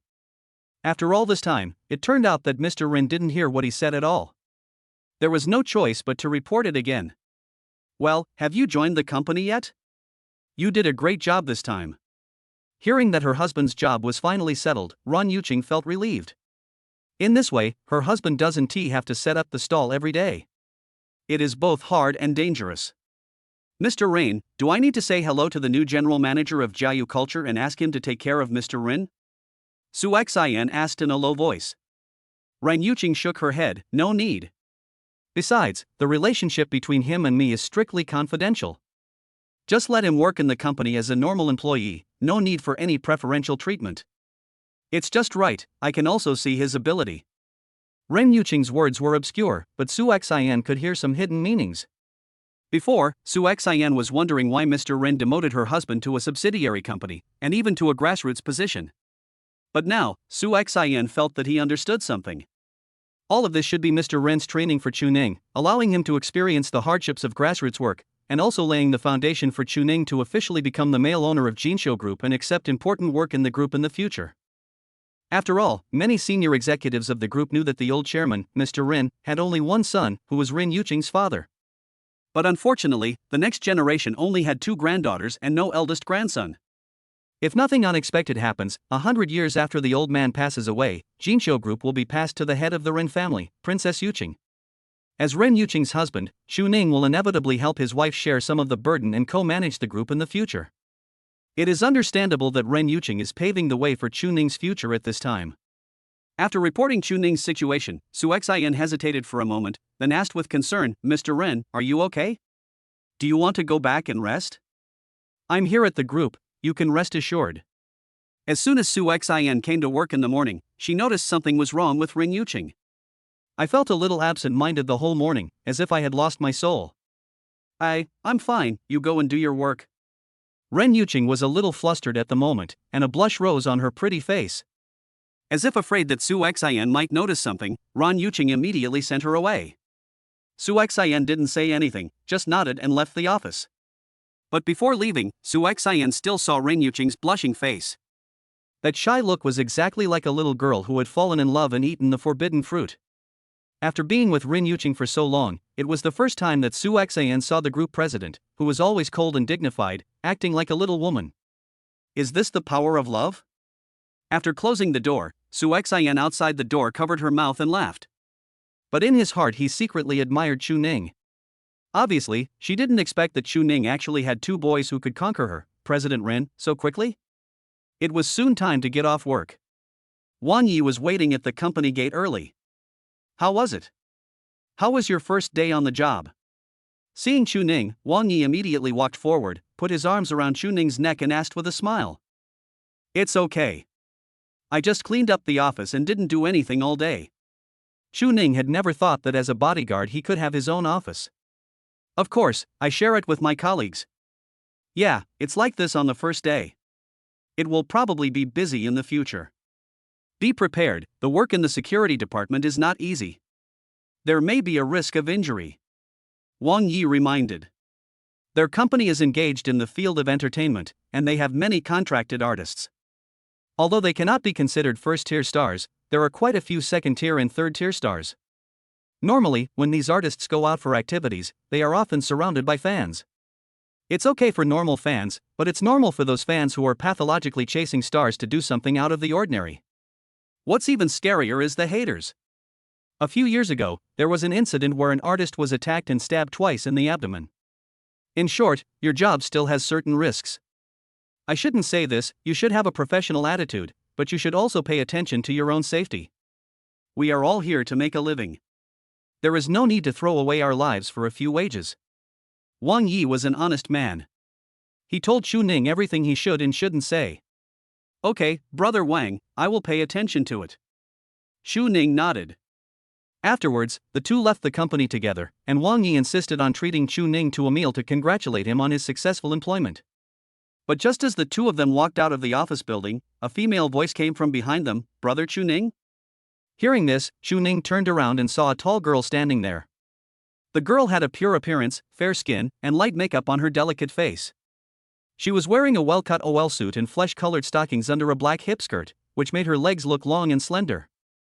The temptation of this uniform really made Wang Yi, who was standing next to him, stare at it. Who are you? Chu Ning was a little confused as to how the other party knew his name. Brother Chu Ning, it's really you. I'm Nan Nan. I often saw you at my cousin's house when I was a child. When she met Chu Ning, the girl seemed extremely happy. She ran over and said to Chu Ning. Chu Ning was stunned, his eyes widened. You are Lin Nan? The fat guy's cousin? No way, it's only been a few years since we last met, and you've grown so big. I remember the last time I saw you, you were still a little country girl, crying because of being bullied by your cousin. Chu Ning was also very surprised, his eyes full of disbelief. They say girls change a lot when they grow up, it's true. Girl, you've grown up to be so beautiful, I can't even recognize you. We were talking about you the other day? Your cousin said he wanted to introduce you to me as a date. Fortunately, I didn't agree, otherwise people would have said I was a toad wanting to eat swan meat. Chu Ning joked. Lin Nan felt a little embarrassed after being praised by Chu Ning, and her pretty face turned slightly red. Humph, Brother Chu Ning only knows how to tease me. But Brother Chu Ning, you haven't changed at all in all these years. You're still so handsome. Chapter 57, Meeting an Old Friend. Brother Chu Ning, have you eaten? Would you like to have dinner together? Lin Nan took the initiative to invite. This. Chu Ning was suddenly embarrassed. After all, he had just agreed to have dinner with Wang Yi. Wang Yi saw this and said with a smile, it is unreasonable to refuse an invitation from a beautiful woman. You can eat first tonight, and I will celebrate for you next time. Wan Ko didn't want to block Chu Ning's romantic luck. Before leaving, he patted Chu Ning on the shoulder and whispered, Chu Ning, this girl is good, take advantage of her. Chu Ning quickly explained, Brother Wang, don't talk nonsense, this is my only sister. Wang didn't say anything else, just smiled and said nothing, as if to say, I understand. After Wang Yi left, Lin Nan took Chu Ning to a nearby Japanese restaurant. Chu Ning suggested calling the fat man as well. It's been a while since the three of us have been together. Today is a good opportunity for us to get together and chat. Lin Nan and Fatty are cousins. Chu Ning met Lin Nan when he went to Fatty's house when he was very young. At that time, Lin Nan's parents were busy with work, so they often let Lin Nan live at Fatty's house, so it is not an exaggeration to say that the three of them are childhood sweethearts. Okay then. Lin Nan seemed a little reluctant, but since Chu Ning said so, she nodded. Chu Ning called Fatty immediately. After a while, the fat man arrived by car. Seeing Lin Nan, the fat man scolded her first. You girl, why didn't you tell me that you came to Yuncheng? If Brother Ning hadn't called me, I wouldn't have known about this. Why, my cousin is no longer close to me? The relationship has faded? He values women over brothers? Lin Nan explained, Brother, I just graduated, and I thought I would tell you after my job is stable. I just ran into Brother Chu Ning by chance today. The fat man sat down next to Chu Ning, poured himself a glass of water, and continued, What? Have you thought it through, you little girl? Don't you want to join the army? Having said that, the fat man glared at Chu Ning again. I'm telling you, my sister was led astray by you. When she heard that you dropped out of school to join the army, she insisted on applying for a military academy during the college entrance examination. That made my aunt and uncle very angry. What's the matter with a girl joining the army? Fortunately, my cousin failed the physical examination and ended up going to a university in Yanjing. Now that she has graduated, she is still insisting on joining the army to serve in the military. My aunt was worried a while ago. I don't know what happened to this girl recently, but she suddenly came to her senses. She stopped going to the army and went back home to work. The fat man complained to Chu Ning. Chu Ning had never heard Fatty talk about these things before. Now that he knew about it, he couldn't help but advise Lin Nan, Nan, I spent a few years in the army, and it was really hard. Not only was there wind and sun, but there were also various physical trainings every day, which was a great challenge to both the body and the mind. If you don't really love it, I don't recommend you to go and suffer. It's such a pity that such a pretty girl was tanned in the past. Your parents and your cousins must be heartbroken. Facing Chu Ning's persuasion, Lin Nan nodded obediently. Well, Brother Chu Ning, I don't want to go now. But Brother Chu Ning, tell me about your military life. Did you suffer a lot in there? I remember that the last time I saw you, you had just entered college. You were quite thin then, and you were whiter than you are now. Now, Chu Ning seems to be much stronger, and his skin has become wheat-colored. Lin Nan looked curious. Lin Nan seemed very curious about Chu Ning's absence over the years. Chu Ning took a sip of tea, shook his head and smiled. Let's not talk about it, it's all in the past. Anyway, it was very difficult. Brother Chu Ning, have you let it go now? Chu Ning was stunned and looked at Lin Nan. Lin Nan smiled and said, My brother told me that you dropped out of school and joined the army because you were trapped in love. After so many years, I wonder if Brother Chu Ning has let go of your white moonlight? Upon hearing this, Chu Ning glared at the fat man fiercely. This fat guy told all my dark history to others. You little girl, you are quite gossipy. Don't ask about the adults' love history. Eat your meal. The fat man interrupted Lin Nan and told her to shut up and eat. Lin Nan protested immediately after hearing this. Humph, I've graduated from college, I'm not a child anymore. Besides, you're not much older than me, only 7 or 8 years old. One of my roommates is dating someone who's 8 years older than her. When she was little, Chu Ning and others were reluctant to take her out to play because they thought she was too young. But now that she is an adult, her cousin still talks to her like this, which undoubtedly makes Lin Nan very dissatisfied. She didn't like being treated like a child by Chu Ning and the others. Nan, don't say that you have graduated from college now. Even if you are 30 years old in the future, in your brother's and my eyes, you will still be the crybaby girl you were back then. Chu Ning said with a smile. That's right. When your brother Chu Ning and I were invincible in the elementary school in our hometown, you were still at home wearing diapers and feeding. The fat man also followed. Brother, if you say that again, I will ignore you. Lin Nan pouted and said angrily. She is so old now, but her cousin still mentions the time when she wore open crotch pants when she was a child. And this happened in front of brother Chu Ning. Doesn't she have any face to save? Ha ha. Okay, let's not talk about it anymore. Let you keep some image in front of your brother Chu Ning. The fat man laughed. Then they started talking about Lin Nan's work. It turned out that Lin Nan had returned to Yunqing for more than a month and joined a city bank, doing financial convenience work. The workplace is surprisingly close to Jiayu culture. Brother Chuning, are you working nearby too? That's great. We can see each other every day and hang out together during the holidays. During the conversation, Lin Nan learned that Chuning also worked nearby and was immediately excited. She went to college in another city and had no contact with her high school and junior high school classmates. The only people she was familiar with in Yunqing were Chuning and Fatty. Go away, do you think your brother Chuning is just like you, wandering around after work? Your brother Chuning is very busy. He has to set up a stall to make money on weekends. The fat man said a few more words to Lin Nan. When Lin Nan heard this, her beautiful eyes brightened even more. Setting up a stall?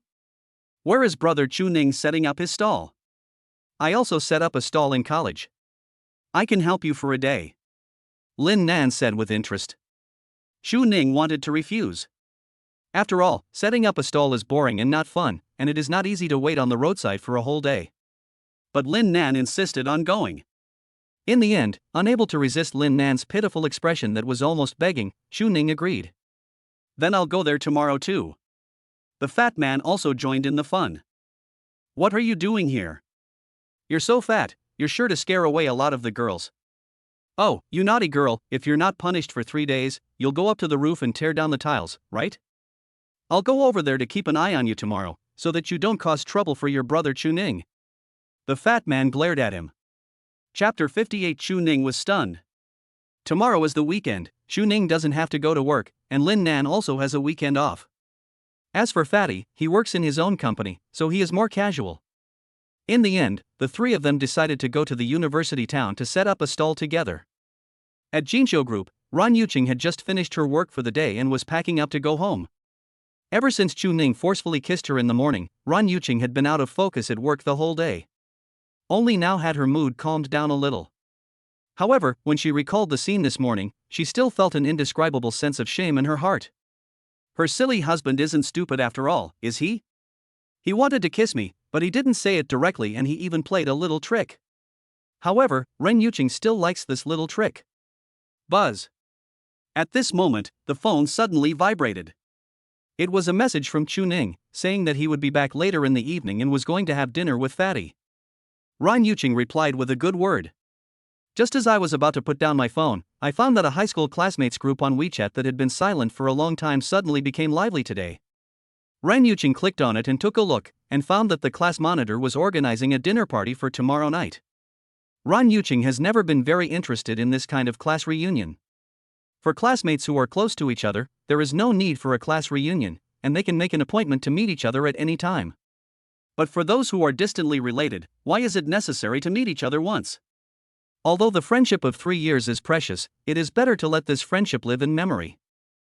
This is how life is. Most people are destined to be just passers-by and can only accompany you for a short distance.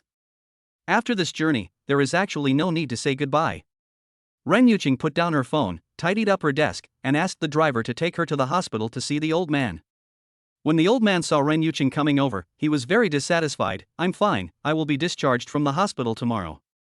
If you have time, go and spend more time with your husband.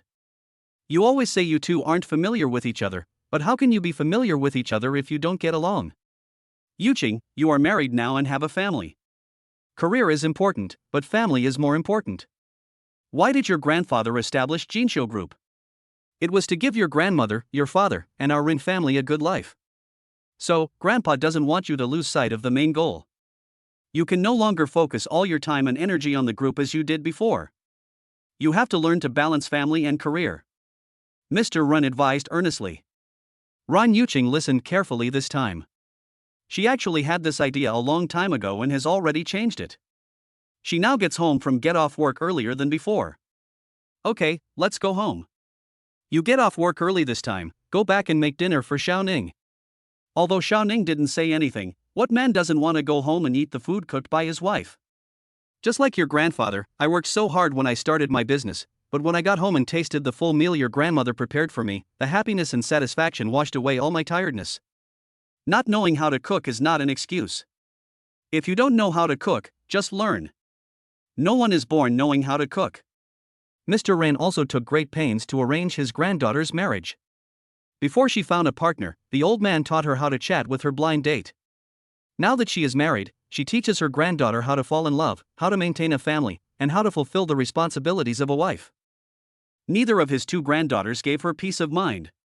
In the end, Run Yuqing was sent back home before she had even stayed with the old man for 10 minutes. After returning home, Ren Yuqing felt that what her grandfather said made sense.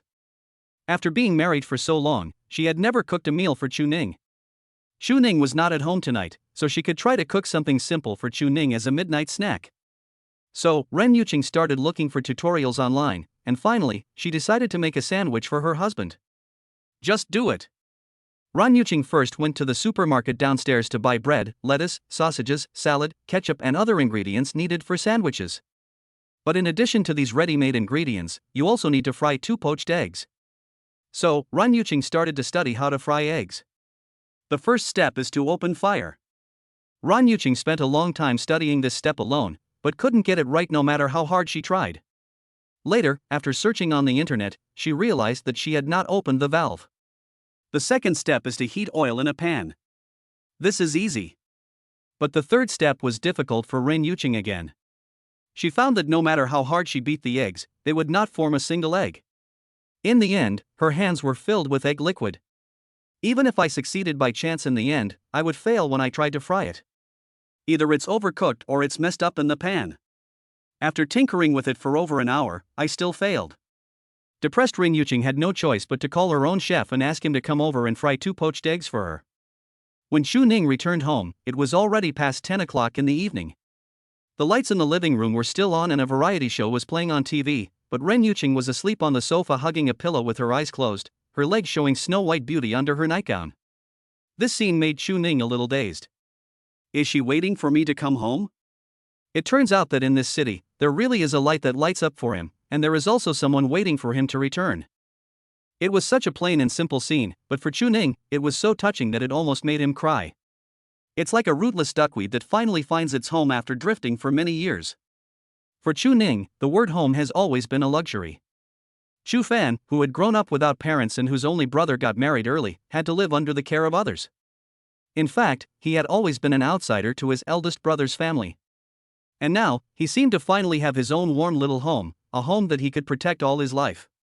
Looking at the sleeping girl in front of him, Chu Ning had a happy smile on his face. Then he gently picked her up, carried her to the bedroom, and covered her with a quilt. When leaving, Chu Ning quietly kissed Ren Yuqing on the cheek again. Although it's a bit like taking advantage of someone's misfortune, okay, then let's take advantage of someone's misfortune. After Chu Ning finished washing up, he went back to his room and went to sleep. He had a few drinks with Fatty and the others tonight and was feeling sleepy. However, in the middle of the night, Chu Ning suddenly woke up. He dreamed that he was drowning and had difficulty breathing. After waking up, he still felt something pressing on him. Chu Ning quickly turned on the light and saw that Ren Yuqing had sat on his stomach through the quilt at some point. At this moment, a pair of eyes were looking straight at him. I'll go. What are you doing? You want to scare me to death in the middle of the night? Chu Ning was so frightened that he almost jumped up. As soon as he opened his eyes, he saw a woman with disheveled hair sitting on his bed staring at him. Anyone would be scared to death. Are you awake? When did you come back? Why didn't you tell me you came back? You carried me back to my room?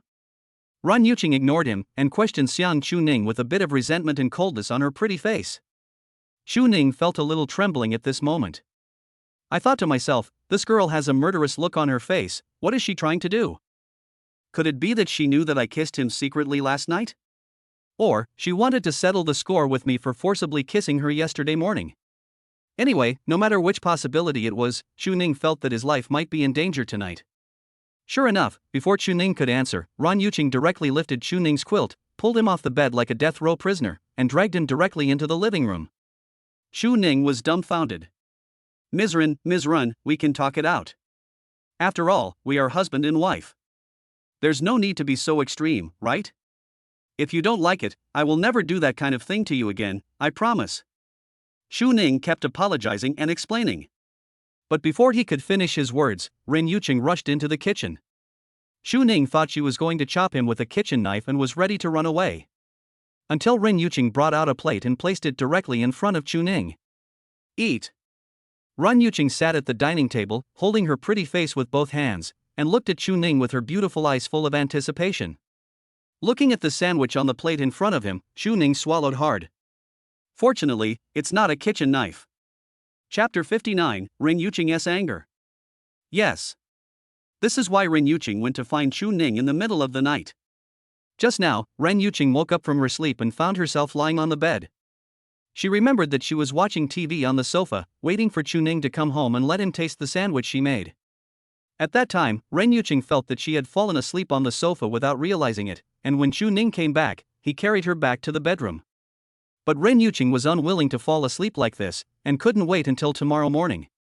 After all, it was her first time cooking and she put so much effort into it, so she just wanted to see Chu Ning eating the sandwich she made as soon as possible.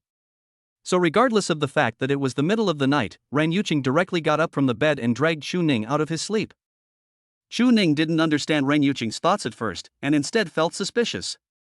He felt that this woman would never wake him up in the middle of the night just to eat a simple sandwich. I'm afraid there is some conspiracy here. Maybe the sandwich was smeared with mustard or chili sauce, and Ren Yuqing wanted to take revenge on herself. But there was no way out. His wife had given the order, so he had to go through all the trouble. After some mental preparation, Chu Ning made up his mind, took a big bite, chewed it quickly and swallowed it. After taking this bite, Chu Ning couldn't help but be stunned for a moment. It's quite delicious. Chu Ning decisively took a few more bites. Where did you buy it? It tastes delicious. In the future, when we don't want to cook in the morning, we can buy it for breakfast. Chu Ning ate with relish. Ren Yuqing in front of him suddenly smiled happily. If I say that I did it with my own hands, would you believe it? Ren Yuqing said with a smile. Chu Ning shook his head decisively. It's not that he looked down on her, but based on Chu Ning's understanding of Ren Yuqing, she would never be able to fry such a round and tender poached egg. I really made it myself. If you don't believe me, I'll show you the supermarket receipt. I bought all the ingredients needed from the supermarket.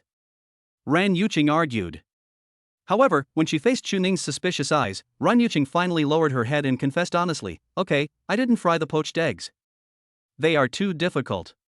But I swear, except for the poached eggs, all other steps of the process were done by me. Ren Yuqing stretched out her hand and swore to the sky. Chu Ning couldn't help but laugh at his wife's cute look. No need to swear, I already believe you. Thank you, Ms. Run. Besides my brother, you are the first person who cooked for me. Thank you, indeed. Chu Ning said sincerely. At this moment, Chu Ning finally understood Ren Yuqing's intention. She waited for me so late last night, probably just to let me try the sandwich she made. I just fell asleep accidentally and woke up in the middle of the night, and I couldn't wait to wake myself up, just like a child who just got full marks in the exam and couldn't wait to show his full score test paper to his parents. Ms. Ren, to be honest, you disappeared for a month right after we got married. I thought at the time that I might have married a weird girl, or I might have met a liar. I was even prepared to live alone for the rest of my life. But I don't feel that way anymore. I even felt like I might have found a treasure. I'm not flattering you, nor am I flattering you against my will. Everything I say is from the heart. Chu Ning looked at the girl in front of him with tenderness in his eyes. Ren Yuqing didn't expect that Chu Ning, who was usually taciturn, would say such sentimental words at this moment. Ren Yuqing suddenly felt a little embarrassed. It's not that good. I just made a midnight snack. Come to think of it, you're the one who cooks usually, and I feel pretty guilty about it. I will learn cooking as soon as possible. Ren Yuqing said modestly. But in my heart I am proud and arrogant. You big fool, didn't you pick up a treasure? The wife sitting in front of you is the president of Jinqiu Group and the heiress to the richest family. You just wait and enjoy your life from now on. After you finish eating, you can clean up by yourself. I'm going to bed. If you want to eat later, I can make it for you. Ren Yuqing couldn't stand this awkward and sensational atmosphere, she wanted to escape. But Chu Ning stopped her and said, wait a minute, there's something on your eye. Chu Ning said seriously. Oh, really? Maybe it's because I just woke up, so there are some twitching in the corners of my eyes. Ren Yuqing rubbed her eyes subconsciously. Chu Ning held her back and said, let me do it for you. Ran Yuqing did not resist. Anyway, her silly husband liked to help people with their eyesight, so she simply tilted her head back and closed her eyes, letting Ren Chuning do it for her. However, as soon as Ren Yuqing closed her eyes and raised her head, Xu Ning kissed her. Ran Yuqing was so shocked that her tightly closed eyes suddenly opened. She struggled to escape, but Xu Ning's hands held her waist firmly, making her unable to move. Ran Yuqing only felt that Xu Ning kissed her for a long, long time, so long that Ren Yuqing was almost suffocated. When Xu Ning let go of her, Ran Yuqing felt dizzy and almost fainted. Okay, you can go to bed now. Xu Ning smiled and ordered. Ran Yuqing was already confused by the kiss at this moment. In response to Xu Ning's words, she did not say anything, but as if possessed by a ghost, she actually walked back to the bedroom obediently. After lying on the bed for a while, Ran Yuqing slowly came to her senses. There was still a hint of Xu Ning's warmth on the corners of her lips, and Ran Yuqing's pretty face suddenly felt like it was burning, and she finally covered her face with the quilt. Ran Yuqing, you were kissed by that bastard again. Can you please show some courage and resist a little? Ran Yuqing was filled with shyness. She recalled the 2 times Xu Ning kissed her, and it seemed that she did not resist it all the time. My brain felt like it was short-circuiting and my whole body was numb. Not to mention resisting, I didn't even have the strength to walk, and my mind went blank. I am such a loser. He acts like a fool when he is kissed. I'm still not used to it. Maybe if you kiss her a few more times, there won't be such a big physical reaction. Tonight, Ren Yuqing lay on the bed and calmed down for a long time before falling into a deep sleep. Tomorrow is the weekend again. Xu Ning doesn't have to go to work, but Ren Yuqing has a meeting today and needs to attend, so she left early. Xu Ning wanted to get up and make breakfast for Ren Yuqing, but as soon as he woke up, he received a message from Ren Yuqing. It's the weekend today, you sleep a little longer, I'll go to the company for breakfast. When Xu Ning saw this, he immediately pushed the door and walked out of the bedroom, only to discover that Ren Yuqing's shoes and bag were gone. It seemed that she had already gone to work. She's quite a considerate girl. Xu Ning shook his head and smiled, talking to himself. After replying to Ren Yuqing's message, he went back to bed and took a nap. At around 9 o'clock, Xu Ning was awakened by Lin Nan's call. Brother Xu Ning, it's past 9 o'clock. Aren't we going yet? I'm ready. Lin Nan's excited voice came from the phone. For her, setting up a stall with Xu Ning seemed to be an extremely happy thing. Chapter 60, My Wife's Classmates Reunion. Nan, I haven't eaten yet. Let's go later. Xu Ning was lying on the bed with his eyes closed, talking on the phone to Lin Nan. It was a rare weekend, so he wanted to sleep a little longer. Too many things had happened in the past few days, and Xu Ning was a little exhausted. Now, whether it is my nephew's illness or my own work, although there have been twists and turns, the results are finally good. All my worries are gone, and sleep feels much sweeter. Brother Xu Ning, I've already bought you food. You must still be sleeping in. Get up soon.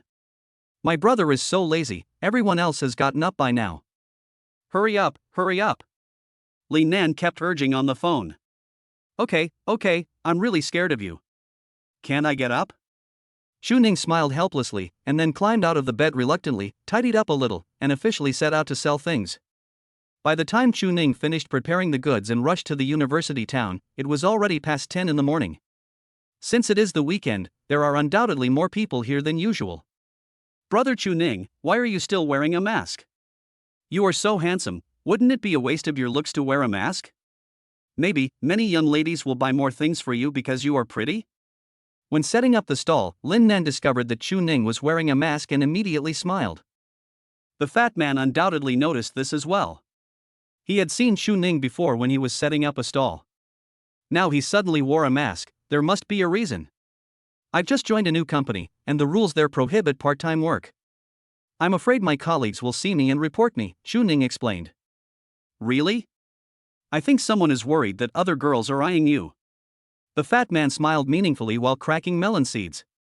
You're the only one who talks too much. Xu Ning blared at the fat man. That is true. This place is close to the university, and there are a lot of young ladies coming and going. With Xu Ning's looks, if he doesn't wear a mask, there will be young ladies chatting him up every day. Boys have to protect themselves when they are outside. Lin Nan nodded in agreement and fully supported Xu Ning's behavior of wearing a mask. However, there are pros and cons. Because Xu Ning wrapped it too tightly, business was indeed much worse than usual. I've been here for an hour and they're still not open. Brother Chuning, why is no one coming to buy? Have you been like this before? Lin Nan was squatting in front of the stall. Seeing that it had not opened yet, he was undoubtedly more anxious than Chuning. Chuning smiled and said, not necessarily. It depends on the situation. A colleague helped me sell it before, and it sold quite well that time. The colleague Chuning mentioned was naturally Rin Feifei. Chuning has been running a stall for so many years, and the most popular time is undoubtedly when Rin Feifei comes. The girl is quirky, carefree, and very open-minded. They were good-looking, had marketing skills, and danced passionately in the street. Chuning remembered that day. They attracted almost all the people in the street.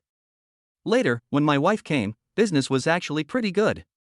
However, in the end, all the guests were scolded away by Chuning and Rin Yuqing. So much so that now, there are almost no visitors. However, Chuning is now just setting up the stall in a very relaxed manner. He has found a job anyway and the salary is very good.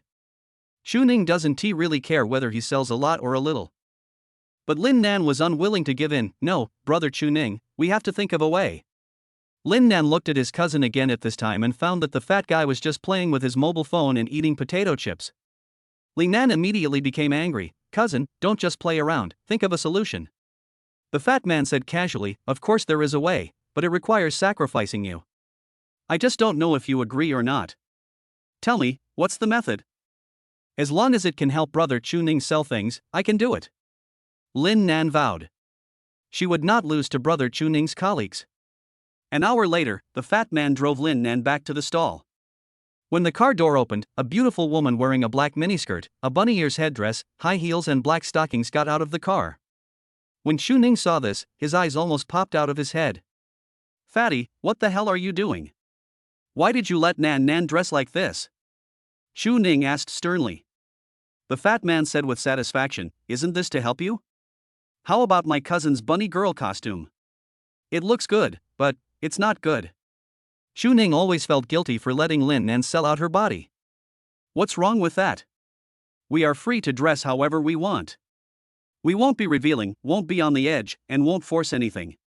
It's okay, the fat man assured, patting his chest. Get away. If you are really a brother, how could you let your sister wear something like this on the street? It's too eye-catching. Change it back quickly. Chuning scolded the fat man. Lin Nan, who was standing next to him, blushed and said, Brother Chuning, it's okay. Just treat me as the mascot of this stall and I'll attract customers for you. Lin Nan was also a little embarrassed. However, in order to help Chuning, I have to accept the embarrassment. In the end, Chuning was unable to persuade the brother and sister, so he just let them do whatever they wanted. I have to say, although that fat guy is not very serious on weekdays, he is also a business genius. First, Lin Nan was dressed up as a bunny girl to attract customers' attention. Then, Fatty launched a rock-paper-scissors activity, asking customers to play rock-paper-scissors with Lin Nan. If they won, they would get the item for free, but if they lost, they would have to pay 20 yuan to buy it. The goods Chuning purchased today were all small gadgets, costing only $4 or $5. Therefore, even if Lin Nan only wins once out of 3 times, Chuning will still make money. But it turns out that Fatty's decision to promote this activity was well thought out. Lin Nan majored in finance in college, a major that requires very high mathematics, so Lin Nan's mathematics level is very good, and his corresponding logical thinking ability is far beyond that of ordinary people. Therefore, Lin Nan's winning rate is surprisingly high. I saw more and more money in my pocket. Chuning couldn't help but admire him secretly. I'll go. Really? While Chuning was busy setting up his stall, Ren Yuqing finished her morning work. She thought that since it was Saturday, she should go home early in the afternoon, so she asked Su Xian to postpone the work that she didn't need to do personally. But after everything was arranged, Ren Yuqing received several calls. It was her high school classmate who called. Of course, it's still what we talked about in the group yesterday, about the class reunion. She had originally decided not to attend, but today several classmates who she hadn't contacted for many years called her on WeChat to ask her if she would go. Even her homeroom teacher at the time asked her privately, hoping that she could go. She could ignore her classmates' invitation, but since the head teacher came to ask in person, it was difficult for Ren Yuqing to refuse. After all, Ren Yuqing always ranked first in her class and her head teacher took good care of her. It is true that I have not visited my homeroom teacher since graduation, but I can visit my homeroom teacher at this class reunion. In the end, facing another call from the squad leader, Ron Yuching said that she would attend in the evening. Yuching, that's right. You were the most beautiful girl in our class and the best student in the class. If you didn't go, our class reunion would be half as good. By the way, you can bring your family members to this party. If you have a partner, you must bring him or her here. The squad leader's voice came over the phone. Yeah, okay. Ron Yuching replied. That was actually what she meant. With Chu Ning accompanying her, she should be able to have less trouble.